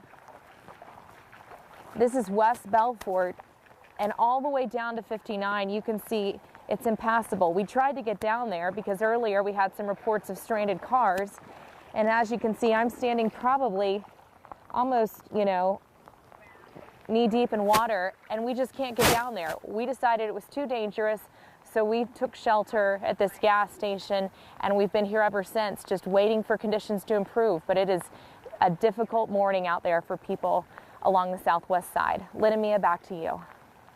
All right, let's jump over to Blake Matthews. Blake, what do you got? Yeah, we have a brand new tornado warning here until 5 o'clock. This one here showing some pretty strong rotation. This is going to be getting down to the south again of Brazos Bend State Park. And as we put on the velocity scope here, I believe, there we go. You see the bright greens? this is what we're watching here. We're watching for some rotation moving up towards Danziger, West Columbia, getting out towards Damon. This is pushing on off towards the north and east at about 35 miles per hour. So if you are in this area, there is a tornado warning in effect until 5 o'clock. And if Cheetah is working the radar there, you can see the rotation. They're just to the west of West Columbia. So again, pushing off in this general direction towards Brazos Bend State Park. Again, this tornado warning in effect until 5 o'clock. Now, Cheetah, if you could go back to the very top, we also have a brand new flood warning. You say, well, the whole area is flooding. This is going to be for the north side. Spring Creek at I-45 now is a flood warning. Cheetah, if you could go back to the very top of the radar there at the top of the show and put it into play, that'd be great. And again, take a look at the radar. Texas City, very heavy rain once again. San Leon, Dickinson, Santa Fe, all the way down towards Alvin. And again, so there we go. So here's a look. This is Mary's Creek. Actually, give me just 1 second here. We're looking at... well, let's see, as soon as I get the show here. There it is right there. So this is going to be Spring Creek at the North Freeway, Spring Woodlands area. The top of the bank, 91.2 feet. We are at 88.6 feet. So the creek nearly at bankful. This is going to be, again, I-45 right at the Harris-Montgomery County line. Again, Rayford Road area, we're going to have to watch this very, very closely because we are just getting ready to spill over the banks there at Spring Creek. So we're going to continue to watch that. I also wanted to show you some rainfall totals here coming up. Very impressive amounts of rain once again falling across the region. Check this out. We're talking 17 inches of rain being reported down in Galveston County in some locations. Areas 15, 12, 7. And these numbers could easily be doubled, guys. We're talking another 15 to 20, 25, even now the model's spitting out as much as 30 more inches of rain, which would certainly best Allison. And Allison, the highest rainfall we had was 38 inches, and that was located here on the northeast side of town in this general area. But clearly you can see a much wider expanse of rainfall. Check that out down there near Santa Fe, 17.2 inches, 14.4 near San Leon, 15.1 to the south of Pasadena, 15.4. Over a foot of rain just to the north of Houston. I can tell you all the feeder roads across the area are underwater, and most of the bayous are at bank full and or about to go over, so keep that in mind as well. You do not need to be on the roads. On my way in this morning, far too many people on the roads, and I can tell you most of them are, most of their cars are stuck in the water. Taking a look here, not a whole lot of reprieve in sight. We continue to have 1 feeder band, 2 feeder bands, and a third one out to the west of Houston that continues to rotate into our area. So zooming right on down first off into Texas City, our Josh Chapin is down there. Very heavy rain. In fact, we're seeing rainfall estimates upwards about 2 to 3 inches of rain per hour. Almost 3 inches of rain still down there in the Texas City area, and that is just getting ready to push into the Port Bolivar area. And again, this red box you see is a tornado watch that remains in effect all across southeast Texas. And of course, the purple polygon there is the tornado warning, and that's in effect for about another 6 minutes. So zooming on down, there's our tornado warning. This is heading in the general direction of Brazos Bend State Park. That again until 5 o'clock. Looking at this rotation just to the west of West Columbia and pushing on off towards the north, getting ready to cross Highway 36. So again, checking on some of the creeks, Mary's Creek, this is going to be in the Friendswood area. Again, out of its banks clearly, about 3 or 4 feet above its top of the bank. And Clear Creek down at the Country Club Drive, we're looking at about another foot out of its banks as well. And then getting down towards the Med Center, this is Harris Gully at South McGregor. We are approaching bankful there as well. So 288, we're going to have to watch carefully for some significant flooding. And Brays Bayou at Rice Avenue, we're looking at about 51. We're exactly at bankful here, again, at Brays Bayou. For those of you watching from inside the loop, you're wondering about Buffalo Bayou. We have about 9 feet left to go before we reach the top of the bank, and we're going to continue to keep an eye on that as well because, guys, as you know, that affects us here at the TV station. And you know what? Just speaking from the heart here as a longtime Houstonian, sort of a way of life. You know, I remember 1994. I remember 2001, Memorial Day, Tax Day. You live here long enough, folks, and this is certainly going to be something you'll see again eventually, hopefully not for a very long time. Yeah, hopefully not, but we're in the middle of it, and this could turn out to be the worst that we have ever seen, given how much time we still have left. And it looks inevitable, Blake, that a lot of these rivers and bayous, they are going to flood, and we know what that means in the long term. This will drag on for weeks. Yeah, and I can tell you that looking at the National Hurricane Center, bad news, as if we need any more. The storm expected to stay in our area until 1 a.m. on Thursday. Oh, my gosh. So we have another 4 or 5 days left to go of very heavy rain continuing to cycle into our area. Oh, my goodness. So much that we're dealing with, and so much of the troubles that we're seeing with all of this rain and all of this water right now is on the streets out there. And we've watched as cars have tried to drive through this. We've heard from various different agencies across the area that they're dealing with rescuing people from vehicles. We want to check in with Erica Ferrando. She is at Transtar with someone from TxDOT. Erica, what are you learning there? Well, I'm here with Danny Perez, and he's using words like catastrophic, saying this flooding is something they obviously do not have too often. He's going to tell us a little bit more. Tell us what you guys are seeing out there and what you want people to know. Right now we have over 150 roads that are currently underwater. That's going to be state roads, not including city streets. So we have a large portion of the Houston area with our state roads underwater. So we're asking folks to just stay off the road. If you're in a situation where you might get some water into your home or near your property, don't panic. It's better to be in a safe situation like that. You know, it's not ideal, then getting onto the roadway and putting yourself in an extreme situation, because there's a lot of folks out there that are stranded. There's a lot of motorists that are driving into high water. We always say turn around, don't drown. But one thing we don't want folks to do also is not to, when they're approaching some high water, and go on the wrong way on a major freeway. We're seeing a lot of that. We've seen instances of near head-on collisions. It's very dangerous out there. You guys are seeing a lot of cars stalled out there, and also some rescues taking place. Yes, we have some situations where folks are being rescued. Folks are actually stuck on freeways. They're actually finding elevated portions of the road that aren't flooded, but there's folks that are trying to drive through. They're looking to some areas. Even like 2 inches of rainwater, high water could inundate a vehicle, and just be a disastrous situation for folks out there. We want folks to stay safe. And when you get heavy rains in the past, people may have seen some water on the roads. You said this is different. Yeah, I mean, this is an event that there's so much devastation out there. I mean, there's roads that are still getting water, that are flooded, and we're still getting rain. And folks we don't want them to chance it. It's very dangerous out there.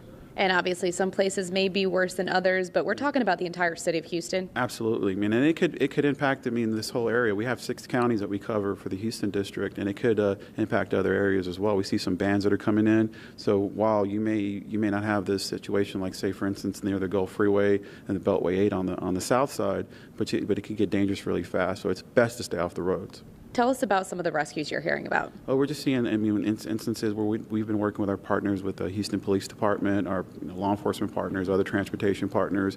We're trying to get resources together, but it's going to be a team effort, everybody working together to get through this. Heard about any serious injuries? There's been some situations we've heard of at least 1 fatality. So we're just asking folks, we don't want to see folks driving through there and then getting trapped, because it's very dangerous. So basically the message is just stay home.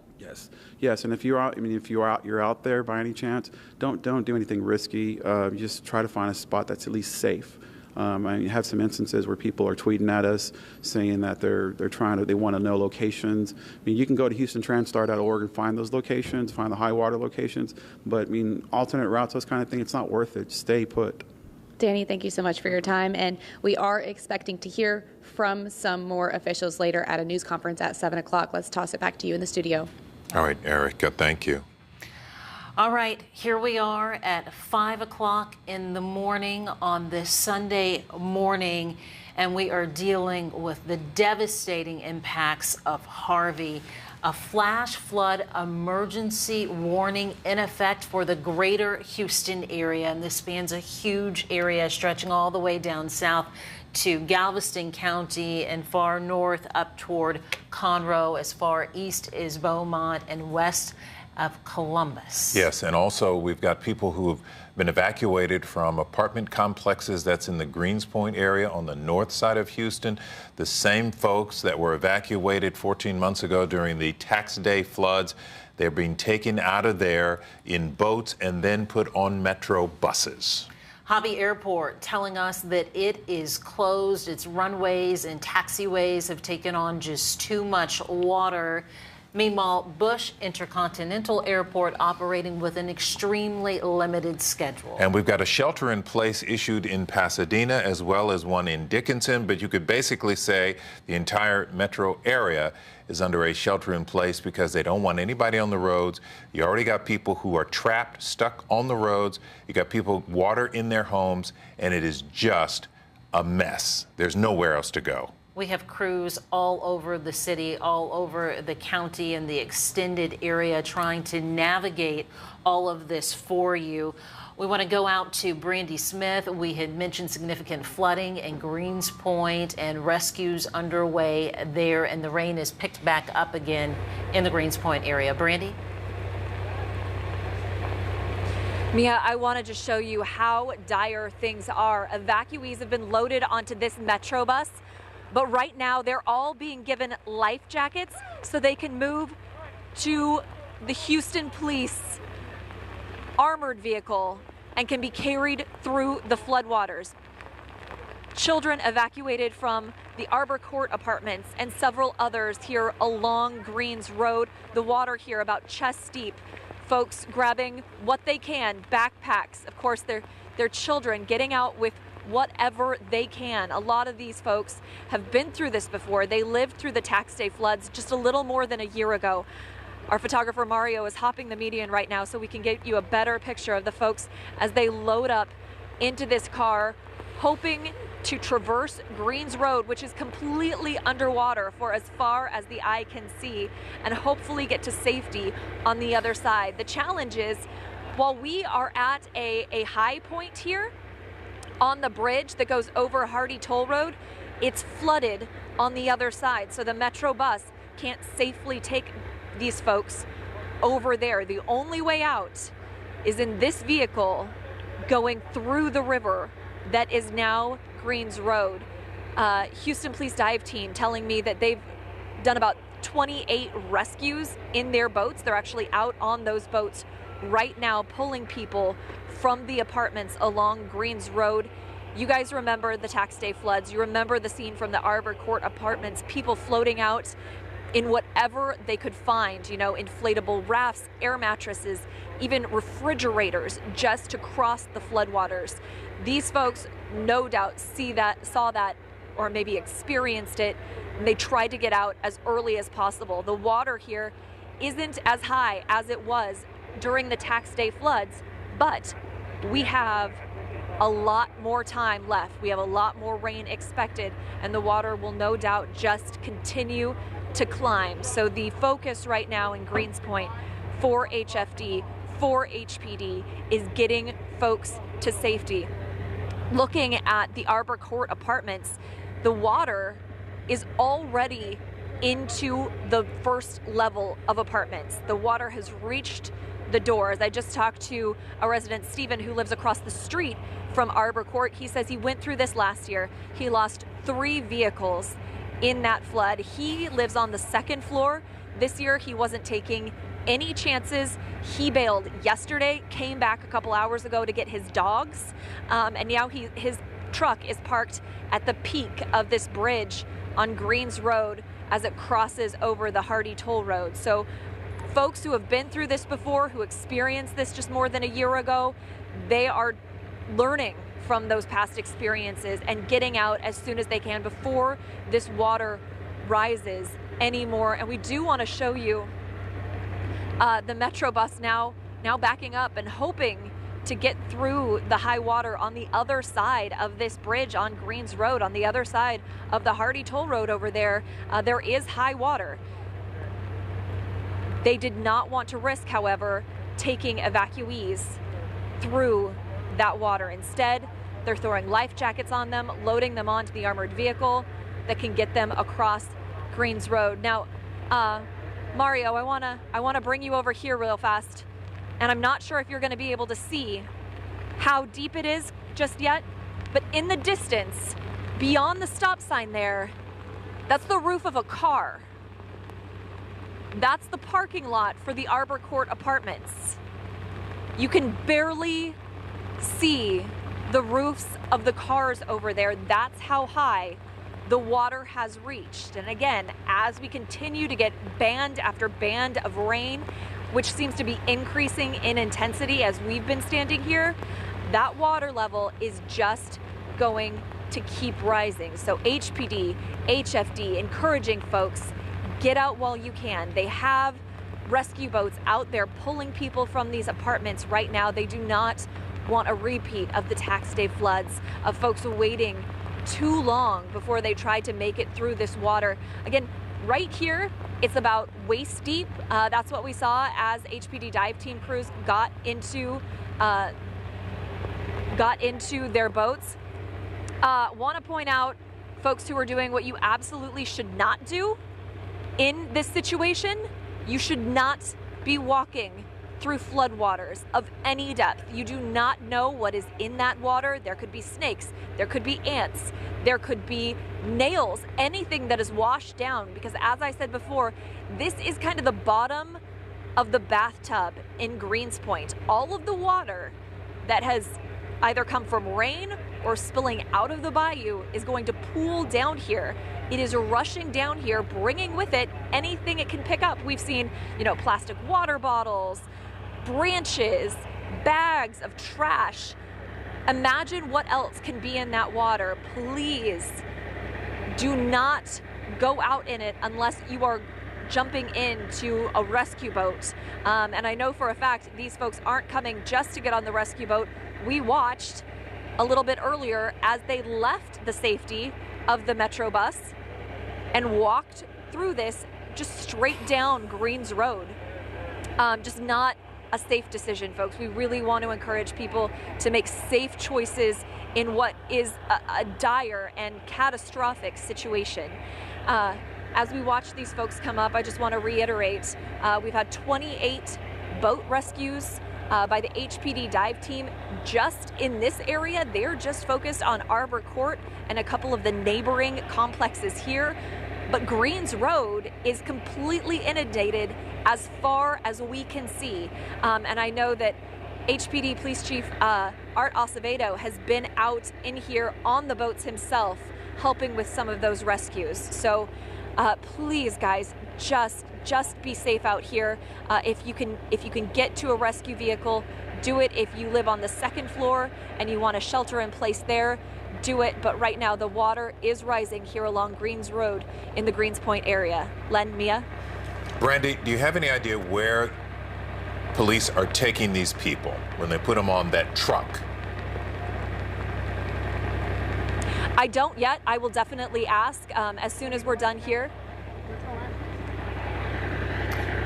Yeah, as we watch this. Sorry, we're going to get an answer.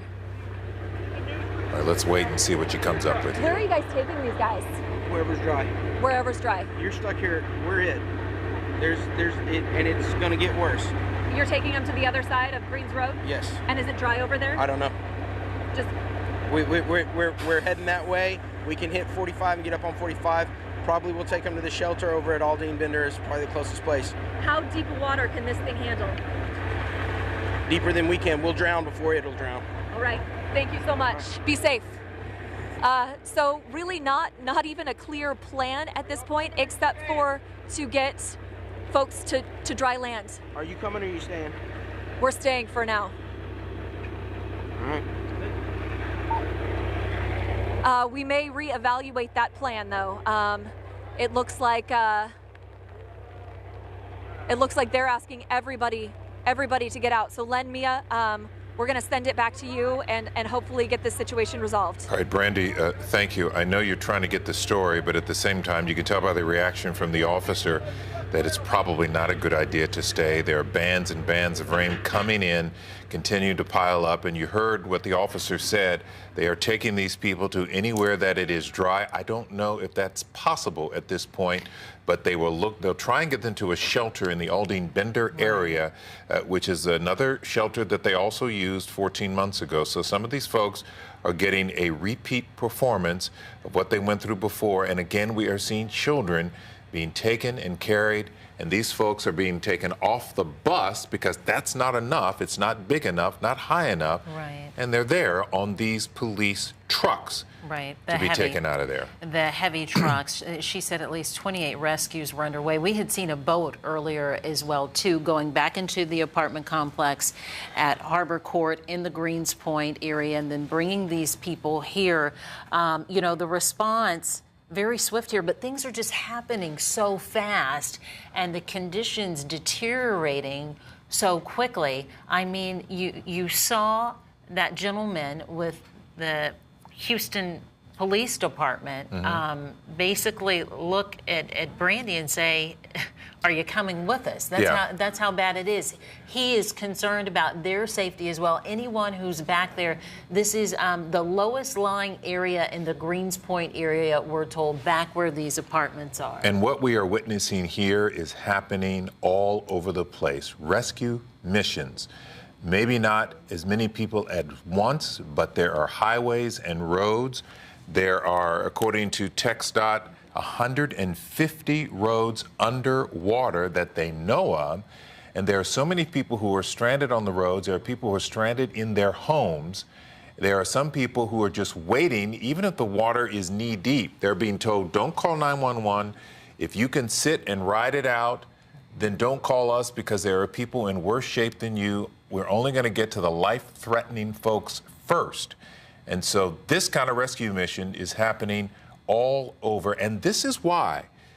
Here we are hours and hours later after, I don't know, 15, 16 inches of rain in some spots, and it just keeps coming. Blake Matthews standing by right now. He's been on top of it pretty much through half the night here and ever since this started. Blake, you know, people just searching for some glimmer of hope, quite frankly, at this point, wanting it to let up. That's not the case, but give us an idea what we're dealing with at this moment. We're dealing with a monster, is essentially what we're dealing with. In fact, more very heavy rain just to the south, forming south of Houston, getting ready to push into the city. We have 2 tornado warnings that you need to know about, a brand new one just issued moments ago. This one going to be down in Galveston County. You can see the heavy rain continuing area-wide from Conroe through Humble, getting down towards Galveston and Bay City. Basically, everybody all the way east to Beaumont in on the very heavy rain. So here are the 2 tornado warnings you need to know about, both of which are in effect until 5:15. This one going to include Santa Fe, just to the east of Liverpool, just to the north of Bay Harbor. The other one also getting out here towards northern Brazoria County into southern Fort Bend County, including, once again, Brazos Bend State Park and Thompson's. Both of these storms moving to the north at about 35 miles an hour. Cheetah Craft in the house this morning. Good morning, Cheetah. If you could work the radar for me. First off, let's start with the velocity scope and see exactly how strong that rotation is. We've seen upwards of about 80 tornado warnings, if not a little better than that, over the past 24 hours, some of which have verified. So we want to pay close attention to these tornado warnings, these active tornado warnings that are in effect. So starting off here in western Galveston County, this does include Santa Fe. She's going to put the radar scope on. And Cheetah, I'm not sure. I don't see a whole lot in the way of strong rotation within that storm, but certainly something we're going to continue to monitor. Yeah, let's go to the one over at Brazos Bend State Park. And again, yes, and this one's pushing on off towards north at about 35 miles an hour. So we're going to put the, so there you go, right there. That's what we're looking at, the red and the green coming together. So that is what we call a TVS. That is a tornado vortex signature. And when you get the red and the green to come together in a tight cluster like this, clearly this is an area of strong rotation. Yesterday, we saw a tornado touchdown up at Barker Cypress at West Road, causing some damage there, also possibly down in Sienna Plantation. This pushing on off towards the north, again towards Brazos Bend State Park. Cheetah, let's go ahead and zoom really tight into this area as it pushes, thank you, as it pushes on off towards the north. I'm not seeing a whole lot of towns in the way of this. This is a pretty rural area out here.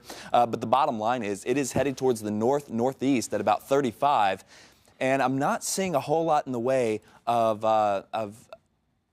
okay, so I guess we're going to continue to track this tornado warning here over the next couple of minutes. Again, strong rotation, the red and the green coming together. Lynn and Mia, we're going to toss it back over to you. We also have some updates on all the bayous, so we're going to want to come back to that here momentarily. All right. Blake Matthews, we've been waiting to talk to Chief Art Acevedo all night. Obviously, very busy. Chief Acevedo, we know it's rough out there. in the city of Houston. Give us an idea of what you've been dealing with overnight into the morning now. Well, I think this is pretty much a catastrophic flooding event throughout our city, probably a historic event. There's flooding all over our city. The bayous are all either about to go over or already overflowing. We've some are at 500-year levels, and so the deal is that we've had hundreds of rescues. Last count was over 500. We have a lot of people trapped, and unfortunately, this is a historic event for the city of Houston. I don't know by the time we're done with this the extent that this will be, but I believe that by the time we're done in the next few days, because the danger continues, the challenge continues, we're not out of the woods, it's going to be something of epic proportion. And Chief, will you be getting help from the military at some point, given the magnitude of this? We have a task force with 25 or 30 high water rescue trucks coming from San Antonio. The mayor made that request earlier this evening, I would say hours ago. They should be here within by daybreak. It's a 6-hour turnaround, but this is going to go well beyond, I think, anything we've ever seen. So it's important for residents to know that unless they have a little bit of water in their homes, that is not a reason to call 911. They need to shelter in place.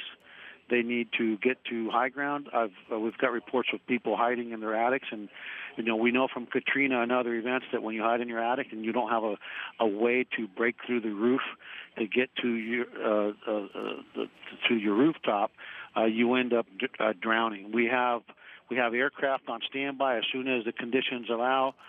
We have our 412, which is obviously the only aircraft that we have in the city's possession that actually can do rescues from rooftops or wherever we need to. I know the Coast Guard has 4 helicopters ready to go out of Ellington as soon as we can get them airborne. And then we have several other helicopters for situational awareness from our operations wing that will go up. Unfortunately, because of these bands that keep coming in, I'm not sure they'll be able to fly, but as soon as they can, they're ready to launch. The storm, unfortunately, is moving at about a mile an hour, so it's just lingering. I've been running around all night, and I'm telling you, I've never seen anything like this. And with 31 years with earthquakes and floods and fires and riots and everything else, I've never seen anything of this magnitude. Yeah. Chief, right now, obviously, it is widespread, but is there a certain part here in the city where you're getting more calls from, or you guys are responding more because the situation is just that bad? Well, I think that I came up after finishing in Greens Point. I came back to downtown through 290, and I didn't see anything much going on 290. I didn't see much of flooding at all off of 290 over to 610. So that part of the city, I think, is in decent shape. I don't see any flooding at all. But when it comes down to, like I said, Greens Point, the bayous here that just combined, it looks like a river right by the aquarium over here in downtown. Those you can't tell which bayous with. The Buffalo Bayou and the other bayou there are now one. The bayous down in Meyerland area, it's just incredible the amount of water. And you have to remember, and your listeners need to remember, that we're going to have water coming at us from other parts of the state. A lot of the water in the state runs towards the Gulf. And what really worries me is 2 days, 3 days, and that's one of the things that the mayor has been talking about, is it is a 5-day event. He's been saying that. And unfortunately, when that water starts coming this way, we have nowhere for that water to go right now. So we're not even close to being out of the woods. And, I'm a person of faith, so I would say to people just, any prayers that we can get to catch a break in the situation. It's a perfect storm. In terms of creating chaos, please throw them out there. Chief, I know you're in rescue mode here, but you also have the other responsibility of security. Going forward, will there anything be instituted here like curfews, mandatory, et cetera? Yeah, we'll be discussing curfews as soon as right now, I think people are getting it. They can't come out even if you want to be out here causing problems. It is so dangerous that a person might give themselves the death penalty by trying to drive around in this environment. We will assess all that as soon as the daylight breaks, where we can actually take an assessment of two things. One, what is the current situation in terms of the flooding? What is the projections moving forward? I've seen transformers actually going out while I was out there, and at that point we'll make additional decisions. But it's going to be a long, like we've said all along, it's going to be a long 5 or 6 days, and we just need to just come together as a community to make sure we're part of the solution, not part of the problem. The last thing is that one of the things that I hope people will learn, that when we come around and tell you to evacuate, which we did in the Greens Point area, where our officers actually, we've been monitoring that bayou up to the Greens Bayou all day, and when we saw that it was starting to come up, we actually started telling people to leave, and unfortunately, a lot of them didn't. And as we rescued them, and water was above our waist, and we're rescuing probably about 50 kids up there and a bunch of other family members. They put their children at risk and officers at risk simply because they didn't want to be inconvenienced. And an inconvenience is nothing when you're considering the wrath of moving water and flood water. Chief, we were talking about, and you had mentioned assistance and help coming in, but you did say the Coast Guard with helicopters, but the bands were making it difficult. So we've heard about the air. We know just how difficult it is here on the ground. We saw in Greens Point the heavy trucks and the boats there as well. Do you have other units like that in different parts of the city that can mobilize if it calls for it or warrants it? We're going to mobilize as many high-profile vehicles. We're working on trying to get the city's dump trucks to start deploying those in the interim. So they have dozens of dump trucks that we're in the process of trying to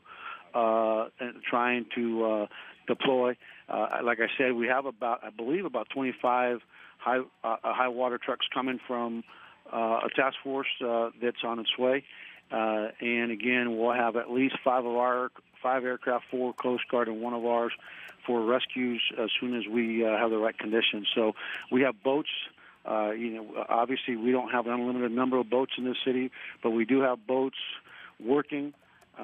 Zodiacs and other boats working in different parts of the city, working on rescues, and obviously our high water rescue vehicles. But it's going to be, again, not just a long night, long day. It's going to be a long week, and if the weather pattern that we think is still yet to come, and the water movement and flow and is still yet to come happens, I think we're going to be in a long haul recovery mode here in our city, unfortunately. And I think, unfortunately, most people would agree with you. Police Chief for Houston, Art Acevedo. Chief, thank you. I know you've got a lot going on. We appreciate you taking the time and shedding light on what exactly you're grappling with. Thank you, and be safe. And thank you, guys. I think the media has done a phenomenal job of helping us get messages out, and I can tell you, you're probably helping us save lives, so thank you very much. Wanting to keep people informed and keep them safe, just as you are, Chief. Thank you so much. We'll let you get back to your important work. Folks, we want to take you back out to Greens Point, I believe. We were a little concerned when we saw Brandy Smith and HPD telling her out there on the ground that it's best to go. Brandy, I'm hoping you're going to tell us you're on the move. This is it, the last report. We are, yeah, Mia. You heard it from Chief Acevedo just a minute ago. If we tell you to evacuate, go. That member of the HPD dive team telling us it's time to go, so we are. We just wanted to give you one last shot of Greens Road, what is now a river about chest-high, deep water. We saw those the HPD rescue boats go out a bit ago. Oh my goodness, we are seeing someone trying to back up over here, Mario. If you want to turn to the right, someone's trying to back their car out of one of the apartments down here on Greens Road, potentially not realizing that the water is waist deep along this section, and they're going to try to try to make it through. Now, when we talked to that HPD officer, he told us they didn't even really have a plan for where they were taking people. They were loading onto that high rescue vehicle. They were just going someplace dry. This person, it looks like, is trying to drive on the sidewalks, trying to find a little elevation, learning very quickly that this is too much water to try to drive your vehicle in, folks. So we are headed the opposite direction. We are not going to be driving through this, but we did just want to give you that heads up. If HPD tells you to evacuate, do like we are doing, like a lot of other folks are doing, and get out. They're telling you to do that for your safety. That's it. Len, Mia? All right, Brittany, thank you very much. Brandy, rather, this is quite a night, and we've got several days left to go. It is incomprehensible that this is going to drag on as long as it is. We're talking about reaching rain totals perhaps 40, 50 inches by the time it is done, right, Blake? Yeah. You know, that is a full year's worth of rain for Houston in 1 week. A full year's worth of rain in 1 week. It's unbelievable. So the average rainfall here in Houston, about 49 to 50 inches. We've already picked up more than half of that in some locations, especially down in Galveston County. Really quickly, we've got 2 brand new tornado warnings that you need to know about. The first one down in Fort Bend County. This is going to include southern parts of the Sugar Land area, including Greatwood, Sienna Plantation, just on the eastern edge of this polygon down there at the Brazos Bend State Park. This continues to move on off towards the north. That tornado warning in effect until 5:45. The other tornado warnings have since expired. I want to go through some of the bayous here. We've updated all of the bayous. Here's what you need to know. White Oak Bayou at Heights Boulevard. This actually needs to be up here. White Oak has now come out of its banks. We are looking at 39.01 feet. Top of the bank is at 32 feet. So again, the water is now come out of its banks at White Oak at Heights Boulevard. Taking you up to Spring Creek at the North Freeway. This is going to be right around just to the south of Rayford Road. Nearing Bankful here, we're at 88.6 feet. The top of the bank, 91.2 feet. So we're going to have to watch that area very closely. Greens Bayou at Normandy. This is going to be out on the east side. We are now at 12.66 feet. Again, the top of the bank is at 10.5, so we are now 2 feet above bank there at Greens Bayou. Mary's Creek we have updated as well. We are at 29.59 feet, so this one clearly out of its banks there at Winding Road in Friendswood. Getting down towards Clear Creek at Country Club Drive. This one at 37.93 feet now, continuing to rise. And finally, we will take you down to the Med Center. This is at Harris Gully at South McGregor. It, too, now has surpassed the top of the bank by about half a foot. So, guys, all the rivers and bayous and creeks across the area continue to rise at a pretty rapid rate. We'll give you more updates coming up in just a few minutes. All right. Thanks so much, Blake Matthews. You know, earlier this morning, we were hearing that Southeast Houston, among the hardest hit areas, they were dealing with widespread flooding there, water coming into some homes and rising there. Our Janelle Bluda is at I-45 and Griggs Road. We want to check in with her and see what the situation is like there now. Janelle? Mia, let me tell you, this is a situation and we are stuck right in the middle of it. Let me give you a look here. This is I-45 South. It is shut down. No more drivers on the road. Police tell us they had to shut the road down because one of the reasons they had people going the wrong way on these roads. I mean, it's hard to understand why someone would do that. Of course, maybe they just thought they had no other options, but obviously for their safety and everyone else's safety, police just went ahead and shut down the road. Now, let me show you underneath the road. Several inches of water down here. The underpasses are completely flooded. Police tell me that there are several cars underneath that are just floating around under here. Now, where are these people going? Well, police tell me that they're either staying here on the road, which is where we are right now, or they are pulling off at this next exit, which is Griggs Road and Broad Street, and they're heading into the parking lot and they're just staying put because, guys, let me tell you, all the way down here, this feeder road, they say, is flooded from here until Beltway 8. Completely flooded, no cars can pass. And what's happening is when cars are coming down here, they're stopping, but then they're trying to turn around to go back that way. And police are yelling at them saying, no, you cannot turn around. Obviously, there's still cars coming this way, so that's not safe for anybody. So people here are telling me that, you know, they're headed to work. They're headed home from work. They're headed to see their family. Now, if you walk with me, we're going to go talk to one driver who is stuck on here. The situation, guys, we don't know how long we'll be here, but we're right in the middle of it, and officers say, you know, you got to wait for the flooding to go down before we can go anywhere to make it safe for everybody. But as you can see, several cars here lined up along the side, just waiting. There's nothing else to do, and you can see a lot of cars in the parking lots over here too that have been here for several minutes. I mean, maybe even possibly hours for some of them. The rain is letting up a little bit. It's giving us a little bit of a break. It was coming down a lot harder earlier. This is Nick here. Hi, Nick. How are you doing? All right. Where are you headed? Goodyear Chemical Plant. Yeah.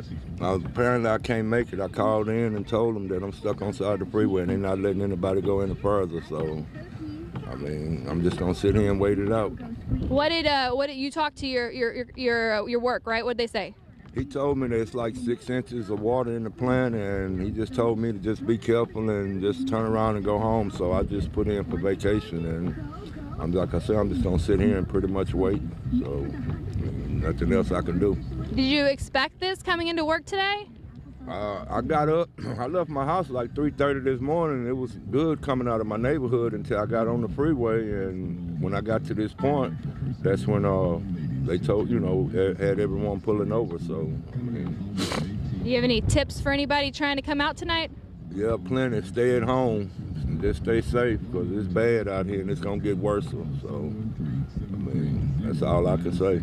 Good advice. Thanks, Nick. You passing the time with your phone and stuff? Yeah, they sending me pictures and everything, some of my co-workers or whatever, and it's bad over there where they stay too, and they can't get out. So, I mean, I'm not going to be the only one. So. All right, thanks for talking to us, Nick. And that's the advice, guys, that police are giving people here. I mean, no matter the situation, they're saying do not come out. Obviously, as you can see, we tried to go somewhere and we couldn't get anywhere. So even if you come out, you're not going to get very far. Lynn, Mia? Yeah, just don't go out. That's what you've got to do right now. Work will understand. Absolutely. We are in the middle of a calamity, folks. Let's give you the update here at 5:32 in the morning. We heard from the police chief, more than 500 rescues so far overnight. That's from homes and cars and all across the Houston area. So far, we've seen 150 plus roads closed in Houston. That's the latest that we're getting from TxDOT. Those roads underwater, pretty much flooded by the heavy rainfall that we've seen overnight and now into the morning. And of course, a lot of people are calling 911 for various reasons, and they are being inundated, and they are telling everybody, unless it is life-saving situation, life or death, then you're going to have to wait and get in line because there are just so many calls coming in that there's going to be a priority situation that's been going on all night long. And if you think you're going to leave the driving to someone else, that's not the case either. Metro has suspended all its services. That includes both bus and light rail. You are looking at a situation where the city of Houston and the surrounding area is essentially paralyzed by a storm that hit as a Category 4 storm, now downgraded to a depression, but wreaking havoc in the form of rain. This is exactly what our forecasters said. It is what the mayor predicted, that this would be a rain event, and it is turning to an event that we perhaps have never seen before. Right, and we've got quite a ways to go. We knew that this was going to be a multi-day event, but we're just going to take it hour by hour here, folks. That's what we're going to do. Our Kevin Reese has been making his way, or trying to make his way, along I-45 South. Kevin, you have an update for us. Unfortunately, it's not so good. Yeah, it depends how you look at it. This is about as far north as we're going to be able to get. We've been in Galveston with coverage the last couple of days. Our goal this morning was to leave Galveston, get on I-45, get as close to perhaps Hobby Airport as we could to help out with coverage there. We'll widen out. I'll show you where I am. I'm standing in the middle of the southbound lanes of I-45 between Hitchcock. The 1764 exit is right over here. These lanes over here that you're looking at, these are the northbound lanes of I-45 on their way into Dickinson. I'll tell you what's happening. About a mile on the other side of me, where I am, we are looking north, is Dickinson Bayou. We're told by the Galveston County Sheriff that Dickinson Bayou in the southbound lanes of I-45 is about 3 feet deep on this side, which is why you see no traffic here in the southbound lanes. On the northbound lanes, which is the direction the camera is shooting right now, the water is about a foot deep, we are told. The only thing keeping it from being 3 feet on either side is the median holding back the water on the side that I'm standing on. So what's happening, and you may see this from time to time while we're talking to you live here, is that cars are trying to go north, passing Hitchcock, trying to get all the way into Dickinson. They're getting to Dickinson Bayou, finding out that it's impassable. They're turning around and coming back, and you may see some headlights coming at us in the distance.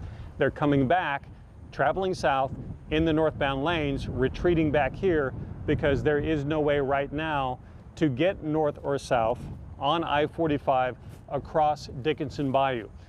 There are Galveston County Sheriff's deputies with us here at this location where we are at the 1764, FM 1764 exit, and TxDOT is in the process of trying to set up barricades to stop people from what's happening right now. As a matter of fact, the headlight you see coming at us is someone who is traveling south in the northbound lanes of I-45. That is our situation here. We feel completely safe here standing in the southbound lanes of I-45 because there is no traffic here. No one from the other side of Dickinson Bayou can make their way down to where we are right now.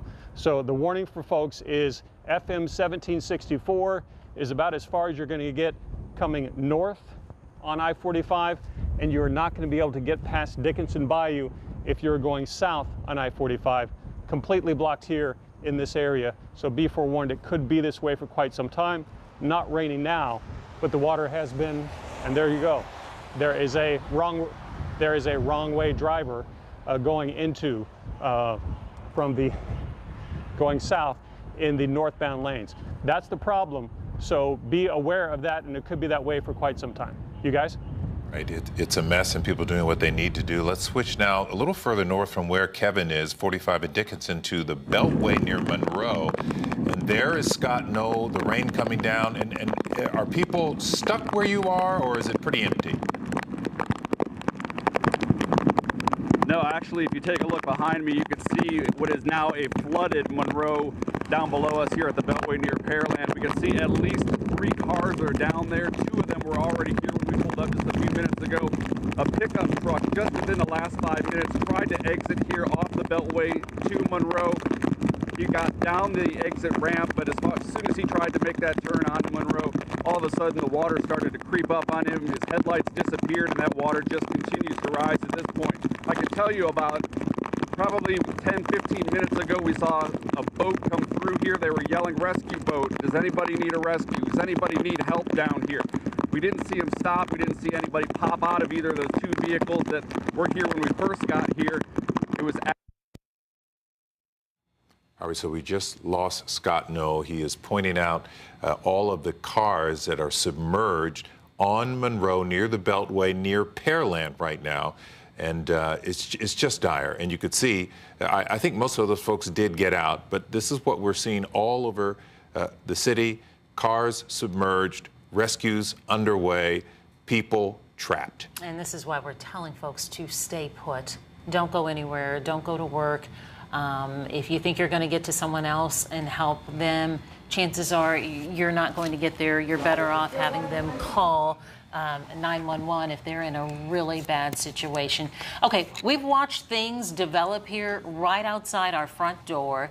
These are the steps, the porch here at KHOU 11 News. Earlier this evening, we watched the water just rush along Stanford. That's the street you're looking at right now. This station sits at the corner of Stanford and Allen Parkway. We watched water rush down Stanford, really north toward Allen Parkway, and fill up the street there. And just the constant steady rainfall has flooded Allen Parkway in both directions, leading into downtown and leading out to River Oaks.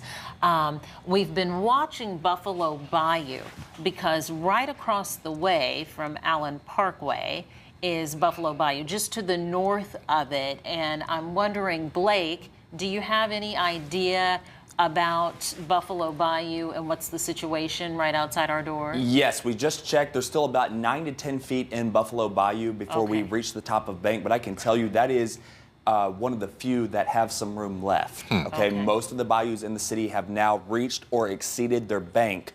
So, and we actually have some updated numbers here on area creeks and bayous. So we'll start off with the radar. We have a couple of tornado warnings still in effect. Very heavy rain continuing to filter into the city. This tornado warning here in effect for Fort Bend County does include DeWalt and Greatwood on the south side of Sugar Land. That tornado warning in effect until 5:45. You can see very heavy thunderstorms continuing to push on up towards the north. This does include Brazos Bend State Park and in the Thompsons area. So if you're there, I'll tell you what, it is really coming down for sure. This is Clear Creek at 5:28, so this is brand new information. The creek, top of bank at 12 feet. We are currently at 21.91 feet and rising quickly there at, again, Clear Creek at 5:28. Halls Bayou at Tidwell, the top of bank 39 feet. We are at 44.12. Obviously, water getting in the homes down there as well. This is going to be Greens Bayou at Beltway 8 up on the north side. We are the top of bank at 69.3. We are at 69.56. So now Greens Bayou at Beltway 8 has officially come out of its banks as well. White Oak Bayou at Heights Boulevard, the top of bank 32 feet. We are all the way up to 39.01 and rising rapidly on that. And again, Spring Creek. This is going to include areas on the backside of the Woodlands. If you're watching from Timber Lakes, Timber Ridge, if you're watching from the backside of Glenlock, this is where you're going to want to really pay attention to Spring Creek, as we are now just about to the top of bank. Just 10 minutes ago, we were at 88 feet, so we have risen a foot and a half very, very quickly, and again, approaching to the top of bank. Let's continue on here. This is Greens Bayou at Normandy. This is going to be on the east side, the top of bank at 10.5 feet. We are now at 12.66 feet, so flooding imminent in that location as well. Mary's Creek at Winding Road down in Friendswood, the top of bank at 26.8 feet. We are now at 29.59 feet, and remember, we have just updated these numbers here, so again, we certainly have a lot of flooding problems across the city. In fact, what you're looking at there, that's close to Pearland, the Beltway at Monroe. You can see the water up to this guy's chest here as he continues to work his way. I'm not sure exactly where he's going, obviously looking for some higher ground, but certainly a scary situation shaping up here this morning with all the creeks, rivers, and bayous reaching bank full and or exceeding that. Brays Bayou at Rice Avenue, again, this one too out of its banks, the top of the bank at 51.3 feet. We are now at 52.1 feet, so just now breaking the top of the bank there, and there is a heck of a lot more rain to come. So here's your future cast. Starting this morning, in fact, Cheetah, we're going to have to update that here momentarily, but through 11 o'clock tonight,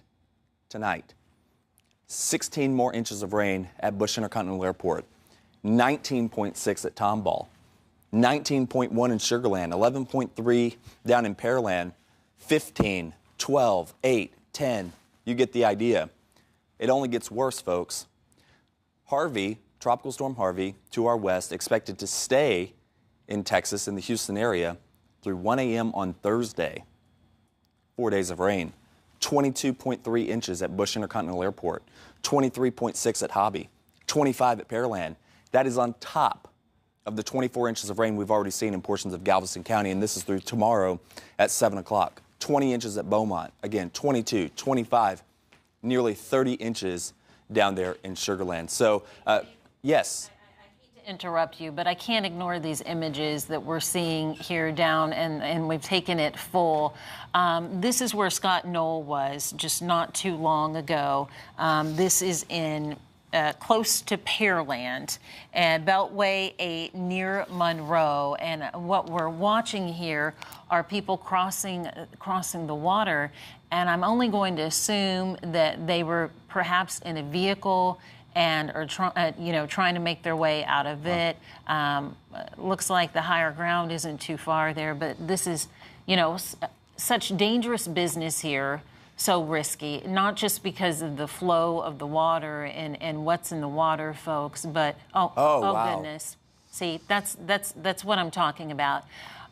There are manholes, and when the system is just overwhelmed, you'll have the manhole cover pop off, and then. And you can see me we're just watching how this man. We just saw him, and then behind the car, we didn't see him again, hoping that he is okay. He started swimming. And the rain continuing to come down very heavily. They're getting ready to get another very heavy feeder band moving through that area. And we saw the cars there, just how deep that water is. I mean, up to almost to the roof. Yeah. So this is the guy that started swimming. It looks like, Mia, he has finally made it to some higher ground. Oh, they made it to higher ground. Oh, thank goodness. And they're probably going to try and make their way. Looks like they stepped into some water again. They're probably going to try and make their way, maybe perhaps up to where Scott Knoll is, because he was at a higher vantage point. He was there, I believe, at an overpass. And so... and I can tell you where they are now, Mia, the water's rising.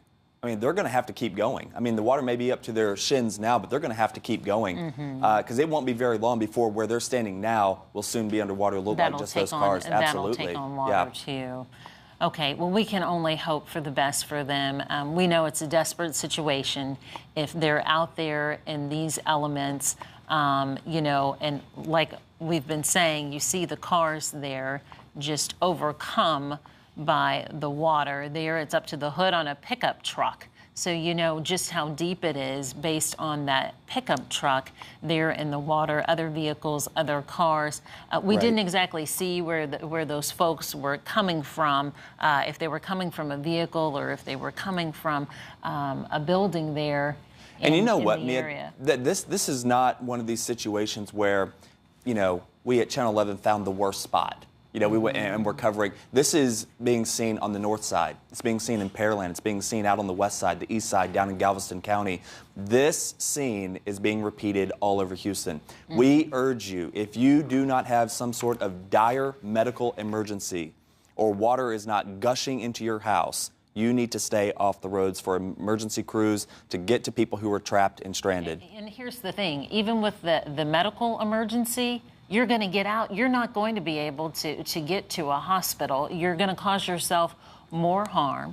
And, every single official that we have spoken to, from the chief to the mayor to a fire marshal in Pasadena, they're telling everyone, stay put. Is that the top of a sign? Stay where you are. I'm trying to make out exactly what that is in the water there.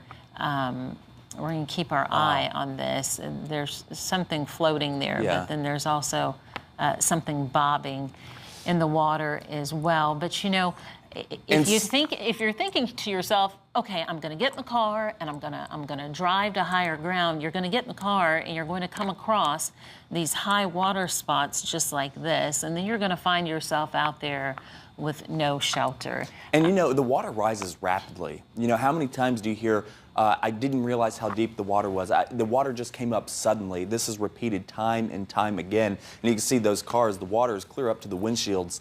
And again, on that car there, stuck in the middle of the intersection. And you say, how do people find themselves in this position?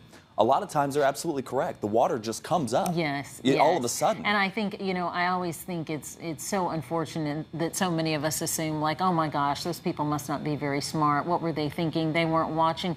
Folks, you don't know what their situation is. And you don't know until you have water in your own home up to your knees up to your waist. How alarming that can be, how scary that can be, and that's why people act, and that's why they get on the move, and they're watching these images just like you are, and their anxiety levels have risen. Look how hard that rain's coming down. You know, they're stressed, and look at that rain coming down. Okay, we're going to keep monitoring this picture. Maybe, in fact, we can get it up on the screen in a box. We'll see. If not, we'll come back to it. But let's go out live to the porch. That's where our Lynn Cannon is right now. Lynn, you moved out there because you wanted to show folks, first off, we are safe here at KHOU. I know a lot of people get concerned about us, but we have sandbags and we have a floodgate of our own. Yeah, we have the floodgate, we have the sandbags, but I don't know how much longer we can hold up here. This is astonishing. Take a look. This is the water that has come up to the driveway in front of the station, up the steps, up to the wall that leads to the porch. I don't think this has happened since Allison in 2011 when we actually got water inside the station. And keep in mind, we've got more water coming. It is pouring out here.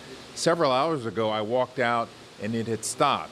Well, here's another rain band, and it is pouring once again, and we're going to get untold more inches. You can see over my left shoulder the sandbags and the floodgate, which was put in after 2001 because of Allison, and we got water inside. We are hoping that this will keep the water out of the station this time. But if you look out into the distance, it is a lake from here practically all the way to Buffalo Bayou, which is some, I don't know, 300 yards away from here. And it is just a deluge. It just keeps coming. It is relentless. And we're going to be in a situation, I think, that perhaps we've never been before. And it's, you know, what is it, 5:30, almost 6 o'clock in the morning, and we're expected to get rain until tonight. Hopefully we get some sort of breaks in the band of rain that Blake has been talking about, because if we don't, we're going to be having a problematic situation for ourselves in terms of trying to bring you the news from the station. Clearly, we know it's bad out on the roads, but here, this is just overwhelming. And as far as you can see, I mean, it's just water. It's just water. So this gives you a sense of what we're facing right here at the corner of Stanford and Allen Parkway. Mia? All right, Lynn Cannon, that's the situation from just outside our front door. You can see we've watched the water there come. We've been through this before, as Lynn mentioned, with Tropical Storm Allison. We're going to keep watching that. It has us wondering now about the rain totals. Blake Matthews has been looking at that information. He's gathering things on the computer right now, so give him just a second. You got it? Oh, yes. And by the way, just in from the Weather Service, I want to emphasize here, they are telling, if you get in a situation to where you have to go to the second floor of your home, the water's coming into your house, they are urging you, do not go into the attic. Okay? They're saying get on top of the roof, which I can't even believe I'm saying that. So if water is coming into your house and you have nowhere else to go, do not go into the attic, but instead get on top of the roof, call 911, and stay on the phone until somebody picks it up. So again, on the roof, stay on the phone with 911 until somebody picks it up.